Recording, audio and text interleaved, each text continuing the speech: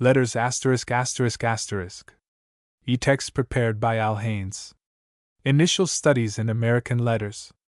By Henry A. Beers. New York Chautauqua Press C. L. S. C. Department, 155th Avenue. 1891. The required books of the C. L. S. C. are recommended by a council of 6. It must, however, be understood that recommendation does not involve an approval by the council, or by any member of it, of every principle or doctrine contained in the book recommended. Preface. This volume is intended as a companion to the historical sketch of English literature, entitled From Chaucer to Tennyson, published last year for the Chautauqua Circle. In writing it, I have followed the same plan, aiming to present the subject in a sort of continuous essay rather than in the form of a primer or elementary manual. I have not undertaken to describe, or even to mention, every American author or book of importance, but only those which seem to me of most significance. Nevertheless, I believe that the sketch contains enough detail to make it of some use as a guidebook to our literature.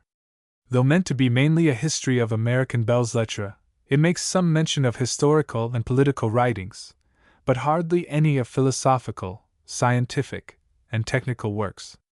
A chronological rather than a topical order has been followed, although the fact that our best literature is of recent growth has made it impossible to adhere as closely to a chronological plan as in the English sketch.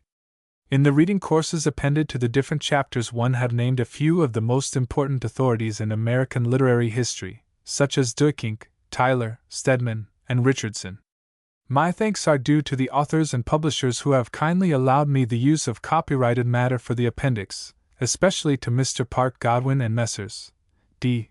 Appleton and Company for the passages from Bryant, to Messrs. A.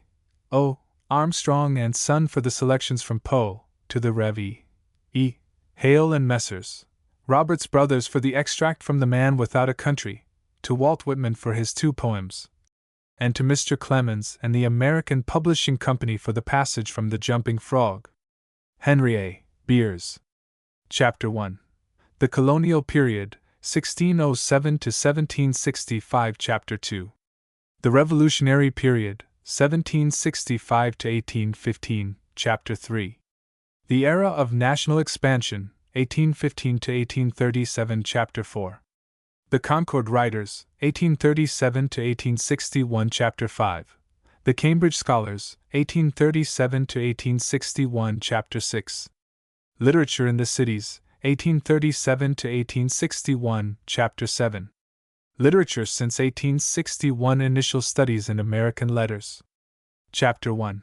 The Colonial Period, 1607 to 1765. The writings of our colonial era have a much greater importance as history than as literature. It would be unfair to judge of the intellectual vigor of the English colonists in America by the books that they wrote. Those stern men with empires in their brains had more pressing work to do than the making of books. The first settlers, indeed, were brought face to face with strange and exciting conditions: the sea, the wilderness, the Indians, the flora and fauna of a new world, things which seemed stimulating to the imagination, and incidents and experiences which might have lent themselves easily to poetry or romance. Of all these they wrote back to England reports which were faithful and sometimes vivid, but which, upon the whole, hardly rise into the region of literature. New England, said Hawthorne, was then in a state incomparably more picturesque than at present, but to a contemporary that old New England of the 17th century doubtless seemed anything but picturesque, filled with grim, hard, workday realities. The planters both of Virginia and Massachusetts were decimated by sickness and starvation, constantly threatened by Indian wars, and troubled by quarrels among themselves and fears of disturbance from England. The wrangles between the royal governors and the House of Burgesses in the Old Dominion, and the theological squabbles in New England, which fill our colonial records, are petty and wearisome to read of. At least, they would be so did we not bear in mind to what imperial destinies those conflicts were slowly educating the little communities which had hardly yet secured a foothold on the edge of the raw continent. Even a century and a half after the Jamestown and Plymouth settlements, when the American plantations had grown strong and flourishing, and commerce was building up large towns, and there were wealth and generous living and fine society. The good old colony days when we lived under the king had yielded little in the way of literature that is of any permanent interest. There would seem to be something in the relation of a colony to the mother country which dooms the thought and art of the former to a helpless provincialism. Canada and Australia are great provinces, wealthier and more populous than the 13 colonies at the time of their separation from England. They have cities whose inhabitants number hundreds of thousands, well-equipped universities, libraries, cathedrals, costly public buildings, all the outward appliances of an advanced civilization. And yet what have Canada and Australia contributed to British literature? American literature had no infancy. That engaging naivete and that heroic rudeness which give a charm to the early popular tales and songs of Europe find, of course, no counterpart on our soil. Instead of emerging from the twilight of the past, the first American writings were produced under the garish noon of a modern and learned age. Decrepitude rather than youthfulness is the mark of a colonial literature. The poets, in particular, instead of finding a challenge to their imagination in the new life about them, are apt to go on imitating the cast-off literary fashions of the mother country. America was settled by Englishmen who were contemporary with the greatest names in English literature. Jamestown was planted in 1607, 9 years before Shakespeare's death, and the hero of that enterprise, Captain John Smith, may not improbably have been a personal acquaintance of the great dramatist. "They have acted my fatal tragedies on the stage," wrote Smith. Many circumstances in The Tempest were doubtless suggested by the wreck of the Sea Venturon. The still vexed Bermudes, as described by William Strachey in his true repertory of the Wrack and Redemption of Sir Thomas Gates, written at Jamestown, and published at London in 1610. Shakespeare's contemporary, Michael Drayton, the poet of the Polyalbion, addressed a spirited valedictory ode to the 3 shiploads of brave, heroic minds who sailed from London in 1606 to colonize Virginia, an ode which ended with the prophecy of a future American literature. "And as there plenty grows of laurel everywhere, Apollo's sacred tree, you it may see a poet's brows to crown, that may sing there." Another English poet, Samuel Daniel, the author of the Civil Wars, had also prophesied in a similar strain. "And who in time knows whither we may vent the treasure of our tongue, to what strange shores, what worlds in the yet unformed Occident may come refined with accents that are ours." It needed but a slight movement in the balances of fate, and Walter Raleigh might have been reckoned among the poets of America. He was one of the original promoters of the Virginia colony, and he made voyages in person to Newfoundland and Guiana. And more unlikely things have happened than that when John Milton left Cambridge in 1632 he should have been tempted to follow Winthrop and the colonists of Massachusetts Bay, who had sailed 2 years before. Sir Henry Vane the younger, who was afterward Milton's friend. Vane, young in years, but in sage counsel old, came over in 1635, and was for a short time governor of Massachusetts. These are idle speculations, and yet, when we reflect that Oliver Cromwell was on the point of embarking for America when he was prevented by the king's officers, we may, for the nonce, let our frail thoughts dally with false surmise, and fancy by how narrow a chance Paradise Lost missed being written in Boston. But, as a rule, the members of the Literary Guild are not quick to emigrate. They like the feeling of an old and rich civilization about them, a state of society which America has only begun to reach during the present century. Virginia and New England, says Lowell, were the 2 great distributing centers of the English race. The men who colonized the country between the Capes of Virginia were not drawn, to any large extent, from the literary or bookish classes in the old country. Many of the first settlers were gentlemen, too many, Captain Smith thought, for the good of the plantation. Some among these were men of worth and spirit, of good means and great parentage. Such was, for example, George Percy, a younger brother of the Earl of Northumberland, who was one of the original adventurers, and the author of a discourse of the plantation of the southern colony of Virginia, which contains a graphic narrative of the fever and famine summer of 1607 at Jamestown.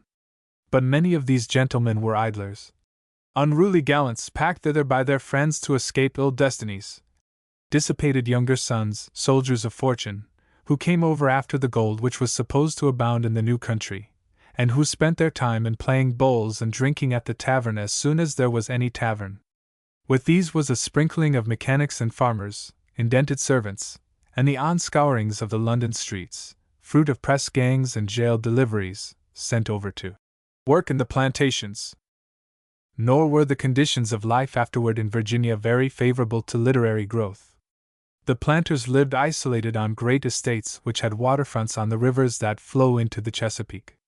There the tobacco, the chief staple of the country, was loaded directly upon the trading vessels that tied up to the long, narrow wharves of the plantations. Surrounded by his slaves, and visited occasionally by a distant neighbor, the Virginia country gentleman lived a free and careless life. He was fond of fox hunting, horse racing, and cock-fighting. There were no large towns, and the planters met each other mainly on occasion of a county court or the assembling of the burgesses. The courthouse was the nucleus of social and political life in Virginia as the town meeting was in New England. In such a state of society, schools were necessarily few, and popular education did not exist. Sir William Berkeley, who was the royal governor of the colony from 1641 to 1677, said, in 1670, "I thank God there are no free schools nor printing, and I hope we shall not have these 100 years." In the matter of printing, this pious wish was well nigh realized. The first press set up in the colony, about 1681, was soon suppressed, and found no successor until the year 1729. From that date until some 10 years before the Revolution, one printing press answered the needs of Virginia, and this was under official control. The earliest newspaper in the colony was the Virginia Gazette, established in 1736. In the absence of schools, the higher education naturally languished. Some of the planters were taught at home by tutors, and others went to England and entered the universities. But these were few in number, and there was no college in the colony until more than half a century after the foundation of Harvard in the younger province of Massachusetts. The College of William and Mary was established at Williamsburg chiefly by the exertions of the Rev. James Blair, a Scotch divine, who was sent by the Bishop of London as commissary to the church in Virginia. The college received its charter in 1693, and held its first commencement in 1700. It is perhaps significant of the difference between the Puritans of New England and the so-called Cavaliers of Virginia, that while the former founded and supported Harvard College in 1636, and Yale in 1701, of their own motion and at their own expense, William and Mary received its endowment from the Crown, being provided for in part by a deed of lands and in part by a tax of a penny a pound on all tobacco exported from the colony. In return for this royal grant, the college was to present yearly to the king 2 copies of Latin verse.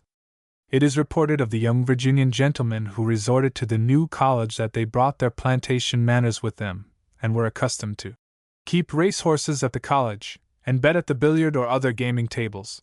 William and Mary College did a good work for the colony, and educated some of the great Virginians of the Revolutionary era, but it has never been a large or flourishing institution, and has held no such relation to the intellectual development of its section as Harvard and Yale have held in the colonies of Massachusetts and Connecticut. Even after the foundation of the University of Virginia, in which Jefferson took a conspicuous part, Southern youths were commonly sent to the North for their education, and at the time of the outbreak of the Civil War there was a large contingent of Southern students in several Northern colleges, notably in Princeton and Yale. Naturally, the first books written in America were descriptions of the country and narratives of the vicissitudes of the infant settlements, which were sent home to be printed for the information of the English public and the encouragement of further immigration. Among books of this kind produced in Virginia, the earliest and most noteworthy were the writings of that famous soldier of fortune, Captain John Smith. The first of these was his true relation, namely, of such occurrences and accidents of note as hath happened in Virginia since the first planting of that colony, printed at London in 1608. Among Smith's other books the most important is perhaps his General History of Virginia, London, 1624, a compilation of various narratives by different hands, but passing under his name. Smith was a man of a restless and daring spirit, full of resource, impatient of contradiction, and of a somewhat vainglorious nature, with an appetite for the marvelous and a disposition to draw the longbow. He had seen service in many parts of the world, and his wonderful adventures lost nothing in the telling. It was alleged against him that the evidence of his prowess rested almost entirely on his own testimony. His truthfulness in essentials has not, perhaps, been successfully impugned, but his narratives have suffered by the embellishments with which he has colored them, and, in particular, the charming story of Pocahontas saving his life at the risk of her own, the one romance of early Virginian history, has passed into the realm of legend. Captain Smith's writings have small literary value apart from the interest of the events which they describe and the diverting but forcible personality which they unconsciously display. They are the rough-hewn records of a busy man of action, whose sword was mightier than his pen. As Smith returned to England after 2 years in Virginia, and did not permanently cast in his lot with the settlement of which he had been for a time the leading spirit, he can hardly be claimed as an American author. No more can Mr. George Sandys, who came to Virginia in the train of Governor Wyatt in 1621, and completed his excellent metrical translation of Ovid on the banks of the James, in the midst of the Indian massacre of 1622, limned, as he writes, by that imperfect light which was snatched from the hours of night and repose, having wars and tumults to bring it to light instead of the muses. Sandys went back to England for good probably as early as 1625, and can, therefore, no more be reckoned as the first American poet, on the strength of his paraphrase of the Metamorphoses, than he can be reckoned the earliest Yankee inventor because he introduced the first watermill into America. The literature of colonial Virginia, and of the southern colonies which took their point of departure from Virginia, is almost wholly of this historical and descriptive kind. A great part of it is concerned with the internal affairs of the province, such as Bacon's Rebellion in 1676, one of the most striking episodes in our anti-revolutionary annals, and of which there exist a number of narratives, some of them anonymous, and only rescued from a manuscript condition 100 years after the event. Another part is concerned with the explorations of new territory. Such were the Westover manuscripts, left by Colonel William Byrd, who was appointed in 1729 one of the commissioners to fix the boundary between Virginia and North Carolina, and gave an account of the survey in his History of the Dividing Line, which was printed only in 1841. Colonel Byrd is one of the most brilliant figures of colonial Virginia, and a type of the old Virginia gentleman. He had been sent to England for his education, where he was admitted to the bar of the Middle Temple, elected a Fellow of the Royal Society, and formed an intimate friendship with Charles Boyle, the Earl of Orr. He held many offices in the government of the colony, and founded the cities of Richmond and Petersburg. His estates were large, and at Westover, where he had one of the finest private libraries in America, he exercised a baronial hospitality, blending the usual profusion of plantation life with the elegance of a traveled scholar and picked man of countries. Colonel Byrd was rather an amateur in literature. His History of the Dividing Line is written with a jocularity which rises occasionally into real humor, and which gives to the painful journey through the wilderness the air of a holiday expedition. Similar in tone were his diaries of a progress to the mines and a journey to the land of Eden in North Carolina. The first formal historian of Virginia was Robert Beverley, a native and inhabitant of the place, whose History of Virginia was printed at London in 1705. Beverley was a rich planter and large slave owner, who, being in London in 1703, was shown by his bookseller the manuscript of a forthcoming work, Old Mixon's British Empire in America. Beverley was set upon writing his history by the inaccuracies in this, and likewise because the province has been so misrepresented to the common people of England as to make them believe that the servants in Virginia are made to draw in cart and plough, and that the country turns all people black, an impression which lingers still in parts of Europe. The most original portions of the book are those in which the author puts down his personal observations of the plants and animals of the New World, and particularly the account of the Indians, to which his third book is devoted, and which is accompanied by valuable plates. Beverley's knowledge of these matters was evidently at first hand, and his descriptions here are very fresh and interesting. The more strictly historical part of his work is not free from prejudice, and inaccuracy. A more critical, detailed, and impartial, but much less readable, work was William Stith's History of the First Discovery and Settlement of Virginia, 1747, which brought the subject down only to the year 1624. Stith was a clergyman, and at one time a professor in William and Mary College. The Virginians were stanch Royalists and churchmen. The Church of England was established by law, and nonconformity was persecuted in various ways. 3 missionaries were sent to the colony in 1642 by the Puritans of New England, 2 from Braintree, Massachusetts, and 1 from New Haven.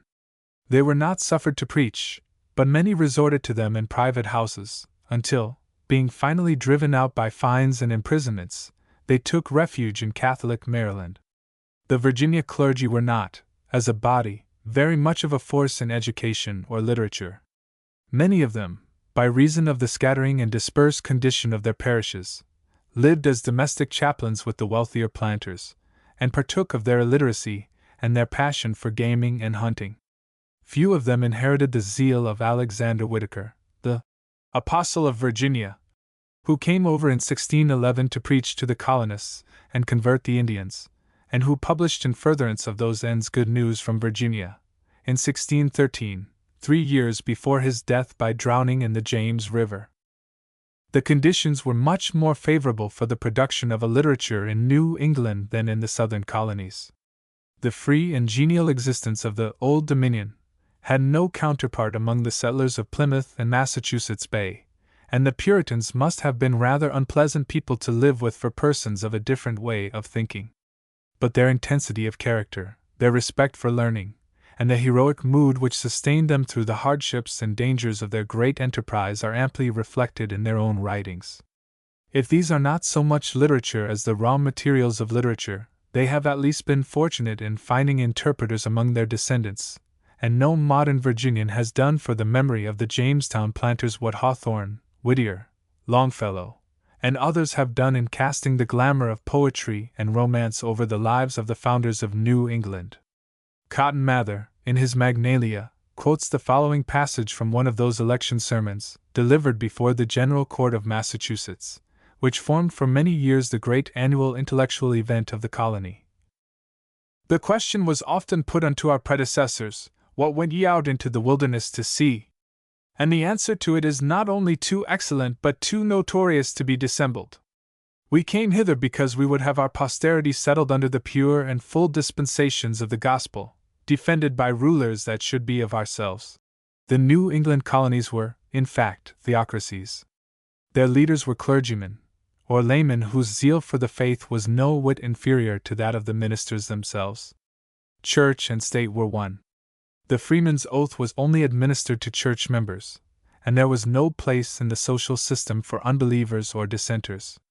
The Pilgrim Fathers regarded their transplantation to the New World as an exile, and nothing is more touching in their written records than the repeated expressions of love and longing toward the old home which they had left, and even toward that Church of England from which they had sorrowfully separated themselves. It was not in any light or adventurous spirit that they faced the perils of the sea and the wilderness.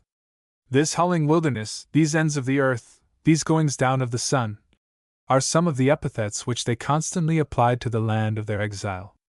Nevertheless, they had come to stay, and unlike Smith and Percy and Sandys, the early historians and writers of New England cast in their lots permanently with the new settlements. A few, indeed, went back after 1640. Mather says some 10 or 12 of the ministers of the first classis, or immigration, were among them, when the victory of the Puritanic party in Parliament opened a career for them in England, and made their presence there seem in some cases a duty. The celebrated Hugh Peters, for example, who was afterward Oliver Cromwell's chaplain, and was beheaded after the Restoration, went back in 1641, and in 1647 Nathaniel Ward, the minister of Ipswich, Massachusetts, and author of a quaint book against toleration, entitled The Simple Cobbler of Agawam, written in America and published shortly after its author's arrival in England. The Civil War, too, put a stop to further emigration from England until after the Restoration in 1660. The mass of the Puritan immigration consisted of men of the middle class, artisans and husbandmen, the most useful members of a new colony.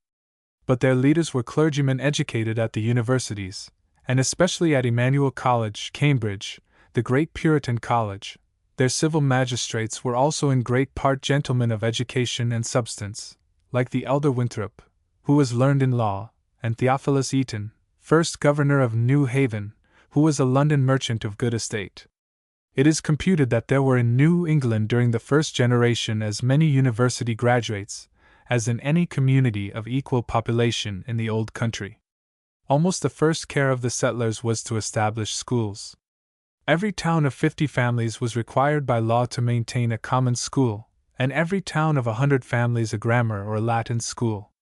In 1636, only 16 years after the landing of the Pilgrims on Plymouth Rock, Harvard College was founded at Newtown, whose name was thereupon changed to Cambridge. The General Court held at Boston on September 8, 1630, having already advanced £400 by way of essay towards the building of something to begin a college and university, says Mather, which hath been to these plantations, for the good literature there cultivated, sal gentium, and a river without the streams whereof these regions would have been mere unwatered places for the devil. By 1701 Harvard had put forth a vigorous offshoot, Yale College at New Haven, the settlers of New Haven and Connecticut plantations having increased sufficiently to need a college at their own doors. A printing press was set up at Cambridge in 1639, which was under the oversight of the university authorities, and afterward of licensers appointed by the civil power. The press was no more free in Massachusetts than in Virginia, and that liberty of unlicensed printing, for which the Puritan Milton had pleaded in his Areopagitica, in 1644, was unknown in Puritan New England until some 20 years before the outbreak of the Revolutionary War. The Freeman's Oath and an almanac were issued from the Cambridge Press in 1639, and in 1640 the first English book printed in America, a collection of the Psalms in meter, made by various ministers, and known as the Base Psalm Book. The poetry of this version was worse, if possible, than that of Sternhold and Hopkins's famous rendering, but it is noteworthy that one of the principal translators was that devoted apostle to the Indians, the Rev. John Eliot, who, in 1661-63, translated the Bible into the Algonquin tongue. Eliot hoped and toiled a lifetime for the conversion of those salvages, tawnies, devil worshippers, for whom our early writers have usually nothing but bad words. They have been destroyed instead of converted. But his, so entitled, Mamas wani tapanatumwi up biblum god ninizwi nukun testament ka wank wuska testament, the first Bible printed in America, remains a monument of missionary zeal and a work of great value to students of the Indian languages. A modern writer has said that, to one looking back on the history of old New England, it seems as though the sun shone but dimly there, and the landscape was always dark and wintry. Such is the impression which one carries away from the perusal of books like Bradford's and Winthrop's Journals, or Mather's Wonders of the Invisible World, an impression of gloom, of flight and cold, of mysterious fears besieging the infant settlements scattered in a narrow fringe between the groaning forest and the shore. The Indian terror hung over New England for more than half a century, or until the issue of King Philip's War, in 1670, relieved the colonists of any danger of a general massacre. Added to this were the perplexities caused by the earnest resolve of the settlers to keep their New England Eden free from the intrusion of the serpent in the shape of heretical sects in religion. The Puritanism of Massachusetts was an orthodox and conservative Puritanism. The later and more grotesque outcrops of the movement in the Old England found no toleration in the New. But these refugees for conscience' sake were compelled in turn to persecute antinomians, separatists, familists, libertines, anti-Pedobaptists, and later, Quakers, and still later, enthusiasts, who swarmed into their precincts and troubled the churches with prophesyings and novel opinions. Some of those were banished, others were flogged or imprisoned, and a few were put to death. Of the exiles the most noteworthy was Roger Williams, an impetuous, warm-hearted man, who was so far in advance of his age as to deny the power of the civil magistrate in cases of conscience, or who, in other words, maintained the modern doctrine of the separation of church and state. Williams was driven away from the Massachusetts colony, where he had been minister of the church at Salem, and with a few followers fled into the southern wilderness and settled at Providence. There, and in the neighboring plantation of Rhode Island, for which he obtained a charter, he established his patriarchal rule and gave freedom of worship to all comers. Williams was a prolific writer on theological subjects, the most important of his writings being, perhaps, his Bloody Tenent of Persecution, 1644, and a supplement to the same called out by a reply to the former work from the pen of Mr. John Cotton, minister of the First Church at Boston, entitled The Bloody Tenent Washed and Made White in the Blood of the Lamb. Williams was also a friend to the Indians, whose lands, he thought, should not be taken from them without payment, and he anticipated Eliot by writing, in 1643, a key into the language of America. Although at odds with the theology of Massachusetts Bay, Williams remained in correspondence with Winthrop and others in Boston, by whom he was highly esteemed. He visited England in 1643 and 1652, and made the acquaintance of John Milton. Besides the threat of an Indian war and their anxious concern for the purity of the gospel in their churches, the colonists were haunted by superstitious forebodings of the darkest kind. It seemed to them that Satan, angered by the setting up of the kingdom of the saints in America, had come down in great wrath, and was present among them, sometimes even in visible shape, to terrify and tempt. Special providences and unusual phenomena, like earthquakes, mirages, and the northern lights, are gravely recorded by Winthrop and Mather and others as portents of supernatural persecutions. Thus Mrs. N. Hutchinson, the celebrated leader of the Familists, having, according to rumor, been delivered of a monstrous birth, the Rev. John Cotton, in open assembly, at Boston, upon a lecture day, thereupon gathered that it might signify her error in denying inherent righteousness. "There will be an unusual range of the devil among us," wrote Mather, "a little before the second coming of our Lord. The evening wolves will be much abroad when we are near the evening of the world."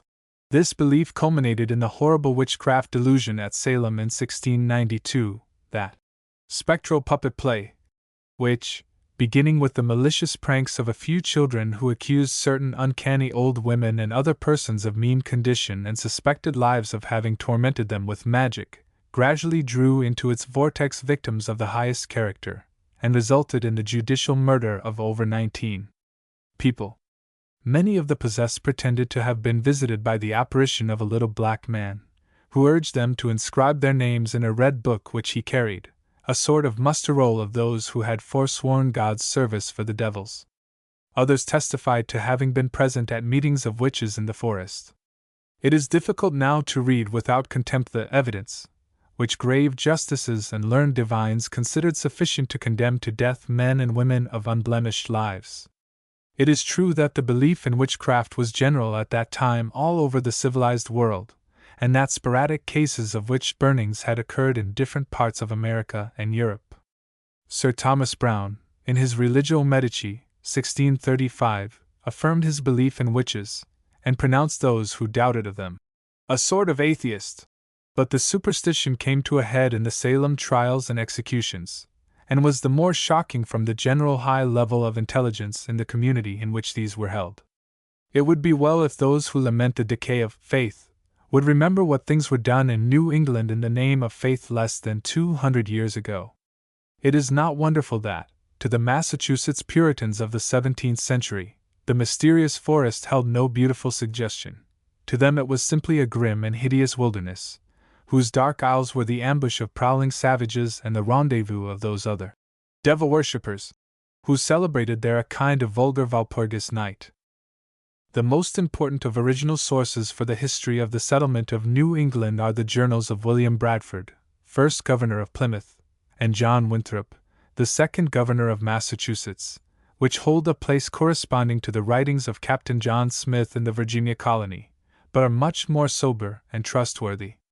Bradford's History of Plymouth Plantation covers the period from 1620 to 1646. The manuscript was used by later annalists but remained unpublished, as a whole, until 1855, having been lost during the War of the Revolution and recovered long afterward in England. Winthrop's Journal, or History of New England, begun on shipboard in 1630, and extending to 1649, was not published entire until 1826. It is of equal authority with Bradford's, and perhaps, on the whole, the more important of the two, as the colony of Massachusetts Bay, whose history it narrates, greatly outwent Plymouth in wealth and population, though not in priority of settlement. The interest of Winthrop's journal lies in the events that it records rather than in any charm in the historian's manner of recording them. His style is pragmatic, and some of the incidents which he gravely notes are trivial to the modern mind, though instructive as to our forefathers' way of thinking. For instance, of the year 1632. At Watertown there was, in the view of divers witnesses, a great combat between a mouse and a snake, and after a long fight the mouse prevailed and killed the snake. The pastor of Boston, Mr. Wilson, a very sincere, holy man, hearing of it, gave this interpretation, that the snake was the devil, the mouse was a poor, contemptible people, which God had brought hither, which should overcome Satan here and dispossess him of his kingdom. The reader of Winthrop's journal comes everywhere upon hints which the imagination has since shaped into poetry and romance. The germs of many of Longfellow's New England tragedies, of Hawthorne's Maypole of Merrymount, and Endicott's Red Cross, and of Whittier's John Underhill and the Familist Hymn are all to be found in some dry, brief entry of the old Puritan diarist. Robert Cole, having been oft punished for drunkenness, was now ordered to wear a red D about his neck for a year, to wit, the year 1633, and thereby gave occasion to the greatest American romance, The Scarlet Letter, the famous apparition of the phantom ship in New Haven harbor. Upon the top of the poop a man standing with one hand akimbo under his left side, and in his right hand a sword stretched out toward the sea, was first chronicled by Winthrop under the year 1648. This meteorological phenomenon took on the dimensions of a full-grown myth some 40 years later, as related, with many embellishments, by Rev. James Pierpont, of New Haven, in a letter to Cotton Mather. Winthrop put great faith in special providences, and among other instances narrates, not without a certain grim satisfaction, how the Mary Rose, a ship of Bristol, of about 200 tons, lying before Charleston, was blown in pieces with her own powder, being 21 barrels, wherein the judgment of God appeared. For the master and company were many of them profane scoffers at us and at the ordinances of religion here. Without any effort at dramatic portraiture or character sketching, Winthrop managed in all simplicity, and by the plain relation of facts, to leave a clear impression of many prominent figures in the first Massachusetts immigration. In particular, there gradually arises from the entries in his diary a very distinct and diverting outline of Captain John Underhill, celebrated in Whittier's poem. He was one of the few professional soldiers who came over with the Puritan fathers, such as John Mason, the hero of the Pequot War, and Miles Standish, whose courtship Longfellow sang. He had seen service in the Low Countries, and in pleading the privilege of his profession, he insisted much upon the liberty which all states do allow to military officers for free speech, etc., and that himself had spoken sometimes as freely to Count Nassau. Captain Underhill gave the colony no end of trouble, both by his scandalous living and his heresies in religion. Having been seduced into familistical opinions by Mrs. N. Hutchinson, who was banished for her beliefs, he was had up before the General Court and questioned, among other points, as to his own report of the manner of his conversion. He had lain under a spirit of bondage and a legal way for years, and could get no assurance, till, at length, as he was taking a pipe of tobacco, the spirit set home an absolute promise of free grace with such assurance and joy as he never since doubted of his good estate, either should he, though he should fall into sin. The Lord's Day following he made a speech in the assembly, showing that as the Lord was pleased to convert Paul as he was in persecuting, etc., so he might manifest himself to him as he was taking the moderate use of the creature called tobacco. The gallant captain, being banished the colony, betook himself to the falls of the Piscataquac, Exeter, New Hampshire, where the Rev. John Wheelwright, another adherent of Mrs.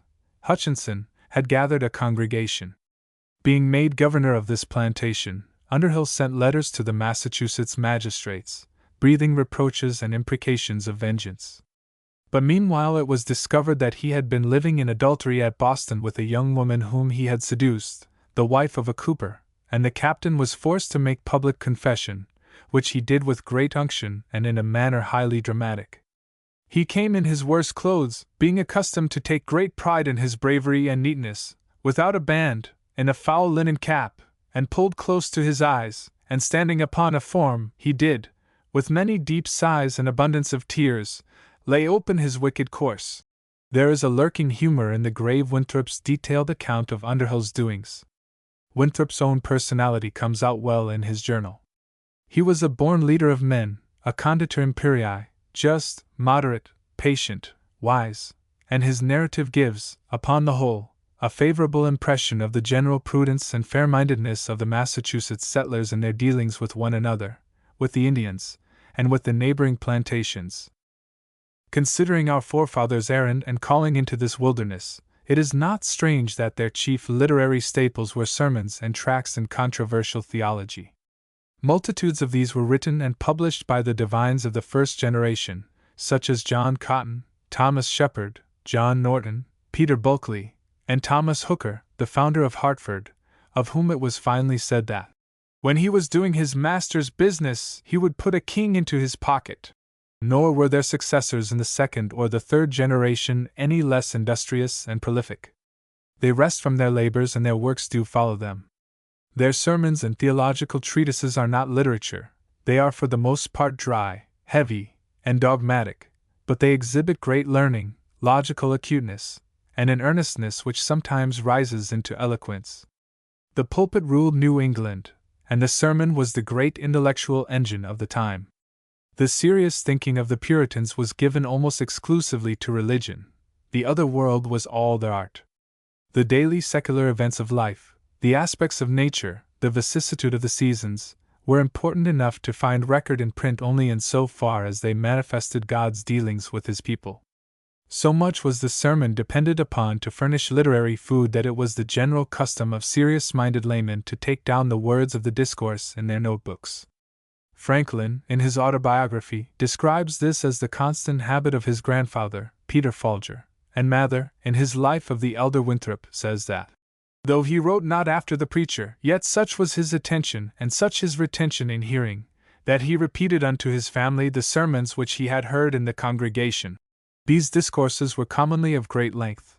Twice, or sometimes thrice, the pulpit hourglass was silently inverted while the orator pursued his theme even unto. 14thly. The book which best sums up the life and thought of this old New England of the 17th century is Cotton Mather's Magnalia Christi Americana. Mather was by birth a member of that clerical aristocracy which developed later into Dr. Holmes's Brahmin caste of New England. His maternal grandfather was John Cotton.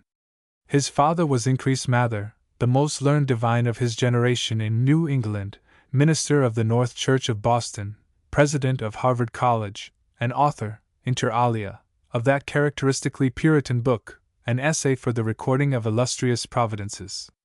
Cotton Mather himself was a monster of erudition and a prodigy of diligence. He was graduated from Harvard at 15. He ordered his daily life and conversation by a system of minute observances.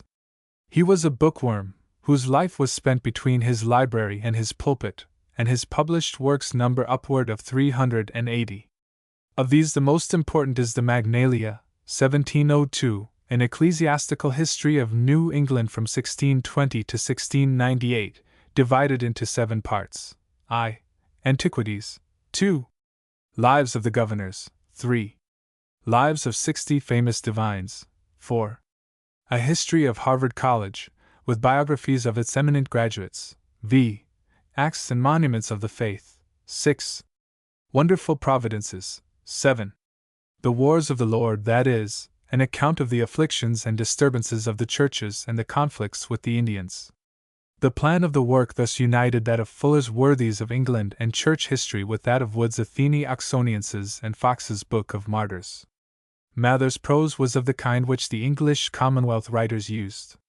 He was younger by a generation than Dryden, but, as literary fashions are slower to change in a colony than in the mother country, that nimble English which Dryden and the Restoration essayists introduced had not yet displaced in New England the older manner.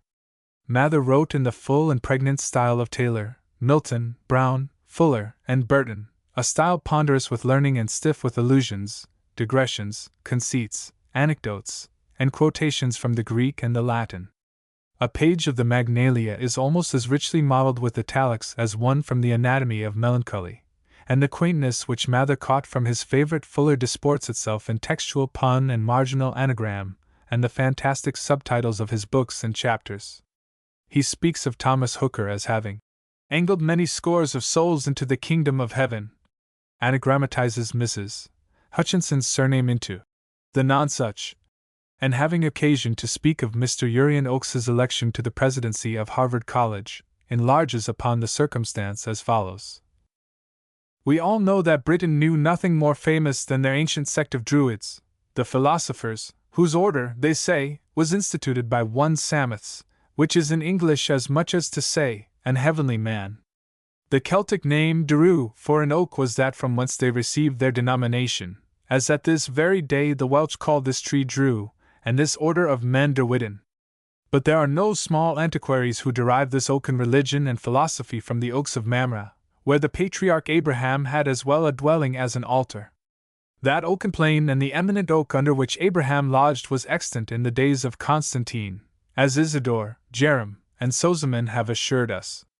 Yea, there are shrewd probabilities that Noah himself had lived in this very oak plain before him, for this very place was called Agi. See transcriber's note number 1 at end of chapter, which was the name of Noah, so styled from the Agian, subsonoritius panibus, sacrifices, which he did use to offer in this renowned grove. And it was from this example that the ancients, and particularly that the Druids of the nations, chose oaken retirements for their studies. Reader, let us now, upon another account, behold the students of Harvard College, as a rendezvous of happy Druids, under the influences of so rare a president. But, alas! Our joy must be short-lived, for on July 25, 1681, the stroke of a sudden death felled the tree.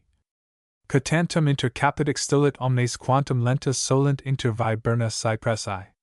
Mr. Oakes thus being transplanted into the better world, the presidentship was immediately tendered unto Mr. Increase Mather. This will suffice as an example of the bad taste and laborious pedantry which disfigured Mather's writing. In its substance the book is a perfect thesaurus, and inasmuch as nothing is unimportant in the history of the beginnings of such a nation as this is and is destined to be, the Magnalia will always remain a valuable and interesting work. Cotton Mather, born in 1663, was of the second generation of Americans, his grandfather being of the immigration, but his father a native of Dorchester, Massachusetts.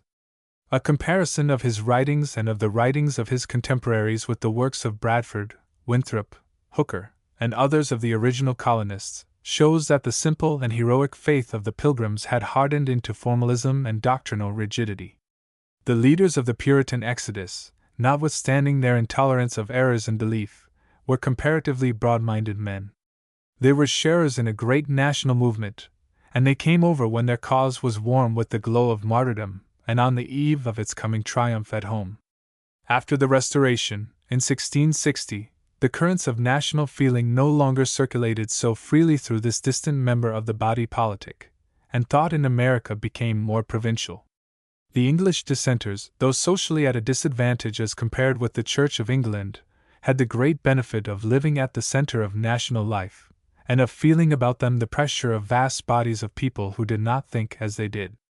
In New England, for many generations, the dominant sect had things all its own way, a condition of things which is not healthy for any sect or party. Hence Mather and the divines of his time appear in their writings very much like so many Puritan bishops, jealous of their prerogatives, magnifying their apostolate, and careful to maintain their authority over the laity. Mather had an appetite for the marvelous, and took a leading part in the witchcraft trials, of which he gave an account in his Wonders of the Invisible World, 1693. To the quaint pages of the Magnalia our modern authors have resorted as to a collection of romances or fairy tales. Whittier, for example, took from thence the subject of his poem The Garrison of Cape Pen, and Hawthorne embodied in Grandfather's Chair the most elaborate of Mather's biographies. This was the life of Sir William Phipps, who, from being a poor shepherd boy in his native province of Maine, rose to be the royal governor of Massachusetts, and the story of whose wonderful adventures in raising the freight of a Spanish ship, sunk on a reef near Port de la Plata, reads less like sober fact than like some ancient fable, with talk of the Spanish main, bullion, and plate, and jewels, and pieces of eight. Of Mather's generation was Samuel Sewall, Chief Justice of Massachusetts, a singularly gracious and venerable figure, who is intimately known through his diary, kept from 1673 to 1729. This has been compared with the more famous diary of Samuel Pepys, which it resembles in its confidential character and the completeness of its self-revelation, but to which it is as much inferior in historic interest as the petty province here was inferior in political and social importance to Britain far away. For the most part it is a chronicle of small beer, the diarist jotting down the minutiae of his domestic life and private affairs, even to the recording of such haps as this: March 23, I had my hair cut by G. Barrett.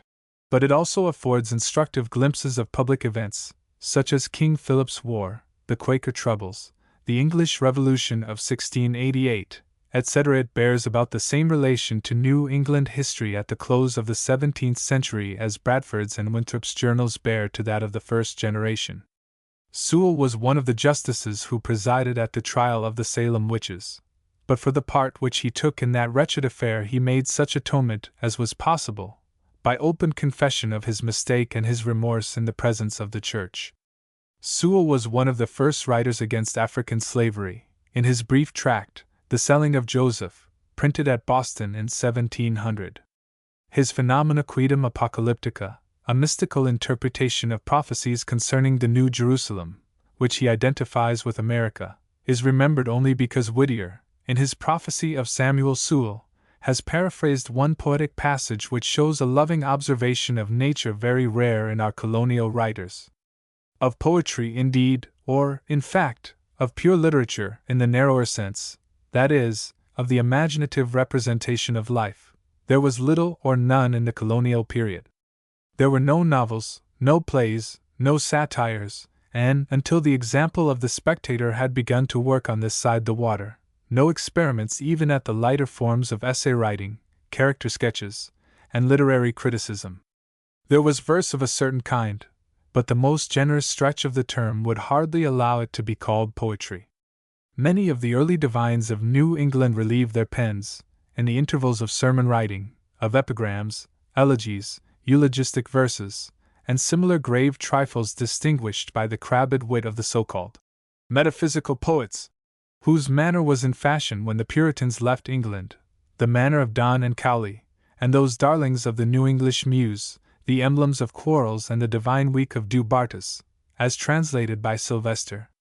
The Magnalia contains a number of these things in Latin and English, and is itself well bolstered with complimentary introductions in meter by the author's friends. For example, Cottonius Matherus. Anagram. Toas tica mornasti. While thus the dead in thy rare pages rise thine, with thyself thou dost immortalize. To view the odds thy learned lives invite twixt Eleutherian and Edomite. But all succeeding ages shall despair a fitting monument for thee to rear.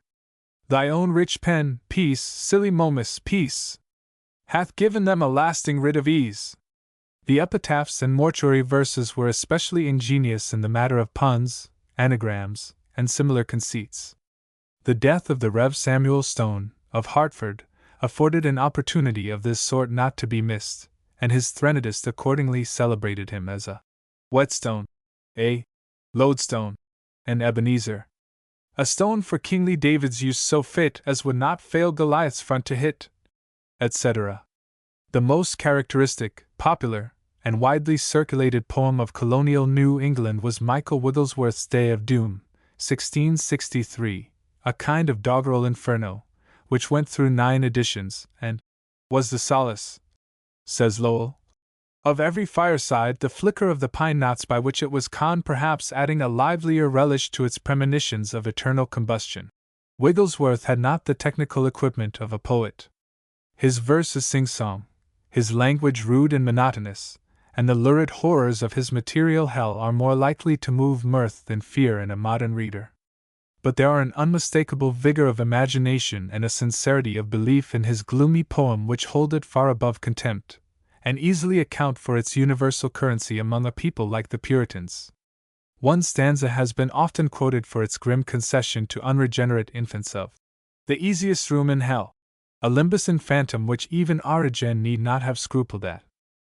The most authoritative expounder of New England Calvinism was Jonathan Edwards, 1703–58, a native of Connecticut and a graduate of Yale, who was minister for more than 20 years over the church in Northampton, Massachusetts, afterward missionary to the Stockbridge Indians, and at the time of his death had just been inaugurated president of Princeton College. By virtue of his inquiry into the freedom of the will, 1754, Edwards holds rank as the subtlest metaphysician of his age. This treatise was composed to justify, on philosophical grounds, the Calvinistic doctrines of foreordination and election by grace, though its arguments are curiously coincident with those of the scientific necessitarians, whose conclusions are as far asunder from Edwards's as from the center thrice to the utmost pole.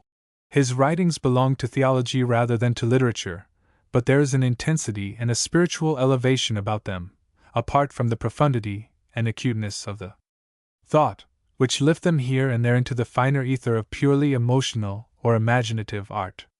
He dwelt rather upon the terrors than the comfort of the word, and his chosen themes were the dogmas of predestination, original sin, total depravity, and eternal punishment. The titles of his sermons are significant: Men Naturally God's Enemies, Wrath upon the Wicked to the Uttermost, The Final Judgment, etc. A natural man, he wrote in the first of these discourses, has a heart like the heart of a devil. The heart of a natural man is as destitute of love to God as a dead, stiff, cold corpse is of vital heat. Perhaps the most famous of Edwards's sermons was Sinners in the Hands of an Angry God, preached at Enfield, Connecticut, July 8, 1741. At a time of great awakenings. And upon the ominous text, their foot shall slide in due time. The God that holds you over the pit of hell, runs an oft-quoted passage from this powerful denunciation of the wrath to come. Much as one holds a spider or some loathsome insect over the fire, abhors you, and is dreadfully provoked. You are 10,000 times more abominable in his eyes than the most hateful venomous serpent is in ours. You hang by a slender thread, with the flames of divine wrath flashing about it.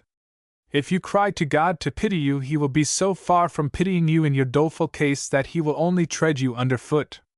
He will crush out your blood and make it fly, and it shall be sprinkled on his garments so as to stain all his raiment. But Edwards was a rapt soul, possessed with the love as well as the fear of the God, and there are passages of sweet and exalted feeling in his treatise concerning religious affections, 1746. Such is his portrait of Sarah Pierpont, a young lady in New Haven, who afterward became his wife and who will sometimes go about from place to place singing sweetly, and no one knows for what. She loves to be alone, walking in the fields and groves, and seems to have someone invisible always conversing with her. Edwards's printed works number 36 titles. A complete edition of them in 10 volumes was published in 1829 by his great-grandson, Sereno Dwight. The memoranda from Edwards's notebooks, quoted by his editor and biographer, exhibit a remarkable precocity. Even as a schoolboy and a college student he had made deep guesses in physics as well as metaphysics, and, as might have been predicted of a youth of his philosophical insight and ideal cast of mind, he had early anticipated Berkeley in denying the existence of matter. In passing from Mather to Edwards we step from the 17th to the 18th century. There is the same difference between them in style and turn of thought as between Milton and Locke, or between Fuller and Dryden. The learned digressions, the witty conceits, the perpetual interlarding of the text with scraps of Latin, have fallen off, even as the full-bottomed wig and the clerical gown and bands have been laid aside for the undistinguishing dress of the modern minister. In Edwards's English all is simple, precise, direct, and businesslike. Benjamin Franklin, 1706–90, who was strictly contemporary with Edwards, was a contrast to him in every respect. As Edwards represents the spirituality and otherworldliness of Puritanism, Franklin stands for the worldly and secular side of American character, and he illustrates the development of the New England Englishman into the modern Yankee. Clear rather than subtle, without ideality or romance or fineness of emotion or poetic lift, intensely practical and utilitarian, broad-minded, inventive, shrewd, versatile, Franklin's sturdy figure became typical of his time and his people. He was the first and the only man of letters in colonial America who acquired a cosmopolitan fame and impressed his characteristic Americanism upon the mind of Europe. He was the embodiment of common sense and of the useful virtues, with the enterprise but without the nervousness of his modern compatriots, uniting the philosopher's openness of mind to the sagacity and quickness of resource of the self-made businessman. He was representative also of his age, an age of Aufklärung, éclaircissement, or clearing up. By the middle of the 18th century, a change had taken place in American society. Trade had increased between the different colonies. Boston, New York, and Philadelphia were considerable towns. Democratic feeling was spreading. Over 40 newspapers were published in America at the outbreak of the Revolution. Politics claimed more attention than formerly, and theology less. With all this intercourse and mutual reaction of the various colonies upon one another, the isolated theocracy of New England naturally relaxed somewhat of its grip on the minds of the laity. When Franklin was a printer's apprentice in Boston, setting type on his brother's New England Courant, the fourth American newspaper, he got hold of an odd volume of The Spectator, and formed his style upon Addison, whose manner he afterward imitated in his busybody papers in the Philadelphia Weekly Mercury. He also read Locke and the English deistical writers, Collins and Shaftesbury, and became himself a deist and free-thinker, and subsequently, when practicing his trade in London, in 1724–26, he made the acquaintance of Dr. Mandeville, author of The Fable of the Bees, at a pale ale house in Cheapside called The Horns, where the famous freethinker presided over a club of wits and boon companions. Though a native of Boston, Franklin is identified with Philadelphia, whither he arrived in 1723, a runaway prentice boy, whose stock of cash consisted of a Dutch dollar and about a shilling in copper. The description in his autobiography of his walking up Market Street munching a loaf of bread, and passing his future wife, standing on her father's doorstep, has become almost as familiar as the anecdote about Whittington and his cat. It was in the practical sphere that Franklin was greatest, as an originator and executor of projects for the general welfare. The list of his public services is almost endless.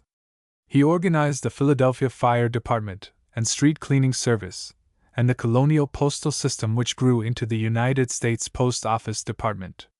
He started the Philadelphia Public Library, the American Philosophical Society, the University of Pennsylvania, and the first American magazine, the General Magazine and Historical Chronicle, so that he was almost singly the father of whatever intellectual life the Pennsylvania colony could boast.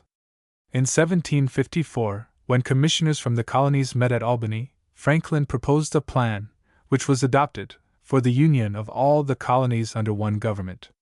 But all these things, as well as his mission to England in 1757, on behalf of the Pennsylvania Assembly in its dispute with the proprietaries, his share in the Declaration of Independence, of which he was one of the signers, and his residence in France as ambassador of the United Colonies, belonged to the political history of the country. To the history of American science belong his celebrated experiments in electricity, and his benefits to mankind in both of these departments were aptly summed up in the famous epigram of the French statesman Turgot, Erepute scylla fulmen septrum tyrannius. Franklin's success in Europe was such as no American had yet achieved, as few Americans since him have achieved. Hume and Voltaire were among his acquaintances and his professed admirers. In France he was fairly idolized, and when he died Mirabeau announced, "The genius which has freed America and poured a flood of light over Europe has returned to the bosom of the divinity." Franklin was a great man, but hardly a great writer, though as a writer, too, he had many admirable and some great qualities. Among these were the crystal clearness and simplicity of his style. His more strictly literary performances, such as his essays after The Spectator, hardly rise above mediocrity, and are either better nor worse than other imitations of Addison. But in some of his lighter bagatelles there are a homely wisdom and a charming playfulness which have won them enduring favor. Such are his famous story of the whistle, his dialogue between Franklin and the gout, his letters to Madame Helvetius, and his verses entitled Paper. The greater portion of his writings consists of papers on general politics, commerce, and political economy, contributions to the public questions of his day.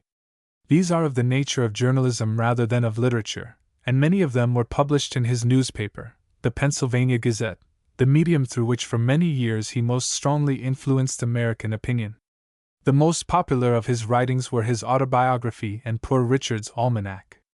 The former of these was begun in 1771, resumed in 1788, but never completed. It has remained the most widely current book in our colonial literature. Poor Richard's Almanac, begun in 1732 and continued for about 25 years, had an annual circulation of 10,000 copies. It was filled with proverbial sayings in prose and verse, inculcating the virtues of industry, honesty, and frugality.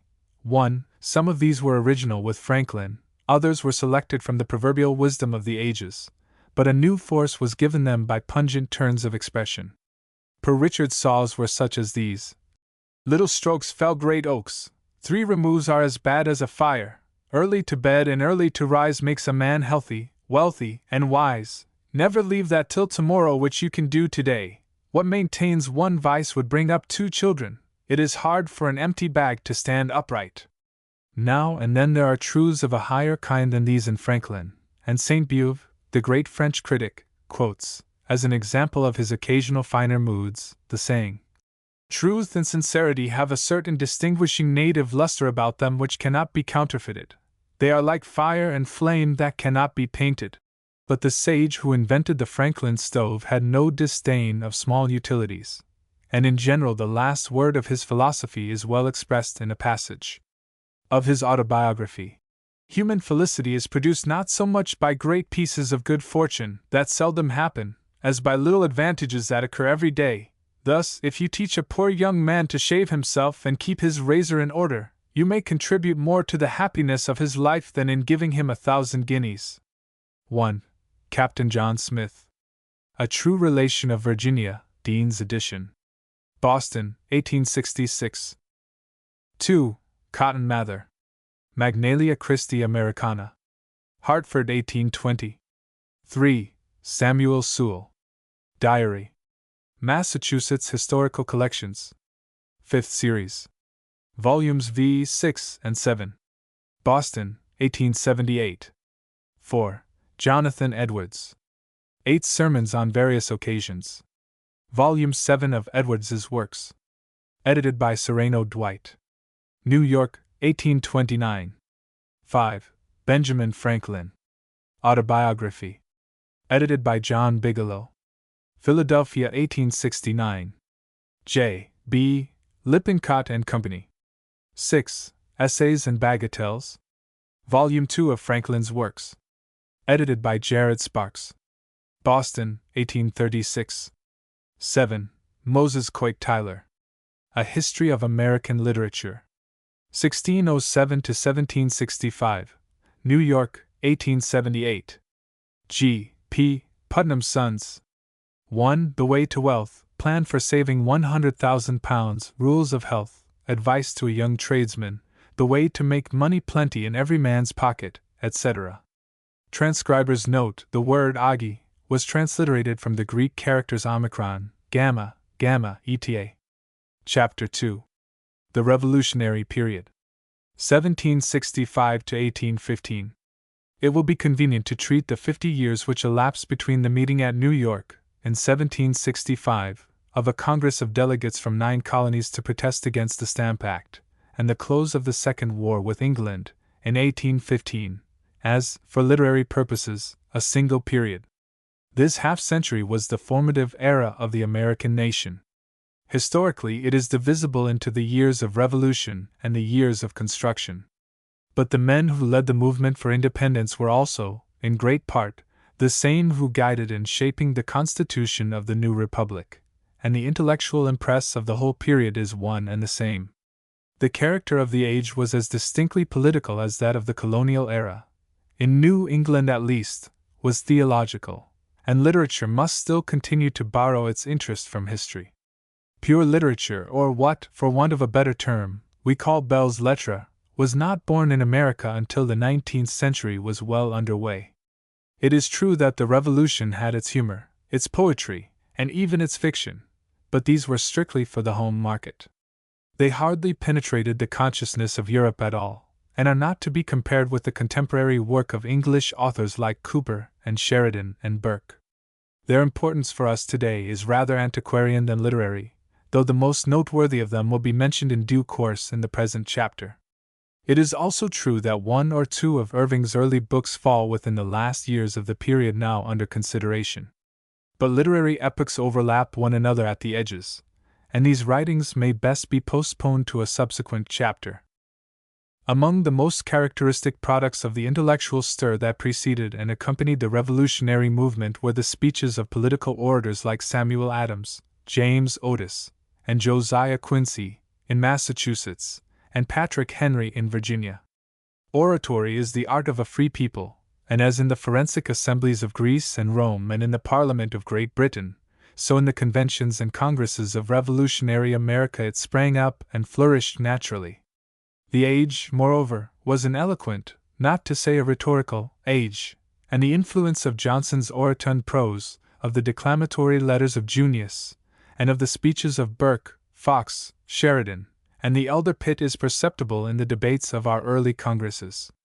The fame of a great orator, like that of a great actor, is largely traditionary.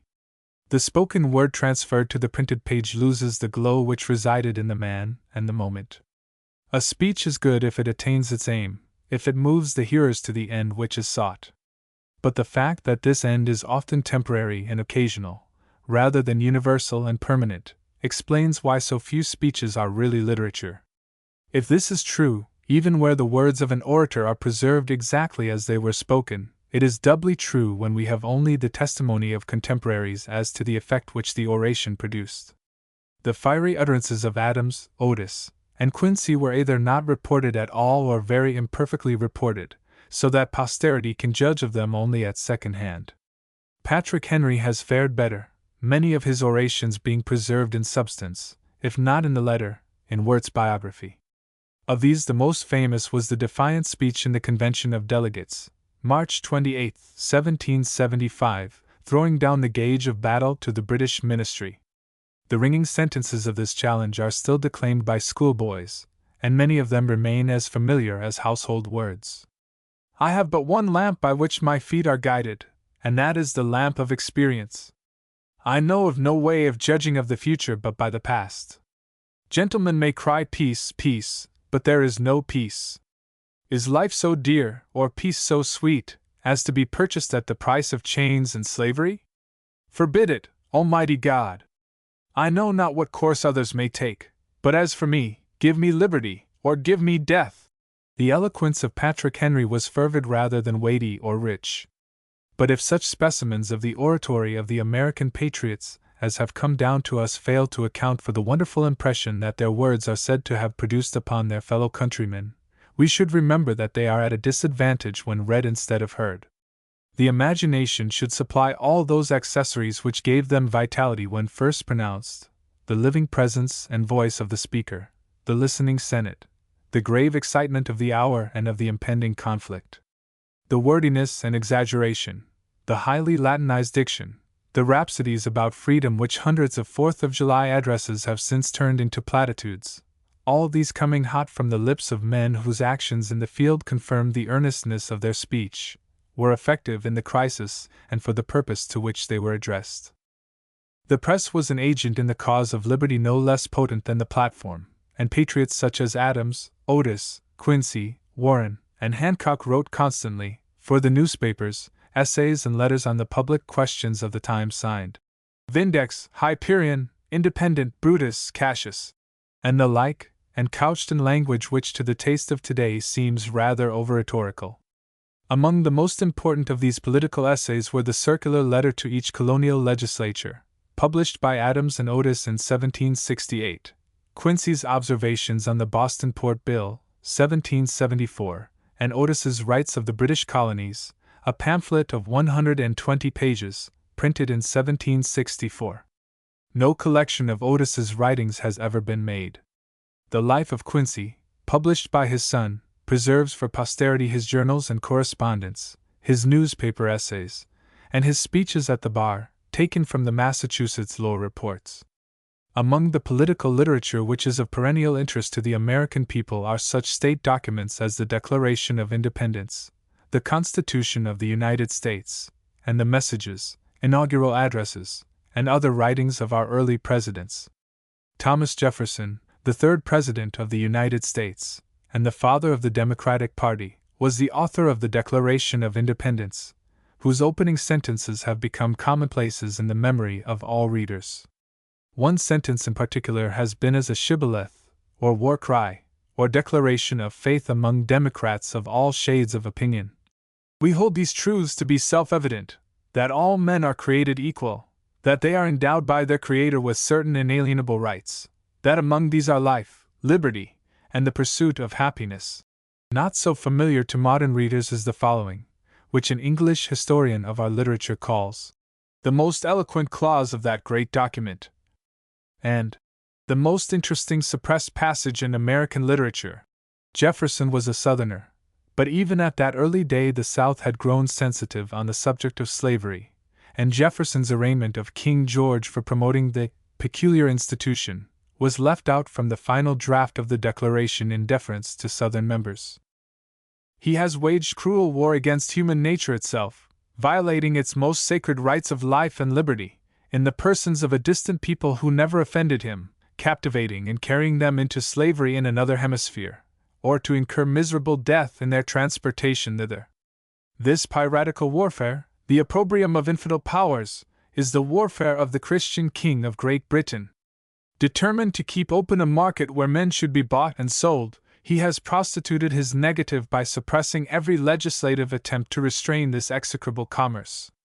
And that this assemblage of horrors might want no fact of distinguished dye, he is now exciting those very people to rise in arms against us and purchase that liberty of which he deprived them by murdering the people upon whom he obtruded them, and thus paying off former crimes committed against the liberties of one people by crimes which he urges them to commit against the lives of another.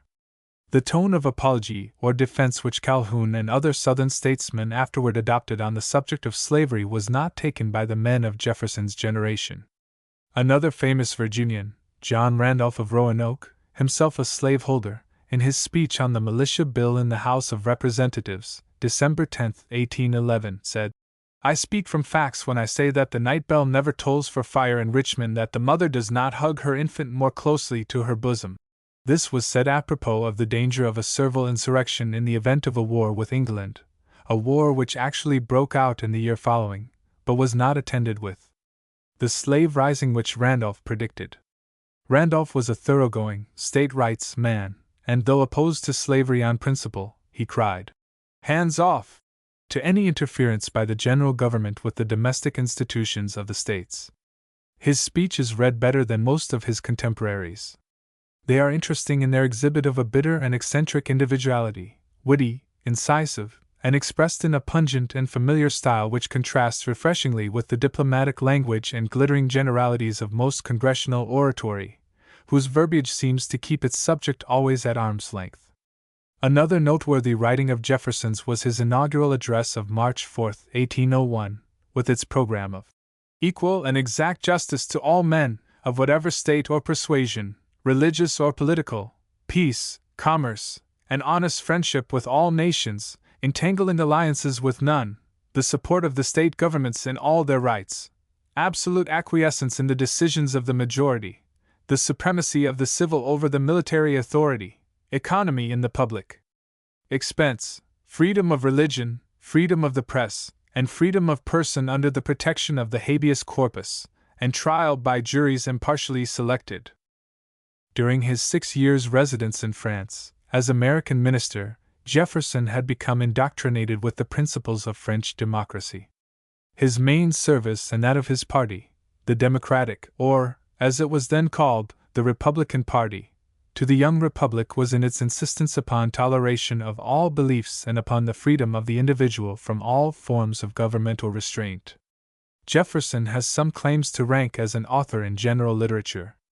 Educated at William and Mary College in the old Virginia capital, Williamsburg, he became the founder of the University of Virginia, in which he made special provision for the study of Anglo-Saxon, and in which the liberal scheme of instruction and discipline was conformed, in theory, at least, to the university idea.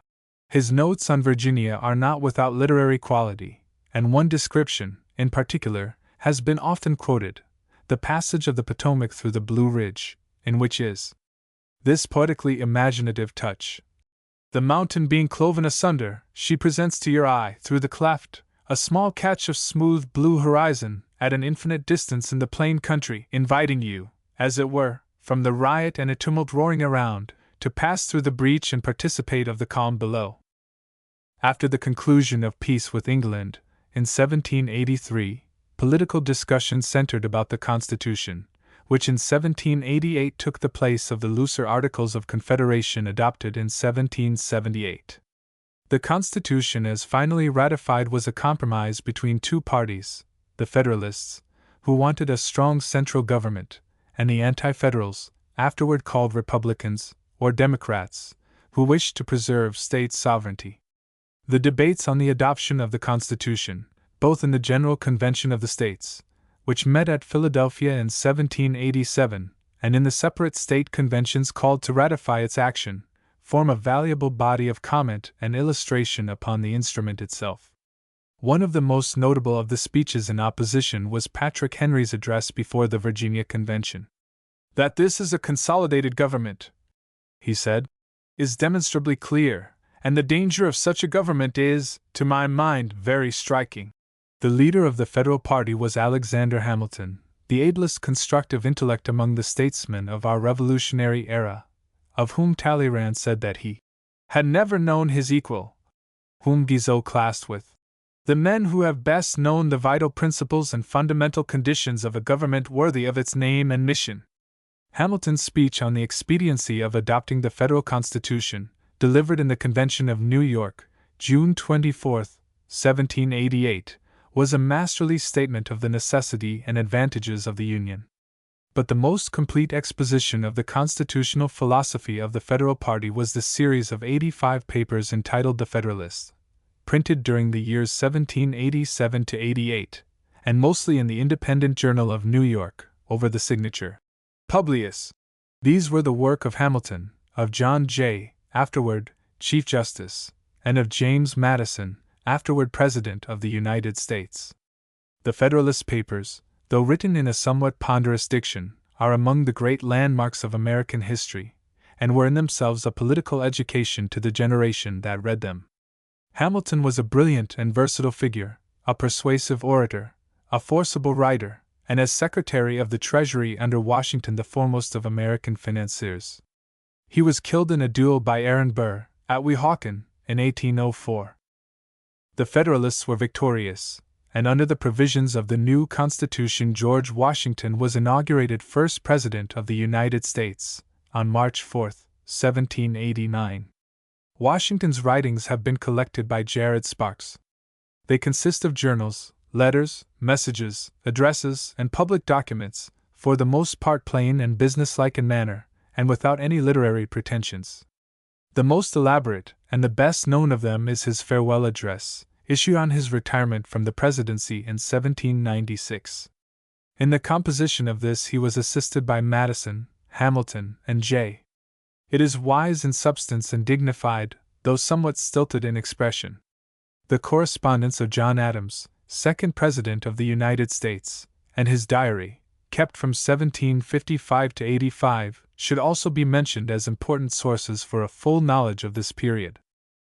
In the long life and death struggle of Great Britain against the French Republic and its successor, Napoleon Bonaparte, the Federalist party in this country naturally sympathized with England, and the Jeffersonian democracy with France. The Federalists, who distrusted the sweeping abstractions of the French Revolution and clung to the conservative notions of a checked and balanced freedom, inherited from English precedent, were accused of monarchical and aristocratic leanings. On their side they were not slow to accuse their adversaries of French atheism and French Jacobinism. By a singular reversal of the natural order of things, the strength of the Federalist Party was in New England, which was socially democratic, while the strength of the Jeffersonians was in the South, whose social structure, owing to the system of slavery, was intensely aristocratic. The War of 1812 with England was so unpopular in New England, by reason of the injury which it threatened to inflict on its commerce, that the Hartford Convention of 1814 was more than suspected of a design to bring about the secession of New England from the Union. A good deal of oratory was called out by the debates on the commercial treaty with Great Britain negotiated by Jay in 1795, by the Alien and Sedition Law of 1798, and by other pieces of Federalist legislation, previous to the downfall of that party and the election of Jefferson to the presidency in 1800. The best of the Federalist orators during those years was Fisher Ames, of Massachusetts, and the best of his orations was, perhaps, his speech on the British treaty in the House of Representatives, April 18, 1796. The speech was, in great measure, a protest against American chauvinism and the violation of international obligations. It has been said the world ought to rejoice if Britain was sunk in the sea, if where there are now men and wealth and laws and liberty there was no more than a sandbank for sea monsters to fatten on, space for the storms of the ocean to mingle in conflict. What is patriotism? Is it a narrow affection for the spot where a man was born? Are the very clods where we tread entitled to this ardent preference because they are greener? I see no exception to the respect that is paid among nations to the law of good faith. It is observed by barbarians, a whiff of tobacco smoke or a string of beads gives not merely binding force but sanctity to treaties. Even in Algiers a truce may be bought for money, but when ratified, even Algiers is too wise or too just to disown and annul its obligation. Ames was a scholar, and his speeches are more finished and thoughtful, more literary, in a way, than those of his contemporaries. His eulogiums on Washington and Hamilton are elaborate tributes, rather excessive, perhaps, in laudation and in classical allusions. In all the oratory of the Revolutionary period there is nothing equal in deep and condensed energy of feeling to the single clause in Lincoln's Gettysburg Address, that we here highly resolve that these dead shall not have died in vain. A prominent figure during and after the War of the Revolution was Thomas Paine, or, as he was somewhat disrespectfully called, Tom Paine. He was a dissenting minister who, conceiving himself ill-treated by the British government, came to Philadelphia in 1774 and threw himself heart and soul into the colonial cause. His pamphlet, Common Sense, issued in 1776, began with the famous words, "These are the times that try men's souls." This was followed by The Crisis, a series of political essays advocating independence and the establishment of a republic, published in periodical form, though at irregular intervals. Paine's rough and vigorous advocacy was of great service to the American patriots. His writings were popular, and his arguments were of a kind easily understood by plain people, addressing themselves to the common sense, the prejudices and passions of unlettered readers.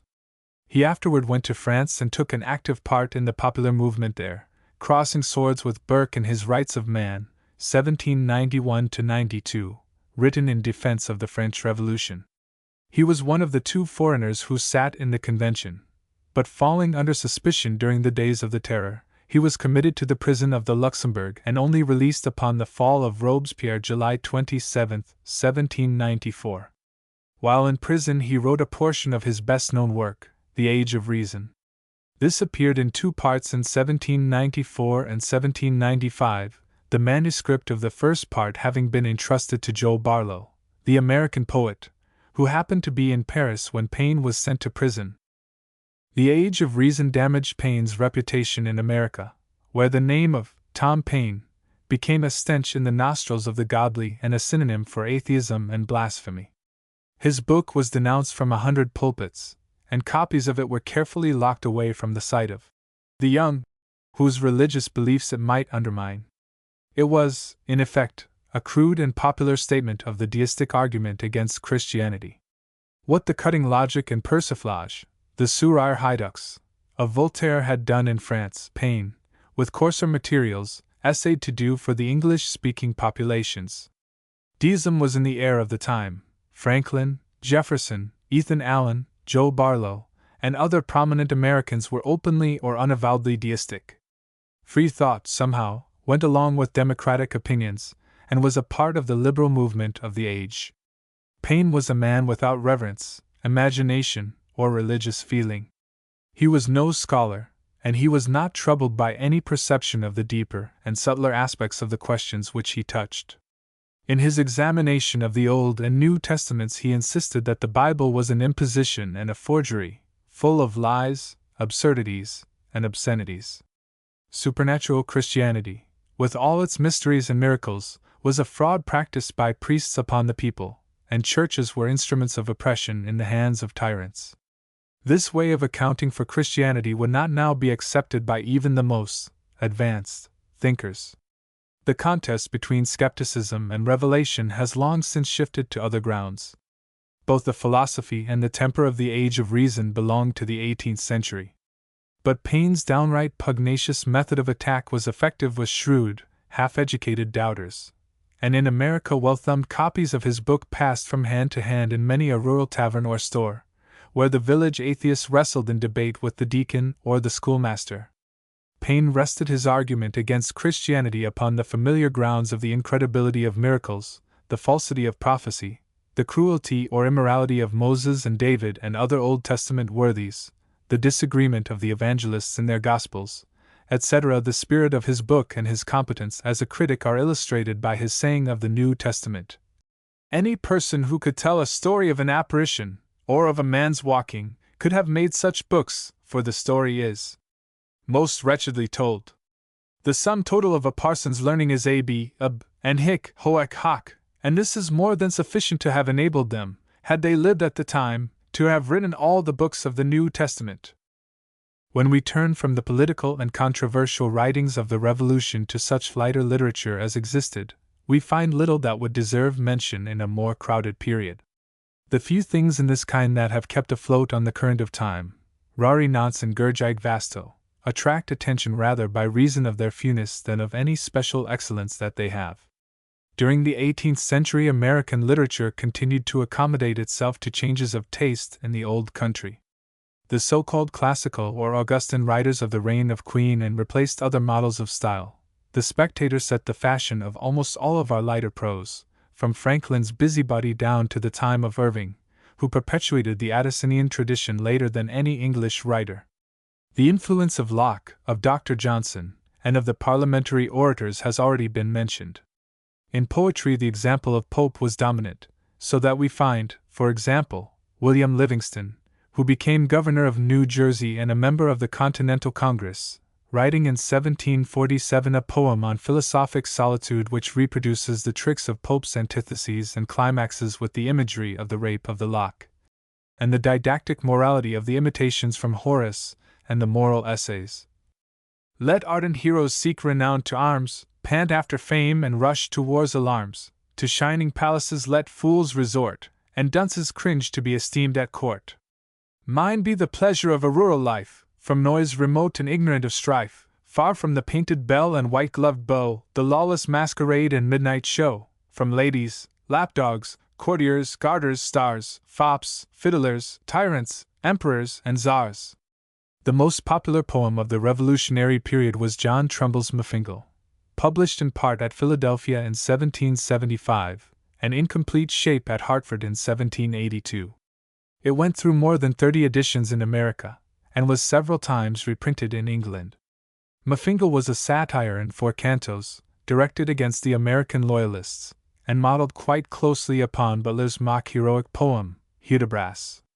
As Butler's hero sallies forth to put down May games and bear baitings, so the Tory Mafingal goes out against the liberty poles and bonfires of the patriots, but is tarred and feathered, and otherwise ill-entreated, and finally takes refuge in the camp of General Gage at Boston.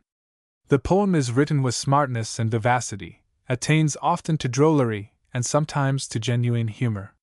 It remains one of the best of American political satires, and unquestionably the most successful of the many imitations of Hudibras, whose manner it follows so closely that some of its lines, which have passed into currency as proverbs, are generally attributed to Butler.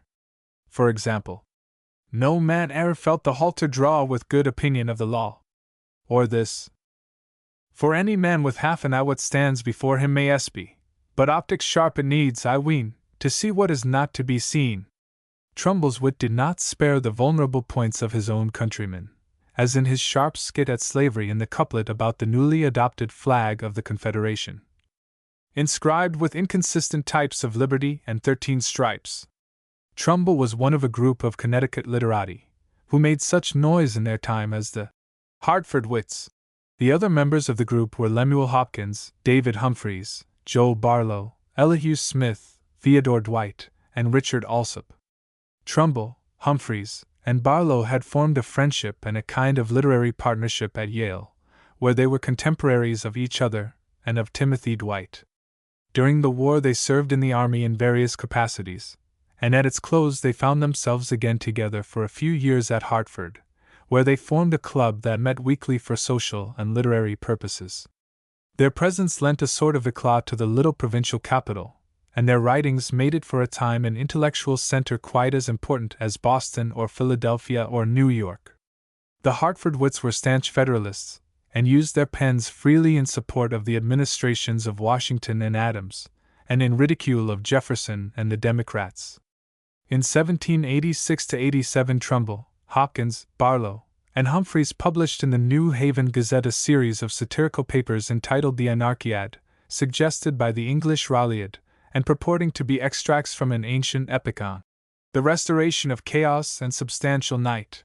The papers were an effort to correct, by ridicule, the anarchic condition of things which preceded the adoption of the Federal Constitution in 1789. It was a time of great confusion and discontent, when, in parts of the country, Democratic mobs were protesting against the vote of 5 years' pay by the Continental Congress to the officers of the American Army.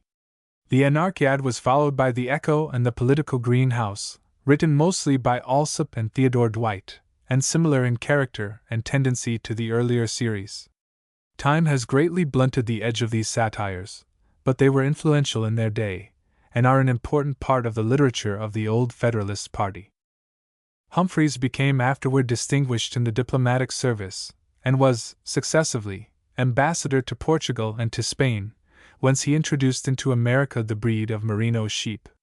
He had been on Washington's staff during the war, and was several times an inmate of his house at Mount Vernon, where he produced, in 1785, the best known of his writings, Mount Vernon, an ode of a rather mild description, which once had admirers. Joe Barlow cuts a larger figure in contemporary letters. After leaving Hartford, in 1788, he went to France, where he resided for 17 years, made a fortune in speculations, and became imbued with French principles, writing a song in praise of the guillotine, which gave great scandal to his old friends at home. In 1805 he returned to America and built a fine residence near Washington, which he called Colorama. Barlow's literary fame, in his own generation, rested upon his prodigious epic, the Columbiad. The first form of this was The Vision of Columbus, published at Hartford in 1787. This he afterward recast and enlarged into the Columbiad, issued in Philadelphia in 1807, and dedicated to Robert Fulton, the inventor of the steamboat. This was by far the most sumptuous piece of bookmaking that had then been published in America, and was embellished with plates executed by the best London engravers. The Columbiad was a grandiose performance, and has been the theme of much ridicule by later writers. Hawthorne suggested its being dramatized, and put on to the accompaniment of artillery and thunder and lightning, and E. P.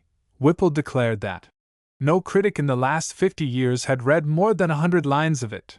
In its ambitiousness and its length it was symptomatic of the spirit of the age which was patriotically determined to create, by tour de force, a national literature of a size commensurate with the scale of American nature and the destinies of the Republic. As America was bigger than Argos and Troy, we ought to have a bigger epic than the Iliad. Accordingly, Barlow makes Hesper fetch Columbus from his prison to a hill of vision, where he unrolls before his eye a panorama of the history of America, or, as our bards then preferred to call it, Columbia. He shows him the conquest of Mexico by Cortés, the rise and fall of the kingdom of the Incas in Peru, the settlements of the English colonies in North America, the old French and Indian wars, the Revolution, ending with a prophecy of the future greatness of the newborn nation.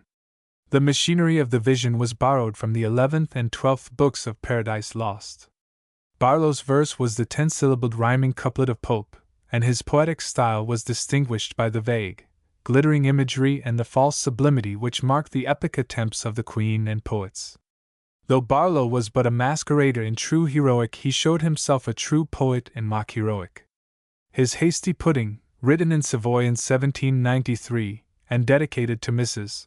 Washington, was thoroughly American, in subject at least, and its humor, though over-elaborate, is good. One couplet in particular has prevailed against oblivion. E'en in thy native regions how I'd blush to hear the Pennsylvanians call thee mush! Another Connecticut poet, one of the 7 who were fondly named the Pleiads of Connecticut, was Timothy Dwight, whose Conquest of Canaan, written shortly after his graduation from college, but not published till 1785, was, like the Columbiad, an experiment toward the domestication of the epic muse in America. It was written like Barlow's poem, in rhymed couplets, and the patriotic impulse of the time shows oddly in the introduction of our Revolutionary War, by way of episode, among the wars of Israel. Greenfield Hill, 1794, was an idyllic and moralizing poem, descriptive of a rural parish in Connecticut of which the author was for a time the pastor. It is not quite without merit, shows plainly the influence of Goldsmith, Thomson, and Beattie, but as a whole is tedious and tame.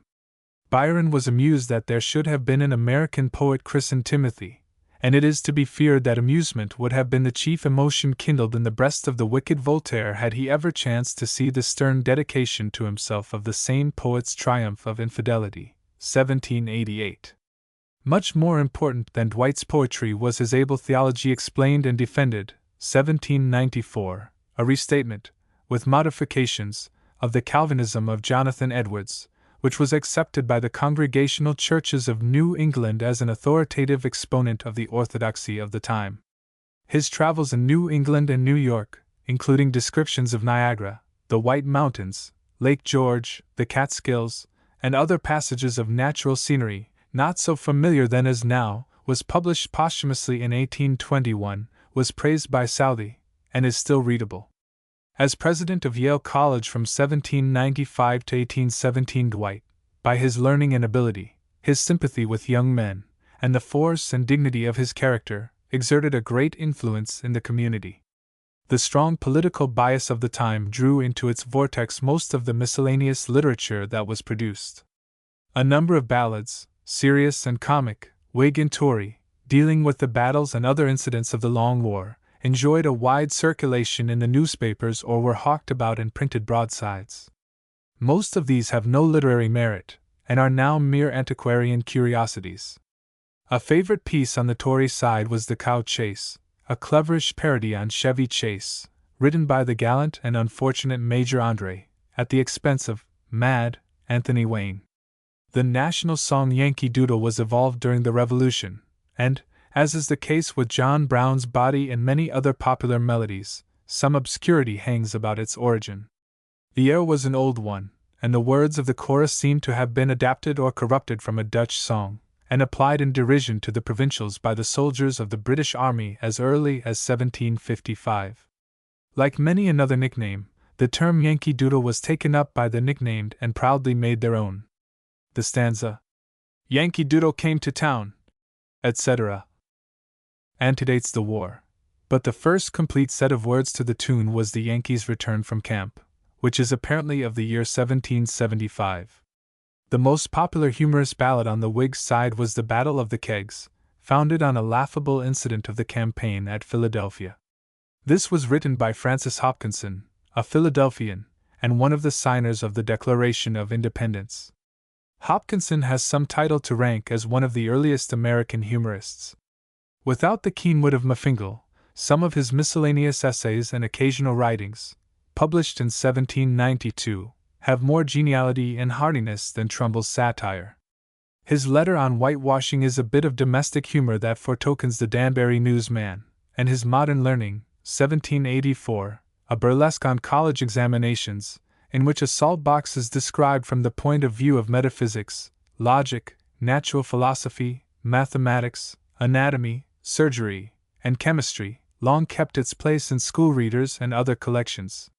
His son, Joseph Hopkinson, wrote the Song of Hail Columbia, which is saved from insignificance only by the music to which it was married, the then popular air of the President's March. The words were written in 1798, on the eve of a threatened war with France, and at a time when party spirit ran high. It was sung nightly by crowds in the streets, and for a whole season by a favorite singer at the theater, for by this time there were theaters in Philadelphia, in New York, and even in Puritanic Boston. Much better than Hail Columbia was the Star-Spangled Banner, the words of which were composed by Francis Scott Key, a Marylander, during the bombardment by the British of Fort McHenry, near Baltimore, in 1812. More pretentious than these was the once celebrated ode of Robert Treat Paine, Jr., Adams and Liberty, recited at an anniversary of the Massachusetts Charitable Fire Society. The sale of this is said to have netted its author over $750, but it is, notwithstanding, a very wooden performance. Paine was a young Harvard graduate, who had married an actress playing at the old Federal Street Theater, the first playhouse opened in Boston, in 1794. His name was originally Thomas, but this was changed for him by the Massachusetts legislature, because he did not wish to be confounded with the author of The Age of Reason. Dim are those names erstwhile in battle loud, and many an old revolutionary worthy who fought for liberty with sword and pen is now utterly forgotten, or remembered only by some phrase which has become a current quotation. Here and there a line has, by accident, survived to do duty as a motto or inscription, while all its context is buried in oblivion. Few have read anything more of Jonathan M. Sewell's, for example, than the couplet, "No pent-up Utica contracts your powers, but the whole boundless continent is yours," taken from his Epilogue to Cato, written in 1778. Another revolutionary poet was Philip Freneau. That rascal Freneau, as Washington called him, when annoyed by the attacks upon his administration in Freneau's National Gazette. He was of Huguenot descent, was a classmate of Madison at Princeton College, was taken prisoner by the British during the war, and when the war was over engaged in journalism, as an ardent supporter of Jefferson and the Democrats. Freneau's patriotic verses and political lampoons are now unreadable, but he deserves to rank as the first real American poet, by virtue of his Wild Honeysuckle, Indian Burying Ground, Indian Student, and a few other little pieces, which exhibit a grace and delicacy inherited, perhaps, with his French blood. Indeed, to speak strictly, all of the poets hitherto mentioned were nothing but rhymers, but in Freneau we meet with something of beauty and artistic feeling, something which still keeps his verses fresh. In his treatment of Indian themes, in particular, appear for the first time a sense of the picturesque and poetic elements in the character and wild life of the red man, and that pensive sentiment which the fading away of the tribes toward the sunset has left in the wake of their retreating footsteps. In this Freneau anticipates Cooper and Longfellow, though his work is slight compared with the Leatherstocking Tales or Hiawatha. At the time when the Revolutionary War broke out, the population of the colonies was over 3 millions. Philadelphia had 30,000 inhabitants, and the frontier had retired to a comfortable distance from the seaboard. The Indian had already grown legendary to town dwellers, and Freneau fetches his Indian student not from the outskirts of the settlement, but from the remote backwoods of the state. From Susquehanna's farthest springs, where savage tribes pursue their game, his blanket tied with yellow strings, a shepherd of the forest came. Campbell lifted, in his poem O'Connor's Child, the last line of the following stanza from Freneau's Indian Burying Ground. By midnight moons, o'er moistening dews, investments for the chase arrayed, the hunter still the deer pursues, the hunter and the deer, a shade. And Walter Scott did Freneau the honor to borrow, in Marmion, the final line of one of the stanzas of his poem on the Battle of Eutaw Springs. They saw their injured country's woe, the flaming town, the wasted field, then rushed to meet the insulting foe. They took the spear, but left the shield. Scott inquired of an American gentleman who visited him the authorship of this poem, which he had by heart, and pronounced it as fine a thing of the kind as there was in the language. The American drama and American prose fiction had their beginning during the period now under review. A company of English players came to this country in 1762 and made the tour of many of the principal towns. The first play acted here by professionals on a public stage was The Merchant of Venice, which was given by the English company at Williamsburg, Virginia, in 1752. The first regular theater building was at Annapolis, Maryland, where in the same year this troupe performed, among other pieces, Farquhar's Beaux Stratagem. In 1753 a theater was built in New York, and one in 1759 in Philadelphia. The Quakers of Philadelphia and the Puritans of Boston were strenuously opposed to the acting of plays, and in the latter city the players were several times arrested during the performances, under a Massachusetts law forbidding dramatic performances. At Newport, Rhode Island, on the other hand, which was a health resort for planters from the southern states and the West Indies, and the largest slave market in the North, the actors were hospitably received. The first play known to have been written by an American was The Prince of Parthia, 1765, a closet drama, by Thomas Godfrey, of Philadelphia. The first play by an American writer, acted by professionals in a public theater, was Royal Tyler's Contrast, performed in New York, in 1786. The former of these was very high tragedy, and the latter very low comedy, and neither of them is otherwise remarkable than as being the first of a long line of indifferent dramas. There is, in fact, no American dramatic literature worth speaking of, not a single American play of even the second rank, unless we except a few graceful parlor comedies, like Mr. Howell's Elevator and Sleeping Car. Royal Tyler, the author of The Contrast, cut quite a figure in his day as a wit and journalist, and eventually became Chief Justice of Vermont. His comedy, The Georgia Spec, 1797, had a great run in Boston, and his Algerine Captive, published in the same year, was one of the earliest American novels. It was a rambling tale of adventure, constructed somewhat upon the plan of Smollett's novels and dealing with the piracies which led to the war between the United States and Algiers in 1815. Charles Brockden Brown, the first American novelist of any note, was also the first professional man of letters in this country who supported himself entirely by his pen. He was born in Philadelphia in 1771, lived a part of his life in New York and part in his native city, where he started, in 1803, the literary magazine and American Register. During the years 1798 to 1801 he published in rapid succession 6 romances: Wieland, Ormond, Arthur Mervyn, Edgar Huntley, Clara Howard, and Jane Talbot. Brown was an invalid and something of a recluse, with a relish for the ghastly in incident and the morbid in character. He was in some points a prophecy of Poe and Hawthorne, though his art was greatly inferior to Poe's, and almost infinitely so to Hawthorne's. His books belong more properly to the contemporary school of fiction in England which preceded the Waverley novels, to the class that includes Beckford's Vathek, Godwin's Caleb Williams and St. Leon, Mrs. Shelley's Frankenstein, and such Gothic romances as Lewis's Monk, Walpole's Castle of Otranto, and Mrs. Radcliffe's Mysteries of Udolpho. A distinguishing characteristic of this whole school is what we may call the clumsy horrible. Brown's romances are not wanting in inventive power, in occasional situations that are intensely thrilling, and in subtle analysis of character, but they are fatally defective in art. The narrative is by turns abrupt and tiresomely prolix, proceeding not so much by dialogue as by elaborate dissection and discussion of motives and states of mind, interspersed with the author's reflections. The wild improbabilities of plot and the unnatural and even monstrous developments of character are in startling contrast with the old-fashioned preciseness of the language. The conversations, when there are any, being conducted in that insipid dialect in which a fine woman was called an elegant female. The following is a sample description of one of Brown's heroines, and is taken from his novel of Ormond, the leading character in which, a combination of unearthly intellect with fiendish wickedness, is thought to have been suggested by Aaron Burr. Helena Cleves was endowed with every feminine and fascinating quality. Her features were modified by the most transient sentiments, and were the seat of a softness at all times blushful and bewitching. All those graces of symmetry, smoothness, and luster, which assemble in the imagination of the painter when he calls from the bosom of her natal deep the Paphian divinity, blended their perfections in the shade, complexion, and hair of this lady. But, alas! Helena's intellectual deficiencies could not be concealed.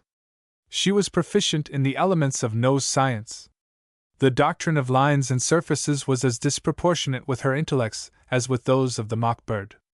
She had not reasoned on the principles of human action, nor examined the structure of society. She could not commune in their native dialect with the sages of Rome and Athens.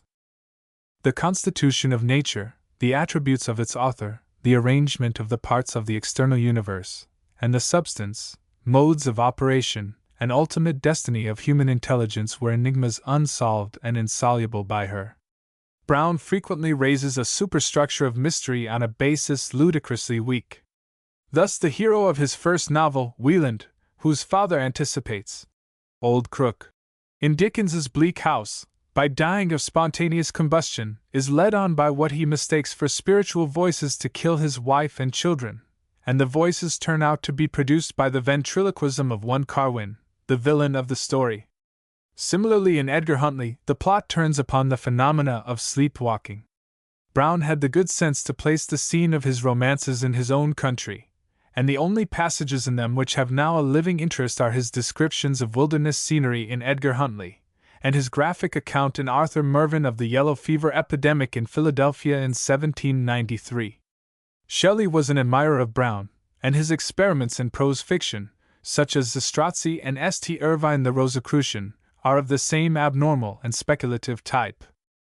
Another book which falls within this period was the Journal, 1774, of John Woolman, a New Jersey Quaker, which has received the highest praise from Channing, Charles Lamb, and many others.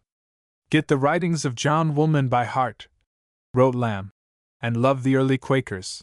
The charm of this journal resides in its singular sweetness and innocence of feeling, the deep inward stillness peculiar to the people called Quakers.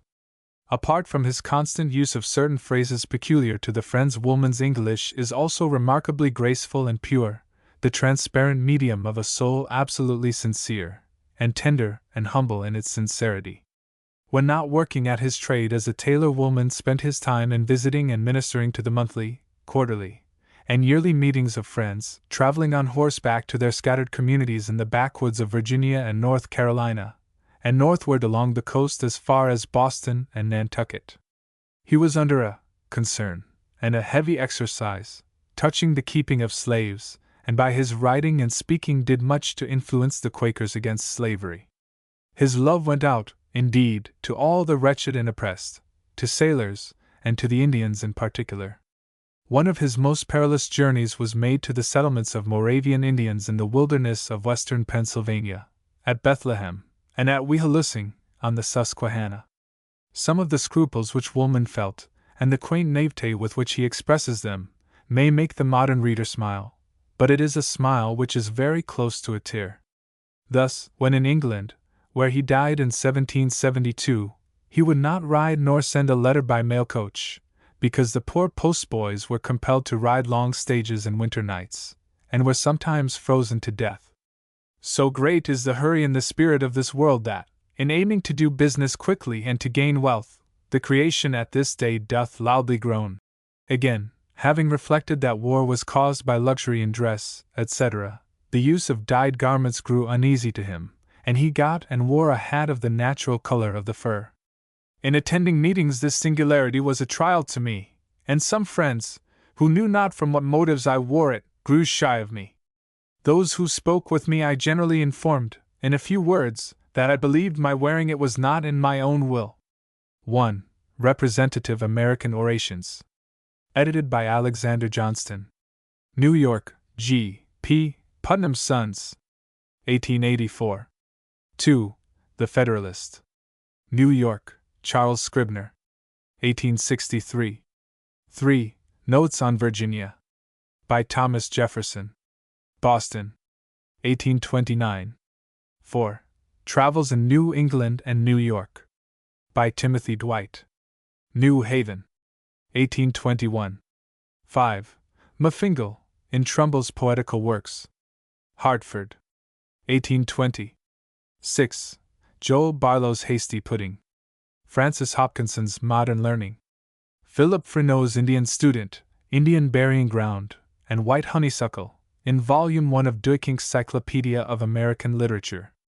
New York, Charles Scribner. 1866. 7. Arthur Mervyn. By Charles Brockden Brown. Boston, S. G. Goodrich. 1827. 8. The Journal of John Woolman. With an introduction by John G. Whittier. Boston, James R. Osgood and Company, 1871. 9. American Literature. By Charles F. Richardson. New York, G. P. Putnam's Sons. 1887. 10. American Literature. By John Nichol. Edinburgh, Adam and Charles Black. 1882. Chapter 3. The Era of National Expansion.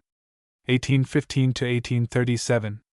The attempt to preserve a strictly chronological order must here be abandoned.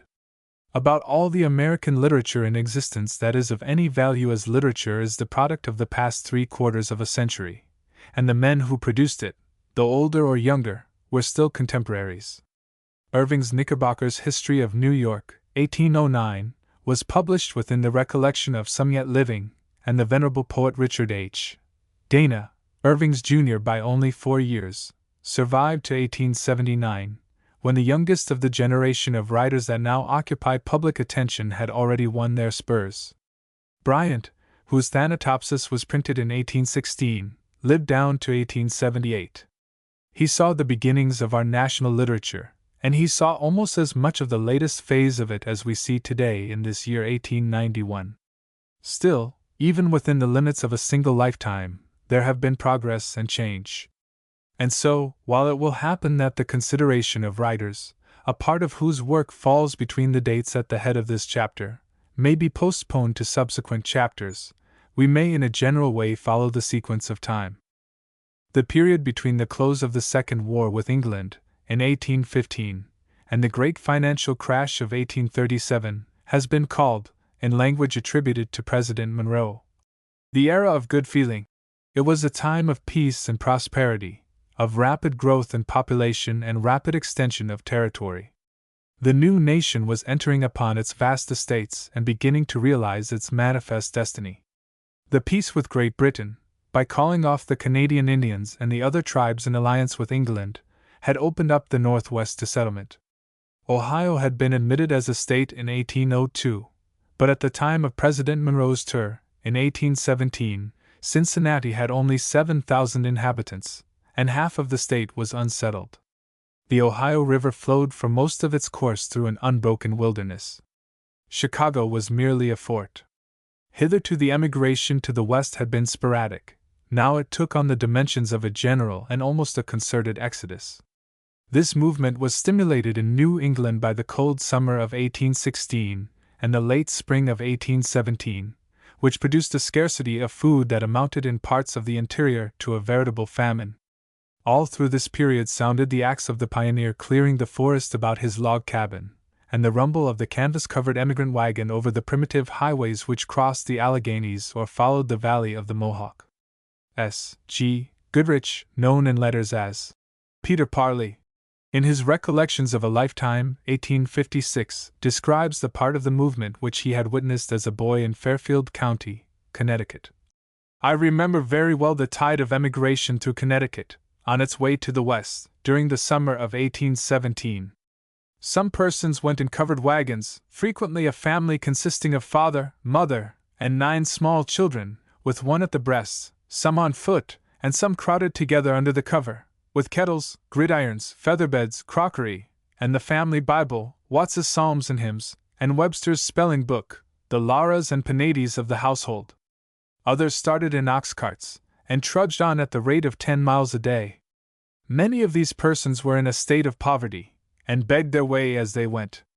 Some died before they reached the expected Canaan, many perished after their arrival from fatigue and privation, and others from the fever and ague, which was then certain to attack the new settlers. It was, I think, in 1818 that I published a small tract entitled, T'other Side of Ohio, that is, the other view, in contrast to the popular notion that it was the paradise of the world.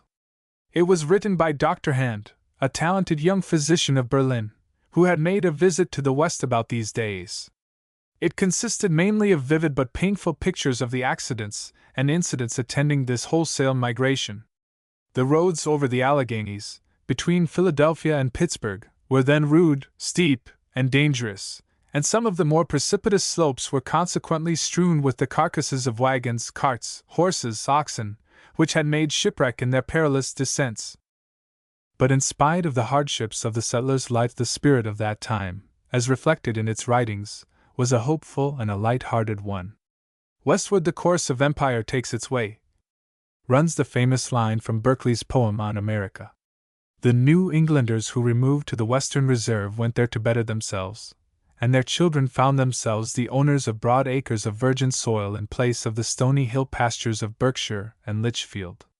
There was an attraction, too, about the wild, free life of the frontiersman, with all its perils and discomforts. The life of Daniel Boone, the pioneer of Kentucky, that dark and bloody ground, is a genuine romance. Hardly less picturesque was the old river life of the Ohio boatmen, before the coming of steam banished their queer craft from the water. Between 1810 and 1840, the center of population in the United States had moved from the Potomac to the neighborhood of Clarksburg, in West Virginia, and the population itself had increased from 7 to 17 millions. The gain was made partly in the east and south, but the general drift was westward. During the years now under review, the following new states were admitted, in the order named: Indiana, Mississippi, Illinois, Alabama, Maine, Missouri, Arkansas, Michigan. Kentucky and Tennessee had been made states in the last years of the 18th century, and Louisiana, acquired by purchase from France, in 1812. The settlers, in their westward march, left large tracts of wilderness behind them. They took up first the rich bottomlands along the river courses, the Ohio and Miami and Licking, and later the valleys of the Mississippi and Missouri and the shores of the Great Lakes. But there still remained backwoods in New York and Pennsylvania, though the cities of New York and Philadelphia had each a population of more than 100,000 in 1815. When the Erie Canal was opened, in 1825, it ran through a primitive forest. N. P. Willis, who went by canal to Buffalo and Niagara in 1827, describes the houses and stores at Rochester as standing among the burnt stumps left by the first settlers. In the same year that saw the opening of this great waterway, the Indian tribes, numbering now about 130,000 souls, were moved across the Mississippi.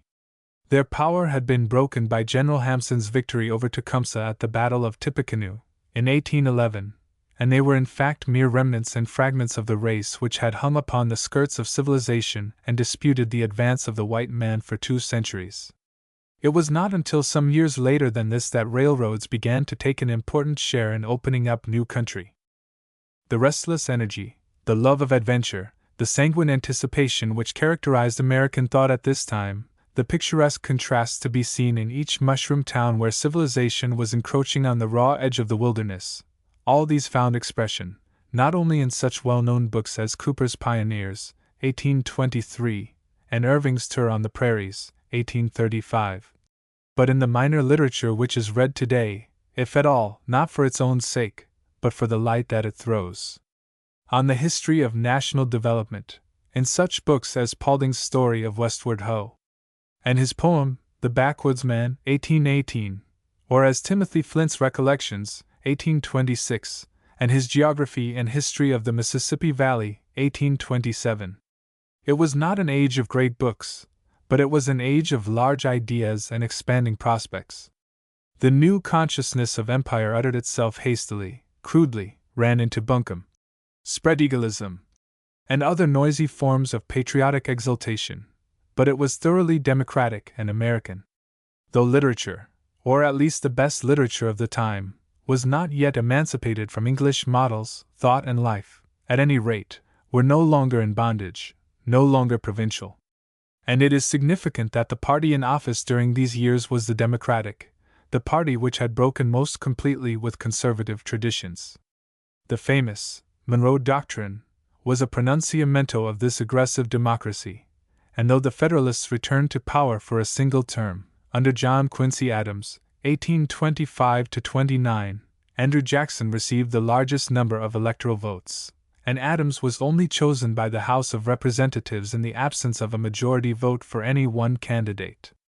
At the close of his term, Old Hickory, the hero of the people, the most characteristically Democratic of our presidents, and the first backwoodsman who entered the White House, was borne into office on a wave of popular enthusiasm. We have now arrived at the time when American literature, in the higher and stricter sense of the term, really began to have an existence. S. G. Goodrich, who settled at Hartford as a bookseller and publisher in 1818, says, in his Recollections, "About this time I began to think of trying to bring out original American works. The general impression was that we had not, and could not have, a literature." It was the precise point at which Sidney Smith had uttered that bitter taunt in the Edinburgh Review: "Who reads an American book? It was positively injurious to the commercial credit of a bookseller to undertake American works." Washington Irving, 1783 to 1859, was the first American author whose books, as books, obtained recognition abroad, whose name was thought worthy of mention beside the names of English contemporary authors, like Byron, Scott, and Coleridge. He was also the first American writer whose writings are still read for their own sake. We read Mather's Magnalia, and Franklin's Autobiography, and Trumbull's Mafingal, if we read them at all, as history, and to learn about the times or the men.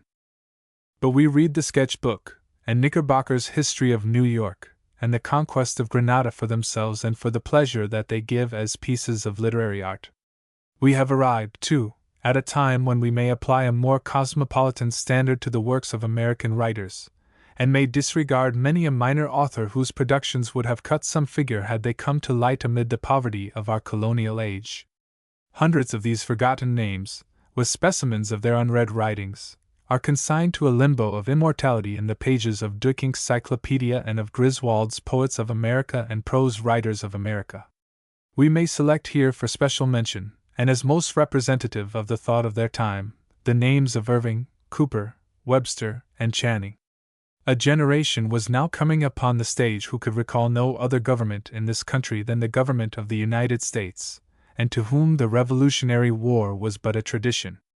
Born in the very year of the peace, it was a part of Irving's mission, by the sympathetic charm of his writings and by the cordial recognition which he won in both countries, to allay the soreness which the Second War, of 1812-15, had left between England and America. He was well fitted for the task of mediator. Conservative by nature, early drawn to the venerable worship of the Episcopal Church, retrospective in his tastes, with a preference for the past and its historic associations, which, even in young America, led him to invest the Hudson and the region about New York with a legendary interest, he wrote of American themes in an English fashion, and interpreted to an American public the mellow attractiveness that he found in the life and scenery of Old England. He lived in both countries, and loved them both, and it is hard to say whether Irving is more of an English or of an American writer. His first visit to Europe, in 1804-6, occupied nearly 2 years. From 1815 to 1832 he was abroad continuously, and his domicile, as the lawyers say, during these 17 years was really in England, though a portion of his time was spent upon the continent, and several successive years in Spain, where he engaged upon the life of Columbus, the conquest of Granada, the Companions of Columbus, and the Alhambra, all published between 1828 and 1832. From 1842 to 1846 he was again in Spain as American minister at Madrid. Irving was the last and greatest of the Addisonians. His boyish letters, signed Jonathan Oldstyle, contributed in 1802 to his brother's newspaper, the Morning Chronicle, were, like Franklin's Busybody, close imitations of the Spectator. To the same family belonged his Salmagundi Papers, 1807, a series of town satires on New York society, written in conjunction with his brother William and with James K. Paulding.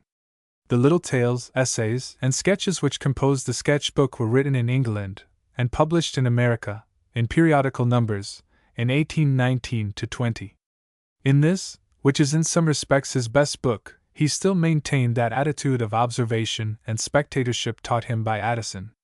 The volume had a motto taken from Burton: I have no wife nor children, good or bad, to provide for, a mere spectator of other men's fortunes, etc., and the author's account of himself began in true Addisonian fashion. I was always fond of visiting new scenes and observing strange characters and manners, but though never violently American, like some later writers who have consciously sought to throw off the trammels of English tradition, Irving was in a real way original. His most distinct addition to our national literature was in his creation of what has been called the Knickerbocker legend. He was the first to make use, for literary purposes, of the old Dutch traditions which clustered about the romantic scenery of the Hudson. Colonel T. W. Higginson, in his History of the United States, tells how Mrs. Josiah Quincy, sailing up that river in 1786, when Irving was a child 3 years old, records that the captain of the sloop had a legend, either supernatural or traditional, for every scene, and not a mountain reared its head unconnected with some marvelous story. The material thus at hand Irving shaped into his Knickerbocker's History of New York, into the immortal story of Rip Van Winkle and the legend of Sleepy Hollow, both published in the Sketch Book, and into later additions to the same realm of fiction, such as Dolph Haliger in Bracebridge Hall, The Money Diggers, Wolfert Webber, and Kid the Pirate, in the Tales of a Traveler, and some of the miscellanies from the Knickerbocker magazine, collected into a volume, in 1855, under the title of Wolfert's Roost.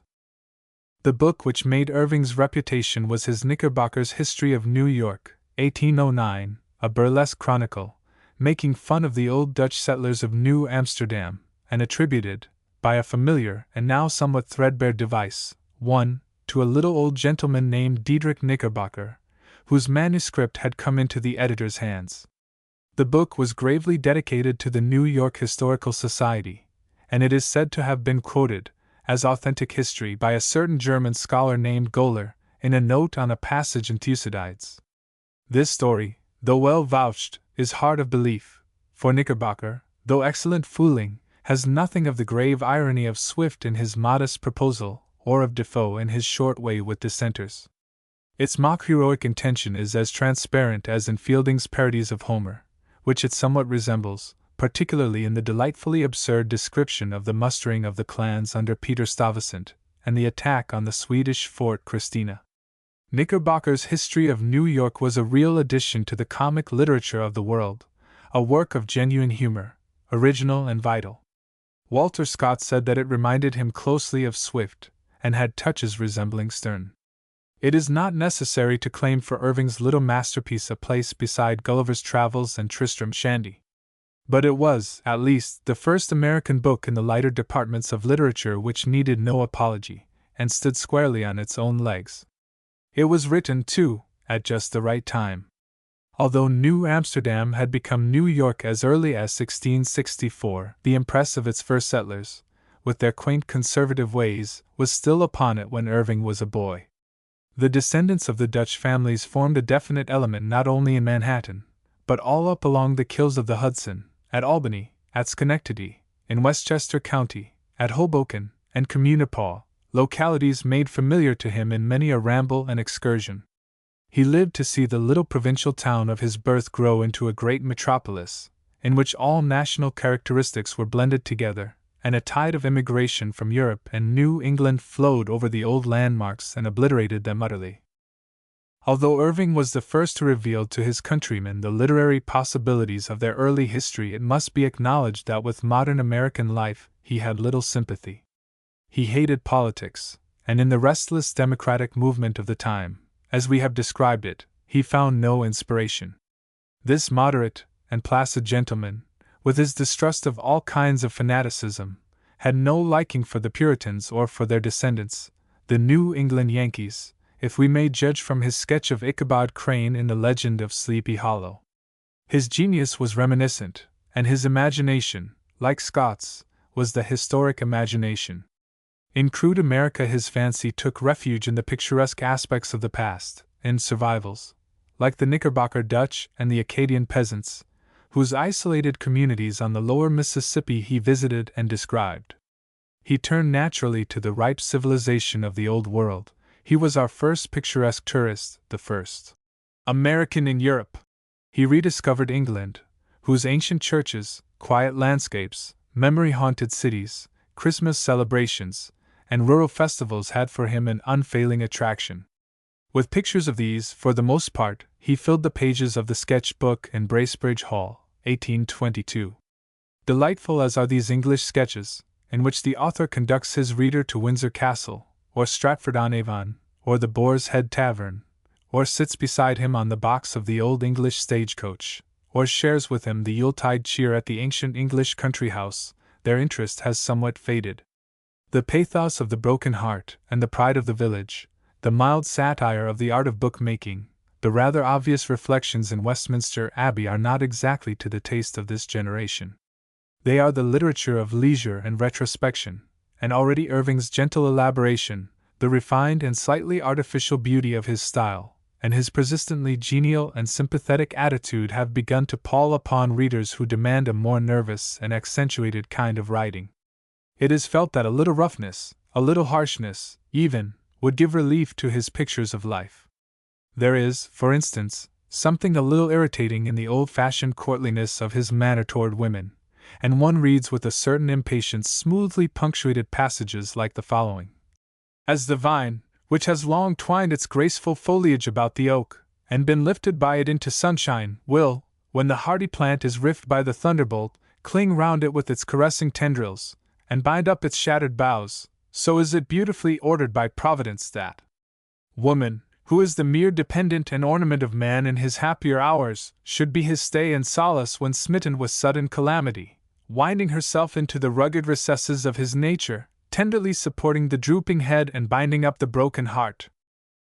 Irving's gifts were sentiment and humor, with an imagination sufficiently fertile and an observation sufficiently acute to support those two main qualities, but inadequate to the service of strong passion or subtle thinking, though his pathos, indeed, sometimes reached intensity. His humor was always delicate and kindly, his sentiment never degenerated into sentimentality. His diction was graceful and elegant, too elegant, perhaps, and in his modesty, he attributed the success of his books in England to the astonishment of Englishmen that an American could write good English. In Spanish history and legend Irving found a still newer and richer field for his fancy to work upon. He had not the analytic and philosophical mind of a great historian, and the merits of his conquest of Granada and life of Columbus are rather belletristisch than scientific. But he brought to these undertakings the same eager love of the romantic past which had determined the character of his writings in America and England, and the result, whether we call it history or romance, is at all events charming as literature. His Life of Washington, completed in 1859, was his magnum opus, and is accepted as standard authority. Muhammad and his successors, 1850, was comparatively a failure. But of all Irving's biographies his Life of Oliver Goldsmith, 1849, was the most spontaneous and perhaps the best. He did not impose it upon himself as a task, but wrote it from a native and loving sympathy with his subject, and it is, therefore, one of the choicest literary memoirs in the language. When Irving returned to America, in 1832, he was the recipient of almost national honors. He had received the Medal of the Royal Society of Literature and the degree of D.L. from Oxford University, and had made American literature known and respected abroad. In his modest home at Sunnyside, on the banks of the river over which he had been the first to throw the witchery of poetry and romance, he was attended to the last by the admiring affection of his countrymen. He had the love and praises of the foremost English writers of his own generation and the generation which followed, of Scott, Byron, Coleridge, Thackeray, and Dickens, some of whom had been among his personal friends. He is not the greatest of American authors, but the influence of his writings is sweet and wholesome, and it is in many ways fortunate that the first American man of letters who made himself heard in Europe should have been in all particulars a gentleman. Connected with Irving, at least by name and locality, were a number of authors who resided in the city of New York, and who are known as the Knickerbocker writers, perhaps because they were contributors to the Knickerbocker magazine. One of these was James K. Paulding, a connection of Irving by marriage, and his partner in the Salmagundi papers. Paulding became Secretary of the Navy under Van Buren, and lived down to the year 1860. He was a voluminous author, but his writings had no power of continuance, and are already obsolete, with the possible exception of his novel, The Dutchman's Fireside, 1831. A finer spirit than Paulding was Joseph Rodman Drake, a young poet of great promise, who died in 1820, at the age of 25. Drake's patriotic lyric, The American Flag, is certainly the most spirited thing of the kind in our poetic literature, and greatly superior to such national anthems as Hail Columbia and the Star-Spangled Banner. His Culprit Fay, published in 1819, was the best poem that had yet appeared in America, if we accept Bryant's Thanatopsis, which was 3 years the elder. The Culprit Fay was a fairy story, in which, following Irving's lead, Drake undertook to throw the glamour of poetry about the highlands of the Hudson. Edgar Poe said that the poem was fanciful rather than imaginative, but it is prettily and even brilliantly fanciful, and has maintained its popularity to the present time. Such verse as the following, which seems to show that Drake had been reading Coleridge's Christabel, published 3 years before, was something new in American poetry. The winds are whist and the owl is still, the bat in the shelvy rock is hid, and naught is heard on the lonely hill but the cricket's chirp and the answer shrill of the goswinged katydid, and the plaint of the wailing whippoorwill, who moans unseen, and ceaseless sings ever a note of wail and woe, till morning spreads her rosy wings, and earth and sky in her glances glow. Here we have, at last, the whippoorwill, an American bird, and not the conventional lark or nightingale, although the elves of the Old World seem scarcely at home on the banks of the Hudson. Drake's memory has been kept fresh not only by his own poetry, but by the beautiful elegy written by his friend Fitzgreen Halleck, the first stanza of which is universally known. Green be the turf above thee, friend of my better days, none knew thee but to love thee, nor named thee but to praise. Halleck was born in Guilford, Connecticut, whither he retired in 1849, and resided there till his death in 1867. But his literary career is identified with New York. He was associated with Drake in writing the Croker Papers, a series of humorous and satirical verses contributed in 1814 to the Evening Post. These were of a merely local and temporary interest, but Halleck's fine ode, Marco Bozzaris, though declaimed until it has become hackneyed, gives him a sure title to remembrance, and his Alnwick Castle, a monody, half serious and half playful on the contrast between feudal associations and modern life, has much of that pensive lightness which characterizes Praed's best vers de société. A friend of Drake and Halleck was James Fenimore Cooper, 1789–1851, the first American novelist of distinction, and if a popularity which has endured for nearly 3/4 of a century is any test, still the most successful of all American novelists. Cooper was far more intensely American than Irving, and his books reached an even wider public. They are published as soon as he produces them, said Morse, the electrician, in 1833, in 34 different places in Europe. They have been seen by American travelers in the languages of Turkey and Persia, in Constantinople, in Egypt, at Jerusalem, at Ispahan. Cooper wrote altogether too much. He published, besides his fictions, a naval history of the United States, a series of naval biographies, works of travel, and a great deal of controversial matter. He wrote over 30 novels, the greater part of which are little better than trash, and tedious trash at that. This is especially true of his Tendenz novels and his novels of society. He was a man of strongly marked individuality, fiery, pugnacious, sensitive to criticism, and abounding in prejudices. He was embittered by the scurrilous attacks made upon him by a portion of the American press, and spent a great deal of time and energy in conducting libel suits against the newspapers. In the same spirit, he used fiction as a vehicle for attack upon the abuses and follies of American life. Nearly all of his novels, written with this design, are worthless. Nor was Cooper well equipped by nature and temperament for depicting character and passion in social life. Even in his best romances, his heroines and his leading juveniles, to borrow a term from the amateur stage, are insipid and conventional. He was no satirist, and his humor was not of a high order. He was a rapid and uneven writer, and unlike Irving, he had no style. Where Cooper was great was in the story, in the invention of incidents and plots, in a power of narrative and description in tales of wild adventure which keeps the reader in breathless excitement to the end of the book. He originated the novel of the sea and the novel of the wilderness.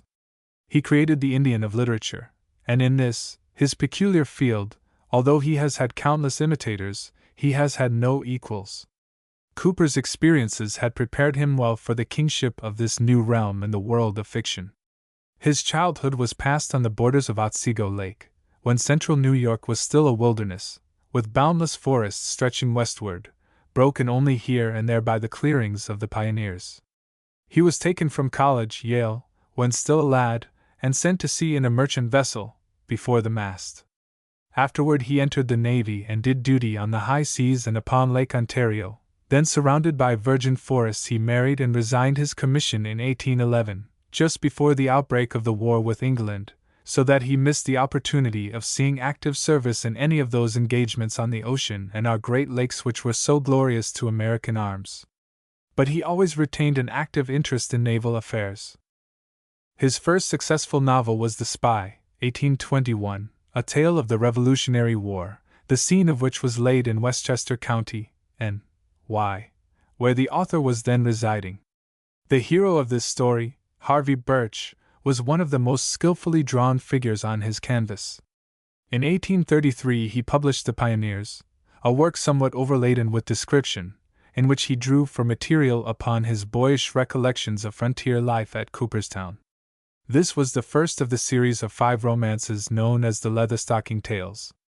The others were The Last of the Mohicans, 1826, The Prairie, 1827, The Pathfinder, 1840, and The Deerslayer, 1841.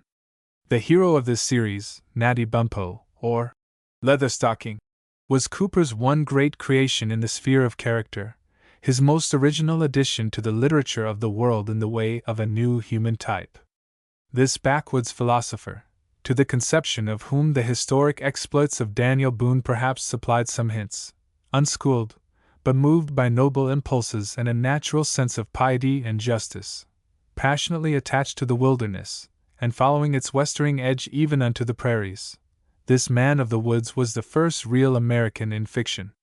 Hardly less individual and vital were the various types of Indian character, in Chingachgook, Uncas, Hist, and the Huron warriors. Inferior to these, but still vigorously though somewhat roughly drawn, were the waifs and strays of civilization, whom duty, or the hope of gain, or the love of adventure, or the outlawry of crime had driven to the wilderness, the solitary trapper, the reckless young frontiersman, the officers and men of outpost garrisons. Whether Cooper's Indian was the real being, or an idealized and rather melodramatic version of the truth, has been a subject of dispute. However this be, he has taken his place in the domain of art, and it is safe to say that his standing there is secure. No boy will ever give him up. Equally good with the Leatherstocking novels, and equally national, were Cooper's Tales of the Sea, or at least the best 2 of them, The Pilot, 1833, founded upon the daring exploits of John Paul Jones, and The Red Rover, 1828. But here, though Cooper still holds the sea, he has had to admit competitors, and Britannia, who rules the waves in song, has put in some claim to a share in the domain of nautical fiction in the persons of Mr. W. Clark Russell and others. Though Cooper's novels do not meet the deeper needs of the heart and the imagination, their appeal to the universal love of a story is perennial. We devour them when we are boys, and if we do not often return to them when we are men, that is perhaps only because we have read them before, and know the ending.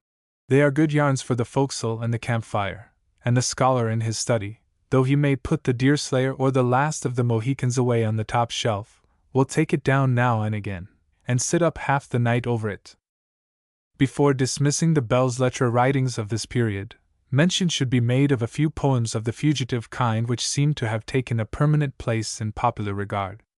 John Howard Payne, a native of Long Island, a wandering actor and playwright, who died American consul at Tunis in 1852, wrote about 1820 for Covent Garden Theatre and Opera, entitled Clary, the libretto of which included the now famous Song of Home, Sweet Home.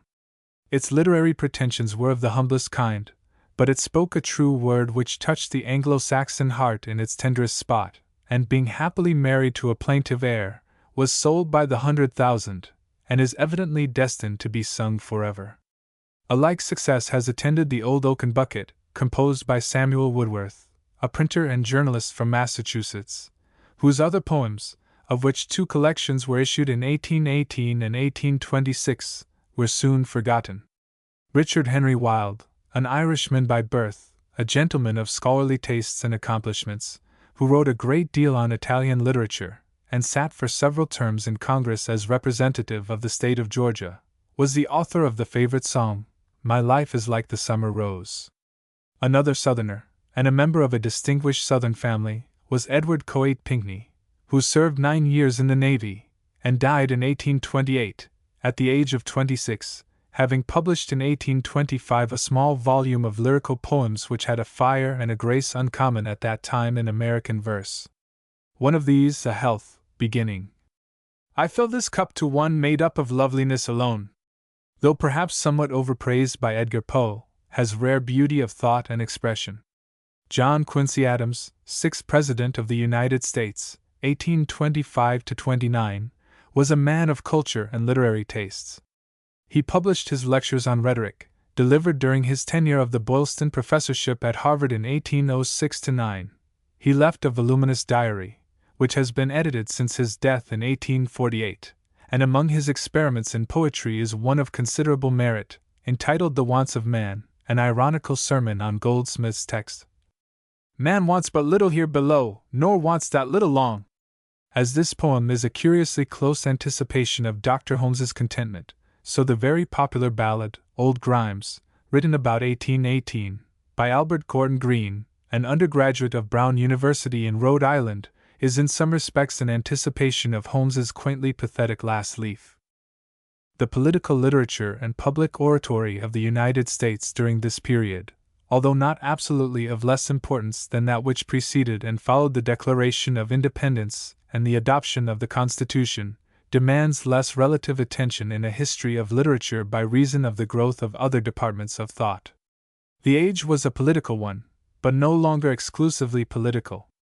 The debates of the time centered about the question of state rights, and the main forum of discussion was the old Senate chamber, then made illustrious by the presence of Clay, Webster, and Calhoun. The slavery question, which had threatened trouble, was put off for a while by the Missouri Compromise of 1820, only to break out more fiercely in the debates on the Wilmot Proviso and the Kansas and Nebraska Bill. Meanwhile, the abolition movement had been transferred to the press and the platform. Garrison started his Liberator in 1830, and the Anti-Slavery Society was founded in 1833. The Whig Party, which had inherited the constitutional principles of the old Federal Party, advocated internal improvements at national expense and a high protective tariff. The State Rights Party, which was strongest at the South, opposed these views, and in 1832 South Carolina claimed the right to nullify the tariff imposed by the general government. The leader of this party was John Caldwell Calhoun, a South Carolinian, who in his speech in the United States Senate, on February 13, 1832, on nullification and the Force Bill, set forth most authoritatively the Carolina Doctrine. Calhoun was a great debater, but hardly a great orator. His speeches are the arguments of a lawyer and a strict constitutionalist, severely logical, and with a sincere conviction in the soundness of his case. Their language is free from bad rhetoric, the reasoning is cogent, but there is an absence of emotion and imagination. They contain few quotable things, and no passages of commanding eloquence, such as strew the orations of Webster and Burke. They are not, in short, literature. Again, the speeches of Henry Clay, of Kentucky, the leader of the Whigs, whose persuasive oratory is a matter of tradition, disappoint in the reading. The fire has gone out of them. Not so with Daniel Webster, the greatest of American forensic orators, if, indeed, he be not the greatest of all orators who have used the English tongue. Webster's speeches are of the kind that have power to move after the voice of the speaker is still.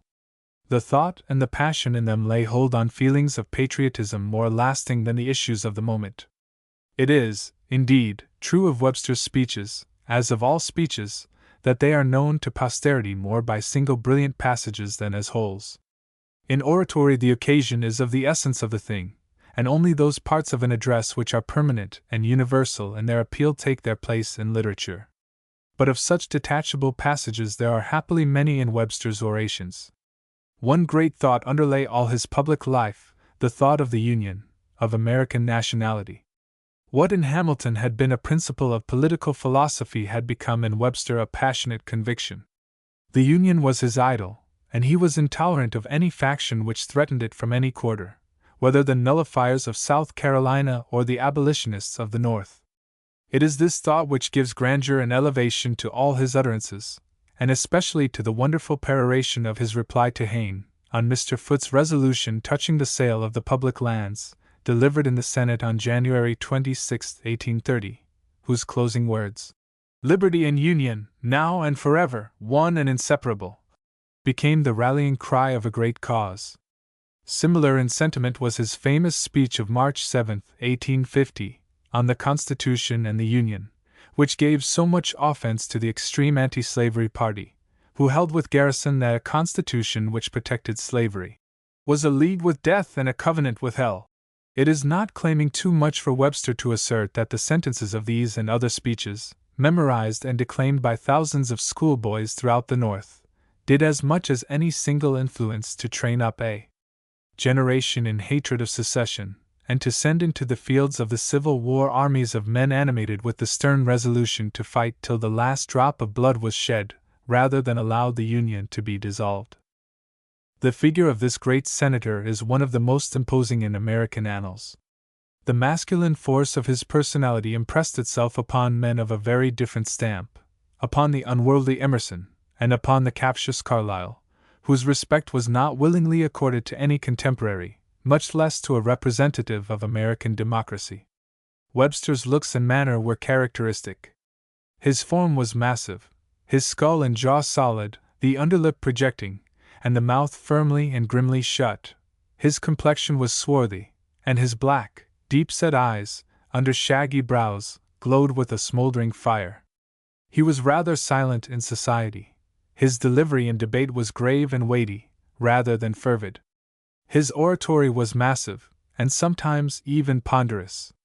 It may be questioned whether an American orator of today, with intellectual abilities equal to Webster's, if such a one there were, would permit himself the use of sonorous and elaborate pictures like the famous period which follows.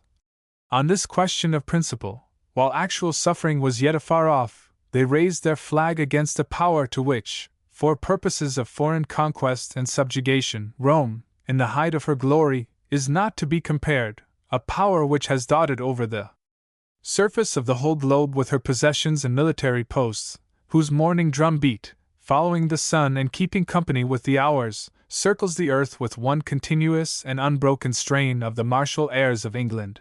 The secret of this kind of oratory has been lost. The present generation distrusts rhetorical ornament, and likes something swifter, simpler, and more familiar in its speakers. But everything, in declamation of this sort, depends on the way in which it is done. Webster did it supremely well. A smaller man would merely have made buncombe of it. Among the legal orators of the time the foremost was Rufus Choate, an eloquent pleader, and like Webster, a United States Senator from Massachusetts. Some of his speeches, though excessively rhetorical, have literary quality, and are nearly as effective in print as Webster's own. Another Massachusetts orator, Edward Everett, who in his time was successively professor in Harvard College, Unitarian minister in Boston, editor of the North American Review, member of both houses of Congress, minister to England, governor of his state, and president of Harvard, was a speaker of great finish and elegance. His addresses were mainly of the memorial and anniversary kind, and were rather lectures and K. prolusions than speeches. Everett was an instance of careful culture bestowed on a soil of no very great natural richness. It is doubtful whether his classical orations on Washington, the Republic, Bunker Hill Monument, and kindred themes, have enough of the breath of life in them to preserve them much longer in recollection. New England, during these years, did not take that leading part in the purely literary development of the country which it afterward assumed. It had no names to match against those of Irving and Cooper.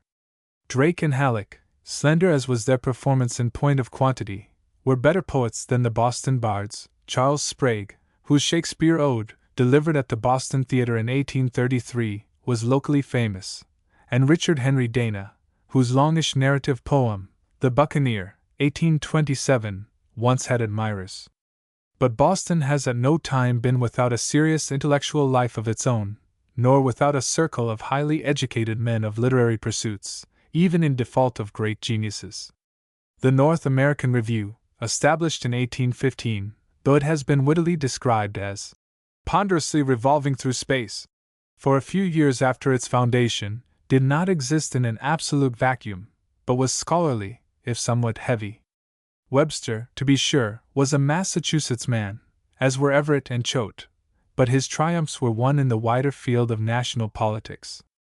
There was, however, a movement at this time, in the intellectual life of Boston and eastern Massachusetts, which, though not immediately contributory to the finer kinds of literature, prepared the way, by its clarifying and stimulating influences, for the eminent writers of the next generation. This was the Unitarian revolt against Puritan orthodoxy, in which William Ellery Channing was the principal leader. In a community so intensely theological as New England, it was natural that any new movement in thought should find its point of departure in the churches. Accordingly, the progressive and democratic spirit of the age, which in other parts of the country took other shapes, assumed in Massachusetts the form of liberal Christianity. Arminianism, Socinianism, and other phases of anti-Trinitarian doctrine had been latent in some of the congregational churches of Massachusetts for a number of years. But about 1812 the heresy broke out openly, and within a few years from that date most of the oldest and wealthiest church societies of Boston and its vicinity had gone over to Unitarianism, and Harvard College had been captured too. In the controversy that ensued, and which was carried on in numerous books, pamphlets, sermons, and periodicals, there were eminent disputants on both sides. So far as this controversy was concerned with the theological doctrine of the Trinity, it has no place in a history of literature. But the issue went far beyond that. Channing asserted the dignity of human nature against the Calvinistic doctrine of innate depravity, and affirmed the rights of human reason and man's capacity to judge of God. "We must start in religion from our own souls," he said. And in his moral argument against Calvinism, 1820, he wrote, "Nothing is gained to piety by degrading human nature, for in the competency of this nature to know and judge of God all piety has its foundation." In opposition to Edwards's doctrine of necessity, he emphasized the freedom of the will. He maintained that the Calvinistic dogmas of original sin, foreordination, election by grace, and eternal punishment were inconsistent with the divine perfection, and made God a monster. In Channing's view, the great sanction of religious truth is the moral sanction, is its agreement with the laws of conscience. He was a passionate vindicator of the liberty of the individual, not only as against political oppression, but against the tyranny of public opinion over thought and conscience. "We were made for free action. This alone is life, and enters into all that is good and great." This jealous love of freedom inspired all that he did and wrote. It led him to join the anti-slavery party. It expressed itself in his elaborate arraignment of Napoleon in the Unitarian organ, The Christian Examiner, for 1827-28, in his Remarks on Associations, and his paper on the Character and Writings of John Milton, 1826. This was his most considerable contribution to literary criticism. It took for a text Milton's recently discovered treatise on Christian doctrine, the tendency of which was anti-Trinitarian, but it began with a general defense of poetry against those who are accustomed to speak of poetry as light reading. This would now seem a somewhat superfluous introduction to an article in any American review. But it shows the nature of the milieu through which the liberal movement in Boston had to make its way. To reassert the dignity and usefulness of the beautiful arts was, perhaps, the chief service which the Massachusetts Unitarians rendered to humanism. The traditional prejudice of the Puritans against the ornamental side of life had to be softened before polite literature could find a congenial atmosphere in New England. In Channing's Remarks on National Literature, reviewing a work published in 1823, he asks the question, "Do we possess what may be called a national literature?" and answers it, by implication at least, in the negative. That we do now possess a national literature is in great part due to the influence of Channing and his associates, although his own writings, being in the main controversial, and therefore, of temporary interest, may not themselves take rank among the permanent treasures of that literature. 1. Washington Irving. Knickerbocker's History of New York. The Sketch Book. Bracebridge Hall. Tales of a Traveler. The Alhambra. Life of Oliver Goldsmith. 2. James Fenimore Cooper. The Spy. The Pilot. The Red Rover. The Leatherstocking Tales. 3. Daniel Webster. Great Speeches and Orations. Boston, Little, Brown and Company, 1879. 4. William Ellery Channing. The Character and Writings of John Milton. The Life and Character of Napoleon Bonaparte.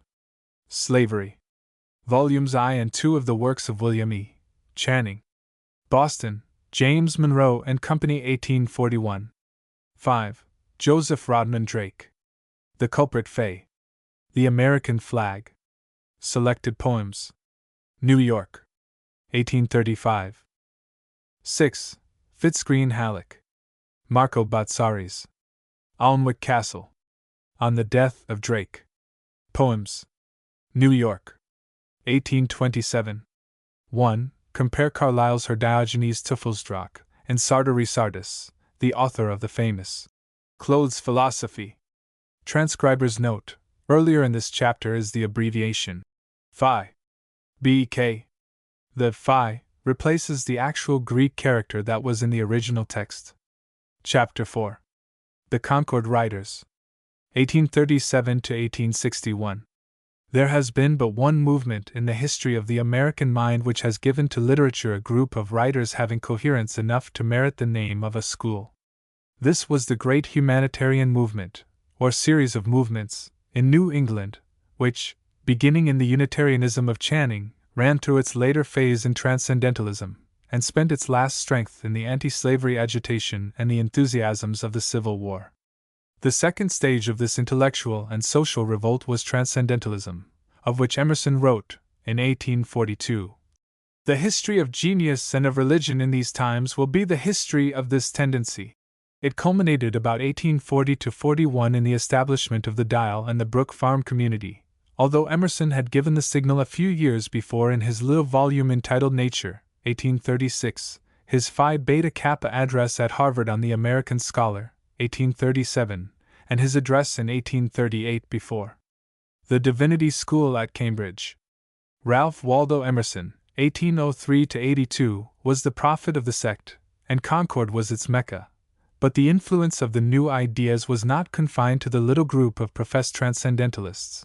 It extended to all the young writers within reach, who struck their roots deeper into the soil that it had loosened and freshened. We owe to it, in great measure, not merely Emerson, Alcott, Margaret Fuller, and Thoreau, but Hawthorne, Lowell, Whittier, and Holmes. In its strictest sense, Transcendentalism was a restatement of the idealistic philosophy, and an application of its beliefs to religion, nature, and life. But in a looser sense, and as including the more outward manifestations which drew popular attention most strongly, it was the name given to that spirit of dissent and protest, of universal inquiry and experiment, which marked the third and fourth decades of this century in America, and especially in New England. The movement was contemporary with political revolutions in Europe and with the preaching of many novel gospels in religion, in sociology, in science, education, medicine, and hygiene.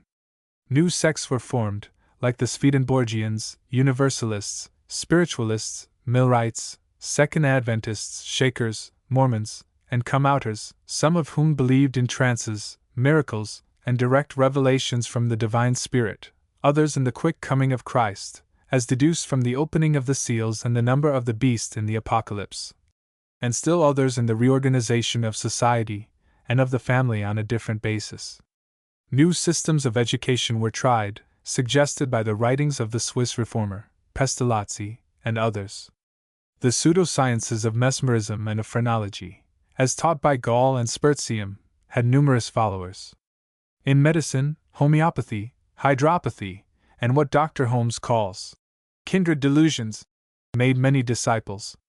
Numbers of persons, influenced by the doctrines of Graham and other vegetarians, abjured the use of animal food, as injurious not only to health but to a finer spirituality. Not a few refused to vote or pay taxes. The writings of Fourier and Saint Simon were translated, and societies were established where cooperation and a community of goods should take the place of selfish competition. About the year 1840 there were some 30 of these phalansteries in America, many of which had their organs in the shape of weekly or monthly journals, which advocated the principle of association. The best known of these was probably the Harbinger, the mouthpiece of the famous Brook Farm community, which was founded at West Roxbury, Massachusetts, in 1841, and lasted till 1847. The head man of Brook Farm was George Ripley, a Unitarian clergyman, who had resigned his pulpit in Boston to go into the movement, and who after its failure became and remained for many years literary editor of the New York Tribune. Among his associates were Charles A. Dana, now the editor of The Sun, Margaret Fuller, Nathaniel Hawthorne, and others not unknown to fame. The Harbinger, which ran from 1845 to 1849, 2 years after the breakup of the community, had among its contributors many who were not Brook farmers, but who sympathized more or less with the experiment. Of the number were Horace Greeley, Dr. F. H. Hedge, who did so much to introduce American readers to German literature, J. S. Dwight, the musical critic C. P. Cranch, the poet, and younger men like G. W. Curtis and T. W. Higginson. A reader of today, looking into an odd volume of The Harbinger, will find in it some stimulating writing, together with a great deal of unintelligible talk about harmonic unity, love germination, and other matters now fallen silent. The most important literary result of this experiment at plain living and high thinking, with its queer mixture of culture and agriculture, was Hawthorne's Blithedale Romance, which has for its background an idealized picture of the community life, whose heroine, Zenobia, has touches of Margaret Fuller, and whose hero, with his hobby of prison reform, was a type of the one-ideaed philanthropists that abounded in such an environment. Hawthorne's attitude was always in part one of reserve and criticism, an attitude which is apparent in the reminiscences of Brook Farm in his American notebooks, wherein he speaks with a certain resentment of Miss Fuller's transcendental heifer, which hooked the other cows, and was evidently to Hawthorne's mind not unsymbolic in this respect of Miss Fuller herself. It was the day of seers and Orphic utterances. The air was full of the enthusiasm of humanity and thick with philanthropic projects and plans for the regeneration of the universe. The figure of the wild-eyed, long-haired reformer, the man with a panacea, the crank, of our later terminology, became a familiar one. He abounded at non-resistance conventions and meetings of universal peace societies and of women's rights associations. The movement had its grotesque aspects, which Lowell has described in his essay on Thoreau. Brand had its apostles and the pre-sartorial simplicity of Adam its martyrs, tailored impromptu from the tar pot. Not a few impecunious zealots abjured the use of money, unless earned by other people, professing to live on the internal revenues of the spirit. Communities were established where everything was to be common but common sense. This ferment has long since subsided, and much of what was then seething has gone off in vapor or other volatile products. But some very solid matters have also been precipitated, some crystals of poetry translucent, symmetrical, enduring.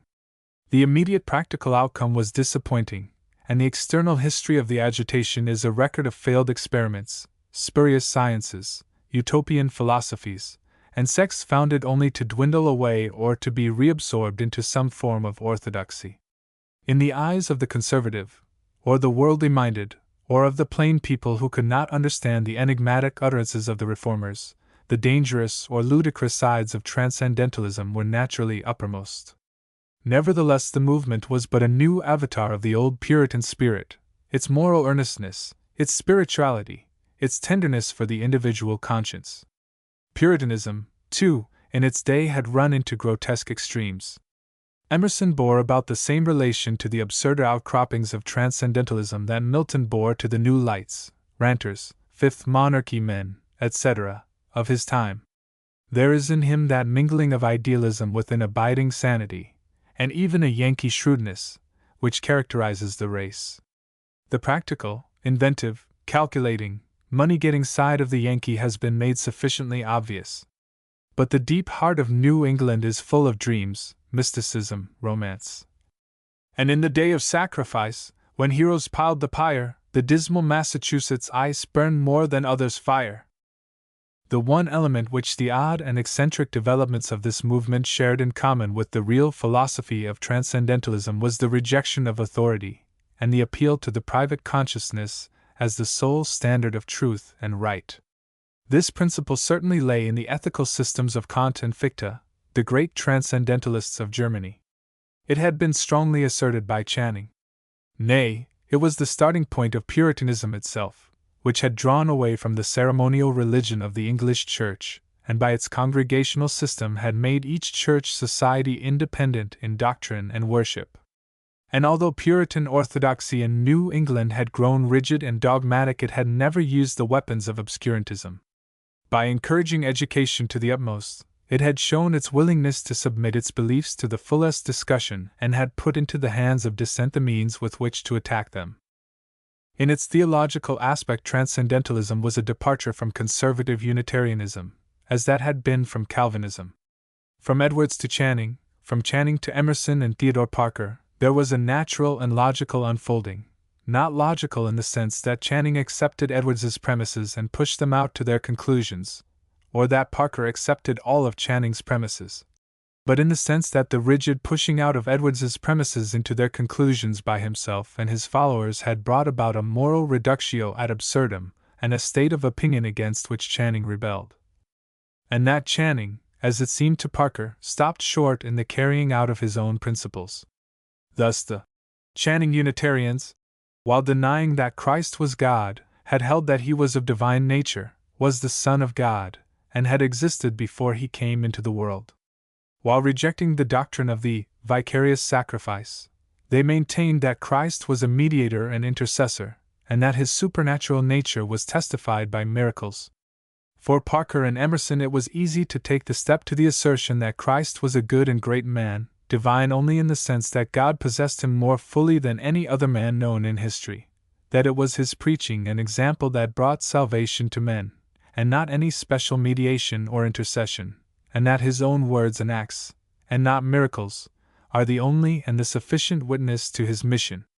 In the view of the Transcendentalists, Christ was as human as Buddha, Socrates, or Confucius, and the Bible was but one among the ethnical scriptures, or sacred writings of the peoples, passages from which were published in the transcendental organ, the Dial.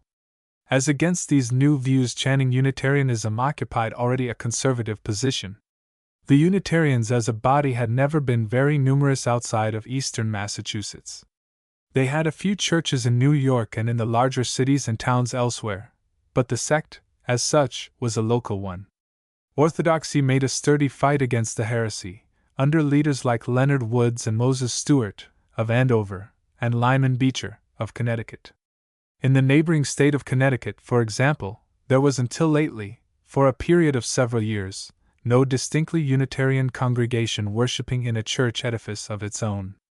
On the other hand, the Unitarians claimed, with justice, that their opinions had, to a great extent, modified the theology of the Orthodox churches. The writings of Horace Bushnell, of Hartford, one of the most eminent congregational divines, approach Unitarianism in their interpretation of the doctrine of the atonement, and the progressive orthodoxy of Andover is certainly not the Calvinism of Thomas Hooker or of Jonathan Edwards. But it seemed to the Transcendentalists that conservative Unitarianism was too negative and cultured, and Margaret Fuller complained of the coldness of the Boston pulpits, while, contrariwise, the central thought of Transcendentalism, that the soul has an immediate connection with God, was pronounced by Dr. Channing a crude speculation. This was the thought of Emerson's address in 1838 before the Cambridge Divinity School, and it was at once made the object of attack by conservative Unitarians like Henry Ware and Andrews Norton. The latter, in an address before the same audience, on the latest form of infidelity, said, "Nothing is left that can be called Christianity if its miraculous character be denied. There can be no intuition, no direct perception, of the truth of Christianity. And in a pamphlet supporting the same side of the question he added, "It is not an intelligible error, but a mere absurdity, to maintain that we are conscious, or have an intuitive knowledge, of the being of God, of our own immortality, or of any other fact of religion." Ripley and Parker replied in Emerson's defense, but Emerson himself would never be drawn into controversy. He said that he could not argue. He announced truths. His method was that of the seer, not of the disputant. In 1832, Emerson, who was a Unitarian clergyman, and descended from 8 generations of clergymen, had resigned the pastorate of the Second Church of Boston because he could not conscientiously administer the sacrament of the communion, which he regarded as a mere act of commemoration, in the sense in which it was understood by his parishioners. Thenceforth, though he sometimes occupied Unitarian pulpits, and was, indeed, all his life a kind of lay preacher, he never assumed the pastorate of a church. The representative of transcendentalism in the pulpit was Theodore Parker, an eloquent preacher, an eager debater, and a prolific writer on many subjects, whose collected works fill 14 volumes. Parker was a man of strongly human traits, passionate, independent, intensely religious, but intensely radical, who made for himself a large personal following. The more advanced wing of the Unitarians were called, after him. Park writes, "Many of the Unitarian churches refused to fellowship with him, and the large congregation, or audience, which assembled in Music Hall to hear his sermons was stigmatized as a boisterous assembly, which came to hear Parker preach religion." It has been said that, on its philosophical side, New England transcendentalism was a restatement of idealism. The impulse came from Germany, from the philosophical writings of Kant, Fichte, Jacobi, and Schelling, and from the works of Coleridge and Carlyle, who had domesticated German thought in England. In Channing's Remarks on a National Literature, quoted in our last chapter, the essayist urged that our scholars should study the authors of France and Germany as one means of emancipating American letters from a slavish dependence on British literature. And in fact, German literature began, not long after, to be eagerly studied in New England. Emerson published an American edition of Carlyle's Miscellanies, including his essays on German writers that had appeared in England between 1822 and 1830. In 1838, Ripley began to publish specimens of foreign standard literature, which extended to 14 volumes.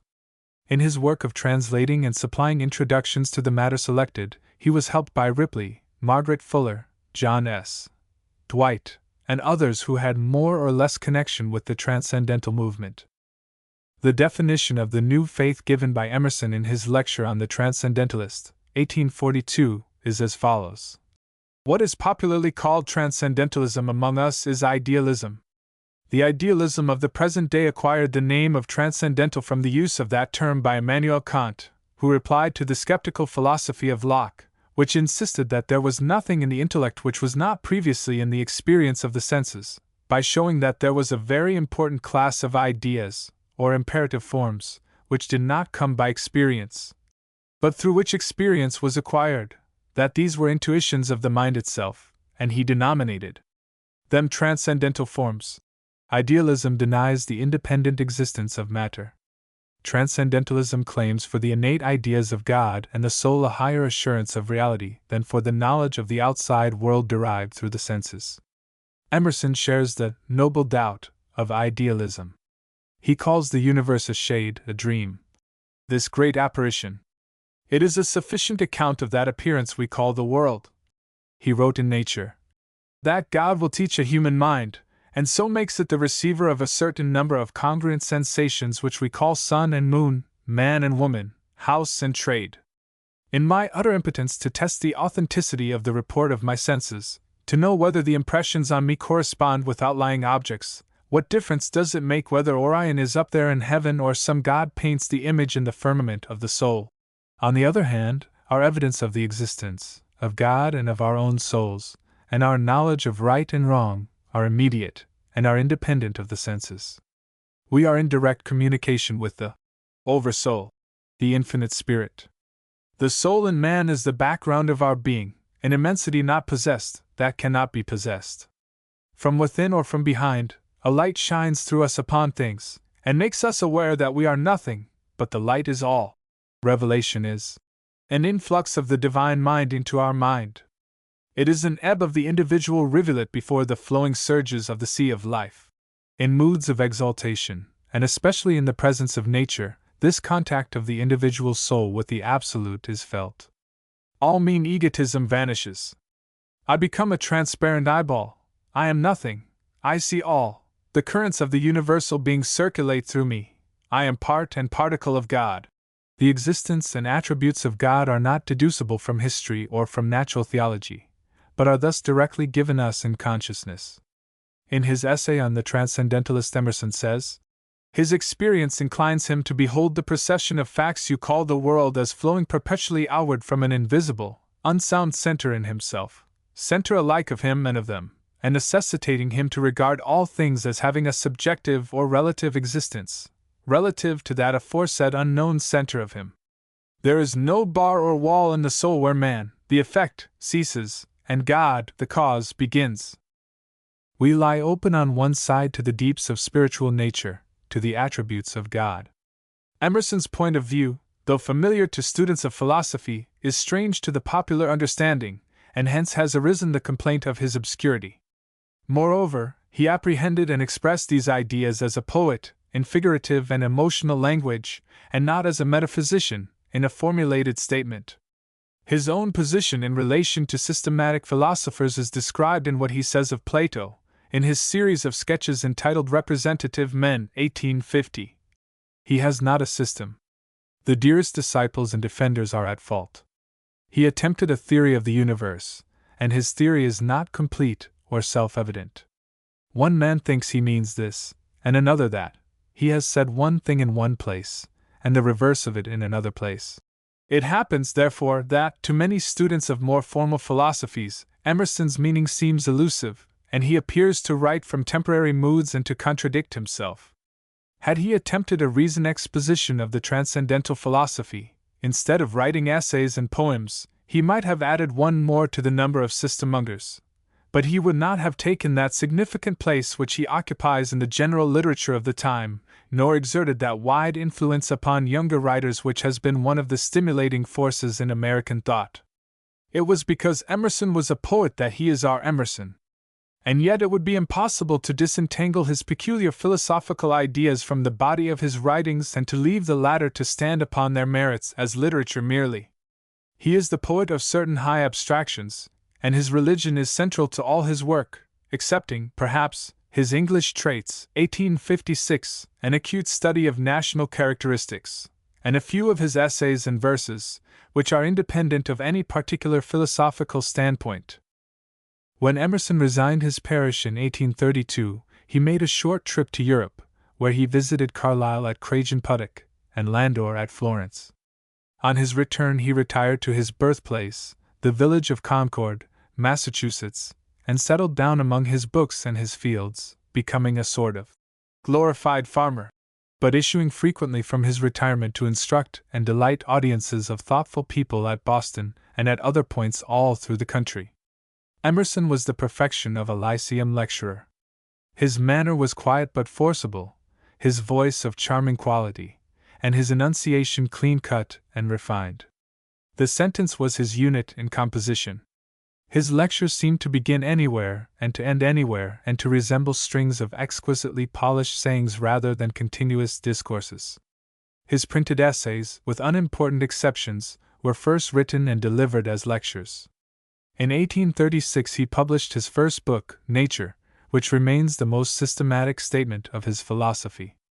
It opened a fresh springhead in American thought, and the words of its introduction announced that its author had broken with the past. Why should not we also enjoy an original relation to the universe? Why should not we have a poetry and philosophy of insight and not of tradition, and a religion by revelation to us and not the history of theirs? It took 11 years to sell 500 copies of this little book.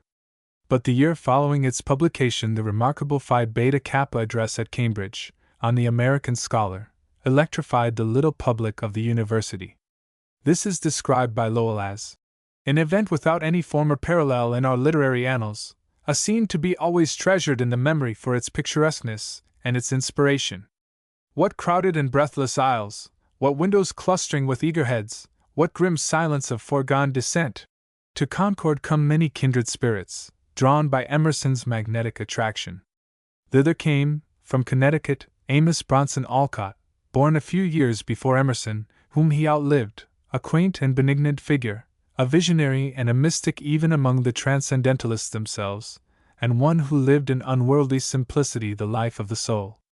Alcott had taught school at Cheshire, Connecticut, and afterward at Boston on an original plan, compelling his scholars, for example, to flog him when they did wrong, instead of taking a flogging themselves.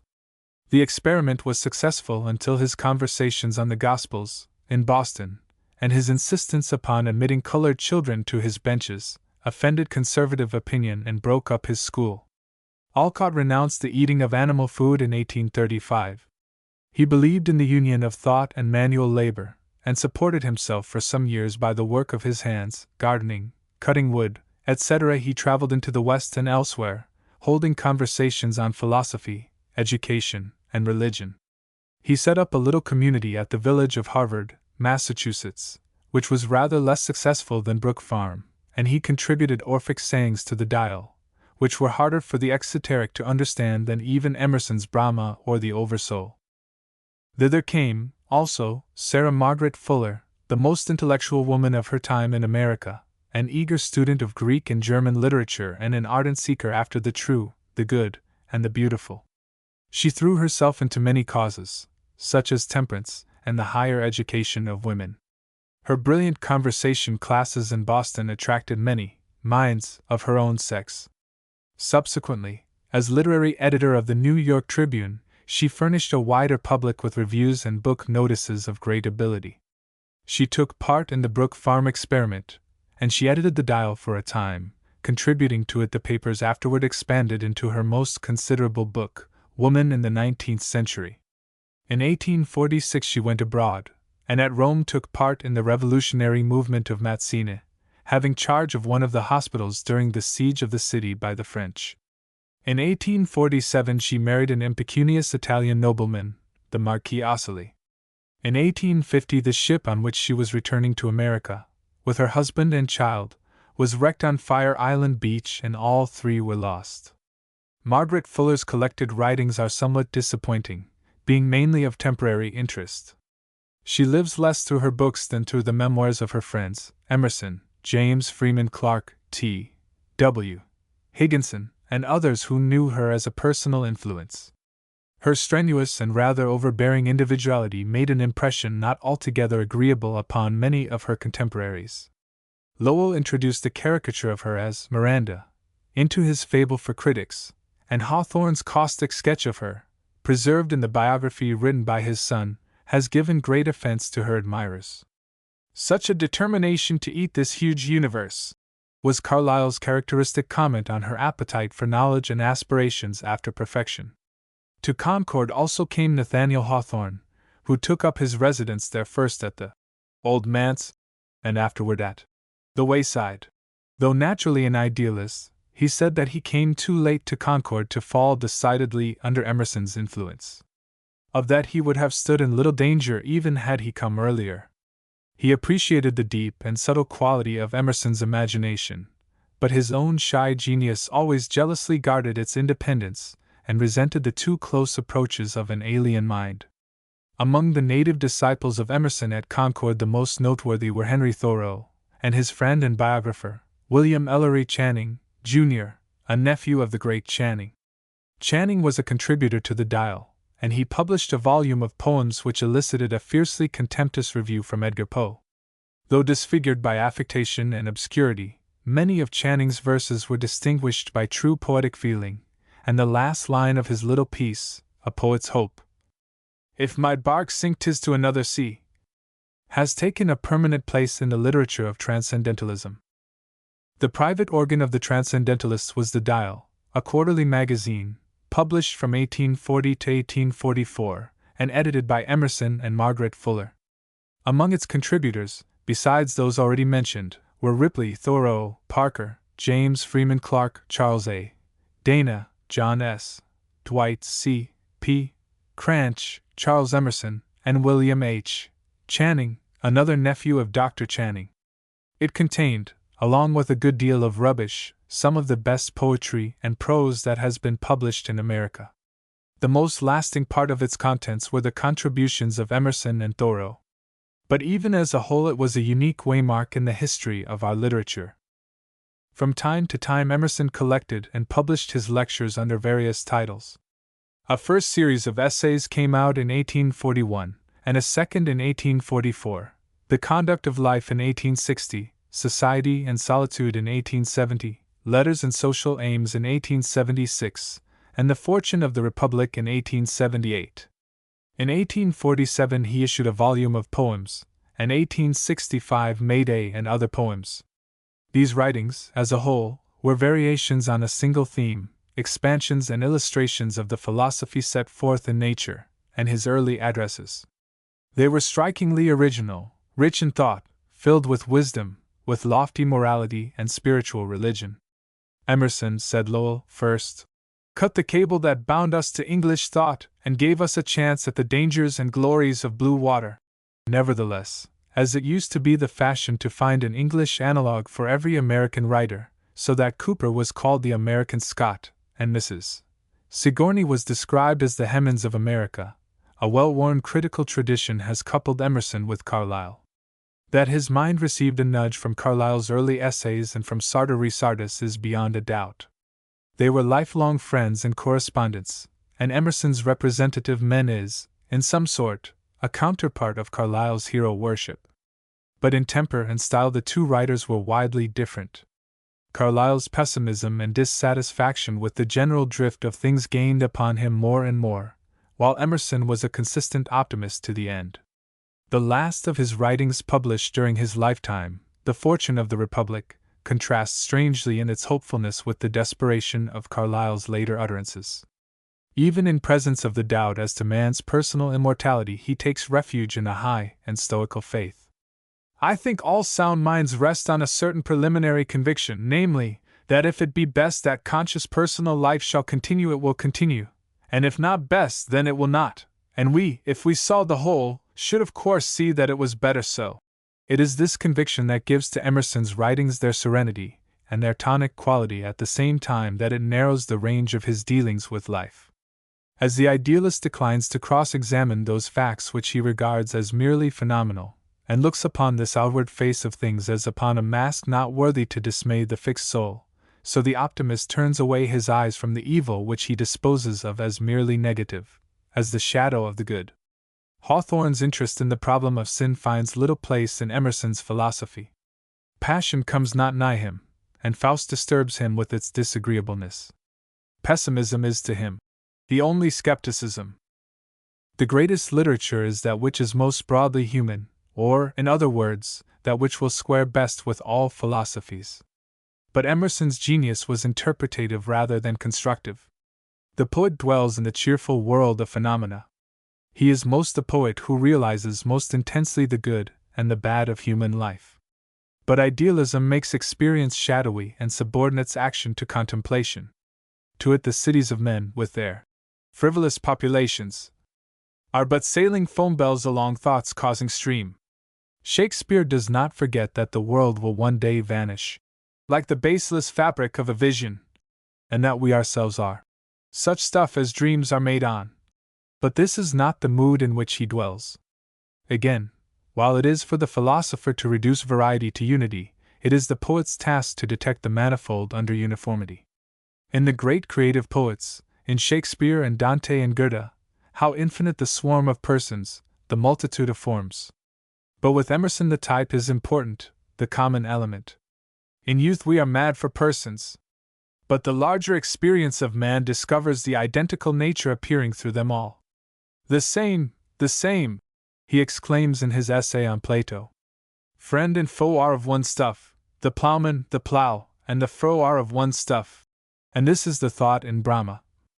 They reckon ill who leave me out, when me they fly I am the wings, I am the doubter find the doubt, and I the hymn the Brahman sings. It is not easy to fancy a writer who holds this altitude toward persons, descending to the composition of a novel or a play. Emerson showed, indeed, a fine power of character analysis in his English Traits and Representative Men, and in his memoirs of Thoreau and Margaret Fuller. There is even a sort of dramatic humor in his portrait of Socrates. But upon the whole he stands midway between constructive artists, whose instinct it is to tell a story or sing a song, and philosophers, like Schelling, who give poetic expression to a system of thought. He belongs to the class of minds of which Sir Thomas Browne is the best English example. He set a high value upon Browne, to whose style his own, though far more sententious, bears a resemblance. Browne's saying, for example, "All things are artificial, for nature is the art of God," sounds like Emerson, whose workmanship, for the rest, in his prose essays was exceedingly fine and close. He was not afraid to be homely and racy in expressing thought of the highest spirituality. "Hitch your wagon to a star" is a good instance of his favorite manner. Emerson's verse often seems careless in technique. Most of his pieces are scrappy and have the air of runic rhymes, or little oracular voicings, as they say at Concord, in rhythmic shape, of single thoughts on worship, character, heroism, art, politics, culture, etc. The content is the important thing, and the form is too frequently awkward or bald. Sometimes, indeed, in the clear obscure of Emerson's poetry the deep wisdom of the thought finds its most natural expression in the imaginative simplicity of the language. But though this artlessness in him became too frequently in his imitators, like Thoreau and Ellery Channing, an obtruded simplicity, among his own poems are many that leave nothing to be desired in point of wording and of verse. His hymn sung at the completion of the Concord Monument, in 1836, is the perfect model of an occasional poem. Its lines were on every one's lips at the time of the centennial celebrations in 1876, and "the shot heard round the world" has hardly echoed farther than the song which chronicled it. Equally current is the stanza from Voluntaries. "So nigh is grandeur to our dust, so near is God to man, when duty whispers low, thou must, the youth replies, I can." So, too, the famous lines from The Problem. "The hand that rounded Peter's dome, and groined the isles of Christian Rome, wrought in a sad sincerity.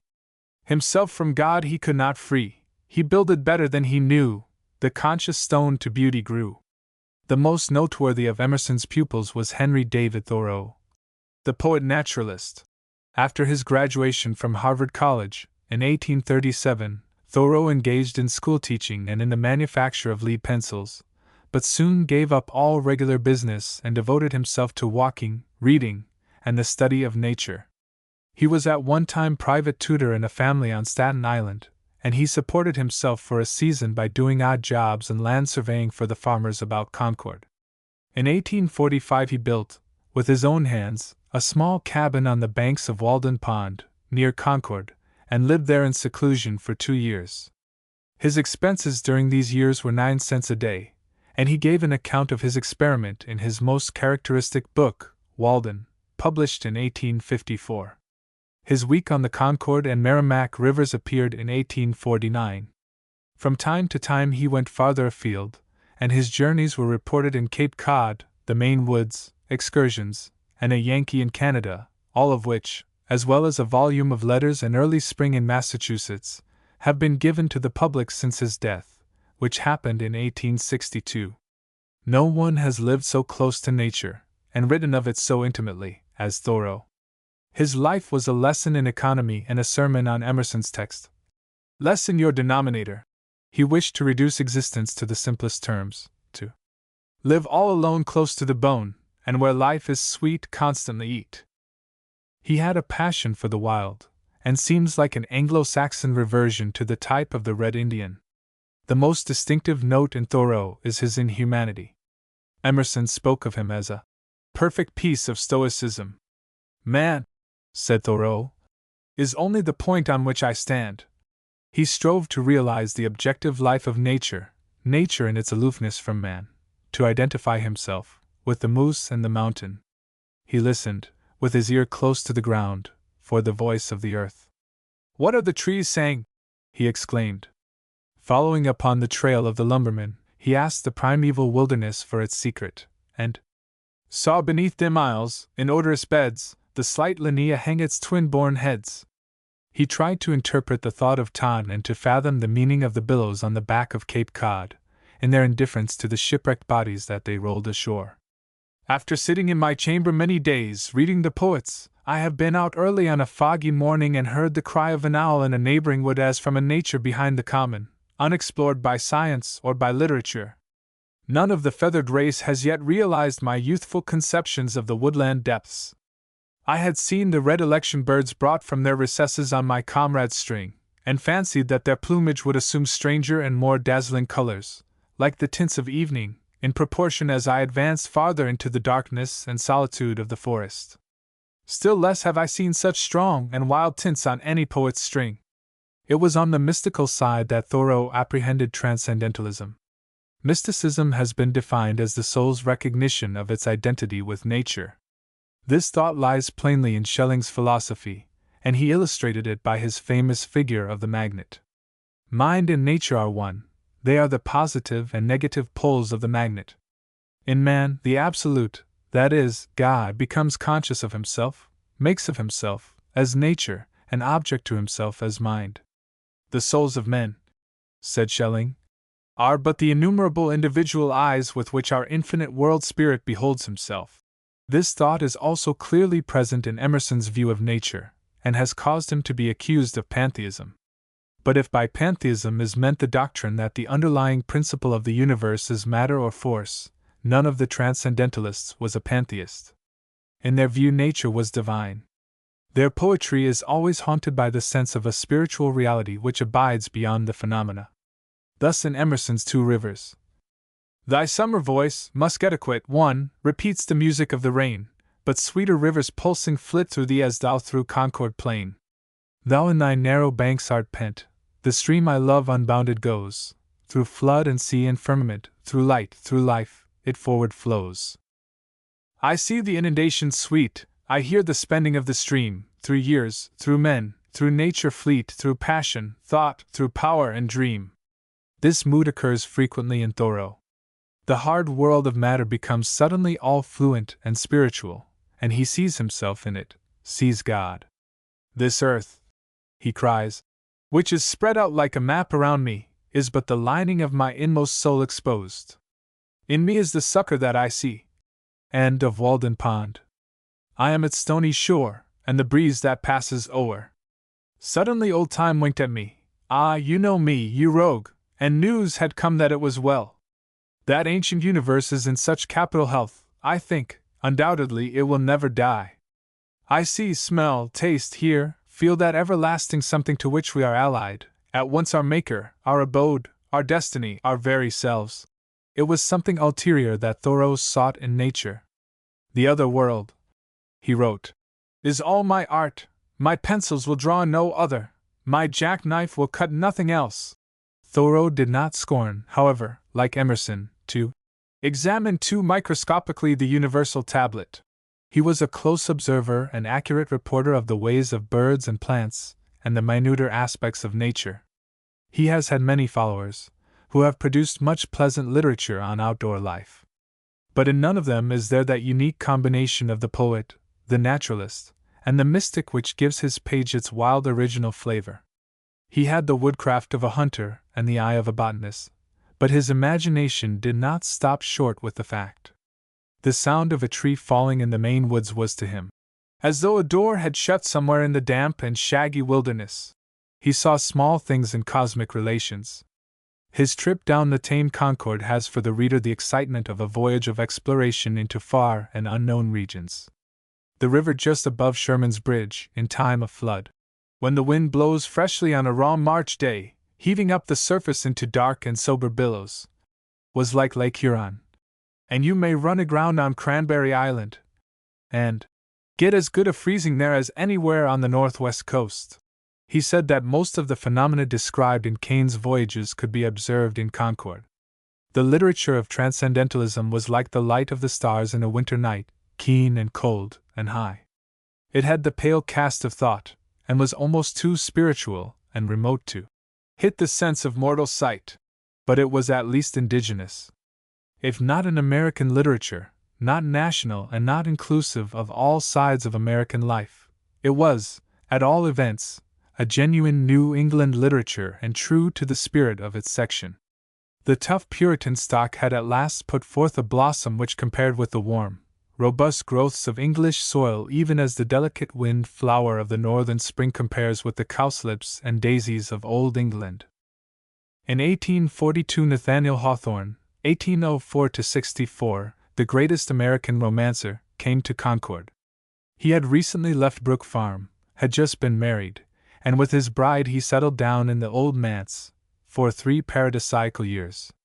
A picture of this protracted honeymoon and this sequestered life, as tranquil as the slow stream on whose banks it was passed, is given in the introductory chapter to his Mosses from an Old Manse, 1846, and in the more personal and confidential records of his American notebooks, posthumously published.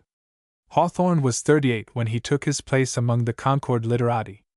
His childhood and youth had been spent partly at his birthplace, the old and already somewhat decayed seaport town of Salem, and partly at his grandfather's farm on Sebago Lake, in Maine, then on the edge of the primitive forest. Maine did not become a state, indeed, until 1820, the year before Hawthorne entered Bowdoin College, whence he was graduated in 1825, in the same class with Henry W.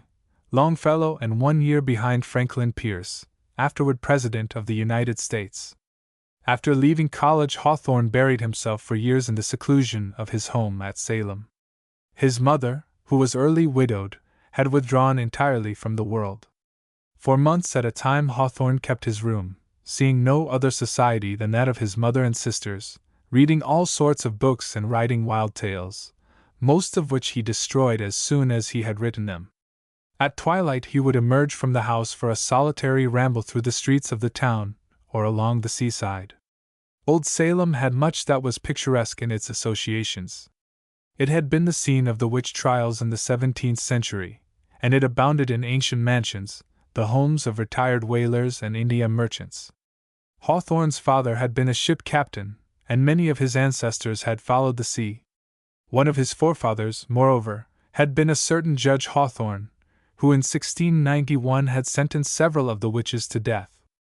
The thought of this affected Hawthorne's imagination with a pleasing horror, and he utilized it afterward in his House of the Seven Gables.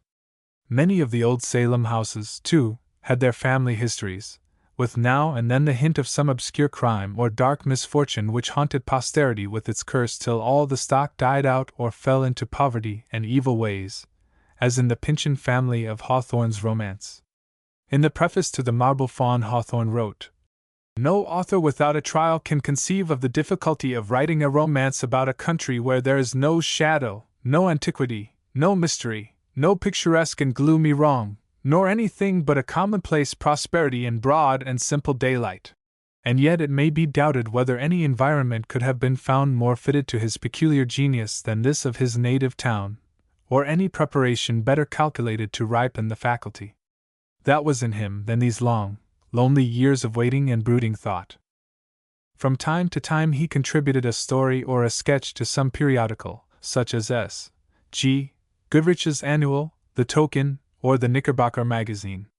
Some of these attracted the attention of the judicious, but they were anonymous and signed by various noms de plume, and their author was at this time, to use his own words, the obscurest man of letters in America. In 1828 he had issued anonymously and at his own expense a short romance, entitled Fanshawe. It had little success, and copies of the first edition are now exceedingly rare.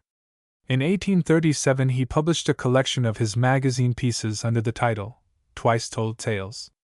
The book was generously praised in the North American Review by his former classmate, Longfellow, and Edgar Poe showed his keen critical perception by predicting that the writer would easily put himself at the head of imaginative literature in America if he would discard allegory, drop short stories, and compose a genuine romance.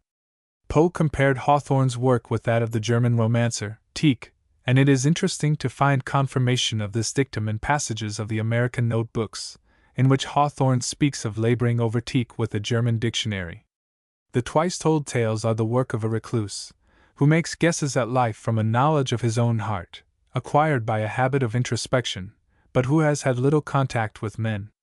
Many of them were shadowy, and others were morbid and unwholesome. But their gloom was of an interior kind, never the physically horrible of Poe. It arose from weird psychological situations like that of Ethan Brand in his search for the unpardonable sin. Hawthorne was true to the inherited instinct of Puritanism. He took the conscience for his theme, and in these early tales he was already absorbed in the problem of evil, the subtle ways in which sin works out its retribution, and the species of fate or necessity that the wrongdoer makes for himself in the inevitable sequences of his crime. Hawthorne was strongly drawn towards symbols and types, and never quite followed Poe's advice to abandon allegory. The Scarlet Letter and his other romances are not, indeed, strictly allegories, since the characters are men and women and not mere personifications of abstract qualities. Still, they all have a certain allegorical tinge. In The Marble Faun, for example, Hilda, Kenyon, Miriam, and Donatello have been ingeniously explained as personifications respectively of the conscience, the reason, the imagination, and the senses. Without going so far as this, it is possible to see in these and in Hawthorne's other creations something typical and representative. He uses his characters like algebraic symbols to work out certain problems with. They are rather more and yet rather less than flesh and blood individuals. The stories in Twice Told Tales and in the second collection, Mosses from an Old Manse, 1846, are more openly allegorical than his later work. Thus the minister's black veil is a sort of anticipation of Arthur Dimmesdale in The Scarlet Letter. From 1846 to 1849 Hawthorne held the position of surveyor of the Custom House of Salem. In the preface to The Scarlet Letter he sketched some of the government officials with whom this office had brought him into contact in a way that gave some offense to the friends of the victims, and a great deal of amusement to the public. Hawthorne's humor was quiet and fine, like Irving's, but less genial and with a more satiric edge to it. The book last named was written at Salem and published in 1850, just before its author's removal to Lenox, now a sort of inland Newport, but then an unfashionable resort among the Berkshire Hills. Whatever obscurity may have hung over Hawthorne hitherto was effectually dissolved by this powerful tale, which was as vivid in coloring as the implication of its title. Hawthorne chose for his background the somber life of the early settlers of New England. Poe had always been drawn toward this part of American history, and in Twice Told Tales had given some illustrations of it in Endicott's Red Cross and Legends of the Province House. Against this dark foil moved in strong relief the figures of Hester Prynne, the woman taken in adultery, her paramour, the Rev. Arthur Dimmesdale, her husband, old Roger Chillingworth, and her illegitimate child. In tragic power, in its grasp of the elementary passions of human nature, and its deep and subtle insight into the inmost secrets of the heart, this is Hawthorne's greatest book. He never crowded his canvas with figures.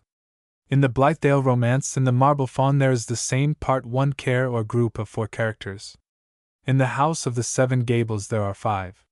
The last mentioned of these, published in 1852, was of a more subdued intensity than The Scarlet Letter, but equally original, and upon the whole, perhaps equally good. The Blithedale Romance, published in the same year, though not strikingly inferior to the others, adhered more to conventional patterns in its plot and in the sensational nature of its ending. The suicide of the heroine by drowning, and the terrible scene of the recovery of her body, were suggested to the author by an experience of his own on Concord River, the account of which, in his own words, may be read in Julian Hawthorne's Nathaniel Hawthorne and His Wife. In 1852 Hawthorne returned to Concord and bought the Wayside property, which he retained until his death. But in the following year his old college friend Pierce, now become president, appointed him consul to Liverpool, and he went abroad for 7 years. The most valuable fruit of his foreign residence was the Romance of the Marble Faun, 1860, the longest of his fictions and the richest in descriptive beauty. The theme of this was the development of the soul through the experience of sin. There is a haunting mystery thrown about the story, like a soft veil of mist, veiling the beginning and the end. There is even a delicate teasing suggestion of the preternatural in Donatello, the Faun, a creation as original as Shakespeare's Caliban or Fuchs' Undine, and yet quite on this side the borderline of the human. Our Old Home, a book of charming papers on England, was published in 1863. Manifold experience of life and contact with men, affording scope for his always keen observation, had added range, fullness, warmth to the imaginative subtlety which had manifested itself even in his earliest tales. Two admirable books for children, The Wonder Book and Tanglewood Tales, in which the classical mythologies were retold, should also be mentioned in the list of Hawthorne's writings, as well as the American, English, and Italian notebooks, the first of which contains the seed thoughts of some of his finished works, together with hundreds of hints for plots, episodes, descriptions, etc., which he never found time to work out. Hawthorne's style, in his first sketches and stories a little stilted and bookish, gradually acquired an exquisite perfection, and is as well worth study as that of any prose classic in the English tongue. Hawthorne was no transcendentalist. He dwelt much in a world of ideas, and he sometimes doubted whether the tree on the bank or its image in the stream were the more real. But this had little in common with the philosophical idealism of his neighbors.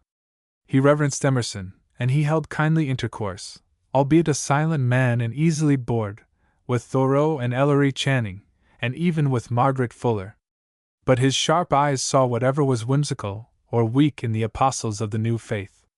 He had little enthusiasm for causes or reforms, and among so many abolitionists he remained a Democrat, and even wrote a campaign life of his friend Pierce.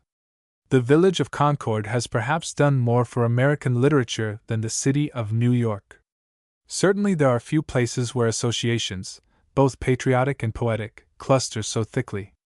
At one side of the grounds of the Old Manse, which has the river at its back, runs down a shaded lane to the Concord Monument and the figure of the Minute Man and the successor of the rude bridge that arched the flood. Scarce 2 miles away, among the woods, is Little Walden, God's Drop. The men who made Concord famous are asleep in Sleepy Hollow, yet still their memory prevails to draw seekers after truth to the Concord Summer School of Philosophy, which met annually, a few years since, to reason high of God, freedom, and immortality, next door to the wayside, and under the hill on whose ridge Hawthorne wore a path as he paced up and down beneath the hemlocks. 1. Ralph Waldo Emerson. Nature. The American Scholar. Literary Ethics. The Transcendentalism. The Oversoul. Address before the Cambridge Divinity School. English Traits. Representative Men. Poems. 2. Henry David Thoreau. Excursions. Walden. A Week on the Concord and Merrimack Rivers. Cape Cod. The Maine Woods. 3. Nathaniel Hawthorne. Mosses from an Old Manse. The Scarlet Letter. The House of the Seven Gables. The Blithedale Romance. The Marble Faun. Our Old Home. 4. Transcendentalism in New England. By O. B. Frothingham. New York, G. P. Putnam's Sons. 1875. 1. The Indian Name of Concord River. Chapter 5. The Cambridge Scholars. 1837 to 1861. With few exceptions, the men who have made American literature what it is have been college graduates. And yet our colleges have not commonly been, in themselves, literary centers. Most of them have been small and poor, and situated in little towns or provincial cities. Their alumni scatter far and wide immediately after graduation, and even those of them who may feel drawn to a life of scholarship or letters find little to attract them at the home of their alma mater, and seek by preference the larger cities, where periodicals and publishing houses offer some hope of support in a literary career. Even in the older and better equipped universities, the faculty is usually a corps of working scholars, each man intent upon his specialty and rather inclined to undervalue merely literary performance. In many cases, the fastidious and hypercritical turn of mind which besets the scholar, the timid conservatism which naturally characterizes an ancient seat of learning, and the spirit of theological conformity which suppresses free discussion, have exerted their benumbing influence upon the originality and creative impulse of their inmates. Hence it happens that, while the contributions of American college teachers to the exact sciences, to theology and philology, metaphysics, political philosophy, and the several branches of learning have been honorable and important, they have as a class made little mark upon the general literature of the country. The professors of literature in our colleges are usually persons who have made no additions to literature, and the professors of rhetoric seem ordinarily to have been selected to teach students how to write for the reason that they themselves have never written anything that anyone has ever read. To these remarks, the Harvard College of some 50 years ago offers some striking exceptions. It was not the large and fashionable university that it has lately grown to be, with its multiplied elective courses, its numerous faculty, and its somewhat motley collection of undergraduates, but a small school of the classics and mathematics, with something of ethics, natural science, and the modern languages added to its old-fashioned, scholastic curriculum, and with a very homogeneous clientele, drawn mainly from the Unitarian families of eastern Massachusetts. Nevertheless, a finer intellectual life, in many respects, was lived at Old Cambridge within the years covered by this chapter than nowadays at the same place, or at any date in any other American university town. The neighborhood of Boston, where the commercial life has never so entirely overlain the intellectual as in New York and Philadelphia, has been a standing advantage to Harvard College. The recent upheaval in religious thought had secured toleration and made possible that free and even audacious interchange of ideas without which a literary atmosphere is impossible. From these, or from whatever causes, it happened that the old Harvard scholarship had an elegant and tasteful side to it, so that the dry erudition of the schools blossomed into a generous culture, and there were men in the professors' chairs who were no less efficient as teachers because they were also poets, orators, wits, and men of the world. In the 17 years from 1821 to 1839 there were graduated from Harvard College Emerson, Holmes, Sumner, Phillips, Motley, Thoreau, Lowell, and Edward Everett Hale, some of whom took up their residence at Cambridge, others at Boston, and others at Concord, which was quite as much a spiritual suburb of Boston as Cambridge was. In 1836, when Longfellow became professor of modern languages at Harvard, Sumner was lecturing in the law school. The following year, in which Thoreau took his bachelor's degree, witnessed the delivery of Emerson's Phi Beta Kappa lecture on the American Scholar in the college chapel, and Wendell Phillips's speech on the murder of Lovejoy in Faneuil Hall. Lowell, whose description of the impression produced by the former of these famous addresses has been quoted in a previous chapter, was an undergraduate at the time. He took his degree in 1838, and in 1855 succeeded Longfellow in the chair of modern languages. Holmes had been chosen in 1847 professor of anatomy and physiology in the medical school, a position which he held until 1882. The historians, Prescott and Bancroft, had been graduated in 1814 and 1817 respectively. The former's first important publication, Ferdinand and Isabella, appeared in 1837. Bancroft had been a tutor in the college in 1822-23, and the initial volume of his History of the United States was issued in 1835. Another of the Massachusetts School of Historical Writers, Francis Parkman, took his first degree at Harvard in 1844. Cambridge was still hardly more than a village, a rural outskirt of Boston, such as Lowell described it in his article, Cambridge 30 Years Ago, originally contributed to Putnam's Monthly in 1853, and afterward reprinted in his Fireside Travels, 1864. The situation of a university scholar in Old Cambridge was thus an almost ideal one.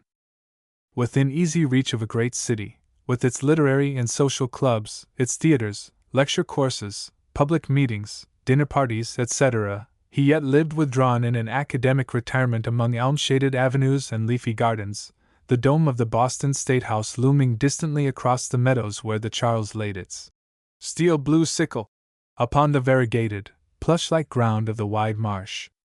There was thus, at all times during the quarter of a century embraced between 1837 and 1861, a group of brilliant men resident in or about Cambridge and Boston, meeting frequently and intimately, and exerting upon one another a most stimulating influence. Some of the closer circles, all concentric to the university, of which this group was loosely composed, were laughed at by outsiders as mutual admiration societies. Such was, for instance, the Five of Clubs, whose members were Longfellow, Sumner C. Felton, professor of Greek at Harvard, and afterward president of the college, G.S. Hillard, a graceful lecturer, essayist, and poet, of a somewhat amateurish kind, and Henry R. Cleveland, of Jamaica Plain, a lover of books and a writer of them. Henry Wadsworth Longfellow, 1807–82, the most widely read and loved of American poets, or, indeed, of all contemporary poets in England and America, though identified with Cambridge for nearly 50 years, was a native of Portland, Maine, and a graduate of Bowdoin College, in the same class with Hawthorne. Since leaving college, in 1825, he had studied and traveled for some years in Europe, and had held the professorship of modern languages at Bowdoin. He had published several textbooks, a number of articles on the Romance languages and literatures in the North American Review, a thin volume of metrical translations from the Spanish, a few original poems in various periodicals, and the pleasant sketches of European travel entitled D'Outre-mer. But Longfellow's fame began with the appearance in 1839 of his Voices of the Night. Excepting an earlier collection by Bryant, this was the first volume of real poetry published in New England, and it had more warmth and sweetness, a greater richness and variety, than Bryant's work ever possessed. Longfellow's genius was almost feminine in its flexibility and its sympathetic quality. It readily took the color of its surroundings and opened itself eagerly to impressions of the beautiful from every quarter, but especially from books. This first volume contained a few things written during his student days at Bowdoin, one of which, a blank verse piece on autumn, clearly shows the influence of Bryant's Thanatopsis. Most of these juvenilia had nature for their theme, but they were not so sternly true to the New England landscape as Thoreau or Bryant. The skylark and the ivy appear among their scenic properties, and in the best of them, Woods in Winter, it is the English hawthorn, and not any American tree, through which the gale is made to blow, just as later Longfellow uses rooks instead of crows. The young poet's fancy was instinctively putting out feelers toward the storied lands of the Old World, and in his hymn of the Moravian nuns of Bethlehem he transformed the rude church of the Moravian sisters to a cathedral with glimmering tapers, swinging censers, chancel, altar, cowls, and dim mysterious aisle. After his visit to Europe, Longfellow returned deeply imbued with the spirit of romance. It was his mission to refine our national taste by opening to American readers, in their own vernacular, new springs of beauty in the literatures of foreign tongues. The fact that this mission was interpretive, rather than creative, hardly detracts from Longfellow's true originality. It merely indicates that his inspiration came to him in the first instance from other sources than the common life about him. He naturally began as a translator, and this first volume contained, among other things, exquisite renderings from the German of Uhland, Salas, and Muller, from the Danish, French, Spanish, and Anglo-Saxon, and a few passages from Dante. Longfellow remained all his life a translator, and in subtler ways than by direct translation he infused the fine essence of European poetry into his own. He loved tales that have the rhyme of age and chronicles of eld. The golden light of romance is shed upon his page, and it is his habit to borrow medieval and Catholic imagery from his favorite Middle Ages, even when writing of American subjects. To him the clouds are hooded friars that tell their beads in drops of rain. The midnight winds blowing through woods and mountain passes are chanting solemn masses for the repose of the dying year, and the strain ends with the prayer, Kyrie eleison, Christ eleison. In his journal he wrote characteristically, the black shadows lie upon the grass like engravings in a book. Autumn has written his rubric on the illuminated leaves, the wind turns them over and chants like a friar. This in Cambridge, of a moonshiny night, on the first day of the American October. But several of the pieces in Voices of the Night sprang more immediately from the poet's own inner experience. The Hymn to the Night, the Psalm of Life, the Reaper and the Flowers, Footsteps of Angels, the Light of Stars, and the Beleaguered City spoke of love, bereavement, comfort, patience, and faith. In these lovely songs, and in many others of the same kind which he afterward wrote, Longfellow touched the hearts of all his countrymen. America is a country of homes, and Longfellow, as the poet of sentiment and of the domestic affections, became and remains far more general in his appeal than such a cosmic singer as Whitman, who is still practically unknown to the fierce democracy, to which he has addressed himself. It would be hard to overestimate the influence for good exerted by the tender feeling and the pure and sweet morality which the hundreds of thousands of copies of Longfellow's writings, that have been circulated among readers of all classes in America and England, have brought with them. 3 later collections, Ballads and Other Poems, 1842, The Belfry of Bruges, 1846, and The Seaside and the Fireside, 1850, comprise most of what is noteworthy in Longfellow's minor poetry. The first of these embraced, together with some renderings from the German and the Scandinavian languages, specimens of stronger original work than the author had yet put forth, namely, the 2 powerful ballads of the Skeleton in Armor and the Wreck of the Hesperus. The former of these, written in the swift leaping meter of Drayton's Ode to the Cambro Britons on their harp, was suggested by the digging up of a mail-clad skeleton at Fall River, a circumstance which the poet linked with the traditions about the Round Tower at Newport, thus giving to the whole the spirit of a Norse Viking song of war and of the sea. The Wreck of the Hesperus was occasioned by the news of shipwrecks on the coast near Gloucester, and by the name of a reef, Norman's Woe, where many of them took place. It was written one night between 12 and 3, and cost the poet, he said, hardly an effort.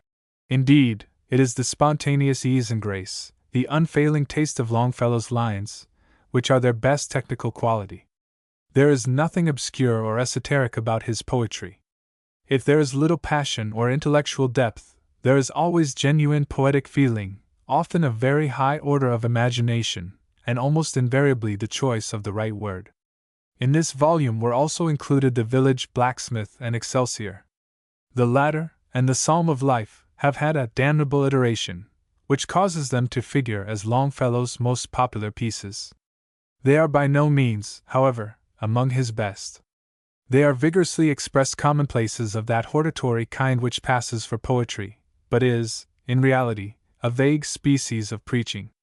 In The Belfry of Bruges and The Seaside and the Fireside the translations were still kept up, and among the original pieces were The Occupation of Orion, the most imaginative of all Longfellow's poems, Seaweed, which has very noble stanzas, The Favorite Old Clock on the Stairs, The Building of the Ship, with its magnificent closing apostrophe to the Union, and The Fire of Driftwood, the subtlest in feeling of anything that the poet ever wrote. With these were verses of a more familiar quality, such as The Bridge, Resignation, and The Day is Done, and many others, all reflecting moods of gentle and pensive sentiment, and drawing from analogies in nature or in legend lessons which, if somewhat obvious, were expressed with perfect art. Like Keats, he apprehended everything on its beautiful side. Longfellow was all poet. Like Ophelia in Hamlet. Thought and affection, passion, hell itself, he turns to favor and to prettiness. He cared very little about the intellectual movement of the age. The transcendental ideas of Emerson passed over his head and left him undisturbed. For politics he had that gentlemanly distaste which the cultivated class in America had already begun to entertain. In 1842 he printed a small volume of poems on slavery, which drew commendation from his friend Sumner, but had nothing of the fervor of Whittier's or Lowell's utterances on the same subject. It is interesting to compare his journals with Hawthorne's American Notebooks, and to observe in what very different ways the two writers made prey of their daily experiences for literary material. A favorite haunt of Longfellow's was the bridge between Boston and Cambridgeport, the same which he put into verse in his poem, The Bridge. "I always stop on the bridge," he writes in his journal. "Tide waters are beautiful. From the ocean up into the land they go, like messengers, to ask why the tribute has not been paid. The brooks and rivers answer that there has been little harvest of snow and rain this year. Floating seawood and kelp is carried up into the meadows, as returning sailors bring oranges and bandana handkerchiefs to friends in the country." And again, "We leaned for a while on the wooden rail and enjoyed the silvery reflection on the sea, making sundry comparisons. Among other thoughts we had this cheering one, that the whole sea was flashing with this heavenly light, though we saw it only in a single track. The dark waves are the dark providences of God, luminous, though not to us, and even to ourselves in another position. Walk on the bridge, both ends of which are lost in the fog, like human life midway between two eternities, beginning and ending in mist." In Hawthorne an allegoric moaning is usually something deeper and subtler than this, and seldom so openly expressed. Many of Longfellow's poems, The Beleaguered City, for example, may be definitely divided into two parts.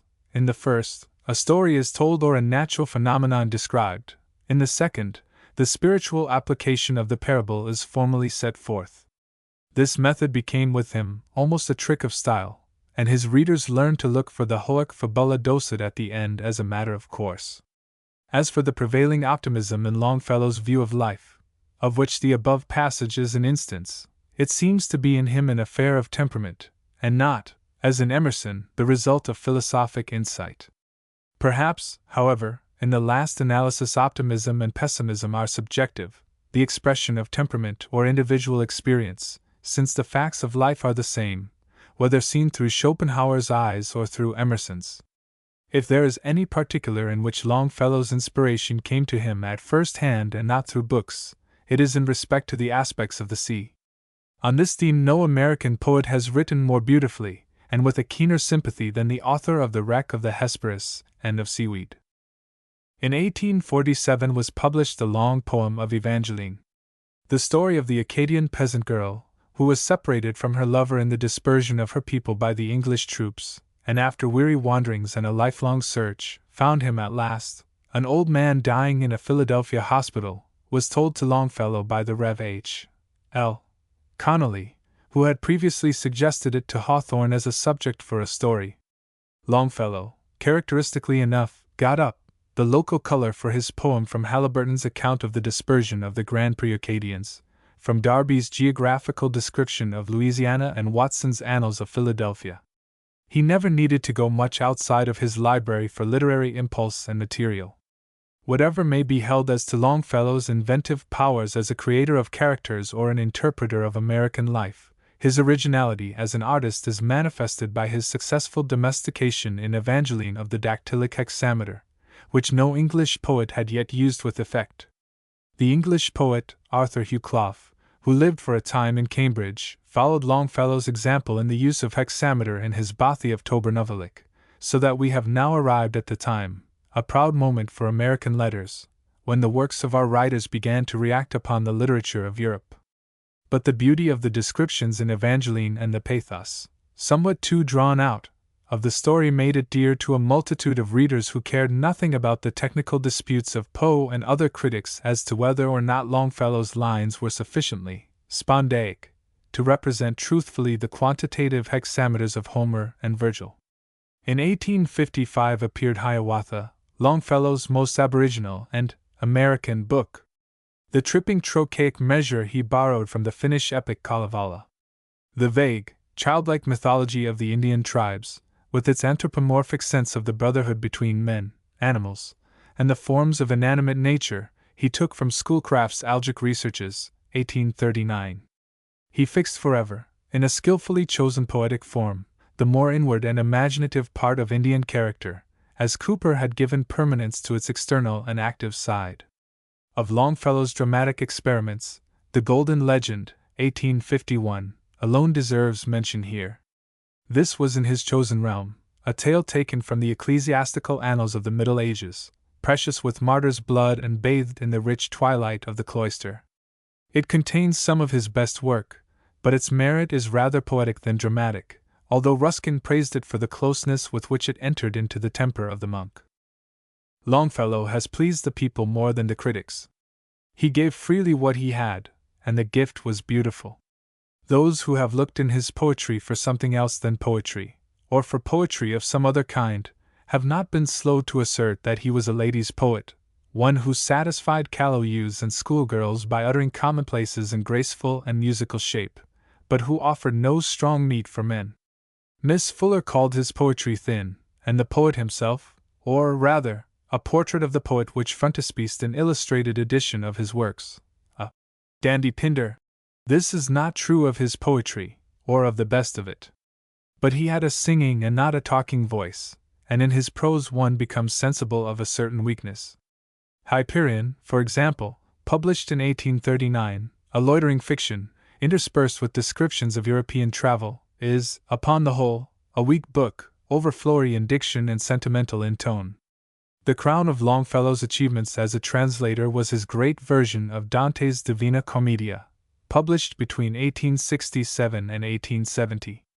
It is a severely literal, almost a line-for-line, rendering. The meter is preserved, but the rhymes sacrificed. If not the best English poem constructed from Dante, it is at all events the most faithful and scholarly paraphrase. The sonnets which accompanied it are among Longfellow's best work. He seems to have been raised by daily communion with the great Tuscan into a habit of deeper and more subtle thought than is elsewhere common in his poetry. Oliver Wendell Holmes, 1809, is a native of Cambridge and a graduate of Harvard in the class of '29, a class whose anniversary reunions he has celebrated in something like 40 distinct poems and songs. For sheer cleverness and versatility, Dr. Holmes is, perhaps, unrivaled among American men of letters. He has been poet, wit, humorist, novelist, essayist, and a college lecturer and writer on medical topics. In all of these departments he has produced work which ranks high, if not with the highest.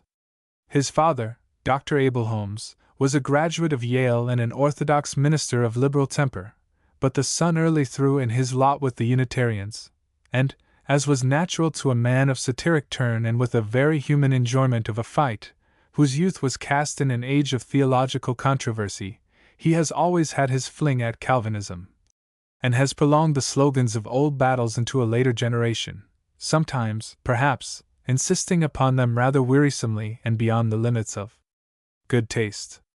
He had, even as an undergraduate, a reputation for cleverness at writing comic verses, and many of his good things in this kind, such as the Dorchester Giant and the Height of the Ridiculous, were contributed to the Collegian, a student's paper. But he first drew the attention of a wider public by his spirited ballad of Old Ironsides. I tear her tattered ensign down! Composed about 1830, when it was proposed by the government to take to pieces the unseaworthy hulk of the famous old man-of-war, Constitution. Holmes's indignant protest, which has been a favorite subject for schoolboy declamation, had the effect of postponing the vessel's fate for a great many years. From 1830 to 35 the young poet was pursuing his medical studies in Boston and Paris, contributing now and then some verses to the magazines. Of his life as a medical student in Paris there are many pleasant reminiscences in his Autocrat and other writings, as where he tells, for instance, of a dinner party of Americans in the French capital, where one of the company brought tears of homesickness into the eyes of his sodaless by saying that the tinkle of the ice in the champagne glasses reminded him of the cowbells in the rocky old pastures of New England. In 1836 he printed his first collection of poems. The volume contained, among a number of pieces broadly comic, like the September Gale, the Music Grinders, and the Ballad of the Oysterman, which at once became widely popular, a few poems of a finer and quieter temper, in which there was a quaint blending of the humorous and the pathetic. Such were My Aunt and the Last Leaf, which Abraham Lincoln found inexpressibly touching, and which it is difficult to read without the double tribute of a smile and a tear. The volume contained also poetry, a metrical essay, read before the Harvard chapter of the Phi Beta Kappa Society, which was the first of that long line of capital occasional poems which Holmes has been spinning for half a century with no sign of fatigue and with scarcely any falling off in freshness. Poems read or spoken or sung at all manner of gatherings, public and private, at Harvard commencements, class days, and other academic anniversaries, at inaugurations, centennials, dedications of cemeteries, meetings of medical associations, mercantile libraries, Burns clubs, and New England societies, at rural festivals and city fairs, openings of theaters, layings of cornerstones, birthday celebrations, jubilees, funerals, commemoration services, dinners of welcome or farewell to Dickens, Bryant, Everett, Whittier, Longfellow, Grant, Farragut, the Grand Duke Alexis, the Chinese Embassy, and what not. Probably no poet of any age or clime has written so much, and so well to order.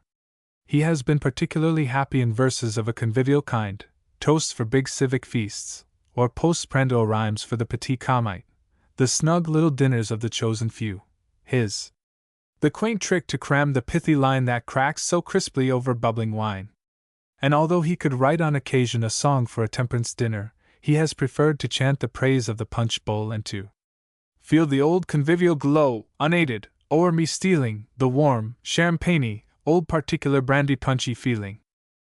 It would be impossible to enumerate the many good things of this sort which Holmes has written, full of wit and wisdom, and of humor lightly dashed with sentiment, and sparkling with droll analogies, sudden puns, and unexpected turns of rhyme and phrase. Among the best of them are Nux Post Sinatica, a modest request, Ode for a Social Meeting, The Boys, and Rip Van Winkle, M.D. Holmes's favorite measure, in his longer poems, is the heroic couplet which Pope's example seems to have consecrated forever to satiric and didactic verse. He writes as easily in this meter as if it were prose, and with much of Pope's epigrammatic neatness. He also manages with facility the anapaestics of Moore, and the ballad stanza which Hood had made the vehicle for his drolleries. It cannot be expected that verses manufactured to pop with the corks and fizz with the champagne at academic banquets should much outlive the occasion, or that the habit of producing such verses on demand should foster in the producer that high seriousness, which Matthew Arnold asserts to be one mark of all great poetry. Holmes's poetry is mostly on the colloquial level, excellent society verse, but even in its serious moments too smart and too pretty to be taken very gravely, with a certain glitter, knowingness, and flippancy about it, and an absence of that self-forgetfulness and intense absorption in its theme which characterize the work of the higher imagination.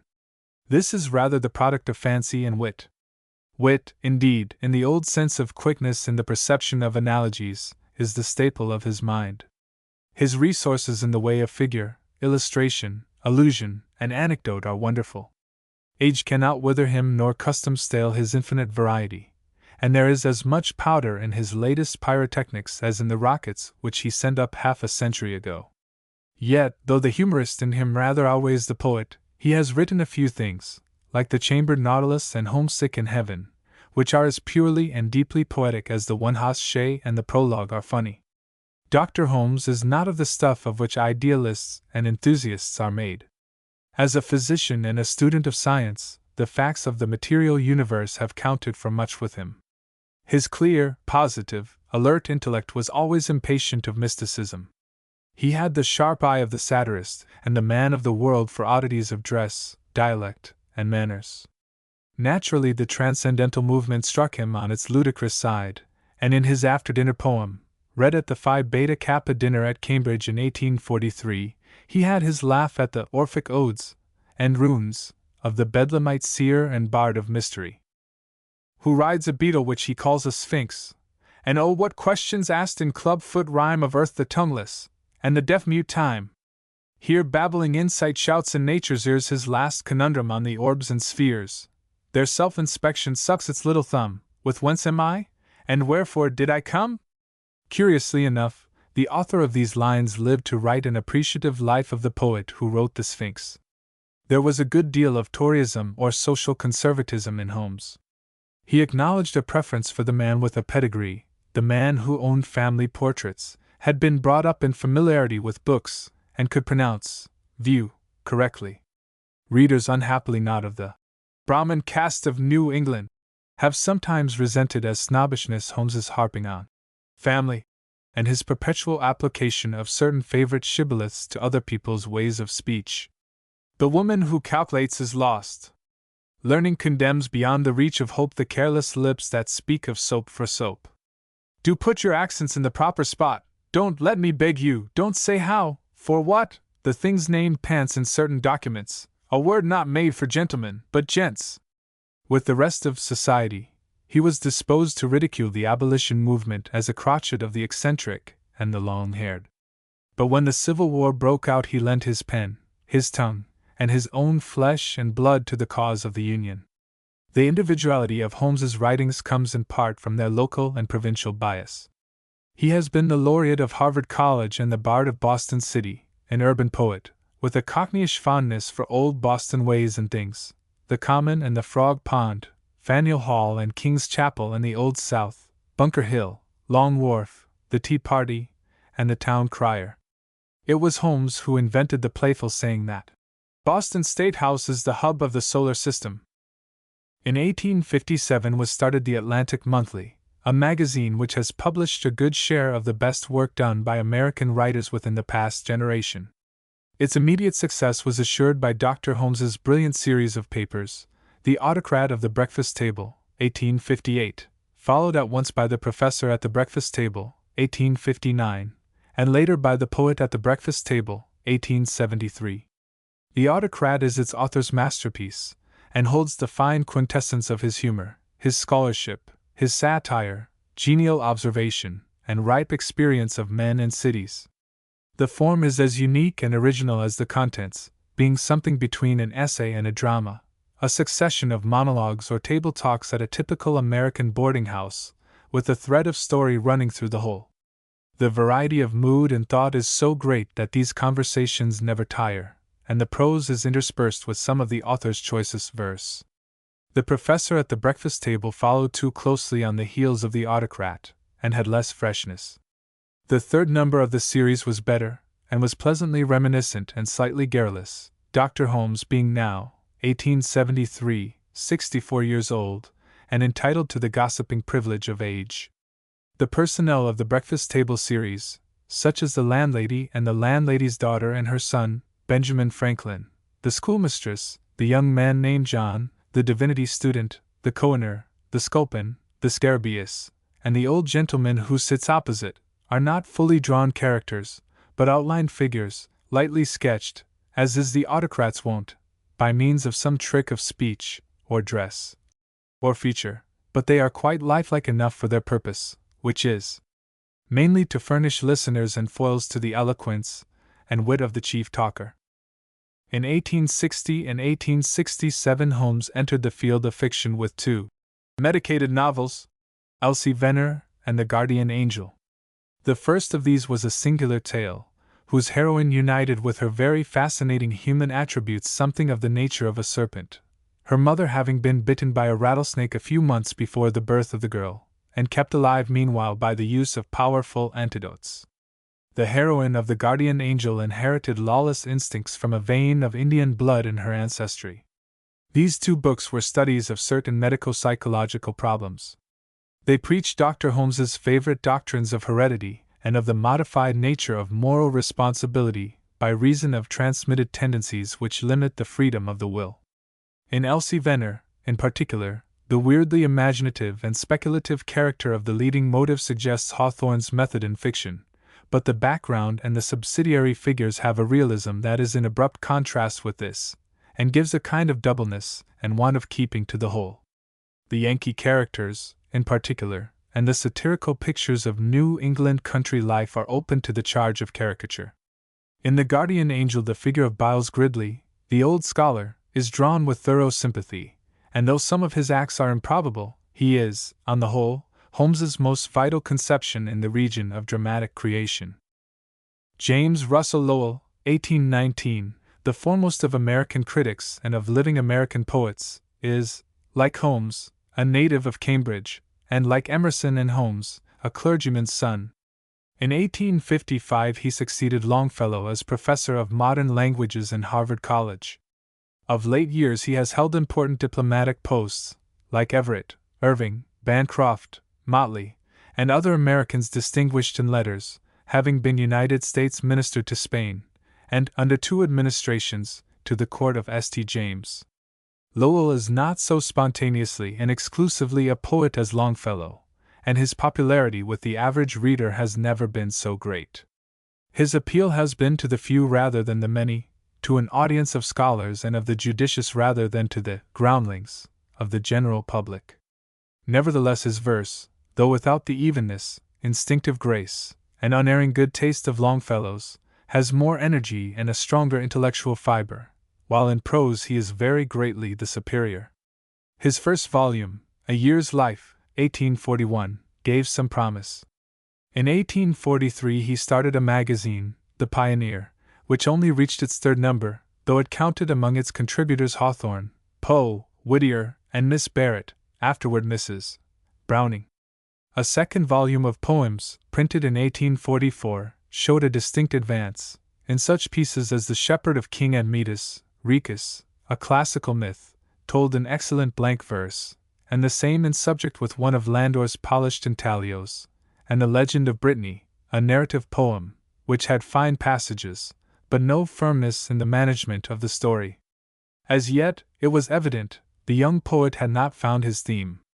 This came with the outbreak of the Mexican War, which was unpopular in New England, and which the Free Soil Party regarded as a slaveholders' war waged without provocation against the sister republic, and simply for the purpose of extending the area of slavery.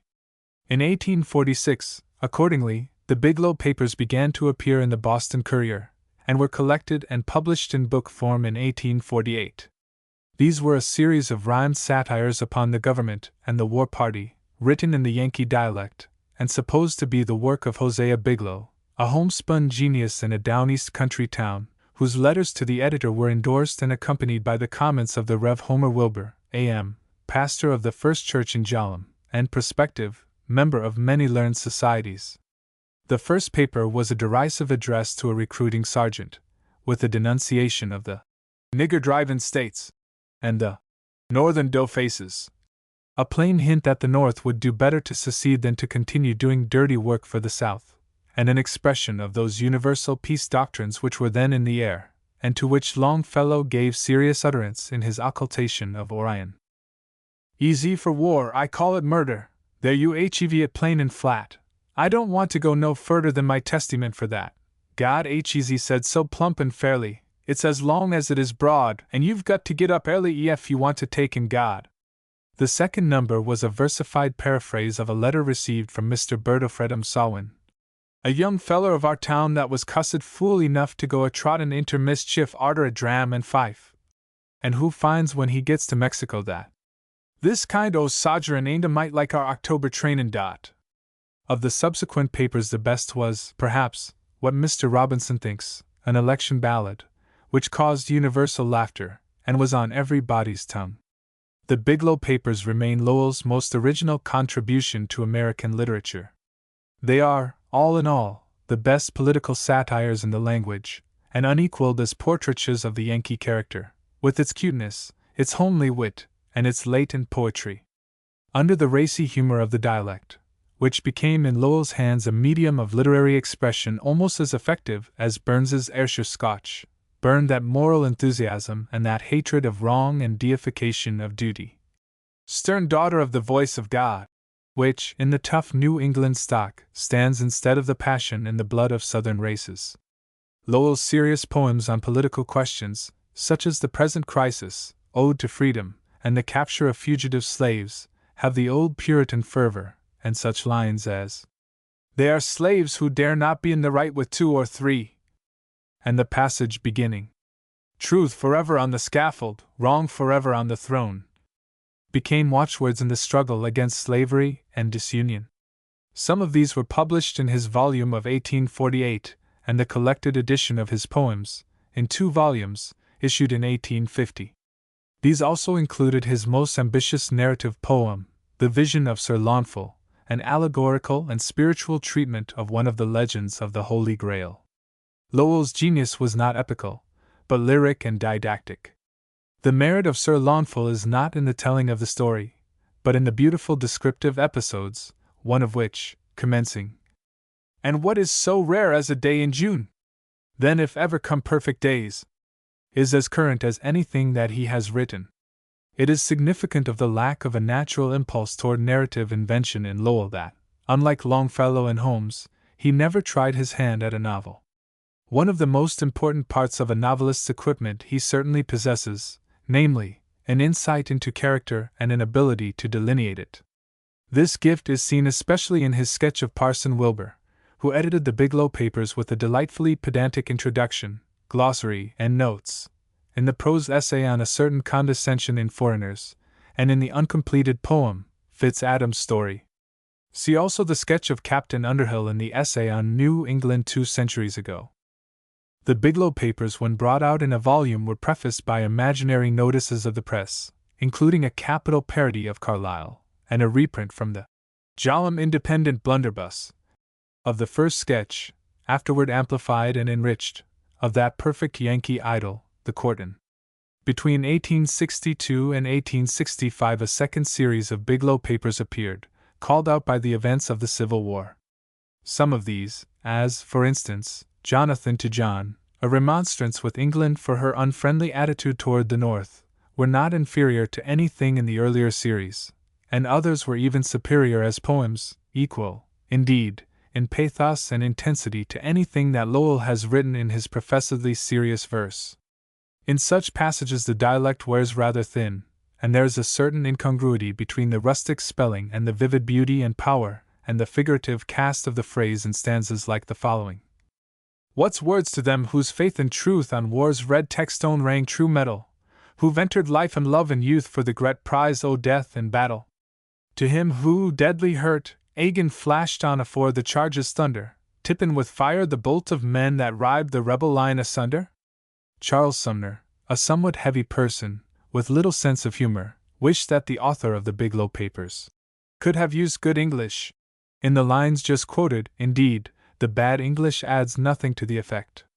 In 1848 Lowell wrote a fable for critics, something after the style of Sir John Suckling's Session of the Poets, a piece of rollicking doggerel in which he surveyed the American Parnassus, scattering about headlong fun, sharp satire, and sound criticism in equal proportion. Never an industrious workman, like Longfellow, at the poetic craft, but preferring to wait for the mood to seize him, he allowed 18 years to go by, from 1850 to 1868, before publishing another volume of verse. In the latter year appeared Under the Willows, which contains some of his ripest and most perfect work, notably A Winter Evening Hymn to My Fire, with its noble and touching close, suggested by, perhaps, at any rate recalling, the dedication of Goethe's Faust. Nat juk wieder schwankend gestalten. The Subtle Footpath and In the Twilight, the lovely little poems Auf Wiedersehen and After the Funeral, and a number of spirited political pieces, such as Villa Franca and The Washers of the Shroud. This volume contained also his ode recited at the Harvard Commemoration in 1865. This, although uneven, is one of the finest occasional poems in the language, and the most important contribution which our Civil War has made to song. It was charged with the grave emotion of one who not only shared the patriotic grief and exultation of his alma mater in the sacrifice of her sons, but who felt a more personal sorrow in the loss of kindred of his own, fallen in the front of battle. Particularly noteworthy in this memorial ode are the tribute to Abraham Lincoln, the third strophe beginning, Many love truth, the exordium, O beautiful, my country, ours once more, and the close of the eighth strophe, where the poet chants of the youthful heroes who come transfigured back, secure from change in their high-hearted ways, beautiful evermore and with the rays of morn on their white shields of expectation. From 1857 to 1862 Lowell edited the Atlantic Monthly, and from 1863 to 1872 the North American Review. His prose, beginning with an early volume of Conversations on Some of the Old Poets, 1844, has consisted mainly of critical essays on individual writers, such as Dante, Chaucer, Spenser, Emerson, Shakespeare, Thoreau, Pope, Carlyle, etc., together with papers of a more miscellaneous kind, like Witchcraft, New England 2 Centuries Ago, My Garden Acquaintance, A Good Word for Winter, Abraham Lincoln, etc., etc. 2 volumes of these were published in 1870 and 1876, under the title Among My Books, and another, My Study Windows, in 1871. As a literary critic, Lowell ranks easily among the first of living writers. His scholarship is thorough, his judgment keen, and he pours out upon his page an unwithholding wealth of knowledge, humor, wit, and imagination from the fullness of an overflowing mind. His prose has not the chastened correctness and low tone of Matthew Arnold's.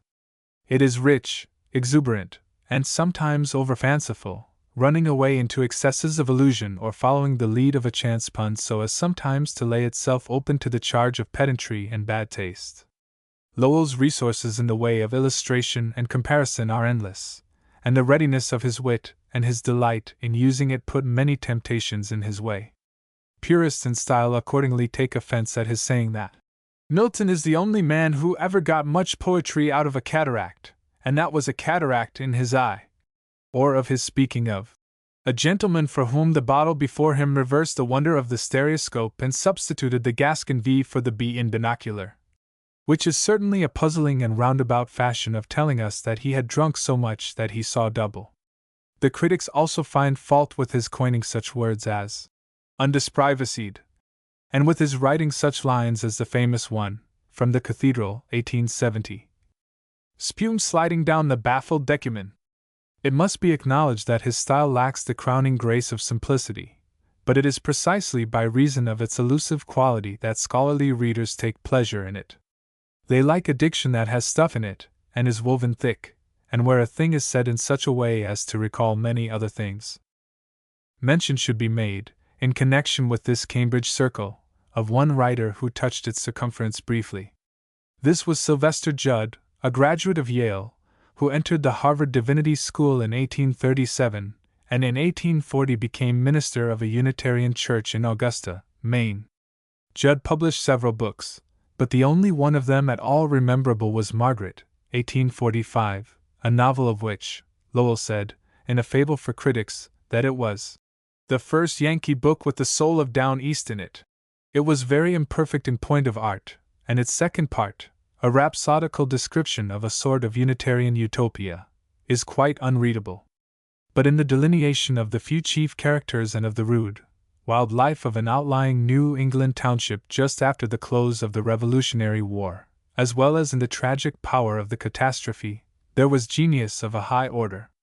As the country has grown older and more populous, and works in all departments of thought have multiplied, it becomes necessary to draw more strictly the line between the literature of knowledge and the literature of power.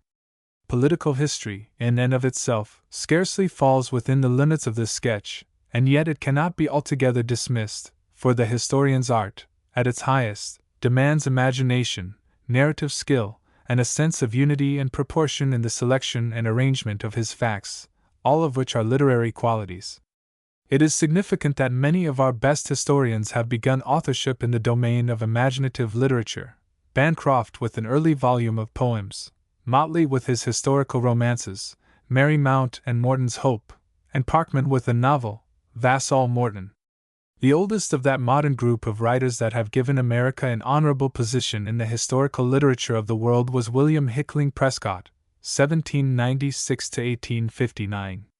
Prescott chose for his theme the history of the Spanish conquest in the New World, a subject full of romantic incident and susceptible of that glowing and perhaps slightly over-gorgeous coloring which he laid on with a liberal hand.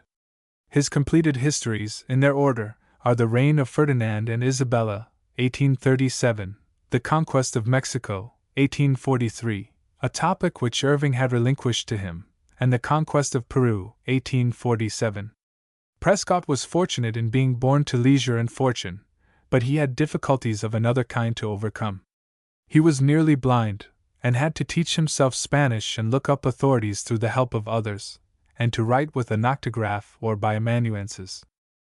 George Bancroft, 1800–91, issued the first volume of his great History of the United States in 1834, and exactly half a century later the final volume of the work, bringing the subject down to 1789. Bancroft had studied at Göttingen, and imbibed from the German historian Heeren the scientific method of historical study. He had access to original sources, in the nature of collections and state papers in the governmental archives of Europe, of which no American had hitherto been able to avail himself. His history, in thoroughness of treatment, leaves nothing to be desired, and has become the standard authority on the subject. As a literary performance merely, it is somewhat wanting in flavor, Bancroft's manner being heavy and stiff when compared with Motley's or Parkman's. The historian's services to his country have been publicly recognized by his successive appointments as Secretary of the Navy, Minister to England, and Minister to Germany. The greatest, on the whole, of American historians was John Lothrop Motley, 1814–77, who, like Bancroft, was a student at Göttingen and United States Minister to England. His Rise of the Dutch Republic, 1856, and History of the United Netherlands, published in installments from 1861 to 1868, equaled Bancroft's work in scientific thoroughness and philosophic grasp, and Prescott's in the picturesque brilliancy of the narrative, while it excelled them both in its masterly analysis of great historic characters, reminding the reader, in this particular, of Macaulay's figure painting. The episodes of the siege of Antwerp and the sack of the cathedral, and of the defeat and wreck of the Spanish Armada, are as graphic as Prescott's famous description of Cortez's capture of the city of Mexico, while the elder historian has nothing to compare with Motley's vivid personal sketches of Queen Elizabeth, Philip II, Henry of Navarre, and William the Silent. The Life of John of Barneveld, 1874, completed the series of studies upon the history of the Netherlands, a theme to which Motley was attracted because the heroic struggle of the Dutch for liberty offered, in some respects, a parallel to the growth of political independence in Anglo-Saxon communities, and especially in his own America. The last of these Massachusetts historical writers whom we shall mention is Francis Parkman, 1823, whose subject has the advantage of being thoroughly American. His Oregon Trail, 1847, a series of sketches of prairie and Rocky Mountain life, originally contributed to the Knickerbocker magazine, displays his early interest in the American Indians. In 1851 appeared his first historical work, The Conspiracy of Pontiac. This has been followed by the series entitled France and England in North America, the 6 successive parts of which are as follows: The Pioneers of France in the New World, The Jesuits in North America, La Salle and the Discovery of the Great West, The Old Regime in Canada, Count Frontenac in New France, and Montcalm and Wolfe. These narratives have a wonderful vividness, and a romantic interest not inferior to Cooper's novels. Parkman made himself personally familiar with the scenes which he described, and some of the best descriptions of American woods and waters are to be found in his histories. If any fault is to be found with his books, indeed, it is that their picturesqueness and fine writing are a little in excess. The political literature of the years from 1837 to 1861 hinged upon the anti-slavery struggle. In this irrepressible conflict, Massachusetts led the van. Garrison had written in his Liberator, in 1830, "I will be as harsh as truth and as uncompromising as justice. I am in earnest. I will not equivocate. I will not excuse. I will not retreat a single inch, and I will be heard." But the Garrisonian abolitionists remained for a long time, even in the North, a small and despised faction. It was a great point gained when men of education and social standing, like Wendell Phillips, 1811–84, and Charles Sumner, 1811–74, joined themselves to the cause. Both of these were graduates of Harvard and men of scholarly pursuits. They became the representative orators of the anti-slavery party, Phillips on the platform and Sumner in the Senate. The former first came before the public in his fiery speech, delivered in Faneuil Hall December 8, 1837, before a meeting called to denounce the murder of Lovejoy, who had been killed at Alton, Illinois, while defending his press against a pro-slavery mob. Thenceforth Phillips's voice was never idle in behalf of the slave. His eloquence was impassioned and direct, and his English singularly pure, simple, and nervous. He is perhaps nearer to Demosthenes than any other American orator. He was a most fascinating platform speaker on themes outside of politics, and his lecture on the lost arts was a favorite with audiences of all sorts. Sumner was a man of intellectual tastes, who entered politics reluctantly, and only in obedience to the resistless leading of his conscience. He was a student of literature and art, a connoisseur of engravings, for example, of which he made a valuable collection. He was fond of books, conversation, and foreign travel, and in Europe, while still a young man, had made a remarkable impression in society. But he left all this for public life, and in 1851 was elected as Webster's successor to the Senate of the United States. Thereafter he remained the leader of the abolitionists in Congress until slavery was abolished. His influence throughout the North was greatly increased by the brutal attack upon him in the Senate chamber in 1856 by Bully Brooks, of South Carolina. Sumner's oratory was stately, and somewhat labored. While speaking he always seemed, as has been wittily said, to be surveying a broad landscape of his own convictions. His most impressive qualities as a speaker were his intense moral earnestness and his thorough knowledge of his subject.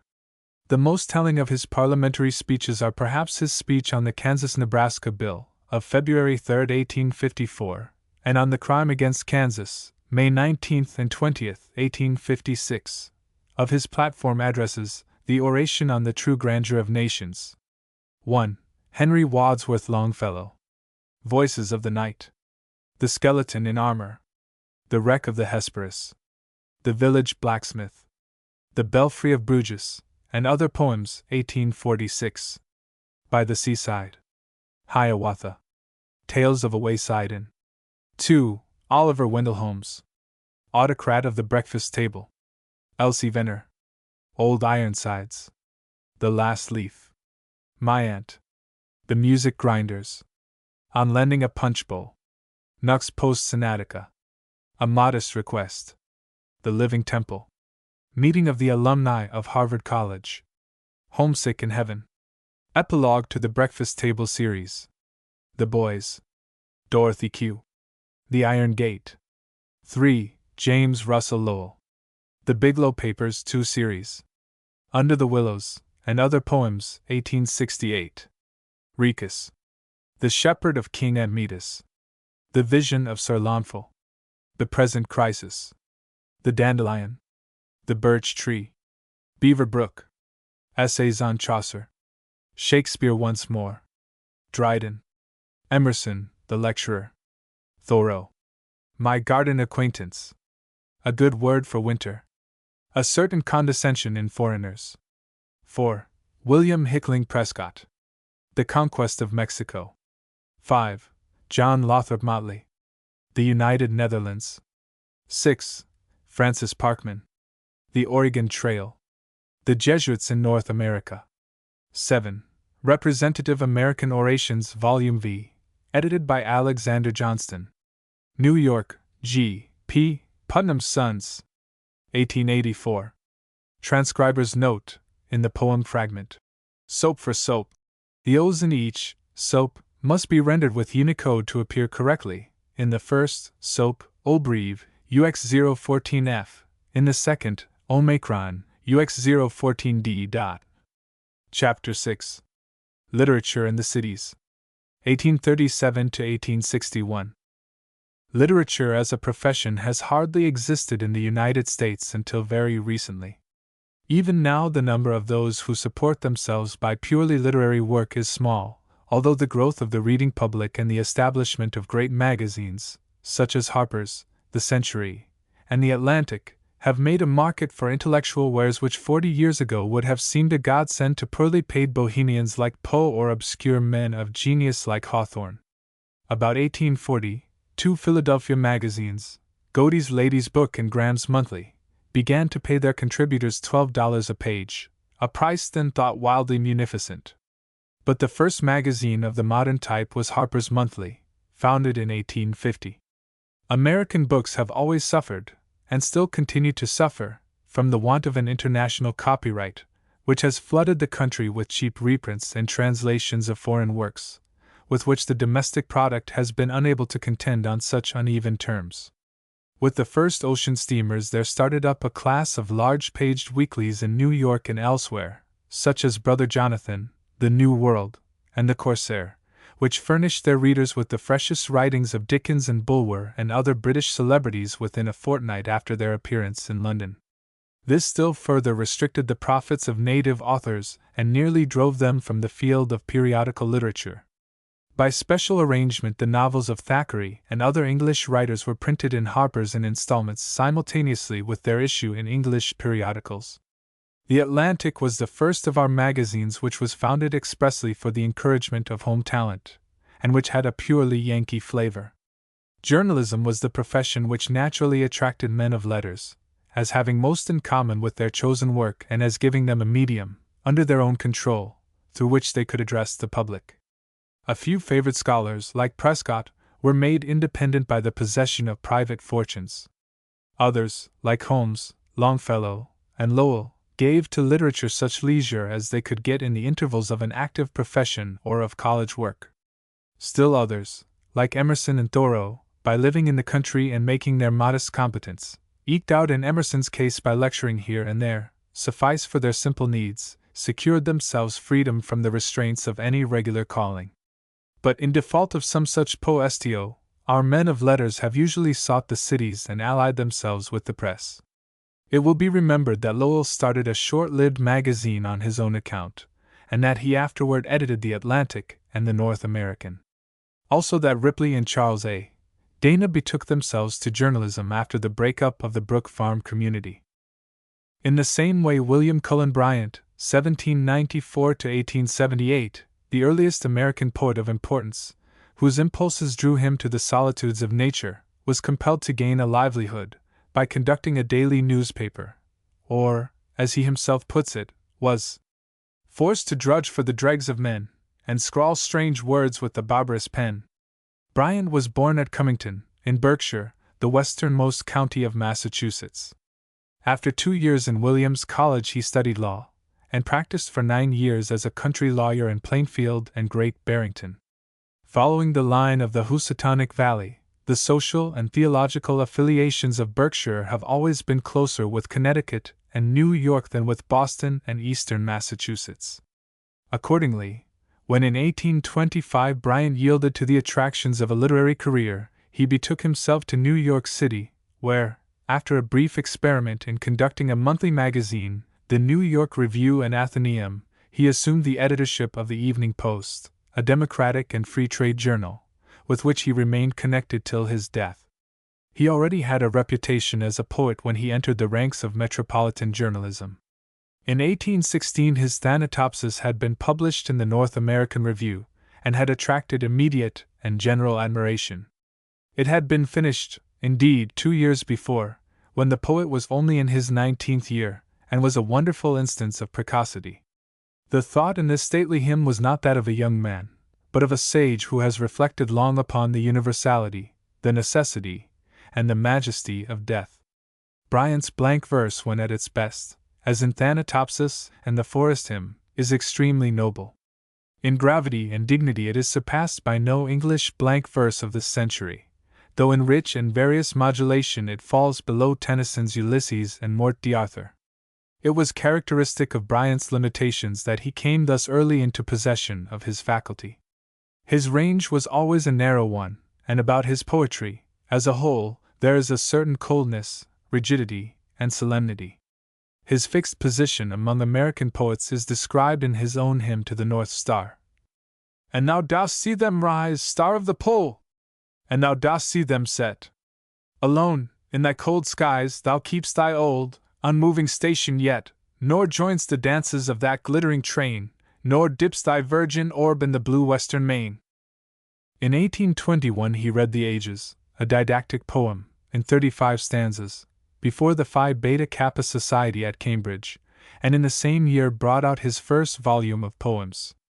A second collection appeared in 1832, which was printed in London under the auspices of Washington Irving. Bryant was the first American poet who had much of an audience in England, and Wordsworth is said to have learned Thanatopsis by heart.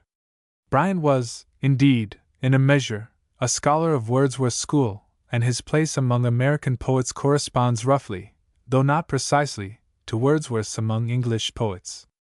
With no humor, with somewhat restricted sympathies, with little flexibility or openness to new impressions, but gifted with a high, austere imagination, Bryant became the meditative poet of nature.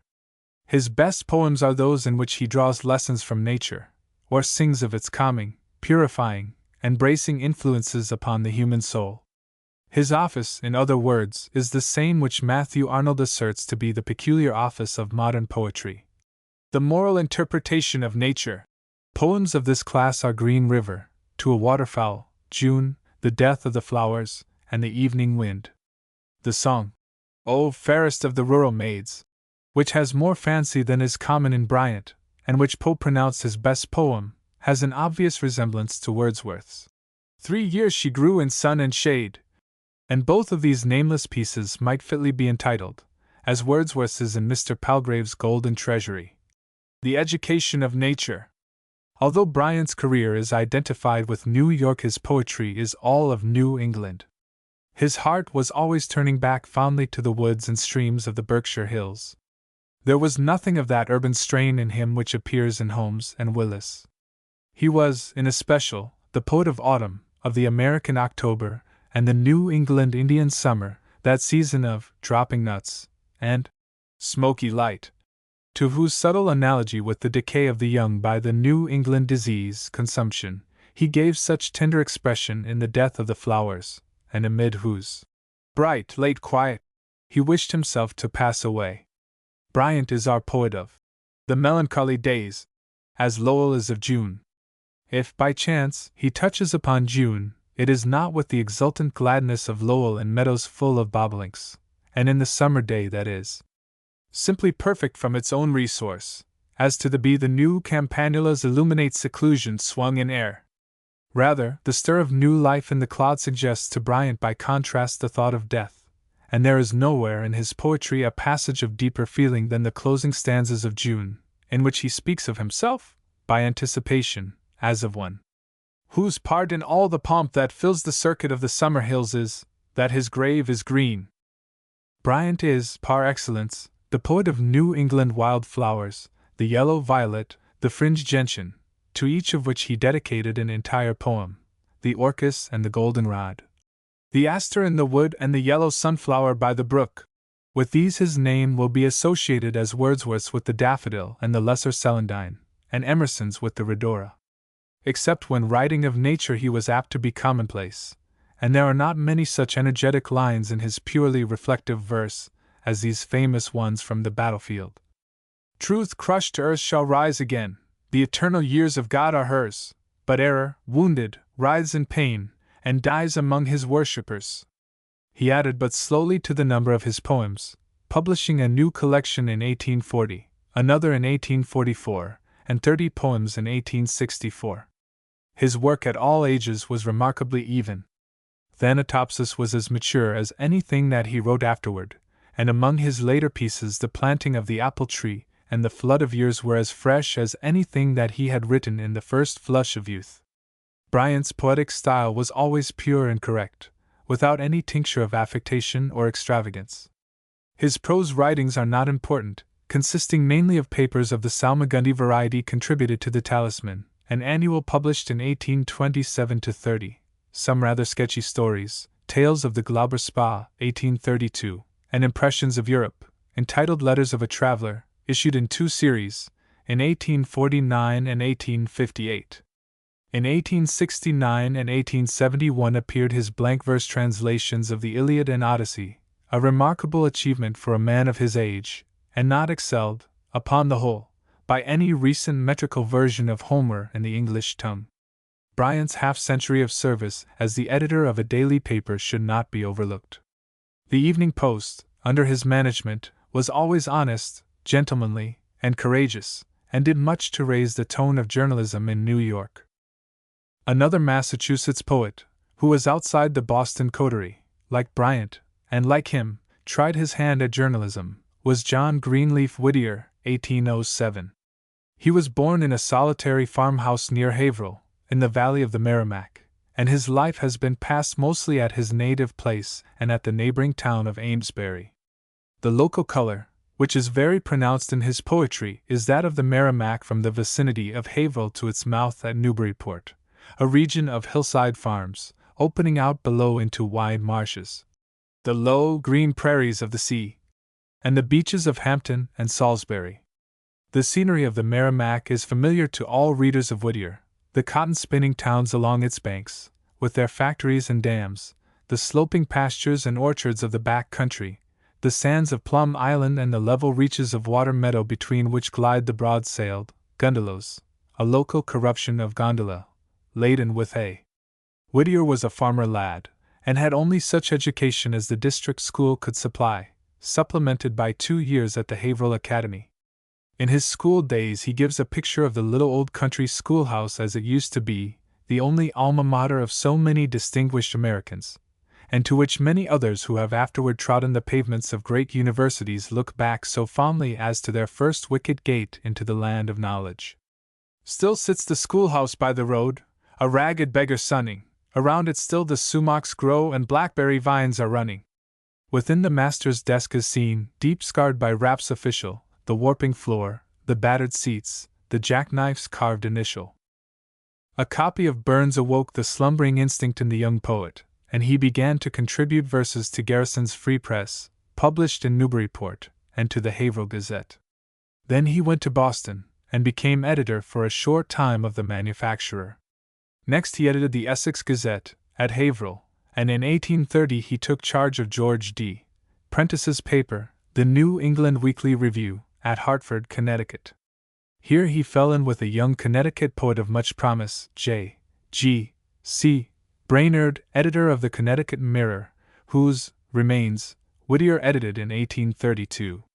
At Hartford, too, he published his first book, a volume of prose and verse, entitled Legends of New England, 1831, which is not otherwise remarkable than as showing his early interest in Indian colonial traditions, especially those which had a touch of the supernatural, a mind which he afterward worked to good purpose in The Bridal of Pennacook, The Witch's Daughter, and similar poems. Some of the legends testified to Brainerd's influence, and to the influence of Whittier's temporary residence at Hartford. One of the prose pieces, for example, deals with the famous Moodus noises at Haddam, on the Connecticut River, and one of the poems is the same in subject with Brainerd's Black Fox of Salmon River. After a year and a half at Hartford, Whittier returned to Haverhill and to farming. The anti-slavery agitation was now beginning, and into this he threw himself with all the ardor of his nature.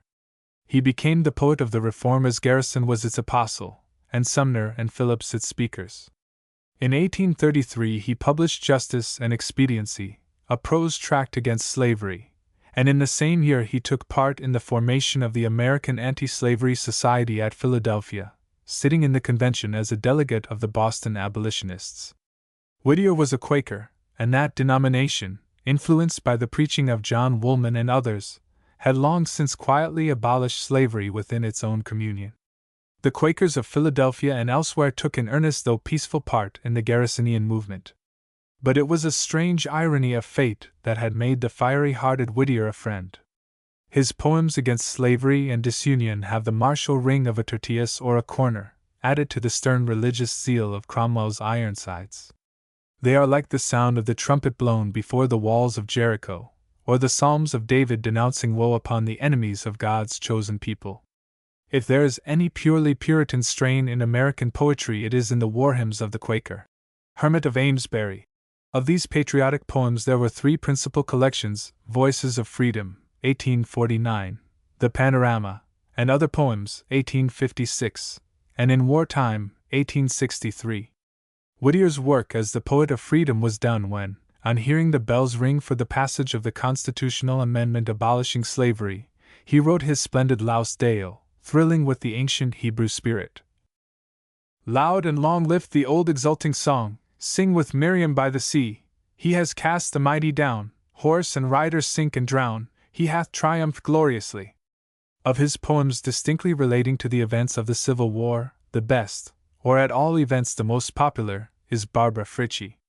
Ichabod, expressing the indignation of the Free Soilers at Daniel Webster's 7th of March speech in defense of the fugitive slave law, is one of Whittier's best political poems, and not altogether unworthy of comparison with Browning's Lost Leader. The language of Whittier's warlike lyrics is biblical, and many of his purely devotional pieces are religious poetry of a high order and have been included in numerous collections of hymns. Of his songs of faith and doubt, the best are perhaps Our Master, Chapel of the Hermits, and Eternal Goodness, one stanza from the last of which is familiar. I know not where his islands lift their frond palms in air, I only know I cannot drift beyond his love and care. But from politics and war Whittier turned gladly to sing the homely life of the New England countryside. His rural ballads and idylls are as genuinely American as anything that our poets have written, and have been recommended, as such, to English working men by Whittier's co-religionist, John Bright. The most popular of these is probably Maud Muller, whose closing couplet has passed into proverb. Skipper Ireson's Ride is also very current. Better than either of them, as poetry, is Telling the Bees. But Whittier's masterpiece and work of a descriptive and reminiscent kind is Snowbound, 1866, a New England fireside idyll which in its truthfulness recalls the winter evening of Cooper's Task and Burns's Cotter's Saturday Night, but in sweetness and animation is superior to either of them. Although in some things a Puritan of the Puritans, Whittier has never forgotten that he is also a friend, and several of his ballads and songs have been upon the subject of the early Quaker persecutions in Massachusetts. The most impressive of these is Cassandra Southwick. The latest of them, The King's Missive, originally contributed to the Memorial History of Boston in 1880, and reprinted the next year in a volume with other poems, has been the occasion of a rather lively controversy. The Bridal of Pennacook, 1848, and The Tent on the Beach, 1867, which contains some of his best work, were series of ballads told by different narrators, after the fashion of Longfellow's Tales of a Wayside Inn. As an artist in verse, Whittier is strong and fervid, rather than delicate or rich. He uses only a few metrical forms, by preference the 8-syllabled rhyming couplet. Maud Muller on a summer's day raked the meadow sweet with hay, etc.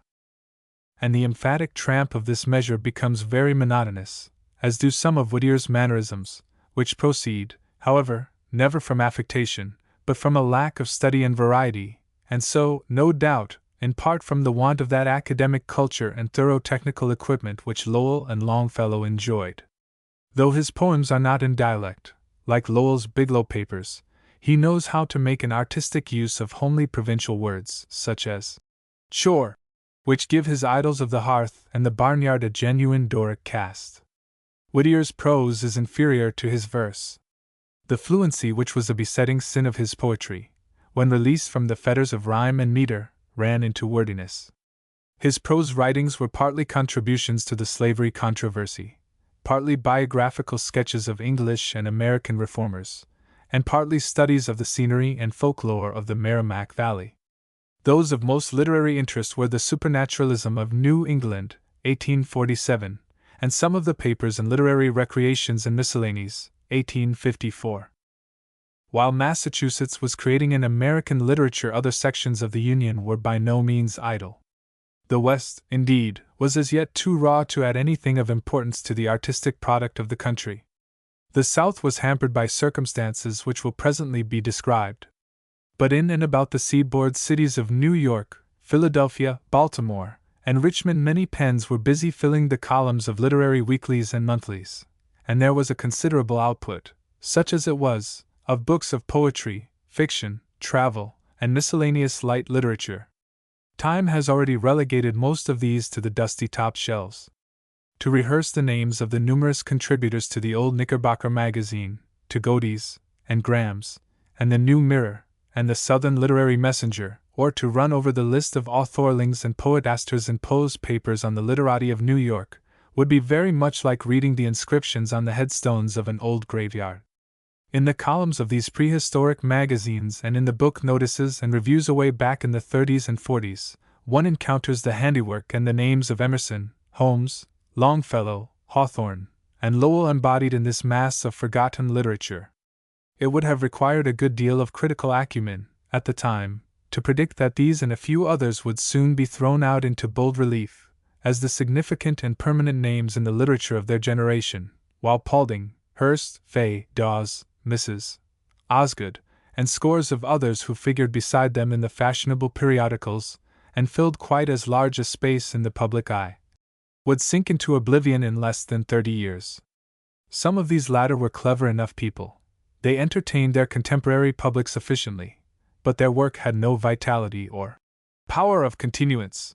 The great majority of the writings of any period are necessarily ephemeral, and time by a slow process of natural selection is constantly sifting out the few representative books which shall carry on the memory of the period to posterity. Now and then it may be predicted of some undoubted work of genius, even at the moment that it sees the light, that it is destined to endure. But tastes and fashions change, and few things are better calculated to inspire the literary critic with humility than to read the prophecies in old reviews and see how the future, now become the present, has quietly given them the lie. From among the professional litterateurs of his day emerges, with ever sharper distinctness as time goes on, the name of Edgar Allan Poe, 1809–49. By the irony of fate, Poe was born at Boston, and his first volume, Tamerlane, and Other Poems, 1827, was printed in that city and bore upon its title page the words, "By a Bostonian." But his parentage, so far as it was anything, was Southern. His father was a Marylander who had gone upon the stage and married an actress, herself the daughter of an actress, and a native of England.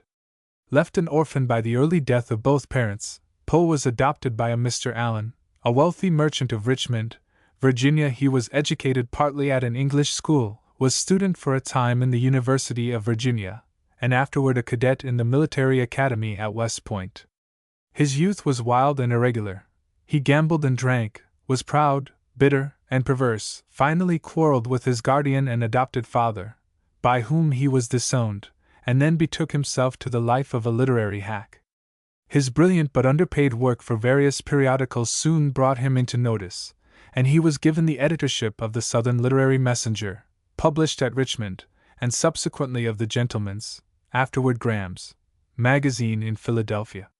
These and all other positions Poe forfeited through his dissipated habits and wayward temper, and finally, in 1844, he drifted to New York, where he found employment on the Evening Mirror and then on the Broadway Journal. He died of delirium tremens at the Marine Hospital in Baltimore. His life was one of the most wretched in literary history. He was an extreme instance of what used to be called the eccentricity of genius. He had the irritable vanity which is popularly supposed to accompany the poetic temperament, and was so insanely egotistic as to imagine that Longfellow and others were constantly plagiarizing from him. The best side of Poe's character came out in his domestic relations, in which he displayed great tenderness, patience, and fidelity. His instincts were gentlemanly, and his manner and conversation were often winning. In the place of moral feeling he had the artistic conscience. In his critical papers, except where warped by passion or prejudice, he showed neither fear nor favor, denouncing bad work by the most illustrious hands and commending obscure merit. The impudent literary cliques, who puffed each other's books, the feeble chirpings of the bardlings who manufactured verses for the annuals, and the twaddle of the genial incapables who praised them in flabby reviews, all these Poe exposed with ferocious honesty. Nor, though his writings are unmoral, can they be called in any sense immoral. His poetry is as pure in its unearthliness as Bryant's in its austerity. By 1831 Poe had published 3 thin books of verse, none of which had attracted notice, although the latest contained the drafts of a few of his most perfect poems, such as Israfel, The Valley of Unrest, The City in the Sea, and one of the 2 pieces inscribed to Helen. It was his habit to touch and retouch his work until it grew under his more practiced hand into a shape that satisfied his fastidious taste. Hence the same poem frequently reappears in different stages of development in successive editions. Poe was a subtle artist in the realm of the weird and the fantastic.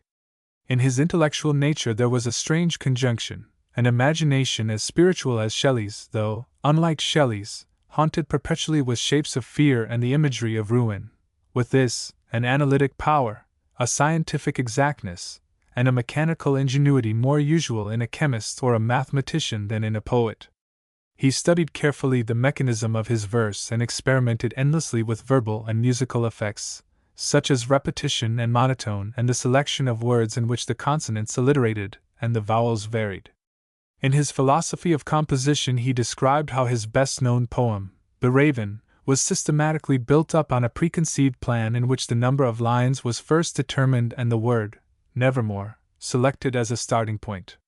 No one who knows the mood in which poetry is composed will believe that this ingenious piece of dissection really describes the way in which The Raven was conceived and written, or that any such deliberate and self-conscious process could originate the associations from which a true poem springs. But it flattered Poe's pride of intellect to assert that his cooler reason had control not only over the execution of his poetry, but over the very wellhead of thought and emotion. Some of his most successful stories, like The Gold Bug, The Mystery of Marie Roget, The Purloined Letter, and The Murders in the Rue Morgue, were applications of this analytic faculty to the solution of puzzles, such as the finding of buried treasure or of a lost document, or the ferreting out of a mysterious crime. After the publication of The Gold Bug he received from all parts of the country specimens of cipher writing, which he delighted to work out. Others of his tales were clever pieces of mystification, like Hans Pfaall, the story of a journey to the moon, or experiments at giving verisimilitude to wild improbabilities by the skillful introduction of scientific details, as in the facts in the case of M. Valdemar and von Kempelen's discovery. In his narratives of this kind, Poe anticipated the detective novels of Gaboriau and Wilkie Collins, the scientific hoaxes of Jules Verne, and though in a less degree, the artfully worked-up likeness to fact in Edward Everett Hale's Man Without a Country, and similar fictions. While Dickens's Barnaby Rudge was publishing in parts, Poe showed his skill as a plot hunter by publishing a paper in Graham's magazine in which the very tangled intrigue of the novel was correctly revealed and the finale predicted in advance. In his union of imagination and analytic power, Poe resembled Coleridge, who, if any one, was his teacher in poetry and criticism. Poe's verse often reminds one of Christabel and the Ancient Mariner, still oftener of Kubla Khan. Like Coleridge, too, he indulged at times in the opium habit. But in Poe the artist predominated over everything else. He began not with sentiment or thought, but with technique, with melody and color, tricks of language, and effects of verse. It is curious to study the growth of his style in his successive volumes of poetry. At first these are metrical experiments and vague images, original, and with a fascinating suggestiveness, but with so little meaning that some of his earlier pieces are hardly removed from nonsense. Gradually, like distant music drawing nearer and nearer, his poetry becomes fuller of imagination and of an inward significance, without ever losing, however, its mysterious aloofness from the real world of the senses. It was a part of Poe's literary creed, formed upon his own practice and his own limitations, but set forth with a great display of a priori reasoning in his essay on the poetic principle and elsewhere, that pleasure and not instruction or moral exhortation was the end of poetry, that beauty and not truth or goodness was its means, and furthermore, that the pleasure which it gave should be indefinite. About his own poetry there was always this indefiniteness. His imagination dwelt in a strange country of dream, a ghoul-haunted region of weir, out of space, out of time, filled with unsubstantial landscapes and peopled by spectral shapes. And yet there is a wonderful, hidden significance in this uncanny scenery. The reader feels that the wild, phantasmal imagery is in itself a kind of language, and that it in some way expresses a brooding thought or passion, the terror and despair of a lost soul. Sometimes there is an obvious allegory, as in The Haunted Palace, which is the parable of a ruined mind, or in The Raven, the most popular of all Poe's poems, originally published in the American Whig Review for February 1845. Sometimes the meaning is more obscure, as in Ulalume, which, to most people, is quite incomprehensible, and yet to all readers of poetic feeling is among the most characteristic, and therefore, the most fascinating, of its author's creations. Now and then, as in the beautiful ballad Annabel Lee, and To One in Paradise, the poet emerges into the light of common human feeling and speaks a more intelligible language. But in general his poetry is not the poetry of the heart, and its passion is not the passion of flesh and blood. In Poe the thought of death is always near, and of the shadowy borderland between death and life. The play is the tragedy man, and its hero the conqueror worm. The prose tale, Ligeia, in which these verses are inserted, is one of the most powerful of all Poe's writings, and its theme is the power of the will to overcome death. In that singularly impressive poem, The Sleeper, the morbid horror which invests the tomb springs from the same source, the materiality of Poe's imagination, which refuses to let the soul go free from the body.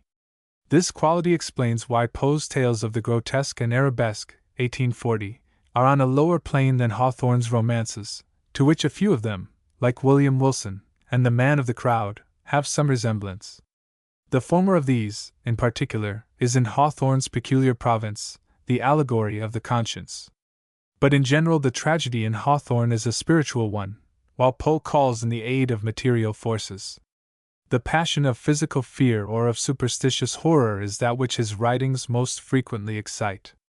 These tales represent various grades of the frightful and the ghastly, from the mere bugaboo story like The Black Cat, which makes children afraid to go in the dark, up to the breathless terror of the Cask of Amontillado, or the Red Death. Poe's masterpiece in this kind is the fateful tale of the fall of the House of Usher, with its solemn and magnificent close. His prose, at its best, often recalls, in its richly imaginative cast, the manner of De Quincey in such passages as his Dream Fugue, or Our Ladies of Sorrow. In descriptive pieces like The Domain of Arnheim, and stories of adventure like The Descent into the Maelstrom, and his Long Sea Tale, the narrative of Arthur Gordon Pym, 1838, he displayed a realistic inventiveness almost equal to Swift's or Defoe's. He was not without a mocking irony, but he had no constructive humor, and his attempts at the facetious were mostly failures. Poe's magical creations were rootless flowers. He took no hold upon the life about him, and cared nothing for the public concerns of his country. His poems and tales might have been written in vacuo for anything American in them. Perhaps for this reason, in part, his fame has been so cosmopolitan. In France especially his writings have been favorites. Charles Baudelaire, the author of the Fleurs du Mal, translated them into French, and his own impressive but unhealthy poetry shows evidence of Poe's influence. The defect in Poe was in character, a defect which will make itself felt in art as in life. If he had had the sweet home feeling of Longfellow or the moral fervor of Whittier, he might have been a greater poet than either. If I could dwell where Israfel hath dwelt, and he where I, he might not sing so wildly well a mortal melody, while a bolder note than this might swell from my lyre within the sky. Though Poe was a Southerner, if not by birth, at least by race and breeding, there was nothing distinctly Southern about his peculiar genius, and in his wandering life he was associated as much with Philadelphia and New York as with Baltimore and Richmond. The conditions which had made the Southern colonies unfruitful in literary and educational works before the Revolution continued to act down to the time of the Civil War. Eli Whitney's invention of the cotton gin in the closing years of the last century gave extension to slavery, making it profitable to cultivate the now staple by enormous gangs of field hands working under the whip of the overseer and large plantations. Slavery became henceforth a business speculation in the states furthest south, and not, as in old Virginia and Kentucky, a comparatively mild domestic system. The necessity of defending its peculiar institution against the attacks of a growing faction in the North compelled the South to throw all its intellectual strength into politics, which, for that matter, is the natural occupation and excitement of a social aristocracy. Meanwhile, immigration sought the free states, and there was no middle class at the South. The poor whites were ignorant and degraded. There were people of education in the cities and on some of the plantations, but there was no great educated class from which a literature could proceed. And the culture of the South, such as it was becoming old-fashioned and local, as the section was isolated more and more from the rest of the Union and from the enlightened public opinion of Europe by its reactionary prejudices and its sensitiveness on the subject of slavery. Nothing can be imagined more ridiculously provincial than the sophomorical editorials in the Southern press just before the outbreak of the war, or than the backward and ill-informed articles which passed for reviews in the poorly supported periodicals of the South. In the general dearth of work of high and permanent value, one or two Southern authors may be mentioned whose writings have at least done something to illustrate the life and scenery of their section. When in 1833 the Baltimore Saturday Visitor offered a prize of $100 for the best prose tale, one of the committee who awarded the prize to Poe's first story, The M.S. Found in a Bottle, was John P. Kennedy, a Whig gentleman of Baltimore, who afterward became Secretary of the Navy in Fillmore's administration. The year before he had published Swallow Barn, a series of agreeable sketches of country life in Virginia. In 1835 and 1838 he published his two novels, Horseshoe Robinson and Rob of the Bull, the former a story of the Revolutionary War in South Carolina, the latter an historical tale of colonial Maryland. These had sufficient success to warrant reprinting as late as 1852. But the most popular and voluminous of all Southern writers of fiction was William Gilmore Simms, a South Carolinian, who died in 1870. He wrote over 30 novels, mostly romances of Revolutionary history, Southern life, and wild adventure, among the best of which were The Partisan, 1835, and The Yamasee. Simms was an inferior Cooper, with a difference. His novels are good boys' books, but are crude and hasty in composition. He was strongly Southern in his sympathies, though his newspaper, the Charleston City Gazette, took part against the nullifiers. His miscellaneous writings include several histories and biographies, political tracts, addresses, and critical papers contributed to Southern magazines. He also wrote numerous poems, the most ambitious of which was Atlantis, A Story of the Sea, 1832. His poems have little value except as here and there illustrating local scenery and manners, as in Southern Passages and Pictures, 1839. Mr. John Aston Cook's pleasant but not very strong Virginia Comedians was, perhaps, in literary quality the best Southern novel produced before the Civil War. When Poe came to New York, the most conspicuous literary figure of the metropolis, with the possible exception of Bryant and Halleck, was N. P. Willis, one of the editors of the Evening Mirror, upon which journal Poe was for a time engaged. Willis had made a literary reputation, when a student at Yale, by his scripture poems, written in smooth blank verse. Afterward he had edited the American Monthly in his native city of Boston, and more recently he had published Pencilings by the Way, 1835, a pleasant record of European saunterings, Inklings of Adventure, 1836, a collection of dashing stories and sketches of American and foreign life, and Letters from Under a Bridge, 1839. A series of charming rural letters from his country place at Owego, on the Susquehanna. Willis's work, always graceful and sparkling, sometimes even brilliant, though light in substance and jaunty in style, had quickly raised him to the summit of popularity. During the years from 1835 to 1850 he was the most successful American magazinist, and even down to the day of his death, in 1867, he retained his hold upon the attention of the fashionable public by his easy paragraphing and correspondence in the Mirror, and its successor, the Home Journal, which catered to the literary wants of the beau monde. Much of Willis's work was ephemeral, though clever of its kind, but a few of his best tales and sketches, such as F. Smith, The Ghost's Ball at Congress Hall, Edith Lindsay, and The Lunatic's Gate, together with some of the Letters from Under a Bridge, are worthy of preservation, not only as readable stories, but as society studies of life at American watering places like Nahant and Saratoga and Ballston Spa half a century ago. A number of his simpler poems, like Unseen Spirits Spring, to M. From Abroad, and Lines on Leaving Europe, still retain a deserved place in collections and anthologies. The senior editor of the Mirror, George P. Morris, was once a very popular songwriter, and his Woodman, Spare That Tree, still survives. Other residents of New York City who have written single famous pieces were Clement C.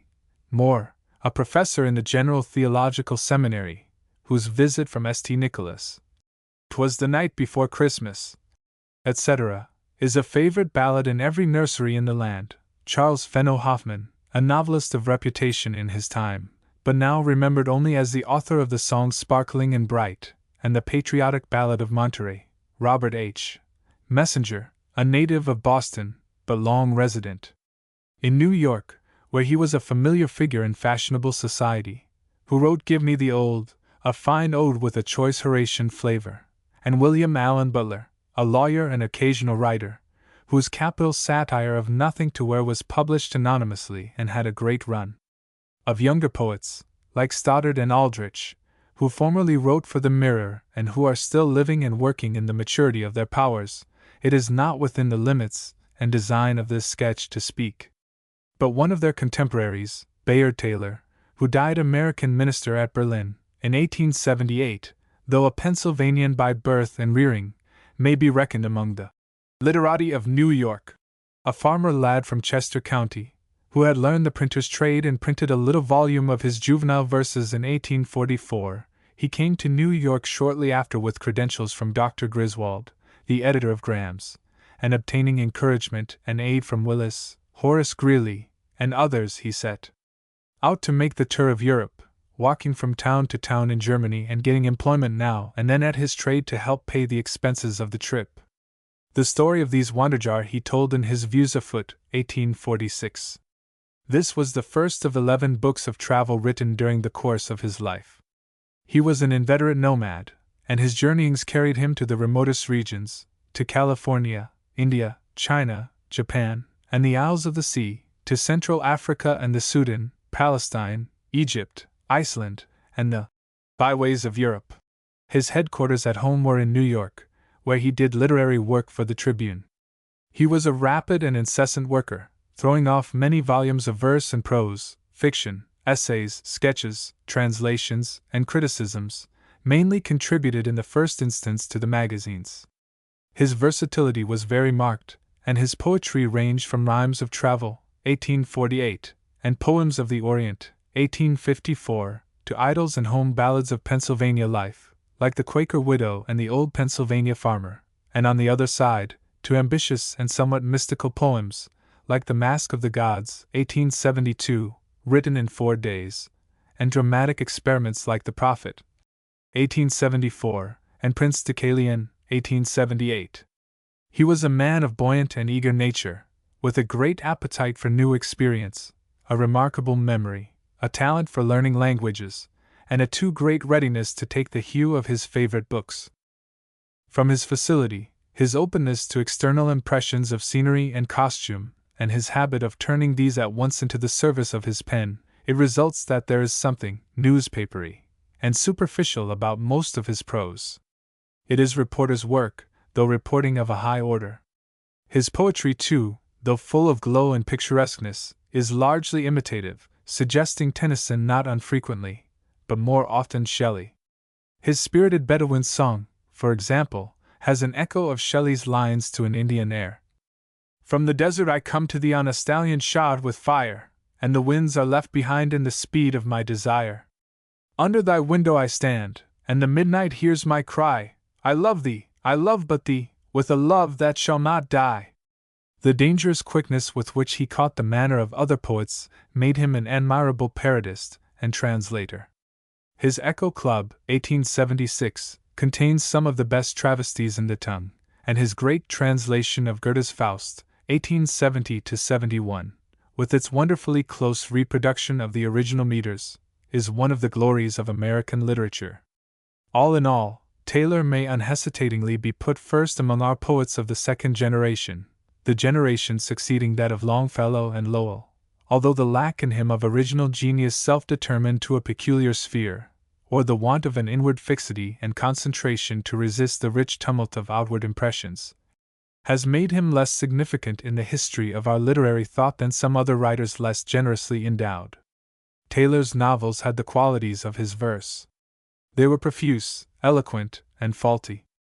John Godfrey's Fortune, 1864, gave a picture of bohemian life in New York.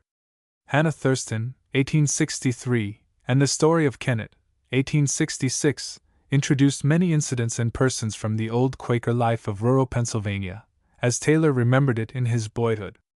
The former was like Hawthorne's Blithedale Romance, a satire on fanatics and reformers, and its heroine is a nobly conceived character, though drawn with some exaggeration.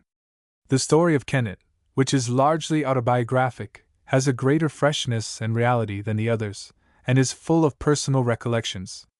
In these novels, as in his short stories, Taylor's pictorial skill is greater on the whole than his power of creating characters or inventing plots. Literature in the West now began to have an existence. Another young poet from Chester County, Pa, namely, Thomas Buchanan Read, went to Cincinnati, and not to New York, to study sculpture and painting, about 1837, and one of his best-known poems, Pons Maximus, was written on the occasion of the opening of the suspension bridge across the Ohio. Read came east, to be sure, in 1841, and spent many years in our seaboard cities and in Italy.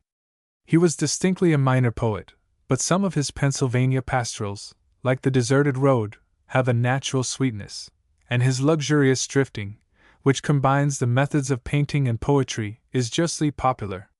Sheridan's Ride, perhaps his most current piece, is a rather forced production, and has been overpraised. The two Ohio sister poets, Alice and Phoebe Cary, were attracted to New York in 1850, as soon as their literary success seemed assured. They made that city their home for the remainder of their lives. Poe praised Alice Cary's pictures of memory, and Phoebe's nearer home has become a favorite hymn. There is nothing peculiarly Western about the verse of the Cary sisters. It is the poetry of sentiment, memory, and domestic affection, entirely feminine, rather tame and diffuse as a whole, but tender and sweet, cherished by many good women and dear to simple hearts. A stronger smack of the soil is in the Negro melodies like Uncle Ned, Oh Susanna, Old Folks at Home, Way Down South, Nellie Was a Lady, My Old Kentucky Home, etc., which were the work, not of any Southern poet, but of Stephen C. Foster, a native of Allegheny, Pa, and a resident of Cincinnati and Pittsburgh. He composed the words and music of these, and many others of a similar kind, during the years 1847 to 1861. Taken together, they form the most original and vital addition which this country has made to the psalmody of the world, and entitle Foster to the first rank among American songwriters. As Foster's plaintive melodies carried the pathos and humor of the plantation all over the land, so Mrs. Harriet Beecher Stowe's Uncle Tom's Cabin, 1852, brought home to millions of readers the sufferings of the Negroes in the Black Belt of the cotton-growing states. This is the most popular novel ever written in America. Hundreds of thousands of copies were sold in this country, and in England, and some 40 translations were made into foreign tongues. In its dramatized form it still keeps the stage, and the statistics of circulating libraries show that even now it is in greater demand than any other single book. It did more than any other literary agency to rouse the public conscience to a sense of the shame and horror of slavery. More even than Garrison's Liberator, more than the indignant poems of Whittier and Lowell, or the orations of Sumner and Phillips. It presented the thing concretely and dramatically, and in particular it made the odious fugitive slave law forever impossible to enforce. It was useless for the defenders of slavery to protest that the picture was exaggerated, and that planters like Legree were the exception. The system under which such brutalities could happen, and did sometimes happen, was doomed. It is easy now to point out defects of taste and art in this masterpiece, to show that the tone is occasionally melodramatic, that some of the characters are conventional, and that the literary execution is in parts feeble and in others coarse. In spite of all, it remains true that Uncle Tom's Cabin is a great book, the work of genius seizing instinctively upon its opportunity, and uttering the thought of the time with a power that thrilled the heart of the nation and of the world. Mrs. Stowe never repeated her first success. Some of her novels of New England life, such as The Minister's Wooing, 1859, and The Pearl of Orr's Island, 1862, have a mild kind of interest, and contain truthful portraiture of provincial ways and traits, while later fictions of a domestic type, like Pink and White Tyranny and My Wife and I, are really beneath criticism. There were other Connecticut writers contemporary with Mrs. Stowe, Mrs. L. H. Sigourney, for example, a Hartford poetess, formerly known as the Hemans of America, but now quite obsolete, and J. G. Percival, of New Haven, a shy and eccentric scholar, whose geological work was of value, and whose memory is preserved by one or two of his simpler poems, still in circulation, such as To Seneca Lake and The Coral Grove. Another Hartford poet, Brainerd, already spoken of as an early friend of Whittier, died young, leaving a few pieces which show that his lyrical gift was spontaneous and genuine, but had received little cultivation. A much younger writer than either of these, Donald G. Mitchell, of New Haven, has a more lasting place in our literature, by virtue of his charmingly written Reveries of a Bachelor, 1850, and Dream Life, 1852, stories which sketch themselves out in a series of reminiscences and lightly connected scenes, and which always appeal freshly to young men because they have that dreamy outlook upon life which is characteristic of youth. But, upon the whole, the most important contribution made by Connecticut in that generation to the literary stock of America was the Beecher family. Lyman Beecher had been an influential preacher and theologian, and a sturdy defender of orthodoxy against Boston Unitarianism. Of his numerous sons and daughters, all more or less noted for intellectual vigor and independence, the most eminent were Mrs. Stowe and Henry Ward Beecher, the great pulpit orator of Brooklyn. Mr. Beecher was too busy a man to give more than his spare moments to general literature. His sermons, lectures, and addresses were reported for the daily papers and printed in part in book form, but these lose greatly when divorced from the large, warm, and benignant personality of the man. His volumes, made up of articles in the Independent and the Ledger, such as Star Papers, 1855, and Eyes and Ears, 1862, contain many delightful morceaux upon country life and similar topics, though they are hardly wrought with sufficient closeness and care to take a permanent place in letters. Like Willis's ephemera, they are excellent literary journalism, but hardly literature. We may close our retrospect of American literature before 1861 with a brief notice of one of the most striking literary phenomena of the time, The Leaves of Grass of Walt Whitman, published at Brooklyn in 1855. The author, born at West Hills, Long Island, in 1819, had been printer, schoolteacher, editor, and builder. He had scribbled a good deal of poetry of the ordinary kind, which attracted little attention, but finding conventional rhymes and meters too cramping a vehicle for his need of expression, he discarded them for a kind of rhythmic chant, of which the following is a fair specimen. Press close, bare-bosomed night. Press close, magnetic, nourishing night. Night of south winds. Night of the few large stars. Still, nodding night. Mad, naked, summer night. The invention was not altogether a new one. The English translation of the Psalms of David and of some of the prophets, the poems of Ossian, and some of Matthew Arnold's unrhymed pieces, especially the Strayed Reveller, have an irregular rhythm of this kind, to say nothing of the old Anglo-Saxon poems, like Beowulf, and the scripture paraphrases attributed to Cadman.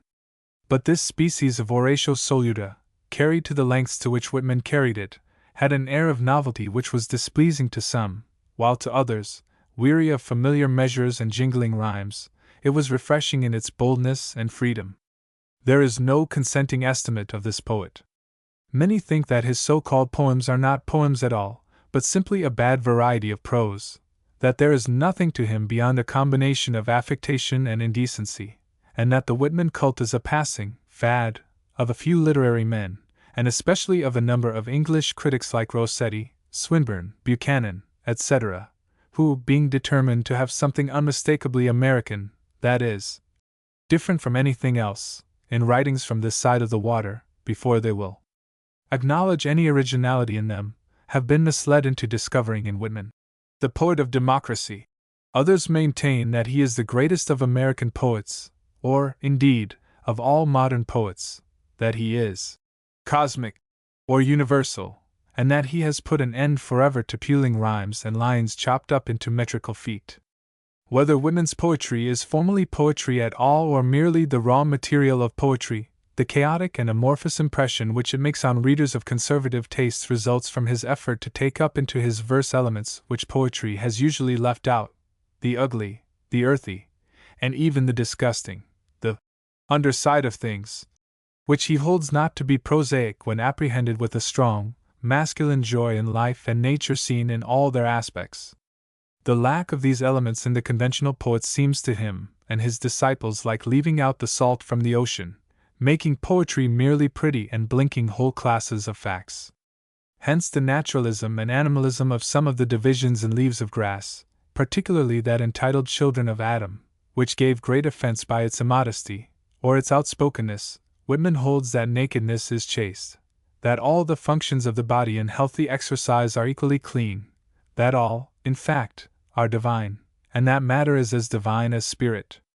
The effort to get everything into his poetry, to speak out his thought just as it comes to him, accounts, too, for his way of cataloguing objects without selection. His single expressions are often unsurpassed for descriptive beauty and truth. He speaks of the vitreous pour of the full moon, just tinged with blue, of the lisp of the plain of the prairies, where herds of buffalo make a crawling spread of the square miles. But if there is any eternal distinction between poetry and prose, the most liberal canons of the poetic art will never agree to accept lines like these. And I remember putting plasters on the galls of his neck and ankles. He stayed with me a week before he was recuperated, and passed north. Whitman is the spokesman of democracy and of the future, full of brotherliness and hope, loving the warm, gregarious pressure of the crowd and the touch of his comrade's elbow in the ranks. He liked the people, multitudes of people, the swarm of life beheld from a Broadway omnibus or a Brooklyn ferry boat. The rowdy and the Negro truck driver were closer to his sympathy than the gentleman and the scholar. I loaf and invite my soul, he writes. I sound my barbaric yawp over the roofs of the world. His poem Walt Whitman, frankly egotistic, simply describes himself as a typical, average man, the same as any other man, and therefore not individual but universal. He has great tenderness and hardiness. The good gray poet. And during the Civil War he devoted himself unreservedly to the wounded soldiers in the Washington hospitals, an experience which he has related in The Dresser and elsewhere. It is characteristic of his rough and ready camaraderie to use slang and newspaper English in his poetry, to call himself Walt instead of Walter, and to have his picture taken in a slouch hat and with a flannel shirt open at the throat. His decriers allege that he poses for effect, that he is simply a backward eddy in the tide, and significant only as a temporary reaction against ultra-civilization, like Thoreau, though in a different way. But with all his shortcomings in art there is a healthy, virile, tumultuous pulse of life in his lyric utterance, and a great sweep of imagination in his panoramic view of times and countries. One likes to read him because he feels so good, enjoys so fully the play of his senses, and has such a lusty confidence in his own immortality, and in the prospects of the human race. Stripped of verbiage and repetition, his ideas are not many.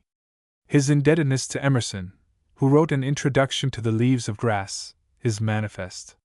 He sings of man and not men, and the individual differences of character, sentiment, and passion, the dramatic elements of life, find small place in his system. It is too early to say what will be his final position in literary history. But it is noteworthy that the democratic masses have not accepted him yet as their poet. Whittier and Longfellow, the poets of conscience and feeling, are the darlings of the American people. The admiration, and even the knowledge of Whitman, are mostly esoteric, confined to the literary class. It is also not without significance as to the ultimate reception of his innovations in verse that he has numerous parodists, but no imitators. The tendency among our younger poets is not toward the abandonment of rhyme and meter, but toward the introduction of new stanza forms and an increasing carefulness and finish in the technique of their art. It is observable, too, that in his most inspired passages Whitman reverts to the old forms of verse, to blank verse, for example, in The Man of War Bird. Thou who hast slept all night upon the storm, waking renewed on thy prodigious pinions, etc., and elsewhere not infrequently to dactylic hexameters and pentameters. Earth of shine and dark, mottling the tide of the river! Far swooping, elbowed earth! Rich, apple-blossomed earth! Indeed, Whitman's most popular poem, My Captain, written after the assassination of Abraham Lincoln, differs little in form from ordinary verse, as a stanza of it will show. My captain does not answer, his lips are pale and still. My father does not feel my arm, he has no pulse nor will. The ship is anchored safe and sound, its voyage closed and done. From fearful trip the victor ship comes in with object won. Exult, O shores, and ring, O bells! But I, with mournful tread, walk the deck, my captain lies fallen, cold and dead. This is from Drum Taps, a volume of poems of the Civil War.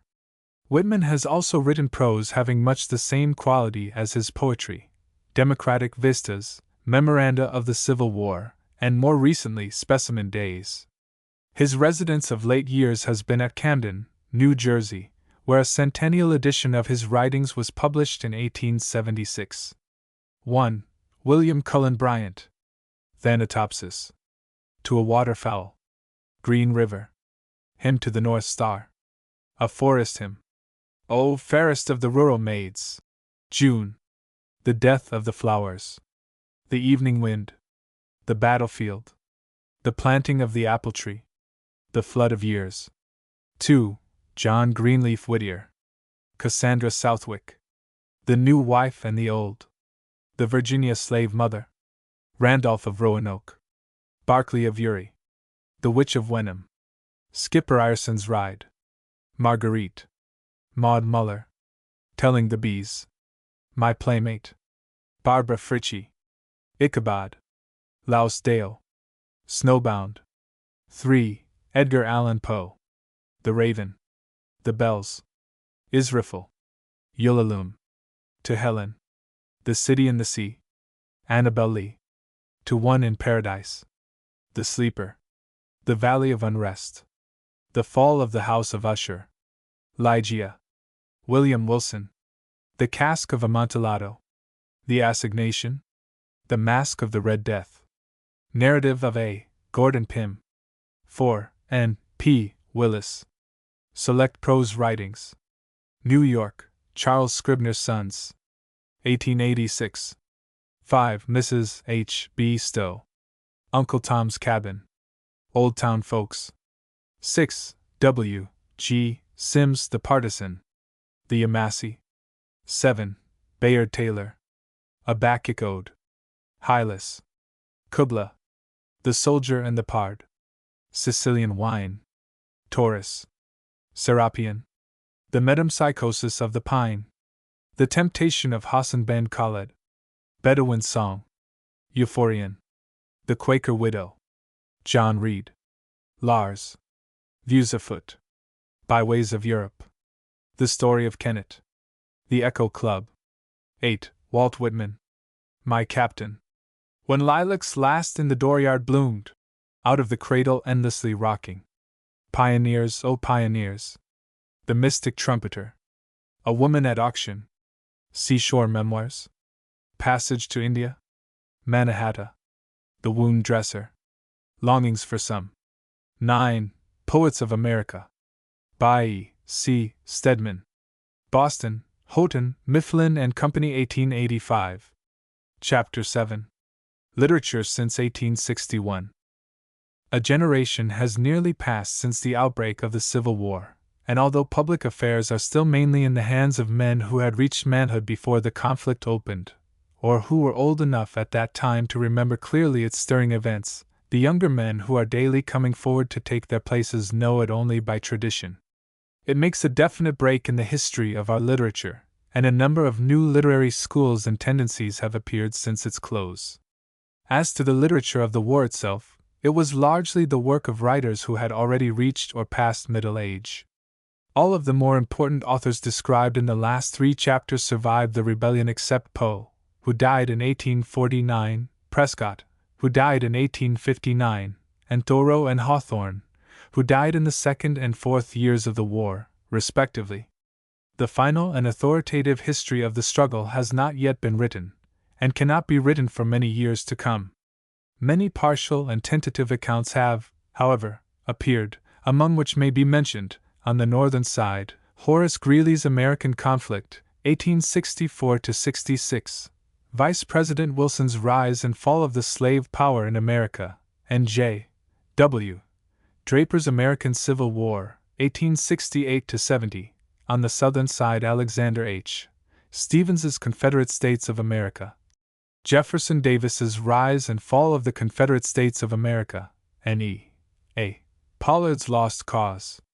These, with the exception of Dr. Draper's philosophical narrative, have the advantage of being the work of actors in the political or military events which they describe, and the disadvantage of being, therefore, partisan, in some instances passionately partisan.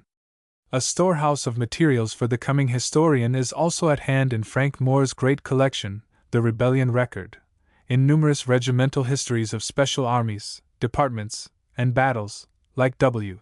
Swinton's Army of the Potomac, in the autobiographies and recollections of Grant and Sherman and other military leaders, in the War Papers, lately published in the Century magazine, and in innumerable sketches and reminiscences by officers and privates on both sides. The war had its poetry, its humors, and its general literature, some of which have been mentioned in connection with Whittier, Lowell, Holmes, Whitman, and others, and some of which remain to be mentioned, as the work of new writers, or of writers who had previously made little mark. There were war songs on both sides, few of which had much literary value excepting, perhaps, James R. Randall's Southern Ballad, Maryland, My Maryland, sung to the old college air of Loriger Horatius, and the Grand Martial Chorus of John Brown's Body, an old Methodist hymn, to which the northern armies beat time as they went marching on. Randall's song, though spirited, was marred by its fire-eating absurdities about vandals, and minions, and northern scum, the cheap insults of the Southern newspaper press. To furnish the John Brown chorus with words worthy of the music, Mrs. Julia Ward Howe wrote her Battle Hymn of the Republic, a noble poem, but rather too fine and literary for a song, and so never fully accepted by the soldiers. Among the many verses which voiced the anguish and the patriotism of that stern time, which told of partings and homecomings, of women waiting by desolate hearths, in country homes, for tidings of husbands and sons who had gone to the war, or which celebrated individual deeds of heroism or sang the thousand private tragedies and heartbreaks of the great conflict, by far the greater number were of too humble a grade to survive the feeling of the hour. Among the best or the most popular of them were Kate Putnam Osgood's Driving Home the Cows, Mrs. Ethel Lynn Beers's All Quiet Along the Potomac, Forsyth Wilson's Old Sergeant, and John James Piatt's Riding to Vote. Of the poets whom the war brought out, or developed, the most noteworthy were Henry Timrod, of South Carolina, and Henry Howard Brownell, of Connecticut. During the war, Timrod was with the Confederate Army of the West, as correspondent for the Charleston Mercury, and in 1864 he became assistant editor of the South Carolinian, at Columbia. Sherman's march to the sea broke up his business, and he returned to Charleston. A complete edition of his poems was published in 1873, 6 years after his death. The prettiest of all Timrod's poems is Katy, but more to our present purpose are Charleston, written in the time of blockade, and The Unknown Dead, which tells of nameless graves on battle plains, washed by a single winter's rains, where, some beneath Virginian hills, and some by green Atlantic rills, some by the waters of the West, a myriad unknown heroes rest. When the war was over, a poet of New York State, F. M. Finch, sang of these and of other graves in his beautiful Decoration Day lyric, The Blue and the Gray, which spoke the word of reconciliation and consecration for North and South alike. Brownell, whose Lyrics of a Day and War Lyrics were published respectively in 1864 and 1866, was private secretary to Farragut, on whose flagship, the Hartford, he was present at several great naval engagements, such as the passage of the forts below New Orleans and the action off Mobile, described in his poem, The Bay Fight. With some roughness and unevenness of execution, Brownell's poetry had a fire which places him next to Whittier as the corner of the Civil War. In him, especially, as in Whittier, is that Puritan sense of the righteousness of his cause which made the battle for the Union a holy war to the Crusaders against slavery. Full red the furnace fires must glow that melt the ore of mortal kind. The mills of God are grinding slow, but ah, how close they grind! Today the Dahlgren and the drum are dread apostles of his name. His kingdom here can only come by chrism of blood and flame. One of the earliest martyrs of the war was Theodore Winthrop, hardly known as a writer until the publication in the Atlantic Monthly of his vivid sketches of Washington as a camp, describing the march of his regiment, the famous New York 7th, and its first quarters in the capital at Washington. A tragic interest was given to these papers by Winthrop's gallant death in the action of Big Bethel, June 10, 1861. While this was still fresh in public recollection, his manuscript novels were published, together with a collection of his stories and sketches reprinted from the magazines. His novels, though in parts crude and immature, have a dash and buoyancy, an outdoor air about them, which give the reader a winning impression of Winthrop's personality. The best of them is, perhaps, Cecil Dream, a romance that reminds one a little of Hawthorne, and the scene of which is the New York University building on Washington Square, a locality that has been further celebrated in Henry James's novel of Washington Square. Another member of this same 7th Regiment, Fitzjames O'Brien, an Irishman by birth, who died at Baltimore in 1862 from the effects of a wound received in a cavalry skirmish, had contributed to the magazines a number of poems and of brilliant though fantastic tales, among which The Diamond Lens and What Was It? Had something of Edgar A. Poe's quality. Another Irish-American, Charles G. Halpine, under the pen name of Miles O'Reilly, wrote a good many clever ballads of the war, partly serious and partly in comic brogue. Prose writers of note furnished the magazines with narratives of their experience at the seat of war, among papers of which kind may be mentioned Dr. Holmes's My Search for the Captain, in the Atlantic Monthly, and Colonel T. W. Higginson's Army Life in a Black Regiment, collected into a volume in 1870. Of the public oratory of the war, The foremost example is the ever-memorable address of Abraham Lincoln at the dedication of the National Cemetery at Gettysburg. The war had brought the nation to its intellectual majority. In the stress of that terrible fight there was no room for buncombe and verbiage, such as the newspapers and stump speakers used to dole out in antebellum days. Lincoln's speech is short, a few grave words which he turned aside for a moment to speak in the midst of his task of saving the country. The speech is simple, naked of figures, every sentence impressed with a sense of responsibility for the work yet to be done and with a stern determination to do it. In a larger sense, it says, we cannot dedicate, we cannot consecrate, we cannot hallow this ground. The brave men, living and dead, who struggled here have consecrated it far above our poor power to add or detract. The world will little note nor long remember what we say here, but it can never forget what they did here. It is for us, the living, rather to be dedicated here to the unfinished work which they who fought here have thus far so nobly advanced. It is rather for us to be here dedicated to the great task remaining before us, that from these honored dead we take increased devotion to that cause for which they gave the last full measure of devotion, that we here highly resolve that these dead shall not have died in vain, that this nation, under God, shall have a new birth of freedom, and that government of the people, by the people, for the people, shall not perish from the earth. Here was eloquence of a different sort from the sonorous perorations of Webster, or the polished climaxes of Everett. As we read the plain, strong language of this brief classic, with its solemnity, its restraint, its brave old wisdom of sincerity, we seem to see the President's homely features irradiated with the light of coming martyrdom. The kindly earnest, brave, foreseeing man, sagacious, patient, dreading praise, not blame, new birth of our new soil, the first American.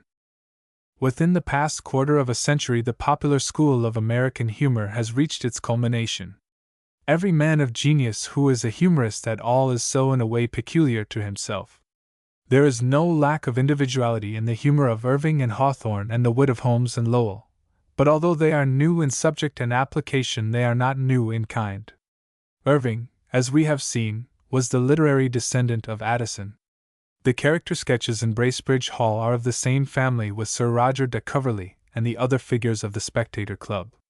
Knickerbocker's History of New York, though purely American in its matter, is not distinctly American in its method, which is akin to the mock heroic of Fielding and the irony of Swift in The Voyage to Lilliput. Irving's humor, like that of all the great English humorists, had its root in the perception of character, of the characteristic traits of men and classes of men, as ground of amusement. It depended for its effect, therefore, upon its truthfulness, its dramatic insight and sympathy, as did the humor of Shakespeare, of Sterne, Lamb, and Thackeray. This perception of the characteristic, when pushed to excess, issues in grotesque and caricature, as in some of Dickens's inferior creations, which are little more than personified single tricks of manner, speech, feature, or dress. Hawthorne's rare humor differed from Irving's in temper but not in substance, and belonged, like Irving's, to the English variety. Dr. Holmes's more pronouncedly comic verse does not differ specifically from the facetiae of Thomas Hood, but his prominent trait is wit, which is the laughter of the head as humor is of the heart. The same is true, with qualifications, of Lowell, whose Biglow Papers, though humor of an original sort in their revelation of Yankee character, are essentially satirical. It is the cleverness, the shrewdness of the hits in the Biglow Papers, their logical, that is, witty character, as distinguished from their drollery, that arrests the attention. They are funny, but they are not so funny as they are smart. In all these writers' humor was blent with more serious qualities, which gave fineness and literary value to their humorous writings. Their view of life was not exclusively comic. But there has been a class of jesters, of professional humorists, in America, whose product is so indigenous, so different, if not in essence, yet at least in form and expression, from any European humor, that it may be regarded as a unique addition to the comic literature of the world. It has been accepted as such in England, where Artemus Ward and Mark Twain are familiar to multitudes who have never read the One-Hoss-Shay or the Courtin'. And though it would be ridiculous to maintain that either of these writers takes rank with Lowell and Holmes, or to deny that there is an amount of flatness and coarseness in many of their labored fooleries which puts large portions of their writings below the line where real literature begins, still it will not do to ignore them as mere buffoons, or even to predict that their humors will soon be forgotten. It is true that no literary fashion is more subject to change than the fashion of a jest, and that jokes that make one generation laugh seem insipid to the next. But there is something perennial in the fun of Rabelais, whom Bacon called the great jester of France. And though the puns of Shakespeare's clowns are detestable, the clowns themselves have not lost their power to amuse. The Americans are not a gay people, but they are fond of a joke. Lincoln's little stories were characteristically Western, and it is doubtful whether he was more endeared to the masses by his solid virtues than by the humorous perception which made him one of them. The humor of which we are speaking now is a strictly popular and national possession. Though America has never, or not until lately, had a comic paper ranking with Punch or Chivalry or the Phlegon Bladder, every newspaper has had its funny column. Our humorists have been graduated from the journalist's desk and sometimes from the printing press, and now and then a local or country newspaper has risen into sudden prosperity from the possession of a new humorist, as in the case of G. D. Prentice's Courier Journal, or more recently of the Cleveland Plain Dealer, the Danbury News, the Burlington Hawkeye, the Arkansas Traveler, the Texas Siftings, and numerous others. Nowadays there are even syndicates of humorists, who cooperate to supply fund for certain groups of periodicals. Of course, the great majority of these manufacturers of jests for newspapers and comic almanacs are doomed to swift oblivion.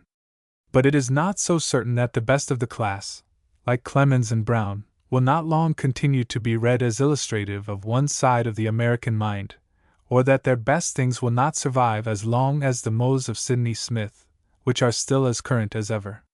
One of the earliest of them was Seba Smith, who, under the name of Major Jack Downing, did his best to make Jackson's administration ridiculous. B. P. Shillibers, Mrs. Partington, a sort of American Mrs. Malaprop, enjoyed great vogue before the war. Of a somewhat higher kind were the Phoenixiana, 1855, and Squib Papers, 1856, of Lieutenant George H. Derby. John Phoenix, one of the pioneers of literature on the Pacific coast at the time of the California gold fever of '49.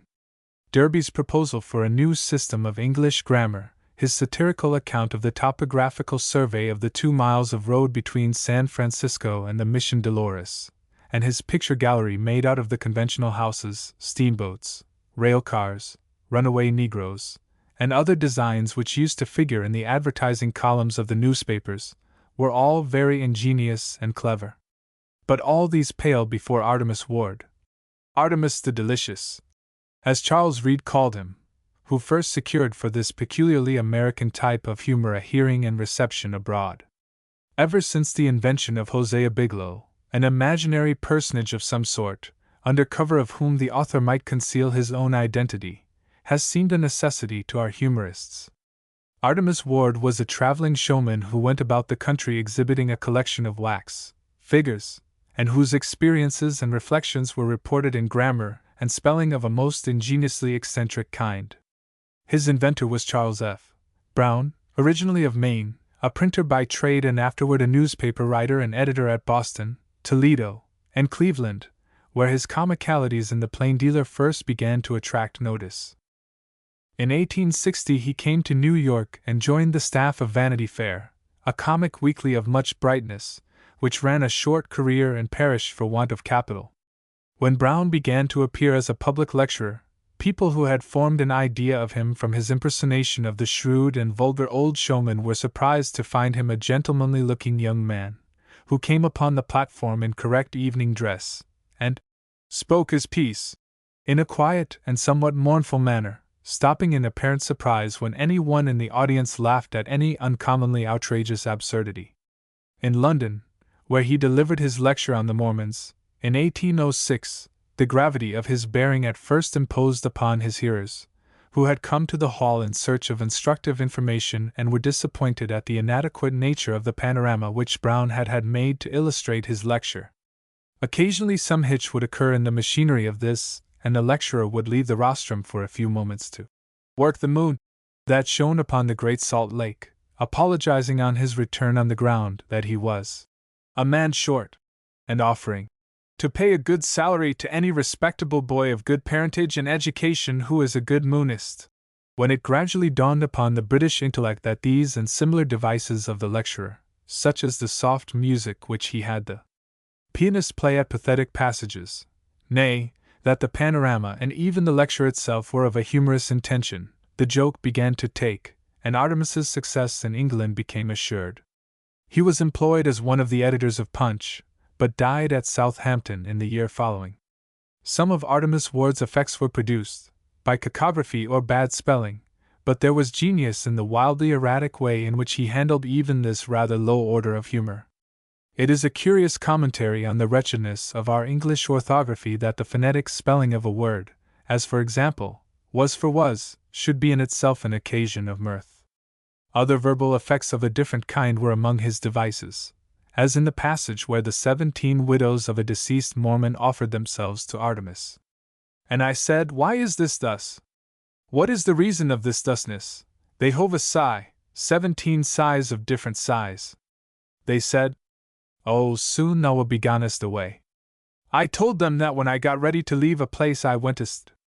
They said, Doth not like us? I said, I doth. I also said, I hope your intentions are honorable, as I am a lone child, my parents being far, far away. They then said, Wilt not marry us? I said, Oh no, it cannot was. When they cried, Oh cruel man! This is too much, oh! Too much, I told them that it was on account of the muchness that I declined. It is hard to define the difference between the humor of one writer and another, or of one nation and another. It can be felt and can be illustrated by quoting examples, but scarcely described in general terms. It has been said of that class of American humorists of which Artemus Ward is a representative that their peculiarity consists in extravagance, surprise, audacity, and irreverence. But all these qualities have characterized other schools of humor. There is the same element of surprise in De Quincey's anticlimax. Many a man has dated his ruin from some murder or other which, perhaps, at the time he thought little of. As in Artemus's truism that a comic paper ought to publish a joke now and then. The violation of logic which makes us laugh at an Irish bull is likewise the source of the humor in Artemus's saying of Jeff Davis, that it would have been better than $10 in his pocket if he had never been born. Or in his advice, always live within your income, even if you have to borrow money to do so. Or again, in his announcement that Mr. Ward will pay no debts of his own contracting. A kind of ludicrous confusion, caused by an unusual collocation of words, is also one of his favorite tricks, as when he says of Brigham Young, He's the most married man I ever saw in my life. Or when, having been drafted at several hundred different places where he had been exhibiting his wax figures, he says that if he went on, he should soon become a regiment, and adds, I never knew that there was so many of me.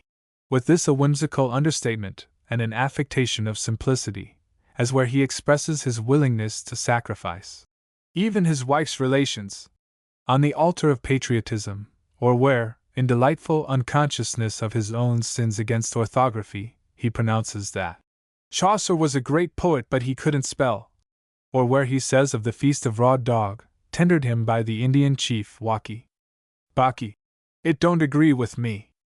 I prefer simple food. On the whole, it may be said of original humor of this kind, as of other forms of originality in literature, that the elements of it are old, but their combinations are novel. Other humorists, like Henry W.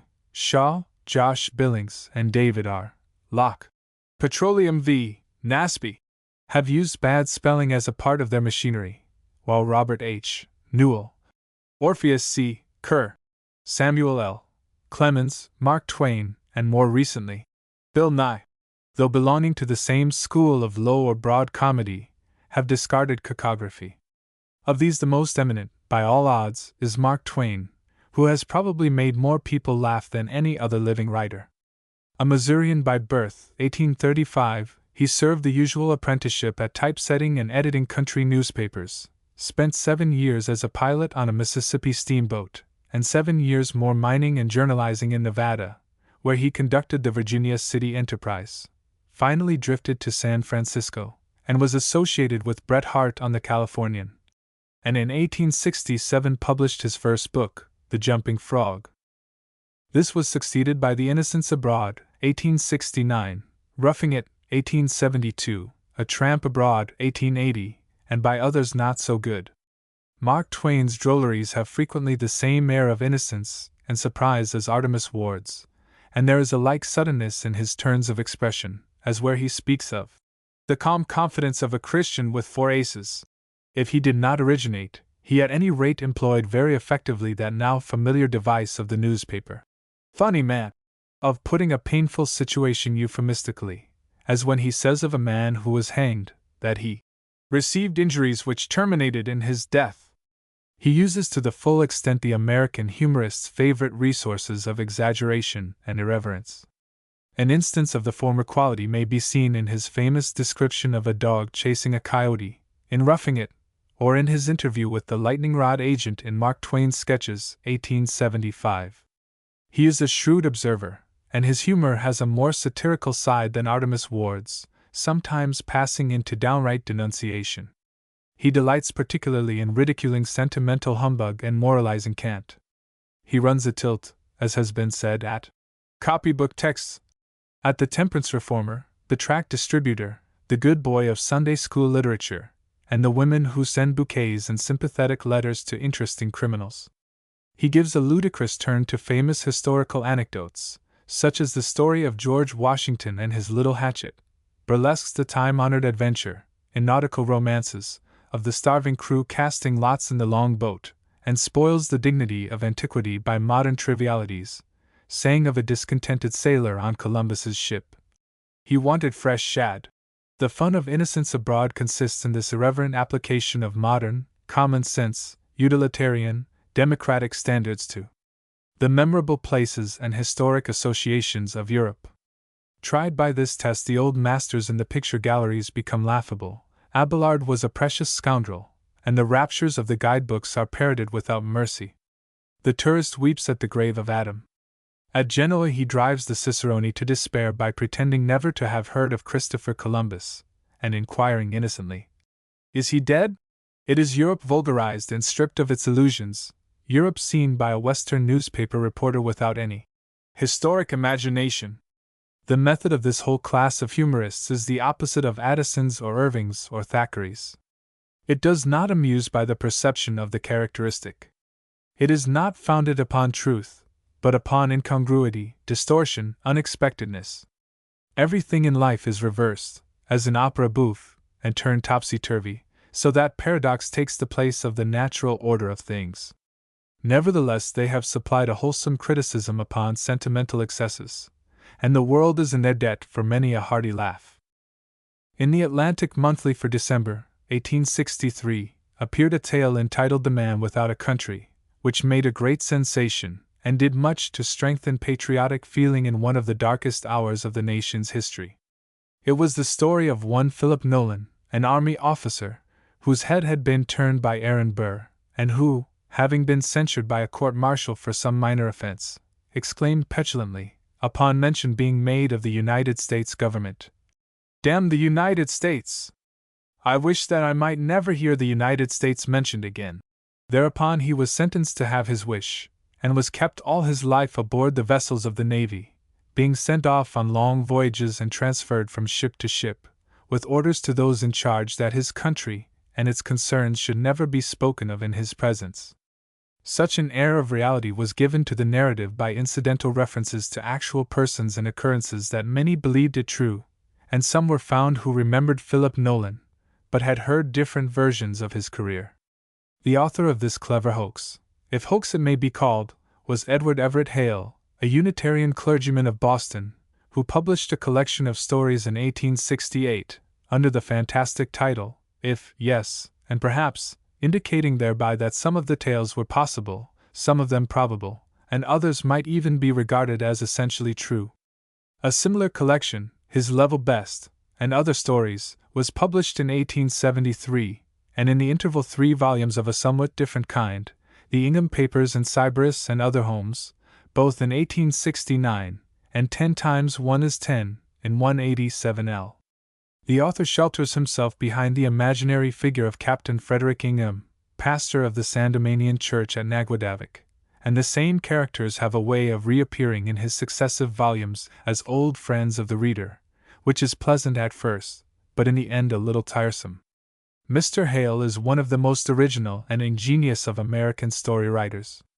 The old device of making wildly improbable inventions appear like fact by a realistic treatment of details, a device employed by Swift and Edgar Poe, and more lately by Jules Verne, became quite fresh and novel in his hands, and was managed with a humor all his own. Some of his best stories are My Double and How He Undid Me, describing how a busy clergyman found an Irishman who looked so much like himself that he trained him to pass as his duplicate, and sent him to do duty in his stead at public meetings, dinners, etc., thereby escaping bores and getting time for real work. The Brick Moon, a story of a projectile built and launched into space, to revolve in a fixed meridian about the earth and serve mariners as a mark of longitude. The Rag Man and Rag Woman, a tale of an impoverished couple who made a competence by saving the pamphlets, advertisements, wedding cards, etc., that came to them through the mail, and developing a paper business on that basis, and The Skeleton in the Closet, which shows how the fate of the Southern Confederacy was involved in the adventures of a certain hoop skirt, built in the eclipse and rigged with curses dark. Mr. Hale's historical scholarship and his habit of detail have aided him in the art of giving vraisemblance to absurdities.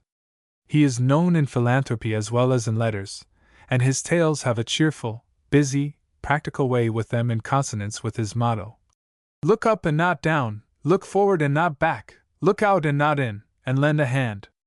It is too soon to sum up the literary history of the last quarter of a century. The writers who have given it shape are still writing, and their work is therefore incomplete.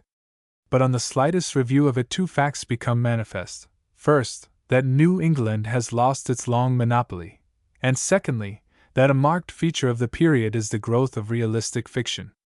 The electric tension of the atmosphere for 30 years preceding the Civil War, the storm and stress of great public contests, and the intellectual stir produced by transcendentalism seem to have been more favorable to poetry and literary idealism than present conditions are.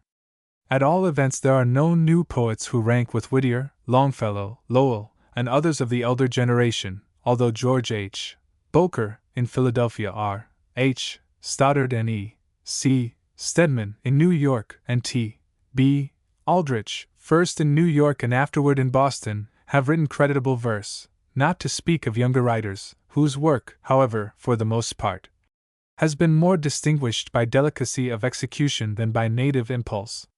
Mention has been made of the establishment of Harper's Monthly Magazine, which, under the conduct of its accomplished editor, George W. Curtis, has provided the public with an abundance of good reading.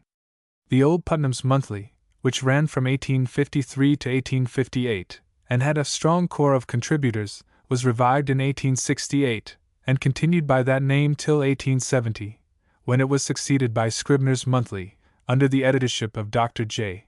G. Holland, and this in 1881 by the Century, an efficient rival of Harper's in circulation, in literary excellence, and in the beauty of its wood engravings. The American school of which art these two great periodicals have done much to develop and encourage. Another New York monthly, The Galaxy, ran from 1866 to 1878, and was edited by Richard Grant White. Within the last few years a new Scribner's Magazine has also taken the field. The Atlantic, in Boston, and Lippincott's, in Philadelphia, are no unworthy competitors with these for public favor. During the 40s began a new era of national expansion, somewhat resembling that described in a former chapter, and like that, bearing fruit eventually in literature. The cession of Florida to the United States in 1845, and the annexation of Texas in the same year, were followed by the purchase of California in 1847, and its admission as a state in 1850. In 1849 came the great rush to the California gold fields. San Francisco, at first a mere collection of tents and board shanties, with a few adobe huts, grew with incredible rapidity into a great city, the wicked and wonderful city apostrophized by Bret Harte in his poem, San Francisco. Serene, indifferent of fate, thou sittest at the western gate. Upon thy heights so lately won still slant the banners of the sun. I know thy cunning and thy greed, thy hard, high lust and wilful deed. The adventurers of all lands and races who flocked to the Pacific coast found there a motley state of society between civilization and savagery. There were the relics of the old Mexican occupation, the Spanish missions, with their Christianized Indians, the wild tribes of the plains, Apaches, Utes, and Navajos, the Chinese coolies and washermen, all elements strange to the Atlantic seaboard and the states of the interior. The gold hunters crossed, in stages or caravans, enormous prairies, alkaline deserts dotted with sagebrush and seamed by deep canyons, and passes through gigantic mountain ranges. On the coast itself nature was unfamiliar, the climate was subtropical, fruits and vegetables grew to a mammoth size, corresponding to the enormous redwoods in the Mariposa groves and the prodigious scale of the scenery in the valley of the Yosemite and the snow-capped peaks of the Sierras. At first there were few women, and the men led a wild, lawless existence in the mining camps. Hard upon the heels of the prospector followed the dram shop, the gambling hell, and the dance hall. Every man carried his Colt, and looked out for his own life and his claim. Crime went unpunished or was taken in hand, when it got too rampant, by vigilance committees. In the diggings shaggy frontiersmen and pikes from Missouri mingled with the scum of eastern cities and with broken-down business men and young college graduates seeking their fortune. Surveyors and geologists came of necessity, speculators in mining stock and city lots set up their offices in the town. Later came a sprinkling of schoolteachers and ministers. Fortunes were made in one day and lost the next at poker or loo. Today the lucky miner who had struck a good lead was drinking champagne out of pails and treating the town. Tomorrow he was busted, and shouldered the pick for a new onslaught upon his luck. This strange, reckless life was not without fascination, and highly picturesque and dramatic elements were present in it. It was, as Bret Harte says, an era replete with a certain heroic Greek poetry, and sooner or later it was sure to find its poet. During the war, California remained loyal to the Union, but was too far from the seat of conflict to experience any serious disturbance, and went on independently developing its own resources and becoming daily more civilized. By 1868, San Francisco had a literary magazine, the Overland Monthly, which ran until 1875 and was revived in 1883. It had a decided local flavor, and the vignette on its title page was a happily chosen emblem, representing a grizzly bear crossing a railway track. In an early number of the Overland was a story entitled The Luck of Roaring Camp, by Francis Bret Harte, a native of Albany, N. Y. 1835, who had come to California at the age of 17, in time to catch the unique aspects of the life of the 49ers, before their vagabond communities had settled down into the law-abiding society of the present day. His first contribution was followed by other stories and sketches of a similar kind, such as The Outcasts of Poker Flat, Miggles, and Tennessee's Partner, and by verses, serious and humorous, of which last, Plain Language from Truthful James, better known as the Heathen Chinny, made an immediate hit, and carried its author's name into every corner of the English-speaking world. In 1871 he published a collection of his tales, another of his poems, and a volume of very clever parodies, condensed novels, which rank with Thackeray's novels by eminent hands. Bret Harte's California stories were vivid, highly colored pictures of life in the mining camps and raw towns of the Pacific coast. The pathetic and the grotesque went hand in hand in them, and the author aimed to show how even in the desperate characters gathered together there, the fortune hunters, gamblers, thieves, murderers, drunkards, and prostitutes, the latent nobility of human nature asserted itself in acts of heroism, magnanimity, self-sacrifice, and touching fidelity. The same men who cheated at cards and shot each another down with tipsy curses were capable on occasion of the most romantic generosity and the most delicate chivalry. Critics were not wanting who held that, in the matter of dialect and manners and other details, the narrator was not true to the facts. This was a comparatively unimportant charge. But a more serious question was the doubt whether his characters were essentially true to human nature, whether the wild soil of revenge and greed and dissolute living ever yields such flowers of devotion as blossom in Tennessee's Partner and the Outcasts of Poker Flat. However this may be, there is no question as to Hart's power as a narrator. His short stories are skillfully constructed and effectively told. They never drag, and are never overladen with description, reflection, or other lumber. In his poems and dialect we find the same variety of types and nationalities characteristic of the Pacific coast: the little Mexican maiden, Pachita, in the old mission garden; the wicked Bill Nye, who tries to cheat the heathen Chinny at euchre and to rob Injun Dick of his winning lottery ticket; the Geological Society on the Stanislaus who settle their scientific debates with chunks of old red sandstone and the skulls of mammoths; the unlucky Mr. Dow, who finally strikes gold while digging a well and builds a house with a cupilo; and Flynn, of Virginia, who saves his pard's life, at the sacrifice of his own, by holding up the timbers in the caving tunnel. These poems are mostly in monologue, like Browning's dramatic lyrics, exclamatory and abrupt in style, and with a good deal of indicated action, as in Jim, where a miner comes into a barroom, looking for his old chum, learns that he is dead, and is just turning away to hide his emotion when he recognizes Jim in his informant. "Well, thar, goodbye, no more, sir, What's that you say? Why, durn it, show, no. Yeah. By Joe. Sold. Sold. Why, you limb. You ornery, durned old long-legged Jim." Bret Harte had many imitators, and not only did our newspaper poetry for a number of years abound in the properties of Californian life, such as gulches, placers, divides, etc., but writers further east applied his method to other conditions. Of these by far the most successful was John Hay, a native of Indiana and private secretary to President Lincoln, whose Little Breeches, Jim Bludso, and Mystery of Gilgal have rivaled Bret Harte's own verses in popularity. In the last named piece the reader is given to feel that there is something rather cheerful and humorous in a barroom fight which results in the gals that winter, as a rule, going alone to singing school.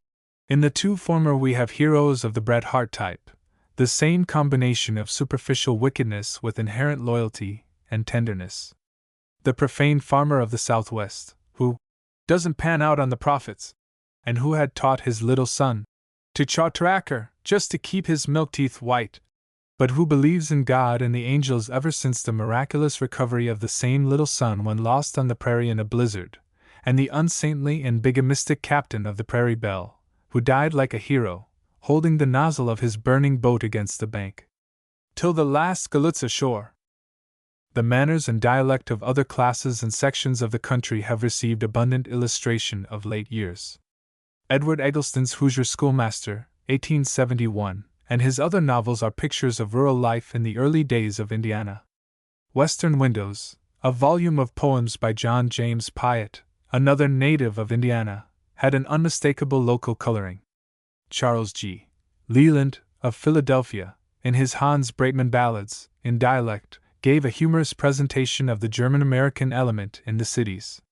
By the death, in 1881, of Sidney Lanier, a Georgian by birth, the South lost a poet of rare promise, whose original genius was somewhat hampered by his hesitation between two arts of expression, music and verse, and by his effort to coordinate them. His Science of English Verse, 1880, was a most suggestive, though hardly convincing, statement of that theory of their relation which he was working out in his practice. Some of his pieces, like The Mocking Bird and The Song of the Chattahoochee, are the most characteristically Southern poetry that has been written in America.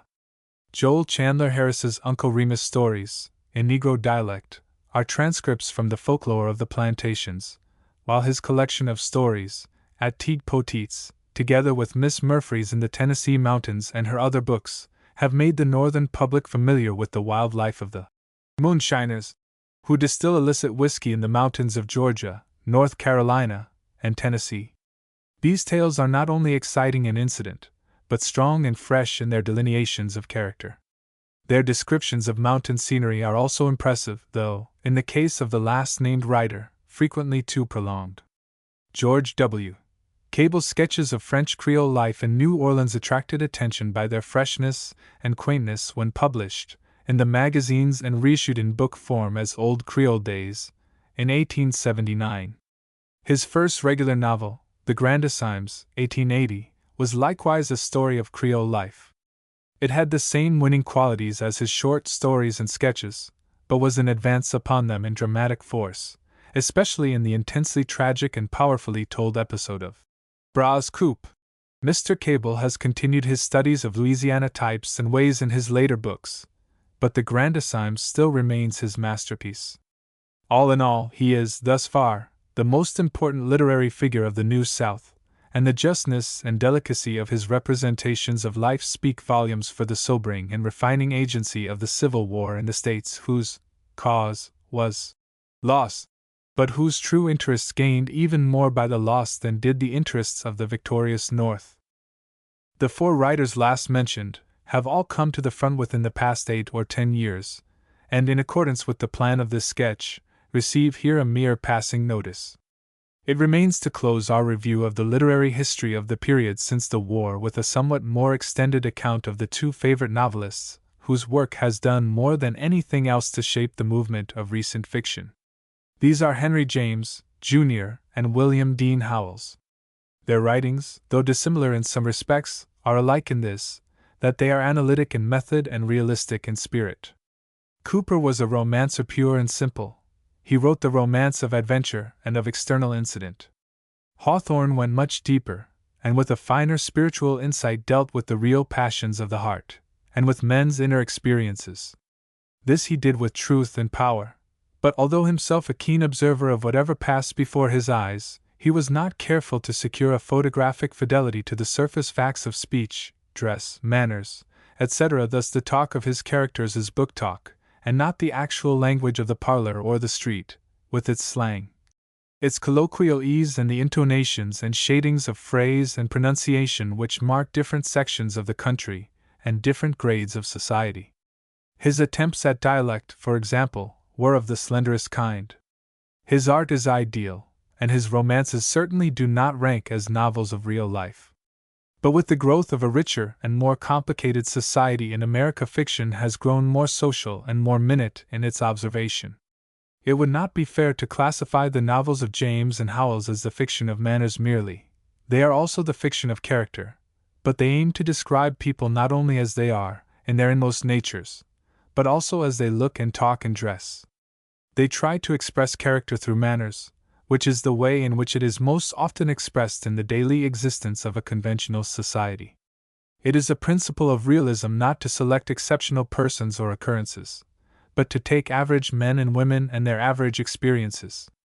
The realists protest that the moving incident is not their trade, and that the stories have all been told. They want no plot and no hero.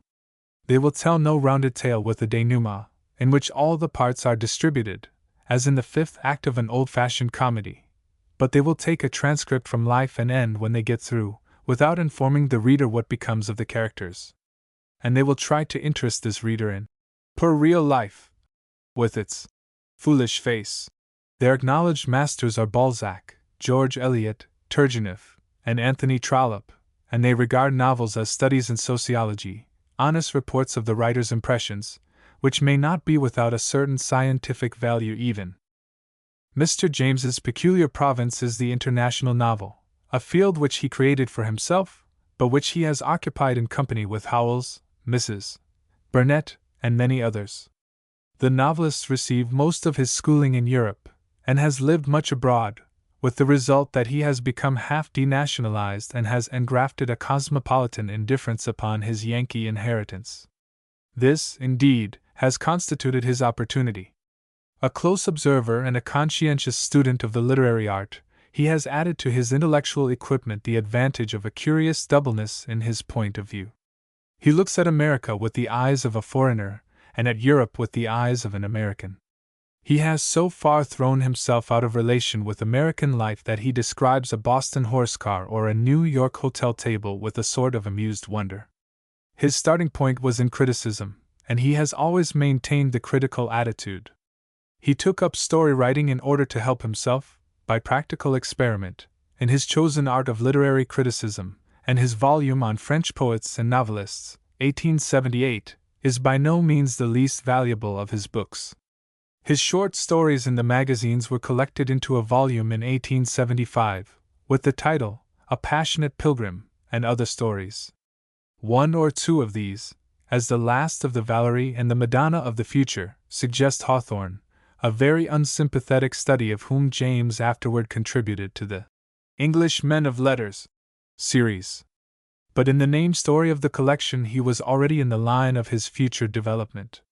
This is the story of a middle-aged invalid American who comes to England in search of health, and finds, too late, in the mellow atmosphere of the mother country, the repose and the congenial surroundings which he has all his life been longing for in his raw America. The pathos of his self-analysis and his confession of failure is subtly imagined. The impressions which he and his faraway English kinsfolk make on one another, their mutual attraction and repulsion, are described with that delicate perception of national differences which makes the humor, and sometimes the tragedy of James's later books, like The American, Daisy Miller, The Europeans, and An International Episode. His first novel was Roderick Hudson, 1876, not the most characteristic of his fictions, but perhaps the most powerful in its grasp of elementary passion. The analytic method and the critical attitude have their dangers in imaginative literature. In proportion as this writer's faculty of minute observation and his realistic objectivity have increased upon him, the uncomfortable coldness which is felt in his youthful work has become actually disagreeable, and his art, growing constantly finer and surer in matters of detail, has seemed to dwell more and more in the region of mere manners and less in the higher realm of character and passion. In most of his writings the heart, somehow, is left out. We have seen that Irving, from his knowledge of England and America, and his long residence in both countries, became the mediator between the two great branches of the Anglo-Saxon race. This he did by the power of his sympathy with each. Henry James has likewise interpreted the two nations to one another in a subtler but less genial fashion than Irving, and not through sympathy, but through contrast, by bringing into relief the opposing ideals of life and society which have developed under different institutions. In his novel, The American, 1877, he has shown the actual misery which may result from the clashing of opposed social systems.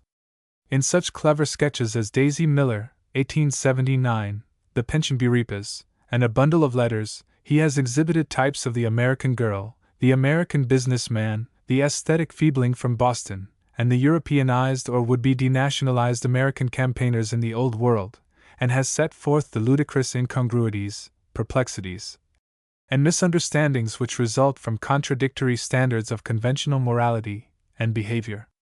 In The Europeans, 1879, and An International Episode, 1878, he has reversed the process, bringing Old World standards to the test of American ideas by transferring his dramatis personae to Republican soil.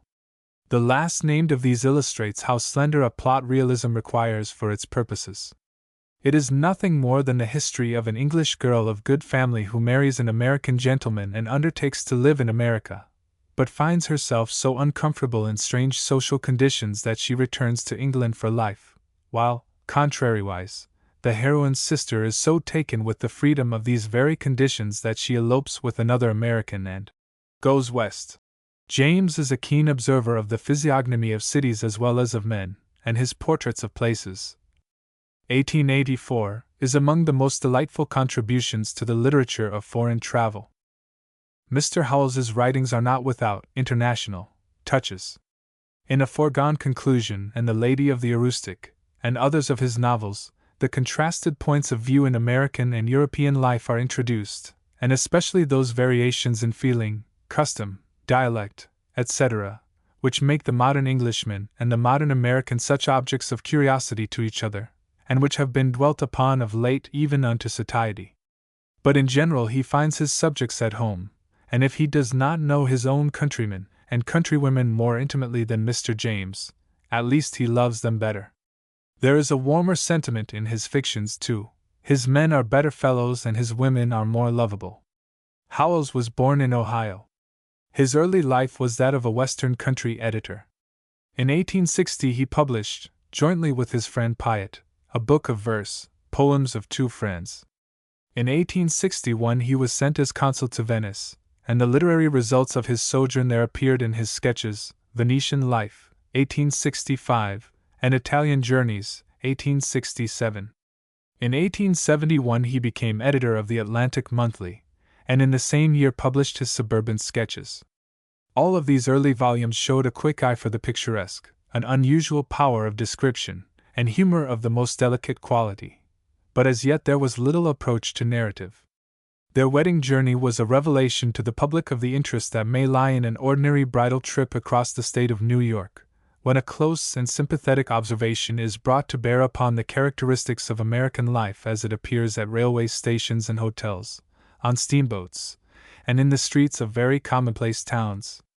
A Chance Acquaintance, 1873, was Howells's first novel, though even yet the story was set against a background of travel pictures.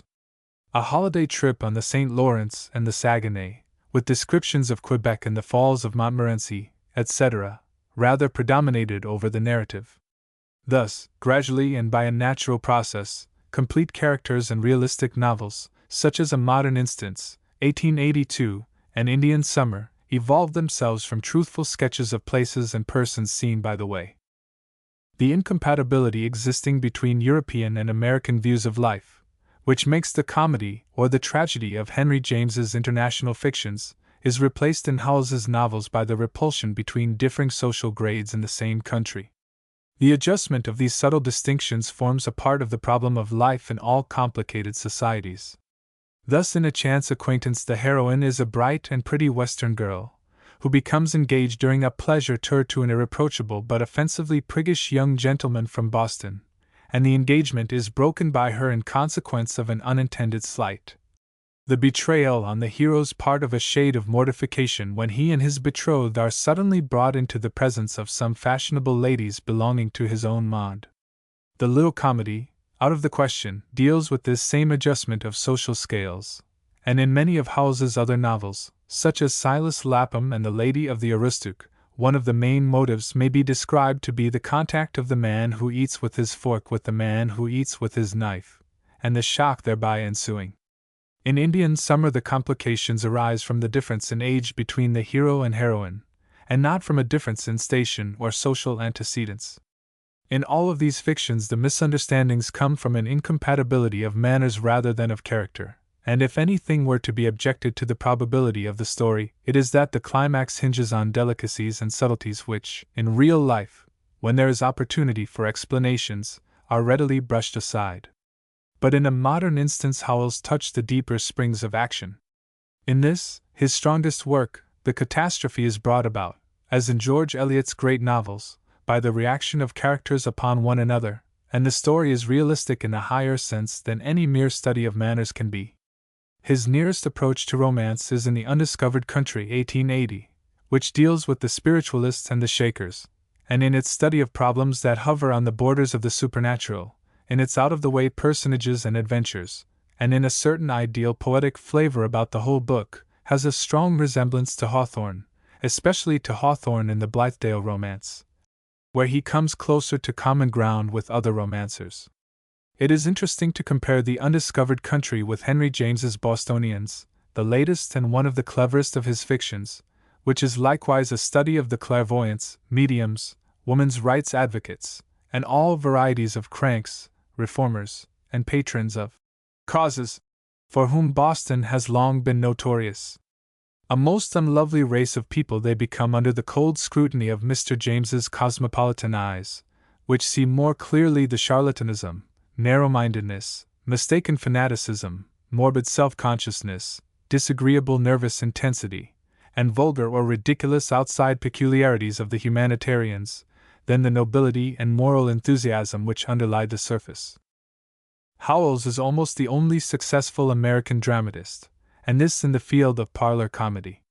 His little farces, The Elevator, The Register, The Parlor Car, etc., have a lightness and grace, with an exquisitely absurd situation, which remind us more of the comedies et proverbs of Alfred de Musset, or the many agreeable dialogues and monologues of the French domestic stage, than of any work of English or American hands. His softly ironical yet affectionate treatment of feminine ways is especially admirable. In his numerous types of sweetly illogical, inconsistent, and inconsequent womanhood, he has perpetuated with a nicer art than Dickens what Thackeray calls that great discovery. Mrs. Nickleby. 1. Theodore Winthrop. Life in the Open Air. Cecil Dream. 2. Thomas Wentworth Higginson. Life in a Black Regiment. 3. Poetry of the Civil War. Edited by Richard Grant White. New York. 1866. 4. Charles Farrar Brown. Artemus Ward, his book. Lecture on the Mormons. Artemus Ward in London. 5. Samuel Langhorne Clemens. The Jumping Frog. Roughing It. The Mississippi Pilot. 6. Charles Godfrey Leland. Hans Breitmann's Ballads. 7. Edward Everett Hale. If Yes and Perhaps. His Level Best, and Other Stories. 8. Francis Bret Harte. Outcasts of Poker Flat, and Other Stories. Condensed Novels. Poems in Dialect. 9. Sidney Lanier. Nirvana. Resurrection. The Harlequin of Dreams. Song of the Chattahoochee. The Mockingbird. The Stirrup Cup. Tampa Robins. The Bee. The Revenge of Hamish. The Ship of Earth. The Marshes of Glynn. Sunrise. 10. Henry James, Jr. A Passionate Pilgrim. Roderick Hudson. Daisy Miller. Pension Burepas. A Bundle of Letters. An International Episode. The Bostonians. Portraits of Places. 11. William Dean Howells. Their Wedding Journey. Suburban Sketches. A Chance Acquaintance. A Foregone Conclusion. The Undiscovered Country. A Modern Instance. 12. George W. Cable. Old Creole Days. Madame Delphine. The Grandissimes. 13. Joel Chandler Harris. Uncle Remus. Mingo, and Other Sketches. 14. Charles Egbert Craddock, Miss Murphy. In the Tennessee Mountains. Cotton Mather. Captain Phipps and the Spanish Wreck. From Magnalia Christi Americana. Captain Phipps, arriving with a ship and a tender at Port de la Plata, made a stout canoe of a stately cotton tree, so large as to carry 8 or 10 oars, for the making of which periaga, as they call it, he did, with the same industry that he did everything else, employ his own hand and adze, and endure no little hardship, lying abroad in the woods many nights together. This periaga with the tender, being anchored at a place convenient, the periaga kept busking to and again, but could only discover a reef of rising shoals thereabouts, called the boilers, which, rising to be within 2 or 3 feet of the surface of the sea, were yet so steep that a ship striking on them would immediately sink down, who could say how many fathom, into the ocean. Here they could get no other pay for their long peeping among the boilers, but only such as caused them to think upon returning to their captain with the bad news of their total disappointment. Nevertheless, as they were upon their return, one of the men, looking over the side of the periaga into the calm water, he spied a sea feather growing, as he judged, out of a rock, whereupon he bade one of their Indians to dive and fetch this feather, that they might, however, carry home something with them, and make at least as fair a triumph as Caligula's. 2. The diver, bringing up the feather, brought therewithal a surprising story, that he perceived a number of great guns in the watery world where he had found his feather, the report, 3, of which great guns exceedingly astonished the whole company, and at once turned their despondencies for their ill success into assurances that they had now lit upon the true spot of ground which they had been looking for. And they were further confirmed in these assurances when, upon further diving, the Indian fetched up a sow, as they styled it, or a lump of silver worth perhaps 200 or 300 pounds. Upon this they prudently buoyed the place that they might readily find it again, and they went back unto their captain, whom for some while they distressed with nothing but such bad news as they formerly thought they must have carried him. Nevertheless they so slipped in the sow of silver on one side under the table, where they were now sitting with the captain, and hearing him express his resolutions to wait still patiently upon the providence of God under these disappointments, that when he should look on one side he might see that odd thing before him, At last he saw it. Seeing it, he cried out with some agony, "Why? What is this? Whence comes this?" And then, with changed countenances, they told him how and where they got it. "Then," said he, "thanks be to God! We are made." And so away they went, all hands to work, wherein they had this one further piece of remarkable prosperity, that whereas if they had first fallen upon that part of the Spanish wreck where the pieces of 8, 4, had been stowed in bags among the ballast, they had seen a more laborious and less enriching time of it. Now, most happily, they first fell upon that room in the wreck where the bullion had been stored up.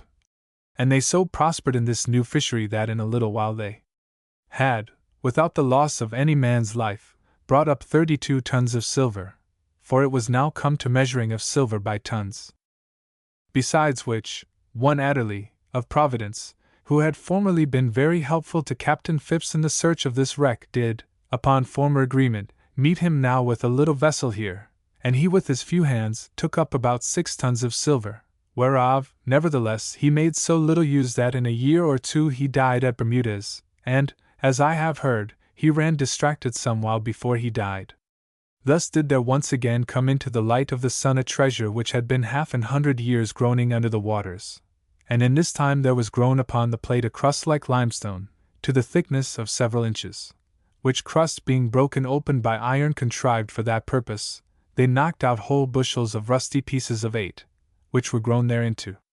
Besides that incredible treasure of plate in various forms thus fetched up from 7 or 8 fathom under water, there were vast riches of gold, and pearls, and jewels, which they also lit upon, and indeed, for a more comprehensive invoice, I must but summarily say, all that a Spanish frigate uses to be enriched withal.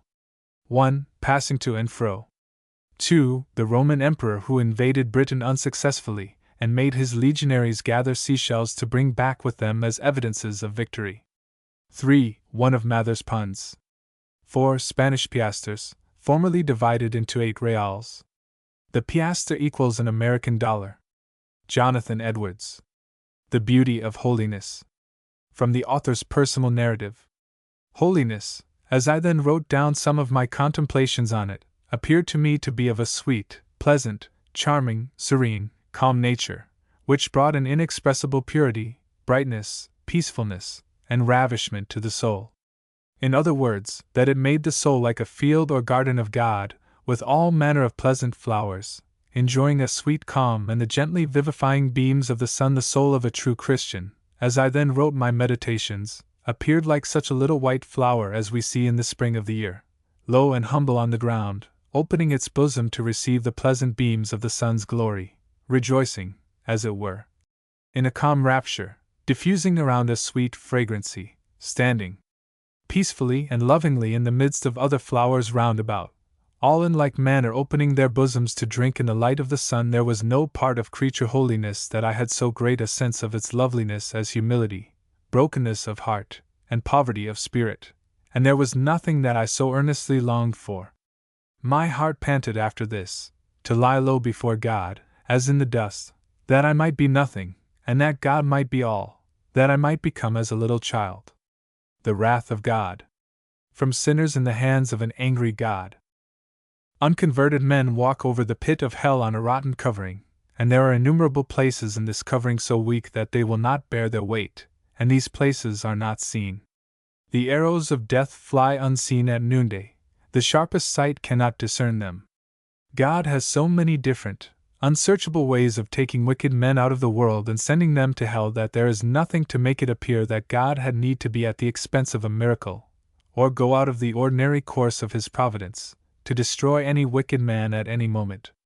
Your wickedness makes you as it were heavy as lead and to tend downward with great weight and pressure toward hell, and if God should let you go, you would immediately sink and swiftly descend and plunge into the bottomless gulf, and your healthy constitution, and your own care and prudence, and best contrivance, and all your righteousness, would have no more influence to uphold you and keep you out of hell than a spider's web would have to stop a falling rock. There are the black clouds of God's wrath now hanging directly over your heads, full of the dreadful storm and big with thunder, and were it not for the restraining hand of God it would immediately burst forth upon you. The sovereign pleasure of God, for the present, stays his rough wind, otherwise it would come with fury, and your destruction would come like a whirlwind, and you would be like the chaff of the summer threshing floor. The wrath of God is like great waters that are dammed for the present. They increase more and more, and rise higher and higher, till an outlet is given, and the longer the stream is stopped, the more rapid and mighty is its course when once it is let loose. Thus it will be with you that are in an unconverted state, if you continue in it. The infinite might and majesty and terribleness of the omnipotent God shall be magnified upon you in the ineffable strength of your torments. You shall be tormented in the presence of the holy angels and in the presence of the Lamb. And, when you shall be in this state of suffering, the glorious inhabitants of heaven shall go forth and look on the awful spectacle, that they may see what the wrath and fierceness of the Almighty is, and when they have seen it they will fall down and adore that great power and majesty.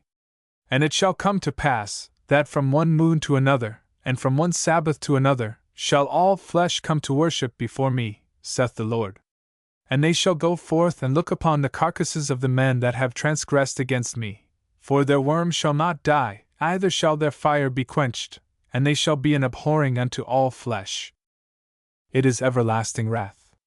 It would be dreadful to suffer this fierceness and wrath of Almighty God one moment, but you must suffer it to all eternity.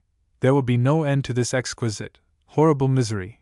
When you look forward, you shall see a long forever, a boundless duration before you, which will swallow up your thoughts and amaze your soul, and you will absolutely despair of ever having any deliverance, any end, any mitigation, any rest at all.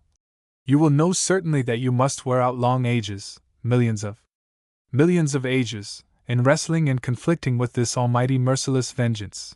And then, when you have so done, when so many ages have actually been spent by you in this manner, you will know that all is but a point to what remains, so that your punishment will indeed be infinite. If we knew that there was one person, and but one, in the whole congregation, that was to be the subject of this misery, what an awful thing it would be to think of! If we knew who it was, what an awful sight would it be to see such a person! How might all the rest of the congregation lift up a lamentable and bitter cry over him! But alas! Instead of one, how many is it likely will remember this discourse in hell? And it would be a wonder if some that are now present should not be in hell in a very short time, before this year is out. And it would be no wonder if some persons, that now sit here in some seats of this meeting house in health, and quiet, and secure, should be there before tomorrow morning. Benjamin Franklin. Franklin's arrival at Philadelphia. From the Life of Benjamin Franklin, written by himself. I was in my working dress, my best clothes being to come round by sea. I was dirty from my journey, my pockets were stuffed out with shirts and stockings, and I knew no soul nor where to look for lodging.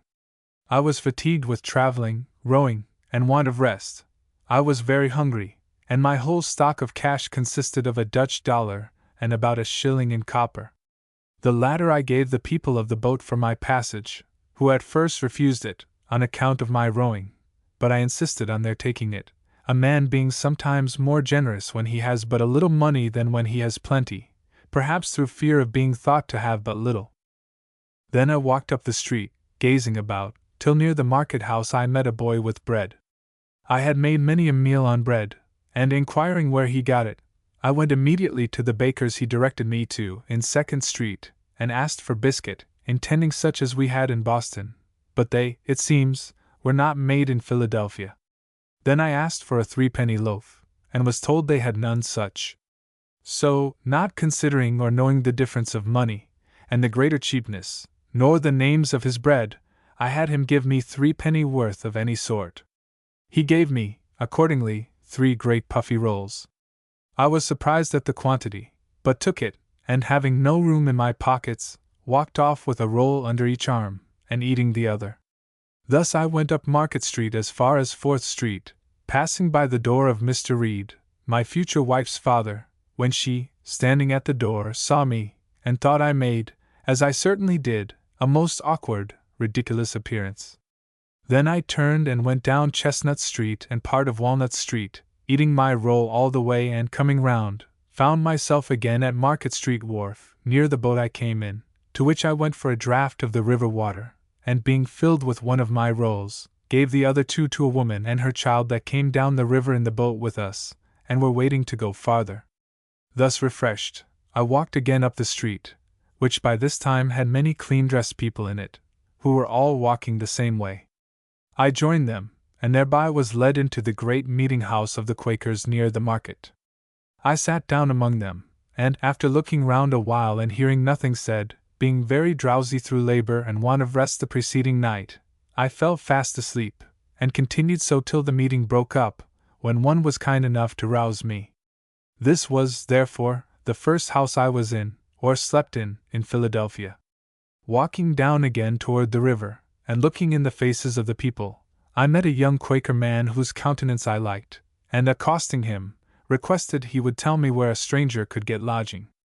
We were near the sign of the Three Mariners. "Here," says he, "is one place that entertains strangers, but it is not a reputable house. If thee wilt walk with me, I'll show thee a better." He brought me to the Crooked Billet in Water Street. Here I got a dinner, paying too dear for the whistle. From correspondence with Madame Britton. I am charmed with your description of Paradise, and with your plan of living there, and I approve much of your conclusion that, in the meantime, we should draw all the good we can from this world. In my opinion, we might all draw more good from it than we do, and suffer less evil, if we would take care not to give too much for whistles, for to me it seems that most of the unhappy people we meet with are become so by neglect of that caution. You ask what I mean? You love stories, and will excuse my telling one of myself. When I was a child of 7 years old, my friends, on a holiday, filled my pocket with coppers.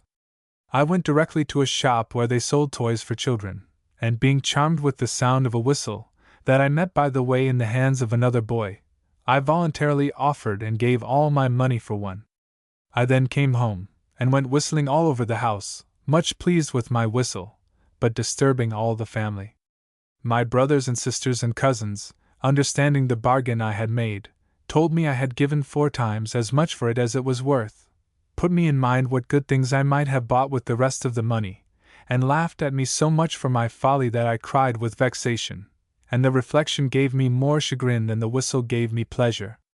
This, however, was afterward of use to me, the impression continuing on my mind, so that often when I was tempted to buy some unnecessary thing, I said to myself, "Don't give too much for the whistle," and I saved my money. As I grew up, came into the world, and observed the actions of men, I thought I met with many, very many, who gave too much for the whistle. When I saw one too ambitious of court favor, sacrificing his time in attendance on levees, his repose, his liberty, his virtue, and perhaps his friends to attain it, I have said to myself, this man gives too much for his whistle. When I saw another fond of popularity, constantly employing himself in political bustles, neglecting his own affairs, and ruining them by that neglect, he pays, indeed, said I, too much for his whistle. If I see one fond of appearance or fine clothes, fine houses, fine furniture, fine equipages, all above his fortune, for which he contracts debts and ends his career in a prison, alas! Say I, he has paid dear, very dear for his whistle. In short, I conceive that a great part of the miseries of mankind are brought upon them by the false estimates they have made of the value of things and by their giving too much for their whistles. Yet I ought to have charity for these unhappy people, when I consider that with all this wisdom of which I am boasting, there are certain things in the world so tempting, for example, the apples of King John, which happily are not to be bought, for if they were put to sale by auction I might very easily be led to ruin myself in the purchase, and find that I had once more given too much for the whistle. Philip Freneau. The Indian Burying Ground. In spite of all the learned have said, I still my old opinion keep. The posture that we give the dead points out the soul's eternal sleep. Not so the ancients of these lands. The Indian, when from life released, again is seated with his friends, and shares again the joyous feast. His image birds and painted bowl and venison, for a journey dressed, bespeak the nature of the soul, activity that knows no rest. His bow for action ready bent, and arrows with a head of stone, can only mean that life is spent, and not the finer essence gone. Thou, stranger that shalt come this way, no fraud upon the dead commit, observe the swelling turf and say, they do not lie, but here they sit. Here still a lofty rock remains, on which the curious eye may trace, now wasted half by wearing rains, the fancies of a ruder race. Here still an aged elm aspires, beneath whose far projecting shade, and which the shepherd still admires, the children of the forest played. There oft a restless Indian queen, pale Sheba with her braided hair, and many a barbarous form is seen to chide the man that lingers there. By midnight moons, o'er moistening dews, in vestments for the chase arrayed, the hunter still the deer pursues, the hunter and the deer, a shade.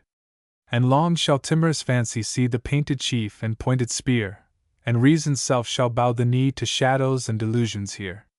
Daniel Webster. The Union. From the reply to Hayne, January 25, 1830. I profess, sir, in my career hitherto, to have kept steadily in view the prosperity and honor of the whole country, and the preservation of our federal union. It is to that union we owe our safety at home and our consideration and dignity abroad. It is to that union that we are chiefly indebted for whatever makes us most proud of our country. That union we readied only by the discipline of our virtues in the severe school of adversity. It had its origin in the necessities of disordered finance, prostrate commerce, and ruined credit. Under its benign influences these great interests immediately awoke as from the dead and sprang forth with newness of life. Every year of its duration has teemed with fresh proofs of its utility and its blessings. And although our territory has stretched out wider and wider and our population spread farther and farther, they have not outrun its protection or its benefits. It has been to us all a copious fountain of national, social, and personal happiness. I have not allowed myself, sir, to look beyond the Union to see what might lie hidden in the dark recess behind. I have not coolly weighed the chances of preserving liberty when the bonds that unite us together shall be broken asunder. I have not accustomed myself to hang over the precipice of disunion to see whether with my short sight I can fathom the depth of the abyss below, nor could I regard him as a safe counselor in the affairs of this government whose thoughts should be mainly bent on considering not how the Union may be best preserved, but how tolerable might be the condition of the people when it should be broken up and destroyed. While the Union lasts we have high, exciting, gratifying prospects spread out before us, for us and our children. Beyond that I seek not to penetrate the veil. God grant that in my day at least that curtain may not rise. God grant that on my vision never may be opened what lies beyond. When my eyes shall be turned to behold for the last time the sun in heaven, may I not see him shining on the broken and dishonored fragments of a once glorious union, on states dissevered, discordant, belligerent, on a land rent with civil feuds, or drenched, it may be, in fraternal blood. Let their last feeble and lingering glance rather behold the gorgeous ensign of the Republic, now known and honored throughout the earth, still full high advanced, its arms and trophies streaming in their original luster, not a stripe erased or polluted, not a single star obscured, bearing for its motto no such miserable interrogatory as, "What is all this worth?" nor those other words of delusion and folly. Liberty first, and union afterward. But everywhere, spread all over in characters of living light, blazing on all its ample folds as they float over the sea and over the land, and in every wind under the whole heavens, that other sentiment dear to every true American heart, liberty and union, now and forever, one and inseparable. South Carolina and Massachusetts. From the same. When I shall be found, sir, in my place here in the Senate, or elsewhere, to sneer at public merit because it happens to spring up beyond the little limits of my own state or neighborhood, when I refuse, for any such cause, or for any cause, the homage due to American talent, to elevated patriotism, to sincere devotion to liberty and the country, or, if I see an uncommon endowment of heaven, if I see extraordinary capacity and virtue in any son of the South, and if, moved by local prejudices, or gangrened by state jealousy, I get up here to abate the tithe of a hair from his just character and just fame, may my tongue cleave to the roof of my mouth. Sir, let me recur to pleasing recollections, let me indulge in refreshing remembrances of the past, let me remind you that, in early times, no states cherished greater harmony, both of principle and feeling, than Massachusetts and South Carolina. Would to God that harmony might again return. Shoulder to shoulder they went through the Revolution, Hand in hand they stood round the administration of Washington, and felt his own great arm lean on them for support. Unkind feeling, if it exist, alienation and distrust are the growth, unnatural to such soils, of false principle, since sown. They are weeds, the seeds of which that same great arm never scattered. Mr. President, I shall enter upon no encomium of Massachusetts, she needs none. There she is. Behold her and judge for yourselves. There is her history, the world knows it by heart. The past, at least, is secure. There is Boston, and Concord, and Lexington, and Bunker Hill, and there they will remain forever. The bones of her sons, falling in the great struggle for independence, now lie mingled with the soil of every state from New England to Georgia, and there they will lie forever. And, sir, where American liberty raised its first voice, and where its youth was nurtured and sustained, there it still lives, in the strength of its manhood, and full of its original spirit. If discord and disunion shall wound it, if party strife and blind ambition shall hawk at and tear it, if folly and madness, if uneasiness under salutary and necessary restraint shall succeed in separating it from that union by which alone its existence is made sure, it will stand, in the end, by the side of that cradle in which its infancy was rocked. It will stretch forth its arm with whatever vigor it may still retain, over the friends who gather round it, and it will fall at last if fall. It must, amidst the profoundest monuments of its own glory, and on the very spot of its origin. Washington Irving. The Storm Ship. From Bracebridge Hall. In the golden age of the province of the New Netherlands, when under the sway of Wouter van Twiller, otherwise called the Doubter, the people of the Manhattoes were alarmed one sultry afternoon, just about the time of the summer solstice, by a tremendous storm of thunder and lightning. The rain fell in such torrents as absolutely to spatter up and smoke along the ground. It seemed as if the thunder rattled and rolled over the very roofs of the houses. The lightning was seen to play about the church of St. Nicholas, and to strive 3 times in vain to strike its weathercock. Gerrit van Horn's new chimney was split almost from top to bottom, and Boffen Mildeberger was struck speechless from his bald-faced mare just as he was riding into town.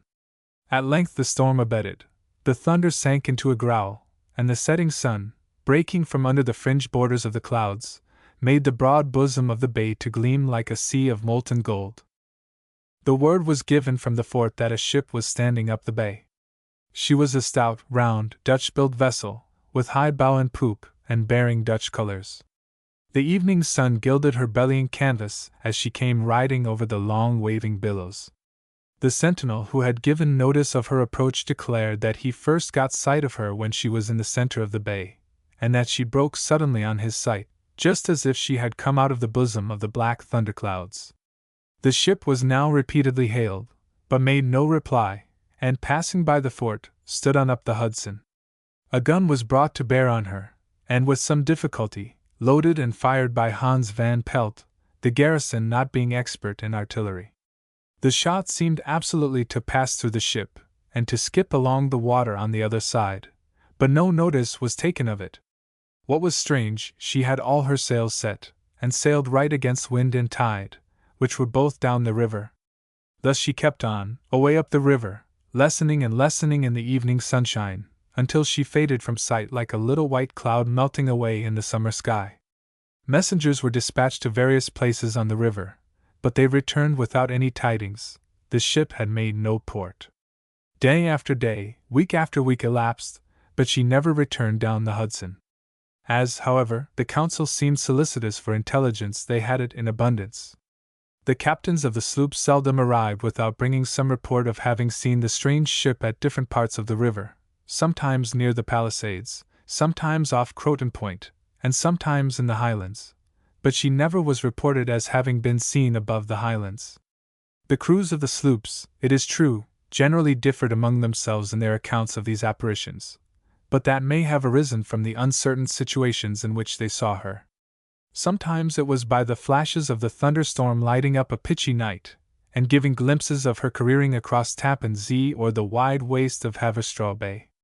At one moment she would appear close upon them, as if likely to run them down, and would throw them into great bustle and alarm, but the next flash would show her far off, always sailing against the wind. Sometimes, in quiet moonlight nights, she would be seen under some high bluff of the highlands, all in deep shadow, excepting her topsails glittering in the moonbeams. By the time, however, that the voyagers reached the place no ship was to be seen, and when they had passed on for some distance and looked back, behold, there she was again with her topsails in the moonshine. Her appearance was always just after or just in the midst of unruly weather, and she was known among the skippers and voyagers of the Hudson by the name of the Storm Ship. These reports perplexed the governor and his council more than ever, and it would be useless to repeat the conjectures and opinions uttered on the subject. Some quoted cases in point of ships seen off the coast of New England navigated by witches and goblins. Old Hans van Pelt, who had been more than once to the Dutch colony at the Cape of Good Hope, insisted that this must be the Flying Dutchman which had so long haunted Table Bay, but being unable to make port had now sought another harbor. Others suggested that if it really was a supernatural apparition, as there was every natural reason to believe, it might be Hendrik Hudson and his crew of the Half Moon, who, it was well known, had once run aground in the upper part of the river in seeking a northwest passage to China. This opinion had very little weight with the governor, but it passed current out of doors, for indeed it had always been reported that Hendrik Hudson and his crew haunted the Catskill Mountains, and it appeared very reasonable to suppose that his ship might infest the river where the enterprise was baffled, or that it might bear the shadowy crew to their periodical revels in the mountain.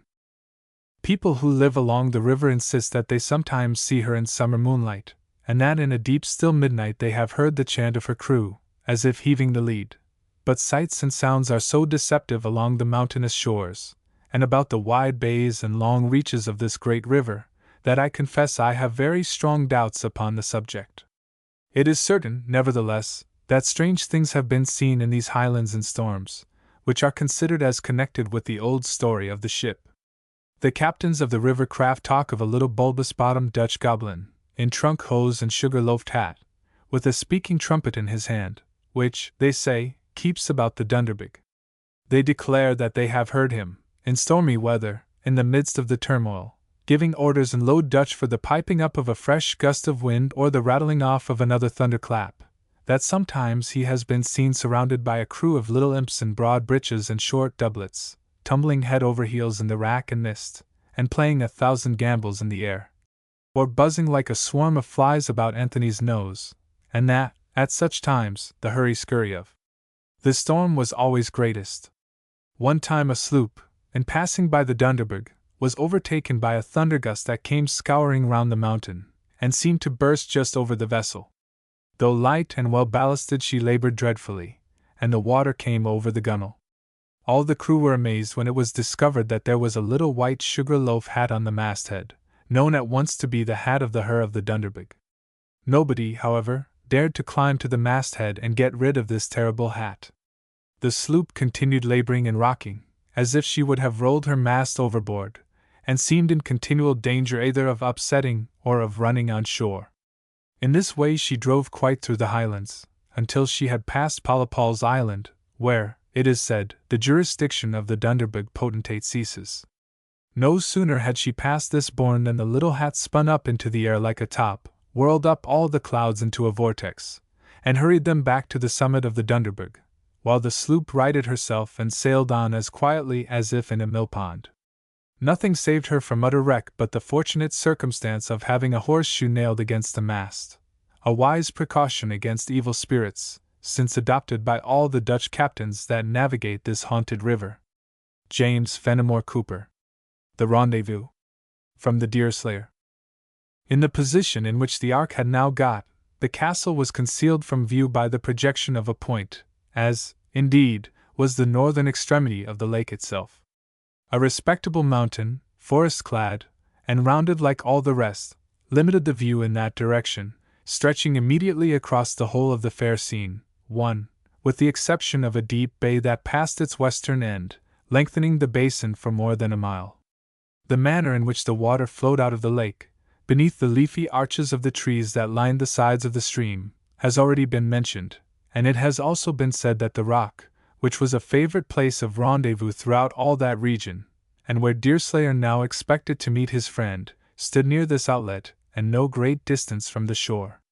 It was a large isolated stone that rested on the bottom of the lake, apparently left there when the waters tore away the earth from around it, enforcing for themselves a passage down the river, and which had obtained its shape from the action of the elements during the slow progress of centuries. The height of this rock could scarcely equal 6 feet, and, as has been said, its shape was not unlike that which is usually given to beehives or to a haycock. The latter, indeed, gives the best idea, not only of its form, but of its dimensions. It stood, and still stands, for we are writing of real scenes, within 50 feet of the bank, and in water that was only 2 feet in depth, though there were seasons in which its rounded apex, if such a term can properly be used, was covered by the lake. Many of the trees stretched so far forward as almost to blend the rock with the shore, when seen from a little distance, and one tall pine in particular overhung it in a way to form a noble and appropriate canopy to a seat that had held many a forest chieftain, during the long succession of ages in which America and all it contained existed apart in mysterious solitude, a world by itself, equally without a familiar history and without an origin that the annals of man can catch. When distant some 200 or 300 feet from the shore, Deerslayer took in his sail, and he dropped his grapnel as soon as he found the ark had drifted in a line that was directly to windward of the rock. The motion of the scow was then checked, when it was brought head to wind by the action of the breeze. As soon as this was done, Deerslayer paid out line, and suffered the vessel to set down upon the rock as fast as the light air would force it to leeward. Floating entirely on the surface, this was soon effected, and the young man checked the drift when he was told that the stern of the scow was within 15 or 18 feet of the desired spot. In executing this maneuver, Deerslayer had proceeded promptly, for while he did not in the least doubt that he was both watched and followed by the foe, he believed he had distracted their movements by the apparent uncertainty of his own, and he knew they could have no means of ascertaining that the rock was his aim, unless, indeed, one of the prisoners had betrayed him, a chance so improbable in itself as to give him no concern. Notwithstanding the celerity and decision of his movements, he did not, however, venture so near the shore without taking due precautions to effect a retreat, in the event of its becoming necessary. He held the line in his hand, and Judith was stationed at a loop on the side of the cabin next the shore, where she could watch the beach and the rocks and give timely notice of the approach of either friend or foe. Hetty was also placed on watch, but it was to keep the trees overhead in view, lest some enemy might ascend one, and by completely commanding the interior of the scow, render the defenses of the hut or cabin useless. The sun had disappeared from the lake and valley when Deerslayer checked the ark in the manner mentioned. Still it wanted a few minutes to the true sunset, and he knew Indian punctuality too well to anticipate any unmanly haste in his friend. The great question was, whether, surrounded by enemies as he was known to be, he had escaped their toils. The occurrences of the last 24 hours must be a secret to him, and like himself, Chingachgook was yet young on a warpath. It was true he came prepared to encounter the party that withheld his promised bride, but he had no means of ascertaining the extent of the danger he ran or the precise positions occupied by either friends or foes. In a word, the trained sagacity and untiring caution of an Indian were all he had to rely on amid the critical risks he unavoidably ran. "Is the rock empty, Judith?" inquired Deerslayer, as soon as he had checked the drift of the ark, deeming it imprudent to venture unnecessarily near. "Is anything to be seen of the Delaware chief?" "Nothing, Deerslayer. Neither rock, shore, tree, nor lake seems to have ever held a human form. Keep close, Judith, keep close, Hetty. A rifle has a prying eye, a nimble foot, and a desperate fatal tongue. Keep close, then, but keep up *Y_V looks, and be on the alert. 'Twould grieve me to the heart did any harm befall either of you." "And you, Deerslayer!" exclaimed Judith, turning her handsome face from the loop, to bestow a gracious and grateful look on the young man. "Do you keep close and have a proper care that the savages do not catch a glimpse of you. A bullet might be as fatal to you as to one of us, and the blow that you felt would be felt by all. No fear of me, Judith, no fear of me, my good gal. Do not look this away, although you look so pleasant and comely, but keep your eyes on the rock and the shore and the—" Deerslayer was interrupted by a slight exclamation from the girl, who, in obedience to his hurried gestures, as much as in obedience to his words, had immediately bent her looks again in the opposite direction. What is, Judith?" he hastily demanded. "Is anything to be seen?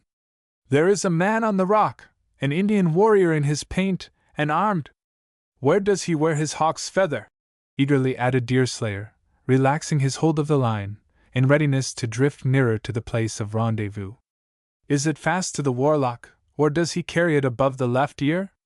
"'Tis as you say, above the left ear. He smiles, too, and mutters the word Mohican." "God be praised, 'tis the sarpent at last!" exclaimed the young man, suffering the line to slip through his hands until, hearing a light bound in the other end of the craft, he instantly checked the rope and began to haul it in again under the assurance that his object was effected.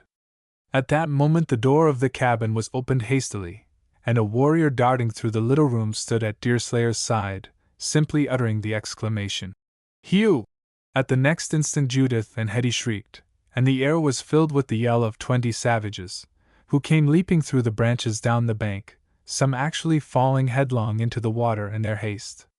"Pull, Deerslayer!" cried Judith, hastily barring the door, in order to prevent an inroad by the passage through which the Delaware had just entered. "Pull for life and death! The lake is full of savages waiting after us." The young men, for Chingachgook immediately came to his friend's assistance, needed no second bidding, but they applied themselves to their task in a way that showed how urgent they deemed the occasion. The great difficulty was in suddenly overcoming the vis inertia of so large a mass, for, once in motion, it was easy to cause the scow to skim the water with all the necessary speed. "Pull, Deerslayer, for heaven's sake!"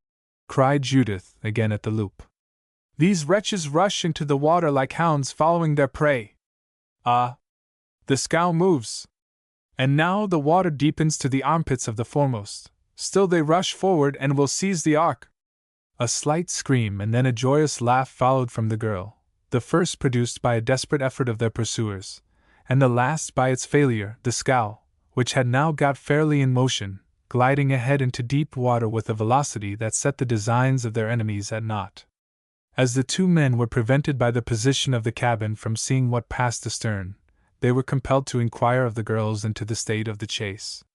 "What now, Judith? What next? Do the Mingoes still follow, or are we quit of 'em for the present?" demanded Deerslayer when he felt the rope yielding, as if the scow was going fast ahead, and heard the scream and the laugh of the girl almost in the same breath. "They have vanished. One, the last, is just burying himself in the bushes of the bank, there. He has disappeared in the shadows of the trees. You have got your friend and we are all safe." One Otsego Lake. William Cullen Bryant. To a waterfowl. Whither, midst falling dew, while glow the heavens with the last steps of day, far through their rosy depths dost thou pursue thy solitary way? Vainly the fowlers I might mark thy distant flight to do thee wrong, as, darkly seen against the crimson sky, thy figure floats along. Seek'st thou the plashy brink of weedy lake, or marge of river wide, or where the rocking billows rise and sink on the chafed ocean side?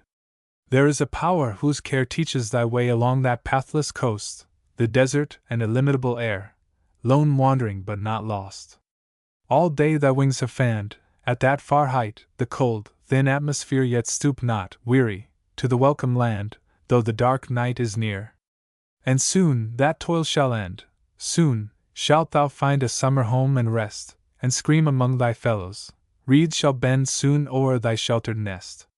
Thou art gone, the abyss of heaven hath swallowed up thy form, yet on my heart deeply hath sunk the lesson thou hast given, and shall not soon depart. He who, from zone to zone, guides through the boundless sky thy certain flight, in the long way that I must tread alone, will lead my steps aright. The death of the flowers. The melancholy days are come, the saddest of the year, of wailing winds and naked woods, and meadows brown and sere. Heaped in the hollows of the grove, the autumn leaves lie dead. They rustle to the eddying gust, and to the rabbit's tread. The robin and the wren are flown, and from the shrubs the jay, and from the woodtop calls the crow through all the gloomy day. Where are the flowers, the fair young flowers, that lately sprang and stood in brighter light and softer airs, a beauteous sisterhood? Alas! They all are in their graves. the gentle race of flowers are lying in their lowly beds with the fair and good of ours. The rain is falling where they lie, but the cold November rain calls not, from out the gloomy earth, the lovely ones again. The windflower and the violet, they perished long ago, and the briar rose and the orchis died amid the summer glow. But on the hill the goldenrod, and the aster in the wood, and the yellow sunflower by the brook in autumn beauty stood, till fell the frost from the clear cold heaven, as falls the plague on men, and the brightness of their smile was gone from upland, glade, and glen. And now when comes the calm, mild day, as still such days will come, to call the squirrel and the bee from out their winter home, when the sound of dropping nuts is heard, though all the trees are still, and twinkle in the smoky light the waters of the rill, the south wind searches for the flowers whose fragrance late he bore, and sighs to find them in the wood and by the stream no more. And then I think of one who in her youthful beauty died, the fair meek blossom that grew up and faded by my side. In the cold, moist earth we laid her, when the forest cast a leaf, and we wept that one so lovely should have a life so brief. Yet not unmeet it was that one, like that young friend of ours, so gentle and so beautiful, should perish with the flowers. The universal tomb. From Thanatopsis. Yet not to thine eternal resting place shalt thou retire alone, nor couldst thou wish couch more magnificent. Thou shalt lie down with patriarchs of the infant world, with kings, the powerful of the earth, the wise, the good, fair forms, and hoary seers of ages past, all in one mighty sepulchre. The hills, rock-ribbed and ancient as the sun, the valleys stretching in pensive quietness between, the venerable woods, rivers that move in majesty, and the complaining brooks that make the meadows green, and poured round all, old ocean's grey and melancholy waste, are but the solemn decorations all of the great tomb of man. The golden sun, the planets, all the infinite host of heaven, are shining on the sad abodes of death, through the still lapse of ages. All that tread the globe are but a handful to the tribes that slumber in its bosom. Take the wings of morning, traverse Barca's desert sands, or lose thyself in the continuous woods where rolls the Oregon, and hears no sound save his own dashings, yet the dead are there, and millions in those solitudes, since first the flight of years began, have laid them down in their last sleep, the dead reign there alone. So live, that when thy summons comes to join the innumerable caravan, which moves to that mysterious realm, where each shall take his chamber in the silent halls of death, thou go not, like the quarry slave at night, scourged to his dungeon, but, sustained and soothed by an unfaltering trust, approach thy grave, like one who wraps the drapery of his couch about him, and lies down to pleasant dreams. Ralph Waldo Emerson. Nature's Ministry of Beauty. From Nature. To speak truly, few adult persons can see nature. Most persons do not see the sun, at least they have a very superficial seeing. The sun illuminates only the eye of the man, but shines into the eye and the heart of the child. The lover of nature is he whose inward and outward senses are still truly adjusted to each other, who has retained the spirit of infancy even into the era of manhood. His intercourse with heaven and earth becomes part of his daily food. In the presence of nature a wild delight runs through the man, in spite of real sorrows. Nature says, "He is my creature, and maugre all his impertinent griefs, he shall be glad with me." Not the sun or the summer alone, but every hour and season yields its tribute of delight, for every hour and change corresponds to and authorizes a different state of the mind, from breathless noon to grimmest midnight. Nature is a setting that fits equally well a comic or a morning piece. In good health, the air is a cordial of incredible virtue. Crossing a bare common, in snow puddles, at twilight, under a clouded sky, without having in my thoughts any occurrence of special good fortune, I have enjoyed a perfect exhilaration. I am glad to the brink of fear. In the woods, too, a man casts off his years, as the snake his slough, and at what period soever of life is always a child. In the woods is perpetual youth.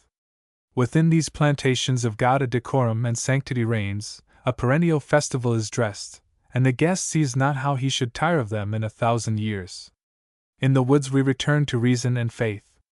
There I feel that nothing can befall me in life, no disgrace, no calamity, leaving me my eyes, which nature cannot repair. Standing on the bare ground, my head bathed by the blithe air, and uplifted into infinite space, all mean egotism vanishes, I become a transparent eyeball. I am nothing. I see all. The currents of the universal being circulate through me. I am part or particle of God. The name of the nearest friend sounds there foreign and accidental. To be brothers, to be acquaintances, master or servant, is then a trifle and a disturbance. I am the lover of uncontained and immortal beauty. In the wilderness I find something more dear and connate than in streets or villages. In the tranquil landscape, and especially in the distant line of the horizon, man beholds somewhat as beautiful as his own nature. The greatest delight which the fields and woods minister is the suggestion of an occult relation between man and the vegetable. I am not alone and unacknowledged. They nod to me, and I to them. The waving of the boughs in the storm is new to me and old. It takes me by surprise, and yet is not unknown. I see the spectacle of morning from the hilltop over against my house, from daybreak to sunrise, with emotions which an angel might share. The long, slender bars of cloud float like fishes in the sea of crimson light. From the earth, as a shore, I look out into that silent sea. I seem to partake its rapid transformations. The active enchantment reaches my dust, and I dilate and conspire with the morning wind. How does nature deify us with a few and cheap elements? Give me health in a day, and I will make the pomp of emperors ridiculous. The dawn is my Assyria, the sunset and moonrise my Paphos, and unimaginable realms of fairy. Broad noon shall be my England of the senses and the understanding. The night shall be my Germany of mystic philosophy and dreams. Not less excellent, except for our less susceptibility in the afternoon, was the charm, last evening, of a January sunset. The western clouds divided and subdivided themselves into pink flakes modulated with tints of unspeakable softness, and the air had so much life and sweetness that it was a pain to come within doors. What was it that nature would say? Was there no meaning in the live repose of the valley behind the mill, and which Homer or Shakespeare could not reform for me in words? The leafless trees become spires of flame in the sunset, with the blue east for their background, and the stars of the dead calices of flowers, and every withered stem and stubble ruined with frost, contributes something to the mute music. Idealism. From the same.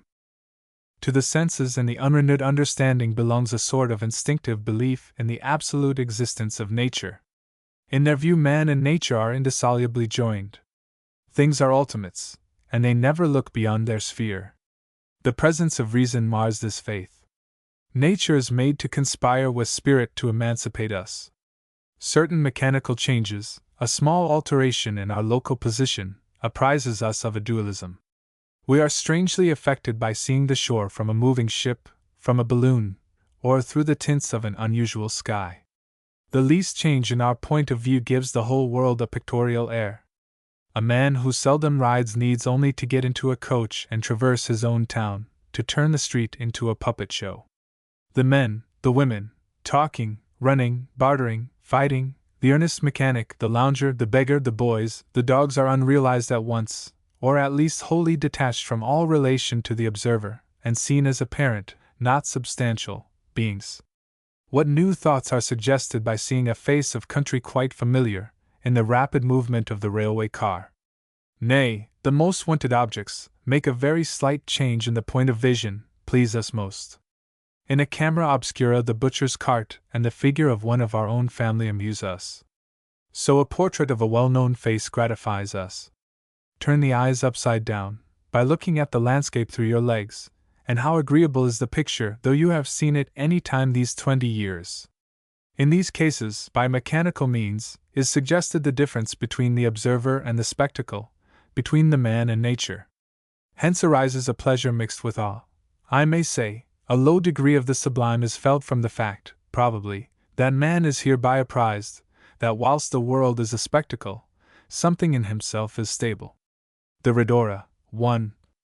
In May, when sea winds pierced our solitudes, I found the fresh Rhodora in the woods, spreading its leafless blooms in a damp nook, to please the desert and the sluggish brook. The purple petals, fallen in the pool, made the black water with their beauty gay. Here might the red bird come his plumes to cool, and court the flower that cheapens his array. Rhodora! If the sages ask thee why this charm is wasted on the earth and sky, Tell them, dear, that if eyes were made for seeing, then beauty is its own excuse for being. Why thou wert there, O rival of the rose, I never thought to ask, I never knew, but in my simple ignorance, suppose the self-same power that brought me there brought you. 1. On being asked, whence is the flower? Hymn. Sung at the completion of the Concord Monument, April 19, 1836. By the rude bridge that arched the flood, their flag to April's breeze unfurled, here once the embattled farmers stood, and fired the shot heard round the world. The foe long since in silence slept, alike the conqueror silent sleeps, and time the ruined bridge has swept down the dark stream which seaward creeps. On this green bank by this soft stream, we set today a votive stone, that memory may their deed redeem, when, like our sires, our sons are gone. Spirit, that made those heroes dare to die, and leave their children free, bid time and nature gently spare the shaft we raise to them and thee. Nathaniel Hawthorne. The Haunted Mind. What a singular moment is the first one, when you have hardly begun to recollect yourself, after starting from midnight slumber. By unclosing your eyes so suddenly you seem to have surprised the personages of your dream in full convocation round your bed and catch one broad glance at them before they can flit into obscurity. Or, to vary the metaphor, you find yourself, for a single instant, wide awake in that realm of illusions whither sleep has been the passport, and behold its ghostly inhabitants and wondrous scenery with a perception of their strangeness such as you never attain while the dream is undisturbed. The distant sound of a church clock is borne faintly on the wind. You question with yourself, half seriously, whether it has stolen to your waking ear from some great tower that stood within the precincts of your dream. While yet in suspense, another clock flings its heavy clang over the slumbering town with so full and distinct a sound, and such a long murmur in the neighboring air, that you are certain it must proceed from the steeple at the nearest corner. You count the strokes, 1, 2, and there they cease, with a booming sound, like the gathering of a third stroke within the bell. If you could choose an hour of wakefulness out of the whole night, it would be this. Since your sober bedtime, at 11, you have had rest enough to take off the pressure of yesterday's fatigue, while before you till the sun comes from far Cathay, to brighten your window there is almost the space of a summer night, 1 hour to be spent in thought, with the mind's eye half shut, and 2 in pleasant dreams, and 2 in that strangest of enjoyments, the forgetfulness alike of joy and woe. The moment of rising belongs to another period of time, and appears so distant that the plunge out of a warm bed into the frosty air cannot yet be anticipated with dismay. Yesterday has already vanished among the shadows of the past. Tomorrow has not yet emerged from the future. You have found an intermediate space, where the business of life does not intrude, where the passing moment lingers and becomes truly the present, a spot where Father Time, when he thinks nobody is watching him, sits down by the wayside to take breath. Oh, that he would fall asleep and let mortals live on without growing older. Hitherto you have lain perfectly still, because the slightest motion would dissipate the fragments of your slumber. Now, being irrevocably awake, you peep through the half-drawn window curtain and observe that the glass is ornamented with fanciful devices in frostwork, and that each pane presents something like a frozen dream. There will be time enough to trace out the analogy while waiting the summons to breakfast. Seen through the clear portion of the glass, where the silvery mountain peaks of the frost scenery do not ascend, the most conspicuous object is the steeple, the white spire of which directs you to the wintry luster of the firmament. You may almost distinguish the figures on the clock that has just tolled the hour. Such a frosty sky, and the snow-covered roofs, and the long vista of the frozen street, all white, and the distant water hardened into rock, might make you shiver, even under 4 blankets and a woolen comforter. Yet look at that one glorious star. Its beams are distinguishable from all the rest, and actually cast the shadow of the casement on the bed with a radiance of deeper hue than moonlight, though not so accurate in outline. You sink down and muffle your head in the clothes, shivering all the while, but less from bodily chill than the bare idea of a polar atmosphere. It is too cold even for the thoughts to venture abroad. You speculate on the luxury of wearing out a whole existence in bed, like an oyster in its shell, content with the sluggish ecstasy of inaction, and drowsily conscious of nothing but delicious warmth, such as you now feel again. Ah! That idea has brought a hideous one in its train. You think how the dead are lying in their cold shrouds and narrow coffins through the drear winter of the grave, and cannot persuade your fancy that they neither shrink nor shiver when the snow is drifting over their little hillocks and the bitter blast howls against the door of the tomb. That gloomy thought will collect a gloomy multitude and throw its complexion over your wakeful hour. In the depths of every heart there is a tomb and a dungeon, though the lights, the music, and reverie above may cause us to forget their existence, and the buried ones or prisoners whom they hide. But sometimes, and oftenest at midnight, these dark receptacles are flung wide open. In an hour like this, when the mind has a passive sensibility, but no active strength, when the imagination is a mirror, imparting vividness to all ideas without the power of selecting or controlling them, then pray that your griefs may slumber, and the brotherhood of remorse not break their chain. It is too late. A funeral train comes gliding by your bed, in which passion and feeling assume bodily shape and things of the mind become dim spectres to the eye. There is your earliest sorrow, a pale young mourner, wearing a sister's likeness to first love, sadly beautiful, with a hallowed sweetness in her melancholy features and grace in the flow of her sable robe. Next appears a shade of ruined loveliness, with dust among her golden hair and her bright garments all faded and defaced, stealing from your glance with drooping head, as fearful of reproach. She was your fondest hope, but a delusive one, so call her disappointment now. A sterner form succeeds, with a brow of wrinkles, a look and gesture of iron authority. There is no name for him unless it be fatality, an emblem of the evil influence that rules your fortunes, a demon to whom you subjected yourself by some error at the outset of life, and were bound his slave forever, by once obeying him. See! Those fiendish lineaments graven on the darkness, the writhed lip of scorn, the mockery of that living eye, the pointed finger, touching the sore place in your heart. Do you remember any act of enormous folly, at which you would blush, even in the remotest cavern of the earth? Then recognize your shame. Pass, wretched band! Well for the wakeful one if, riotously miserable, a fiercer tribe do not surround him, the devils of a guilty heart, that holds its hell within itself. What if remorse should assume the features of an injured friend? What if the fiend should come in woman's garments, with a pale beauty amid sin and desolation, and lie down by your side? What if he should stand at your bed's foot, in the likeness of a corpse, with a bloody stain upon the shroud? Sufficient without such guilt is this nightmare of the soul, this heavy, heavy sinking of the spirits, this wintry gloom about the heart, this indistinct horror of the mind, blending itself with the darkness of the chamber. Now comes the peal of the distant clock, with fainter and fainter strokes as you plunge farther into the wilderness of sleep. It is the knell of a temporary death. Your spirit has departed, and strays like a free citizen, among the people of a shadowy world, beholding strange sights, yet without wonder or dismay. So calm, perhaps, will be the final change, so undisturbed, as if among familiar things. The entrance of the soul to its eternal home.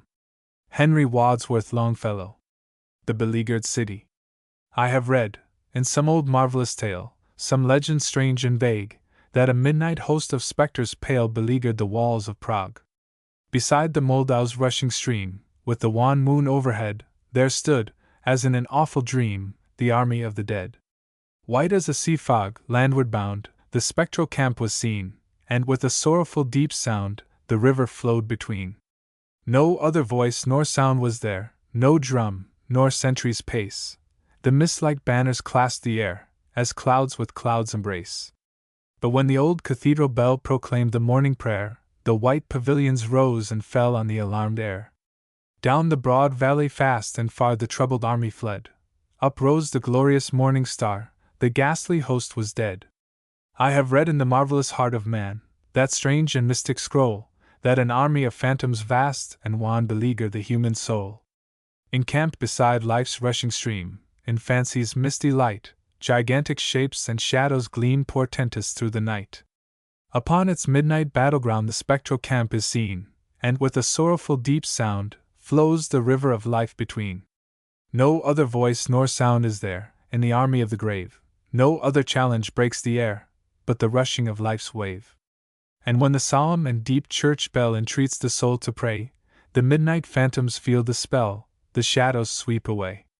Down the broad vale of tears afar the spectral camp is fled, faith shineth as a morning star, our ghastly fears are dead. The occultation of Orion.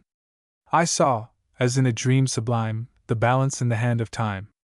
O'er east and west its beam impended, and day, with all its hours of light, was slowly sinking out of sight, while, opposite, the scale of night silently with the stars ascended.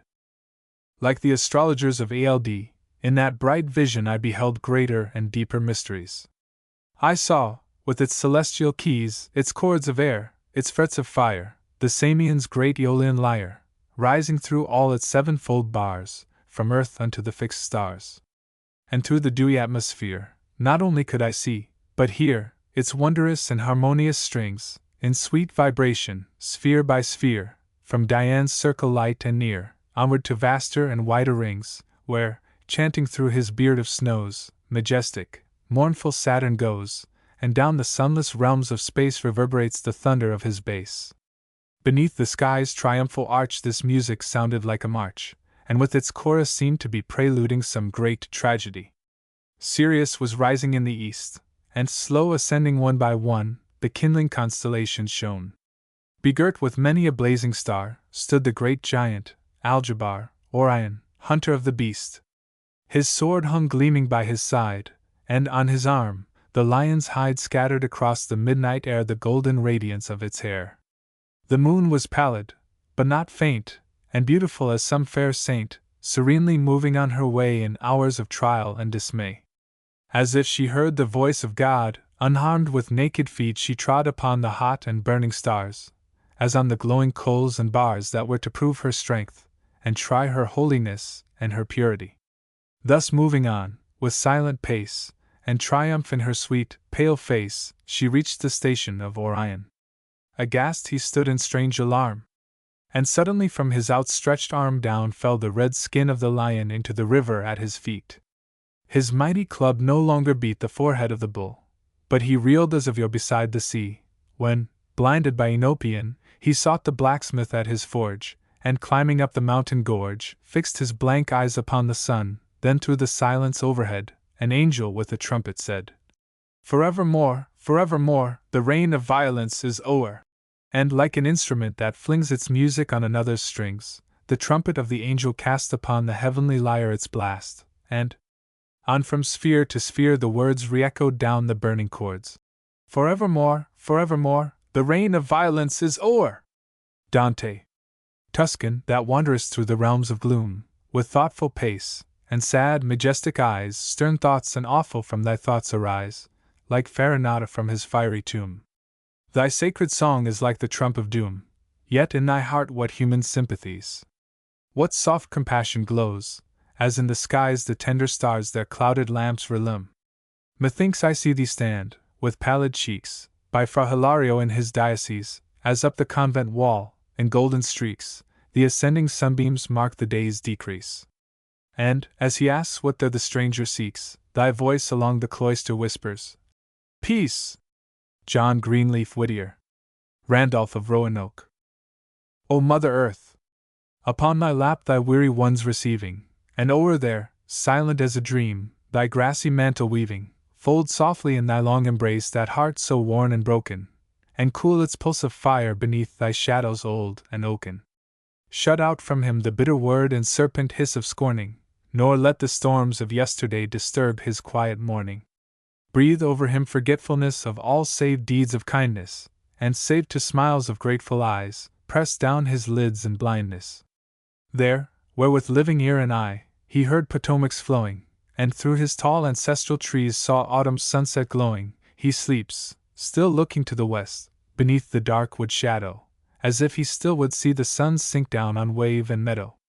Bard, sage, and tribune, in himself all moods of mind contrasting, the tenderest wail of human woe, the scorn like lightning blasting, the pathos which from rival eyes unwilling tears could summon, the stinging taunt, the fiery burst of hatred scarcely human.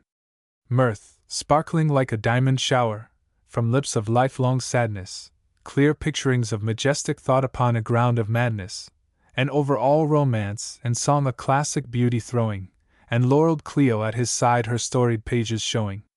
All parties feared him, each in turn beheld its schemes disjointed, as right or left his fatal glance and spectral finger pointed. Sworn foe of cant, he smote it down with trenchant wit unsparing, and mocking, rent with ruthless hand the robe pretense was wearing. Too honest or too proud to feign a love he never cherished, beyond Virginia's border line his patriotism perished. While others hailed in distant skies our eagle's dusky pinion, he only saw the mountain birds stoop o'er his old dominion. Still through each change of fortune strange, racked nerve and brain all burning, his loving faith in motherland knew never shade of turning. By Britain's lakes, by Neva's wave, whatever sky was o'er him, he heard her river's rushing sound, her blue peaks rose before him. He held his slaves, yet made withal no false and vain pretenses, nor paid a lying priest to seek for scriptural defenses. His harshest words of proud rebuke, his bitterest taunt and scorning, fell fire-like on the northern brow that bent to him in fawning. He held his slaves, yet kept the while his reverence for the human. In the dark vassals of his will he saw but man and woman. No hunter of gods outraged poor his Roanoke valley entered, no traitor in the souls of men across his threshold ventured. And when the old and wearied man lay down for his last sleeping, and at his side, a slave no more, his brother man stood weeping, his latest thought, his latest breath, to freedom's duty giving, with failing tongue and trembling hand the dying blessed the living. Oh! Never bore his ancient state a truer son or braver, none trampling with a calmer scorn on foreign hate or favor. He knew her faults, yet never stooped his proud and manly feeling to pour excuses of the wrong or meanness of concealing. But none beheld with clearer eye the plague spot o'er her spreading, none heard more sure the steps of doom along her future treading. For her as for himself he spake, when, his gaunt frame upbracing, he traced with dying hand remorse, and perished in the tracing. As from the grave where Henry sleeps, from Vernon's weeping willow, and from the grassy pall which hides the sage of Monticello, so from the leaf-strewn burial stone of Randolph's lowly dwelling, Virginia, o'er thy land of slaves a warning voice is swelling. And hark! From thy deserted fields are sadder warnings spoken, from quenched hearths, where thy exiled sons their household gods have broken. The curse is on thee, wolves for men, and briars for corn sheaves giving. Oh! More than all thy dead renown were now one hero living. Oliver Wendell Holmes. Old Ironsides. Aye, tear her tattered ensign down. Long has it waved on high, and many an eye has danced to see that banner in the sky. Beneath it rung the battle shout, and burst the cannon's roar. The meteor of the ocean air shall sweep the clouds no more. Her deck, once red with heroes' blood, where knelt the vanquished foe, when winds were hurrying o'er the flood, and waves were white below, no more shall feel the victor's tread, or know the conquered knee. The harpies of the shore shall pluck the eagle of the sea. Oh, better that her shattered hulk should sink beneath the wave. Her thunders shook the mighty deep, and there should be her grave. Nail to the mast her holy flag, set every threadbare sail, and give her to the god of storms, the lightning and the gale. The last leaf. I saw him once before, as he passed by the door, and again the pavement stones resound, as he totters o'er the ground with his cane. They say that in his prime, ere the pruning knife of time cut him down, not a better man was found by the crier on his round through the town. But now he walks the streets, and he looks at all he meets sad and wan, and he shakes his feeble head, that it seems as if he said, "They are gone." The mossy marbles rest on the lips that he has pressed in their bloom, and the names he loved to hear have been carved for many a year on the tomb. My grandmamma has said, poor old lady, she is dead long ago, that he had a Roman nose, and his cheek was like a rose in the snow. But now his nose is thin, and it rests upon his chin like a staff, and a crook is in his back, and a melancholy crack in his laugh. I know it is a sin for me to sit and grin at him here, but the old three-cornered hat, and the breeches, and all that, are so queer. And if I should live to be the last leaf upon the tree in the spring, let them smile, as I do now, at the old forsaken bough where I cling. My aunt. My aunt!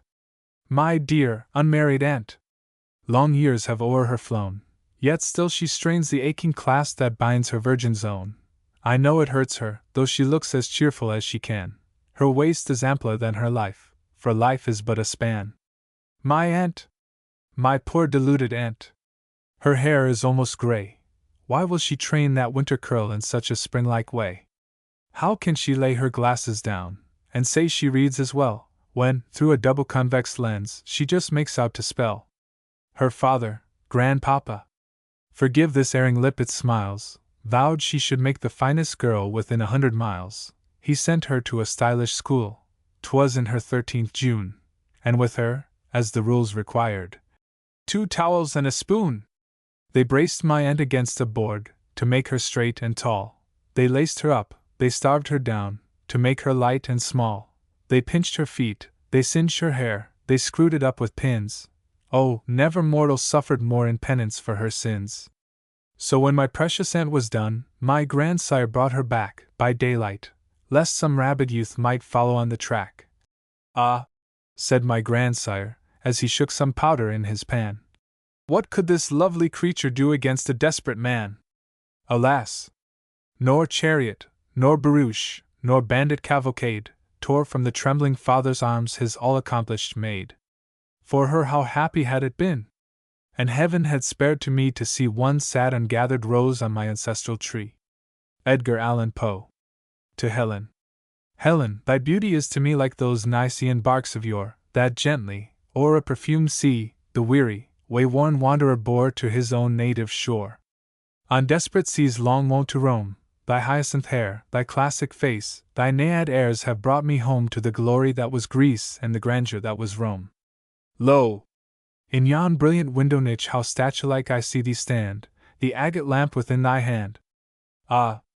Psyche, from the regions which are Holy Land, to one in paradise.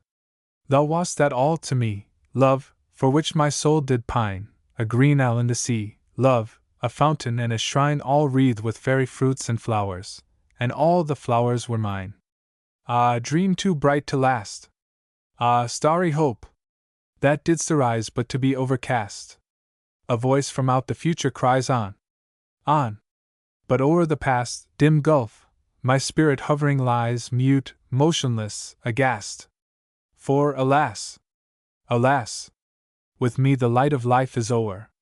No more, no more, no more! Such language holds the solemn sea to the sands upon the shore. Shall bloom the thunder-blasted tree, or the stricken eagle soar. And all my days are trances, and all my nightly dreams are where thy dark eye glances, and where thy footstep gleams, in what ethereal dances, by what eternal streams. From the Fall up the House of Usher. At the termination of this sentence I started, and for a moment paused, for it appeared to me, although I at once concluded that my excited fancy had deceived me, it appeared to me that, from some very remote portion of the mansion there came, indistinctly, to my ears what might have been, in its exact similarity of character, the echo, but a stifled and dull one certainly, of the very cracking and ripping sound which Sir Lancelot had so particularly described. It was, beyond doubt, the coincidence alone which had arrested my attention, for amid the rattling of the sashes of the casements, and the ordinary commingled noises of the still increasing storm, the sound, in itself, had nothing, surely, which should have interested or disturbed me. I continued the story. Here again I paused abruptly, and now with a feeling of wild amazement, for there could be no doubt whatever that, in this instance, I did actually hear, although from what direction it proceeded I found it impossible to say, a low and apparently distant, but harsh, protracted, and most unusual screaming or grating sound, the exact counterpart of what my fancy had already conjured up for the dragon's unnatural shriek. As described by the romancer. Oppressed, as I certainly was, upon the occurrence of this second and most extraordinary coincidence, by 1,000 conflicting sensations, in which wonder and extreme terror were predominant, I still retained sufficient presence of mind to avoid exciting, by any observation, the sensitive nervousness of my companion. I was by no means certain that he had noticed the sounds in question, although, assuredly, a strange alteration had, during the last few minutes, taken place in his demeanor. From a position fronting my own he had gradually brought round his chair so as to sit with his face to the door of the chamber, and thus I could but partially perceive his features, although I saw that his lips trembled as if he were murmuring inaudibly. His head had dropped upon his breast, yet I knew that he was not asleep, from the wide and rigid opening of the eye as I caught a glance of it in profile. The motion of his body, too, was at variance with this idea, for he rocked from side to side with a gentle yet constant and uniform sway. Having rapidly taken notice of all this, I resumed the narrative of Sir Lancelot. No sooner had these syllables passed my lips than, as if a shield of brass had indeed, at the moment, fallen heavily upon a floor of silver, I became aware of a distinct, hollow, metallic, and clangorous, yet apparently muffled, reverberation. Completely unnerved, I leaped to my feet, but the measured, rocking movement of Usher was undisturbed. I rushed to the chair in which he sat. His eyes were bent fixedly before him, and throughout his whole countenance there reigned a stony rigidity. But as I placed my hand upon his shoulder there came a strong shudder over his whole person, a sickly smile quivered about his lips, and I saw that he spoke in a low, hurried, and gibbering manner, as if unconscious of my presence. Bending closely over him, I at length drank in the hideous import of his words. "Not hear it? Yes, I hear it, and have heard it. Long, many minutes, many hours, many days have I heard it, yet I dared not. Oh, pity me, miserable wretch that I am, I dared not speak. We have put her living in the tomb. Said I not that my senses were acute? I now tell you that I heard her first feeble movements in the hollow coffin. I heard them many days ago, yet I dared not speak.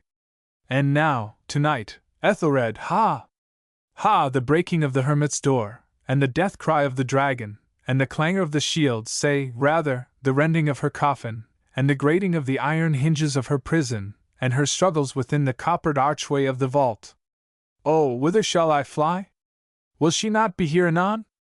Is she not hurrying to upbraid me for my haste? Have I not heard her footstep on the stair? Do I not distinguish that heavy and horrible beating of her heart? Madman! Here he sprang furiously to his feet and shrieked out his syllables, as if in the effort he were giving up his soul. Madman! I tell you that she now stands without the door! As if in the superhuman energy of his utterance there had been found the potency of a spell, the huge antique panels to which the speaker pointed threw slowly back, upon the instant, their ponderous and ebony jaws. It was the work of the rushing gust, but then without those doors there did stand the lofty and enshrouded figure of the Lady Madeline of Usher. There was blood upon her white robes, and the evidence of some bitter struggle upon every portion of her emaciated frame.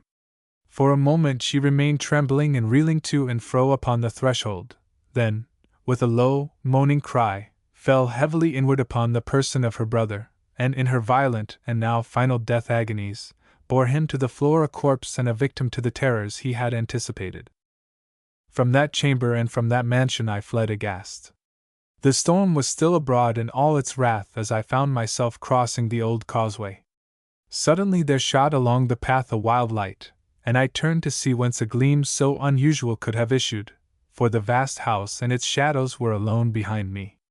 The radiance was that of the full, setting, and blood-red moon, which now shone vividly through that once barely discernible fissure of which I have before spoken as extending from the roof of the building, in a zigzag direction, to the base. While I gazed, this fissure rapidly widened. There came a fierce breath of the whirlwind. The entire orb of the satellite burst at once upon my sight. My brain reeled as I saw the mighty walls rushing asunder. There was a long, tumultuous, shouting sound like the voice of 1,000 waters, and the deep and dark tarn at my feet closed sullenly and silently over the fragments of the house of Usher. Nathaniel Parker Willis. Unseen Spirits. The shadows lay along Broadway. 'Twas near the twilight tide, and slowly there a lady fair was walking in her pride. Alone walked she, but viewlessly walked spirits at her side. Peace charmed the street beneath her feet, and honor charmed the air, and all astir looked kind on her, and called her good as fair, for all God ever gave to her she kept with chary care. She kept with care her beauties rare from lovers warm and true, for her heart was cold to all but gold, and the rich came not to woo, but honored well our charms to sell, if priests the selling do. Now walking there was one more fair, a slight girl, lily pale, and she had unseen company to make the spirit quail. Twixt want and scorn she walked forlorn, and nothing could avail. No mercy now can clear her brow for this world's peace to pray, for, as love's wild prayer dissolved in air, her woman's heart gave way. But the sin forgiven by Christ in heaven by man is cursed alway. Nahant. Here we are, then, in the Swallow's Cave. The floor descends by a gentle declivity to the sea, and from the long dark cleft stretching outward you look forth upon the Atlantic, the shore of Ireland, the first terra firma in the path of your eye. Here is a dark pool, left by the retreating tide for a refrigerator, and with the champagne in the midst we will recline about it like the soft Asiatics of whom we learn pleasure in the East, and drink to the small-featured and purple-lipped Mignons of Syria, those fine-limbed and fiery slaves adorable as Paris, and by turns languishing and stormy, whom you buy for a pinch of piastres, say 5L5s, in sunny Damascus. Your drowsy Circassian, faint and dreamy, or your crockery Georgian, fit dolls for the sensual Turk, is, to him who would buy soul, dear at a penny the hecatomb. We recline, as it were, in an ebon pyramid with 100 feet of floor and 60 of wall, and the fourth side open to the sky. The light comes in mellow and dim, and the sharp edges of the rocky portal seem let into the pearly heaven.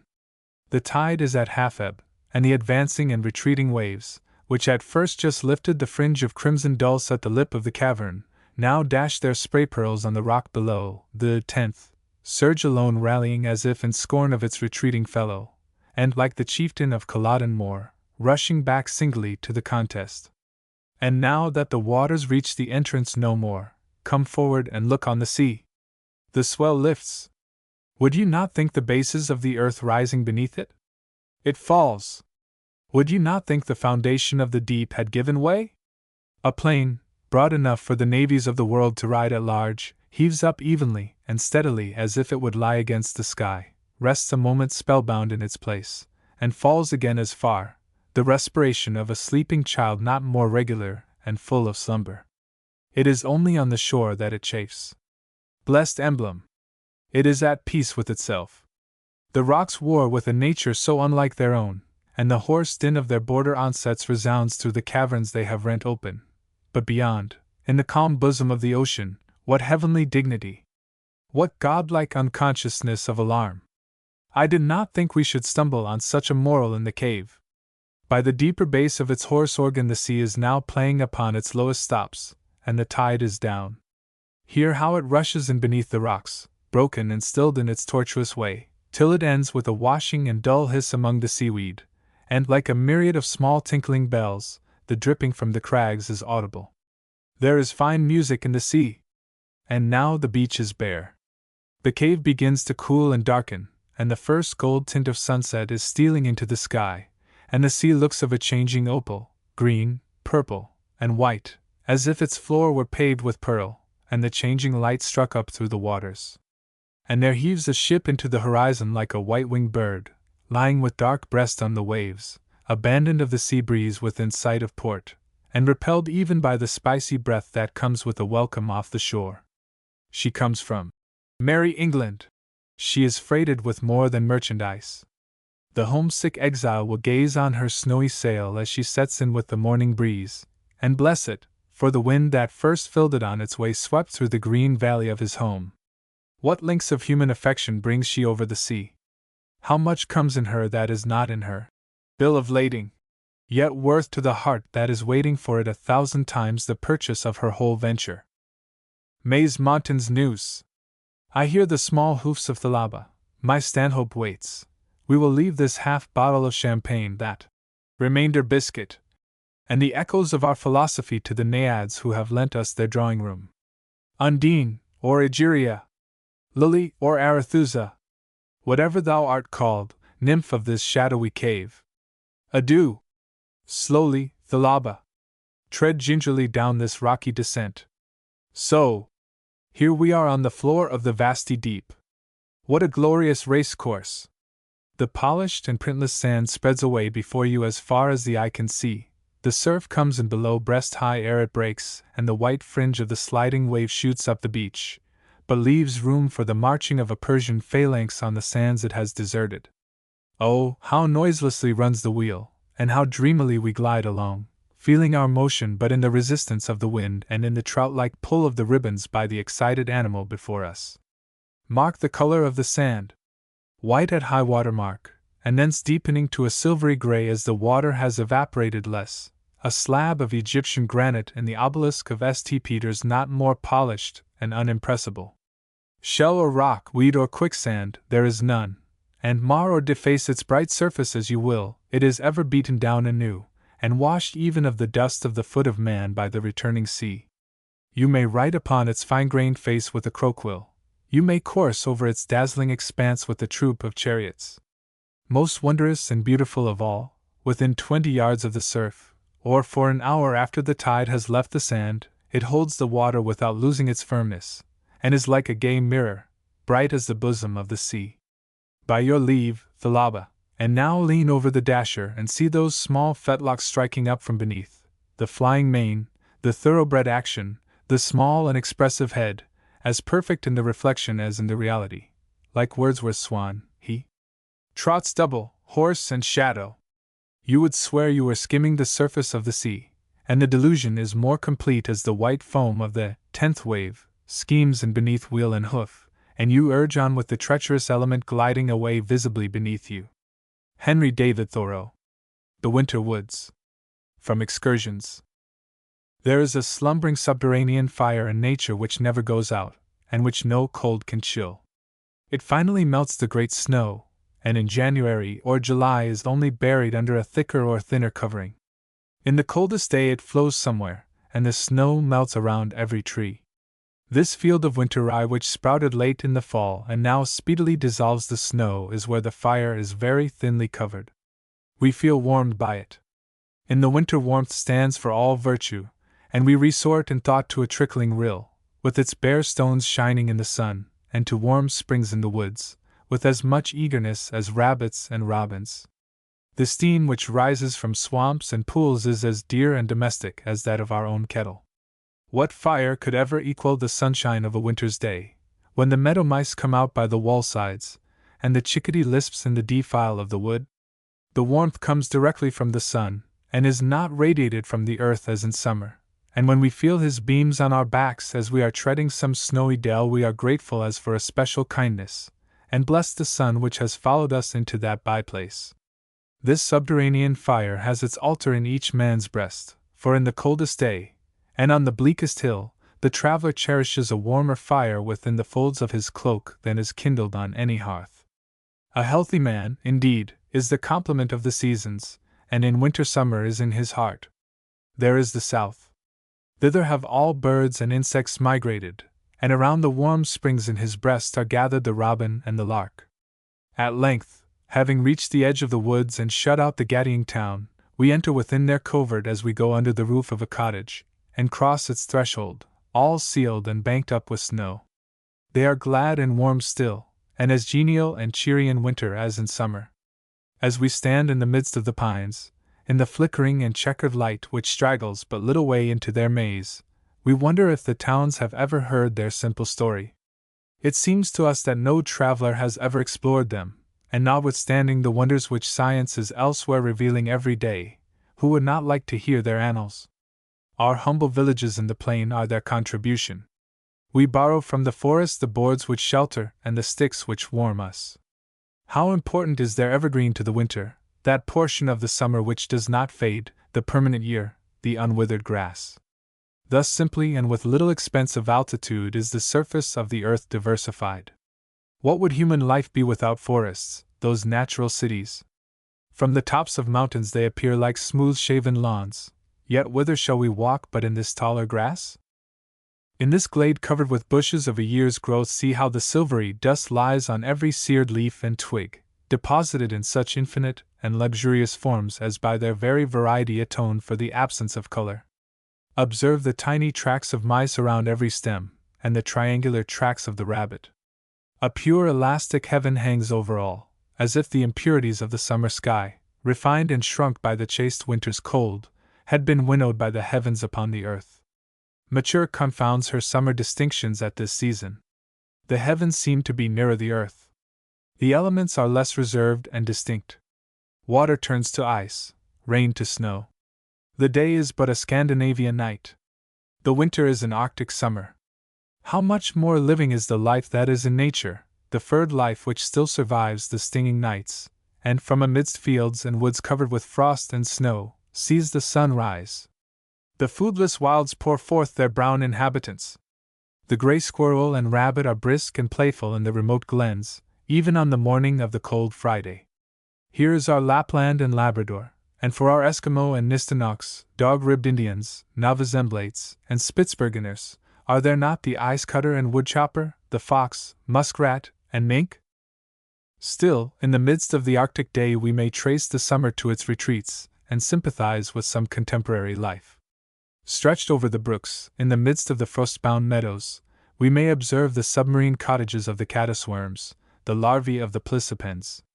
Their small cylindrical cases built around themselves, composed of flags, sticks, grass, and withered leaves, shells and pebbles, in form and color like the wrecks which strew the bottom, now drifting along over the pebbly bottom, now whirling in tiny eddies and dashing down steep falls, or sweeping rapidly along with the current, or else swaying to and fro at the end of some grass blade or root. Anon they will leave their sunken habitations, and crawling up the stems of plants or to the surface like gnats, as perfect insects henceforth, flutter over the surface of the water or sacrifice their short lives in the flame of our candle at evening. Down yonder little glen the shrubs are drooping under their burden, and the red alderberries contrast with the white ground. Here are the marks of a myriad feet which have already been abroad. The sun rises as proudly over such a glen as over the valley of the Seine or Tiber, and it seems the residence of a pure and self-subsistent valor such as they never witnessed, which never knew defeat or fear. Here reign the simplicity and purity of a primitive age and a health and hope far remote from towns and cities. Standing quite alone, far in the forest, while the wind is shaking down snow from the trees, and leaving the only human tracks behind us, we find our reflections of a richer variety than the life of cities. The chickadee and nuthatch are more inspiring society than statesmen and philosophers, and we shall return to these last as to more vulgar companions. In this lonely glen, with the brook draining the slopes, its creased ice and crystals of all hues, where the spruces and hemlocks stand up on either side, and the rush and sere wild oats in the rivulet itself, our lives are more serene and worthy to contemplate. As the day advances, the heat of the sun is reflected by the hillsides, and we hear a faint but sweet music where flows the rill release from its fetters, and the icicles are melting on the trees, and the nuthatch and partridge are heard and seen. The south wind melts the snow at noon, and the bare ground appears with its withered grass and leaves, and we are invigorated by the perfume which exhales from it as by the scent of strong meats. Let us go into this deserted woodman's hut, and see how he has passed the long winter nights and the short and stormy days. For here man has lived under this south hillside, and it seems a civilized and public spot. We have such associations as when the traveler stands by the ruins of Palmyra or Hecatompolis. Singing birds and flowers perchance have begun to appear here, for flowers as well as weeds follow in the footsteps of man. These hemlocks whispered over his head, these hickory logs were his fuel, and these pitch pine roots kindled his fire. Yonder fuming rill in the hollow, whose thin and airy vapor still ascends as busily as ever, though he is far off now, was his well. These hemlock boughs, and the straw upon this raised platform, were his bed, and this broken dish held his drink. But he has not been here this season, for the phoebes built their nest upon this shelf last summer. I find some embers left, as if he had but just gone out, where he baked his pot of beans, and while at evening he smoked his pipe, whose stemless bowl lies in the ashes, chatted with his only companion, if perchance he had any, about the depth of the snow on the morrow, already falling fast and thick without, or disputed whether the last sound was the screech of an owl or the creak of a bough, or imagination only. And through this broad chimney throat, in the late winter evening ere he stretched himself upon the straw, he looked up to learn the progress of the storm, and seeing the bright stars of Cassiopeia's chair shining brightly down upon him, fell contentedly asleep. See how many traces from which we may learn the chopper's history. From this stump we may guess the sharpness of his axe, and from the slope of the stroke, on which side he stood, and whether he cut down the tree without going round it or changing hands, and from the flexure of the splinters, we may know which way it fell. This one chip contains inscribed on it the whole history of the woodchopper and of the world. On this scrap of paper, which held his sugar or salt perchance, or was the wadding of his gun, sitting on a log in the forest, with what interest we read the tattle of cities, of those larger huts, empty and to let, like this, in high streets and broadways. Walt Whitman. The Miracles of Nature. From Leaves of Grass. To me, every hour of the light and dark is a miracle, every inch of space is a miracle, every square yard of the surface of the earth is spread with the same, every cubic foot of the interior swarms with the same. To me, the sea is a continual miracle, the fishes that swim, the rocks, the motion of the waves, the ships with men in them, what stranger miracles are there? I was thinking the day most splendid, till I saw what the not day exhibited. I was thinking this globe enough, till there tumbled upon me myriads of other globes. Oh, how plainly I see now that this life cannot exhibit all to me, as the day cannot. Oh, I see that I am to wait for what will be exhibited by death. Oh, death! Oh, the beautiful touch of death, soothing and benumbing a few moments for reasons. The earth never tires, the earth is rude, silent, incomprehensible at first, nature is rude and incomprehensible at first. Be not discouraged, keep on, there are divine things, well enveloped. I swear to you there are divine things more beautiful than words can tell. O Captain! My Captain! O Captain! My Captain! Our fearful trip is done. The ship has weathered every rack, the prize we sought is won. The port is near, the bells I hear, the people all exulting, while follow eyes the steady keel, the vessel grim and daring. But O heart! Heart! Heart! Leave you not the little spot where on the deck my Captain lies, fallen cold and dead. O Captain! My Captain! Rise up and hear the bells. Rise up, for you the flag is flung, for you the bugle trills, for you bouquets and ribbon wreaths, for you the shores ache routing, for you they call, the swaying mass, their eager faces turning. O Captain! Dear Father! This arm I push beneath you. It is some dream that on the deck you've fallen cold and dead. My Captain does not answer, his lips are pale and still. My father does not feel my arm, he has no pulse nor will. But the ship is anchored safe, its voyage closed and done. From fearful trip the victor's ship comes in with object won. Exult, O shores, and ring, O bells! But I, with silent tread, walk the spot my Captain lies, fallen cold and dead. James Russell Lowell. The Courtin. Zekel crept up, quite unbeknown, and peeked in through the winder, and there sat Huldie all alone, with no one nigh to hinder. Agin the chimbly crooknecks hung, and in amongst them rusted the old queen's arm that grand the young fetched back from Concord busted. The wannut log shot sparkles out toward the puttiest, bless her! And leetle fires danced all about the chiny on the dresser. The very room, 'cause she was in, looked warm from floor to ceilin', and she looked full easy rosy egg and easy th apples she was peelin'. She heerd a foot and knowed it, too, a raspin' on the scraper. All ways to once her feelin's knew like sparks in burned up paper. He kin o elitared on the mat, some doubtful o the sequel. His heart kept goin' pitty-pat, but hern went pitty-zekel. The Pious Editor's Creed. From Biglow Papers. I do believe in freedom's cause, easy for a way as Paris is. I love to see her stick her claws in them infernal Pharisees. It's well enough agin a king to draw resolves and triggers, but liberty's a kind o' thing that don't agree with niggers.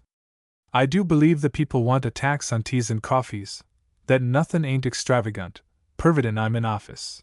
Fair IHEV loved my country since my eye teeth filled their sockets, and Uncle Sam I reverence, particularly his pockets. I do believe in any plan o' levying the taxes, easy long easy, like a lumberman, I get jest what I axes.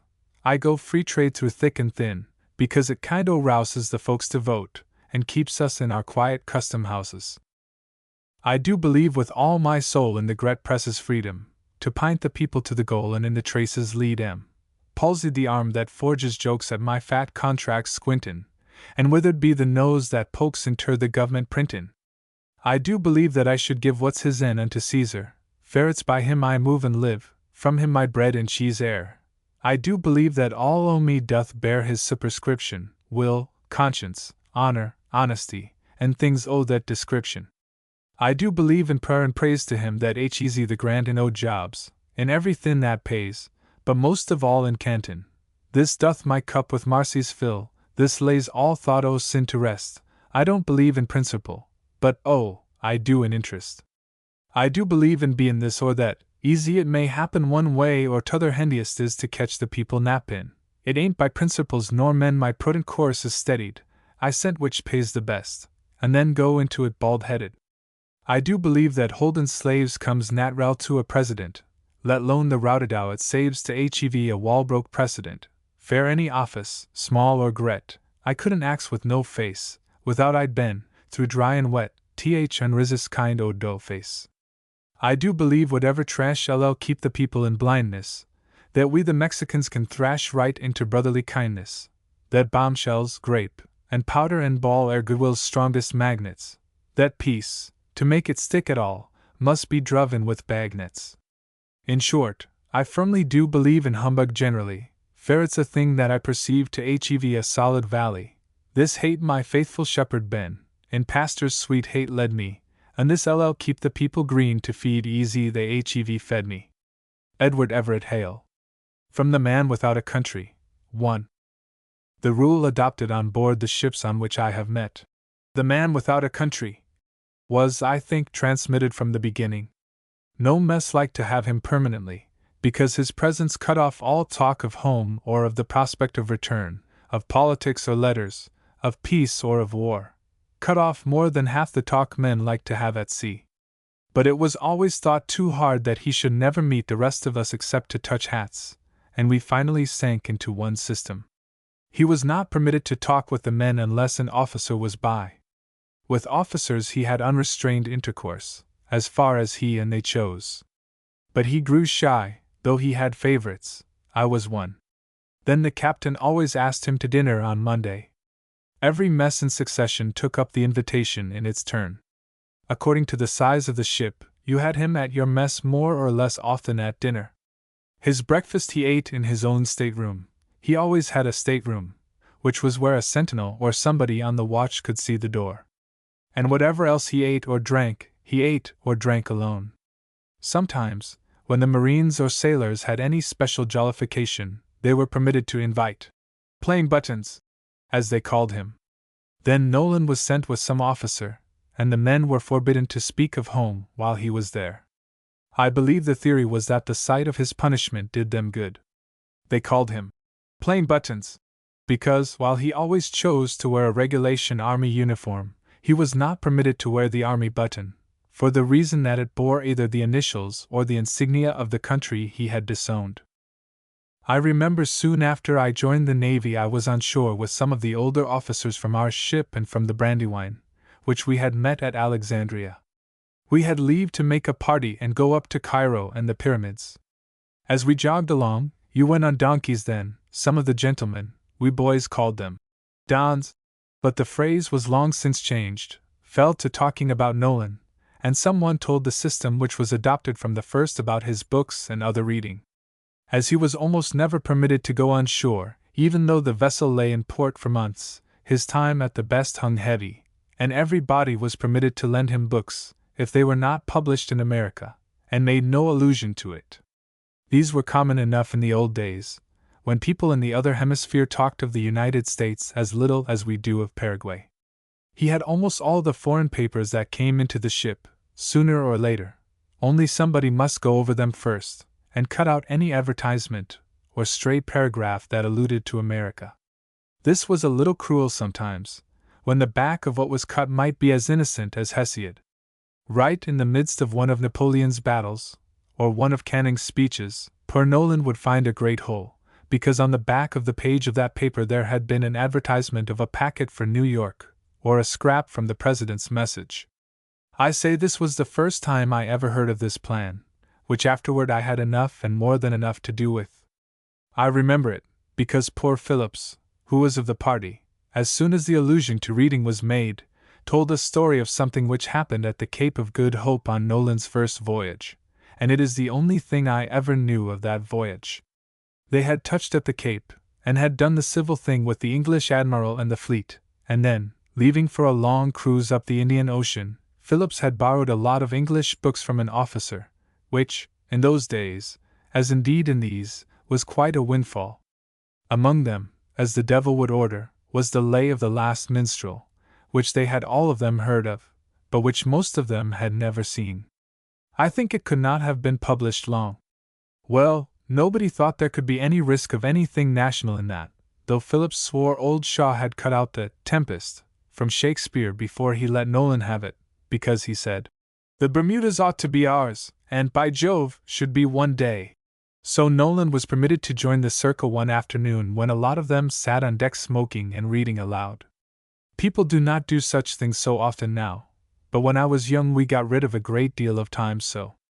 Well, so it happened that in his turn Nolan took the book and read to the others, and he read very well, as I know. Nobody in the circle knew a line of the poem, only it was all magic and border chivalry, and was 10,000 years ago. Poor Nolan read steadily through the 5th canto, stopped a minute and drank something, and then began without a thought of what was coming.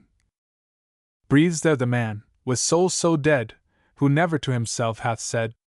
It seemed impossible to us that anybody ever heard this for the first time, but all these fellows did then, and poor Nolan himself went on, still unconsciously or mechanically. "This is my own, my native land."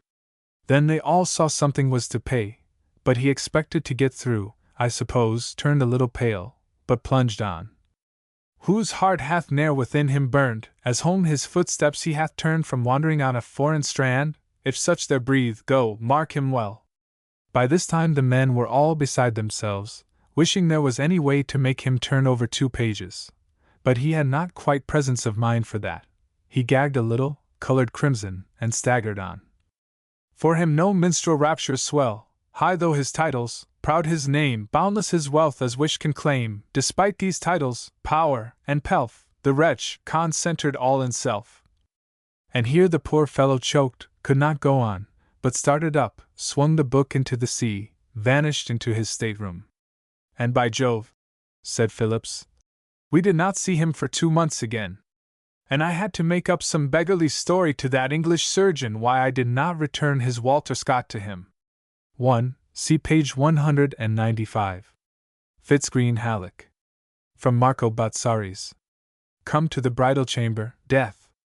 Come to the mother's when she feels for the first time her firstborn's breath. Come when the blessed seals that close the pestilence are broke, and crowded cities wail its stroke. Come in consumption's ghastly form, the earthquake's shock, the ocean storm.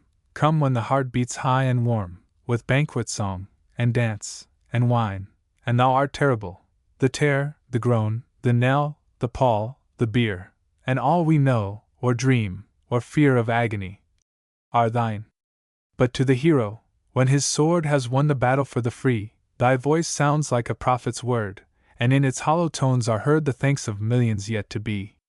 Come, when his task of fame is wrought, come, with her laurel leaf, blood-bought, come in her crowning hour, and then thy sunken eyes' unearthly light to him is welcome as the sight of sky and stars to prisoned men. Thy grasp is welcome as the hand of brother in a foreign land. Thy summons welcome as the cry that told the Indian Isles were nigh to the world-seeking Genoese, when the land wind, from woods of palm, and orange groves, and fields of balm, blew o'er the Haytian seas. Bozzaris. With the storied brave Greece nurtured in her glory's time, resty, there is no prouder grave, even in her own proud clime. She wore no funeral weeds for thee, nor bade the dark hearse wave its plume, like torn branch from death's leafless tree in sorrow's pomp and pageantry, the heartless luxury of the tomb. But she remembers thee as one long loved, and for a season gone. For thee her poet's lyre is wreathed, her marble wrought, her music breathed. For thee she rings the birthday bells, of thee her babe's first lisping tells. For thine her evening prayer is said, at palace couch and cottage bed. Her soldier, closing with the foe, gives for thy sake a deadlier blow. His plighted maiden, when she fears for him, the joy of her young years, thinks of thy fate and checks her tears. And she, the mother of thy boys, though in her eye and faded cheek is read the grief she will not speak, the memory of her buried joys, and even she who gave thee birth, will by their pilgrim-circled hearth talk of thy doom without a sigh, for thou art freedom's now and fame's, one of the few, the immortal names, that were not born to die. On the death of Joseph Rodman Drake.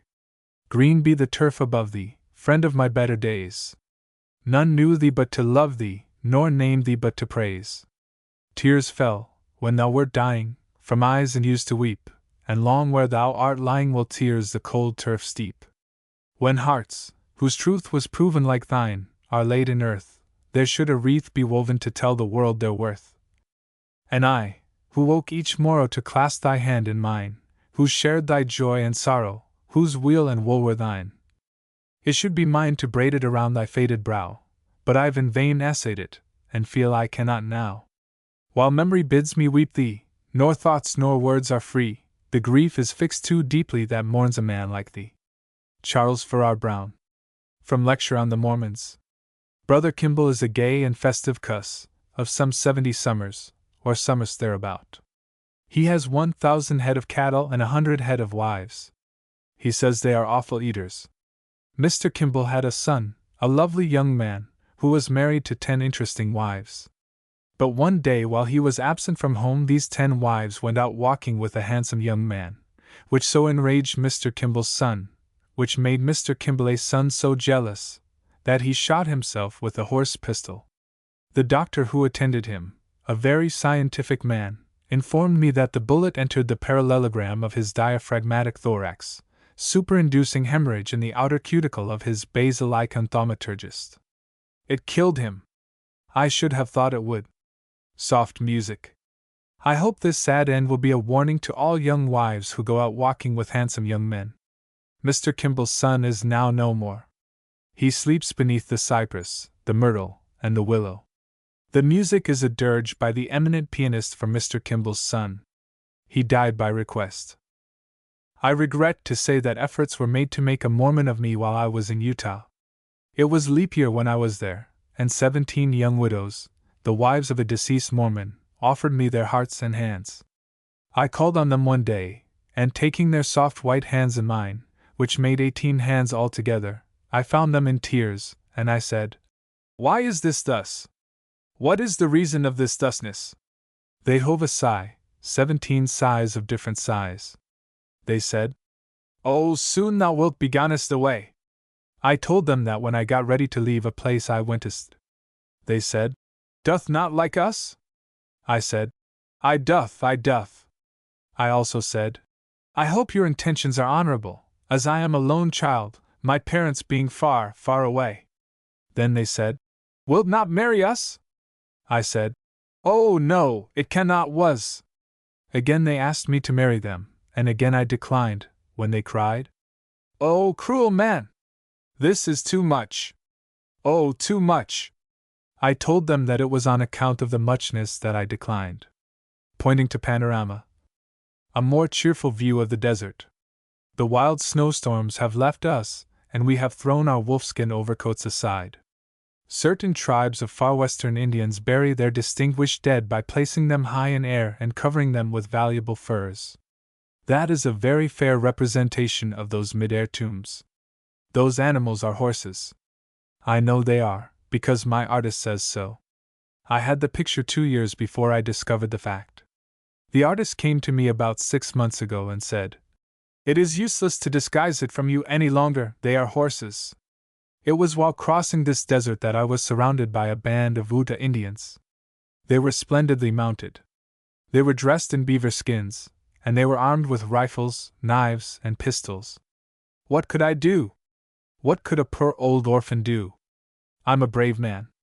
The day before the Battle of Bull's Run I stood in the highway while the bullets, those dreadful messengers of death, were passing all around me thickly, in wagons, on their way to the battlefield. But there were too many of these Injuns. There were 40 of them, and only one of me, and so I said, "Great Chief, I surrender."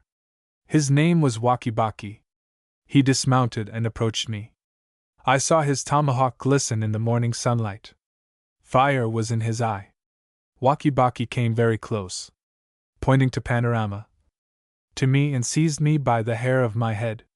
He mingled his swarthy fingers with my golden tresses, and he rubbed his dreadful tomahawk across my lily-white face. He said, Tor sha ara dara mishki bukshian. I told him he was right. Waki-Baki again rubbed his tomahawk across my face, and said, Winkolubu, says I. Mr. Waki-Baki, says I. Waki, I have thought so for years, and so's all our family. He told me I must go to the tent of the strong heart, and eat raw dog. It don't agree with mo. I prefer simple food. I prefer pork pie, because then I know what I'm eating. But as raw dog was all they proposed to give to me, I had to eat it or starve. So at the expiration of 2 days I seized a tin plate, and went to the chief's daughter, and I said to her in a silvery voice, in a kind of German silvery voice, I said, Sweet child of the forest, the pale face wants his dog. There was nothing but his paws. I had paused too long, which reminds me that time passes, away which time has. I was told in my youth to seize opportunity. I once tried to seize one. He was rich, he had diamonds on. As I seized him, he knocked me down. Since then I have learned that he who seizes opportunity sees the penitentiary. Samuel Langhorne Clemens. The Jumping Frog of Calaveras County. Well, there was a feller here once by the name of Jim Smiley in the winter of '49, or maybe it was the spring of '50. I don't recollect exactly, somehow, though what makes me think it was one or the other is because I remember the big flume warn't finished when he first come to the camp. But anyway, he was the curiousest man about, always betting on anything that turned up you ever see, if he could get anybody to bet on the other side, and if he couldn't he'd change sides. Any way that suited the other side would suit him, anyway just so's he got a bet he was satisfied. But still he was lucky, uncommon lucky, he most always came out winner. He was always ready and laying for a chance. There couldn't be no solitary thing mentioned but that feller'd offer to bet on it, and take any side you please, as I was just telling you. If there was a horse race you'd find him flush or you'd find him busted at the end of it. If there was a dog fight he'd bet on it, if there was a cat fight he'd bet on it, if there was a chicken fight he'd bet on it.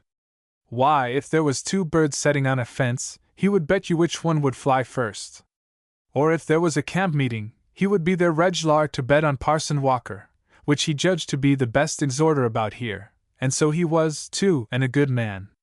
If he even see a straddlebug start to go anywheres he would bet you how long it would take him to get to wherever he was going to, and if you took him up he would follow that straddlebug to Mexico but what he would find out where he was bound for and how long he was on the road. Lots of the boys here has seen that Smiley, and can tell you about him.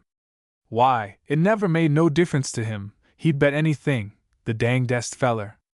Parson Walker's wife laid very sick once for a good while, and it seemed as if they weren't going to save her, but one morning he come in and Smiley up and asked him how she was, and he said she was considerable better, thank the Lord for his infinite mercy, and coming on so smart that, with the blessing of Providence, she'd get well yet, and Smiley, before he thought, says, Well, I'll risk 2.5 she don't, anyway.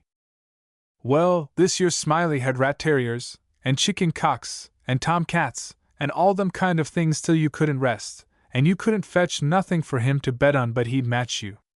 He catched a frog one day and look him home, and said he cal'lated to educate him, and so he never done nothing for 3 months but set in his backyard and learn that frog to jump. And you bet you he did learn him, too. He'd give him a little punch behind, and the next minute you'd see that frog whirling in the air like a donut, see him turn one somerset, or maybe a couple, if he got a good start, and come down flat-footed and all right, like a cat. He got him up so in the matter of catching flies, and kept him in practice so constant, that he'd nail a fly every time as fur as he could see him. Smiley said all a frog wanted was education, and he could do most anything, and I believe him.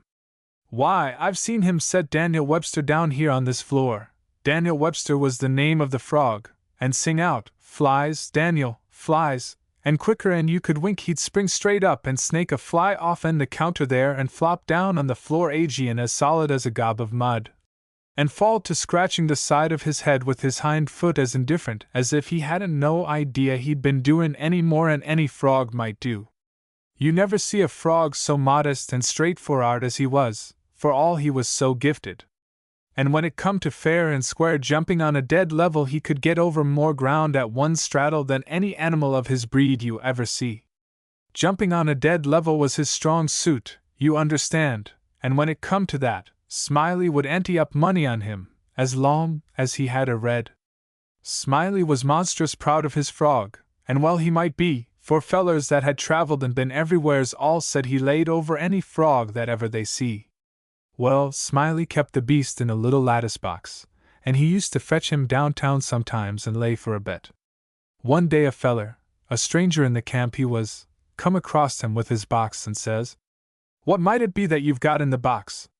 And Smiley says, sorter indifferent like, "It might be a parrot, or it might be a canary, may be, but it ain't, it's only just a frog." And the feller took it, and looked at it careful, and turned it round this way and that, and says, "So 'tis. Well, what's he good for?" "Well," Smiley says, easy and careless, "he's good enough for one thing, I should judge. He can outjump any frog in Calaveras County." The feller took the box again and took another long, particular look and give it back to Smiley, and says, very deliberate, "Well," he says, "I don't see no p'ints about that frog that's any better'n any other frog." "Maybe you don't," Smiley says. "Maybe you understand frogs, and maybe you don't understand 'em, maybe you've had experience, and maybe you ain't only a amateur, as it were. Anyways, I've got my opinion, and I'll risk $40 that he can outjump any frog in Calaveras County." And the feller studied a minute, and then says, kinder sad like, "Well, I'm only a stranger here, and I ain't got no frog, but if I had a frog I'd bet you." And then Smiley says, "That's all right, that's all right. If you'll hold my box a minute I'll go and get you a frog." And so the feller took the box, and put up his $40 along with Smiley's, and sat down to wait. So he sat there a good while, thinking and thinking to hisself, and then he got the frog out and pried his mouth open, and took a teaspoon and filled him full of quail shot, filled him pretty near up to his chin, and set him on the floor. Smiley, he went to the swamp and slopped around in the mud for a long time, and finally he catched a frog, and fetched him in, and give him to this feller, and says, "Now, if you're ready, set him alongside of Daniel, with his forepaws just even with Daniel, and I'll give the word." Then he says, 1, 2, 3, git, and him and the feller touched up the frogs from behind, and the new frog hopped off lively, but Daniel give a heave, and histed up his shoulders, so, like a Frenchman, but it warn't no use, he couldn't budge, he was planted as solid as a church, and wouldn't no more stir than if he was anchored out. Smiley was a good deal surprised, and he was disgusted too, but he didn't have no idea what the matter was, of course. The feller took the money and started away, but when he was going out at the door he sorter jerked his thumb over his shoulder, so, at Daniel, and says again, very deliberate, "Well," he says, "I don't see no p'ints about that frog that's any better'n any other frog." Smiley, he stood scratching his head and looking down at Daniel a long time, and at last he says, "I do wonder what in the nation that frog throwed off for. I wonder if there ain't something the matter with him, he 'pears to look mighty baggy, somehow," and he catched Daniel by the nape of the neck, and hefted him, and says, "Why, blame my cats if he don't weigh 5 pound, and turned him upside down, and he belched out a double handful of shot. And then he see how it was, and he was the maddest man. He set the frog down and took out after the feller, but he never catched him.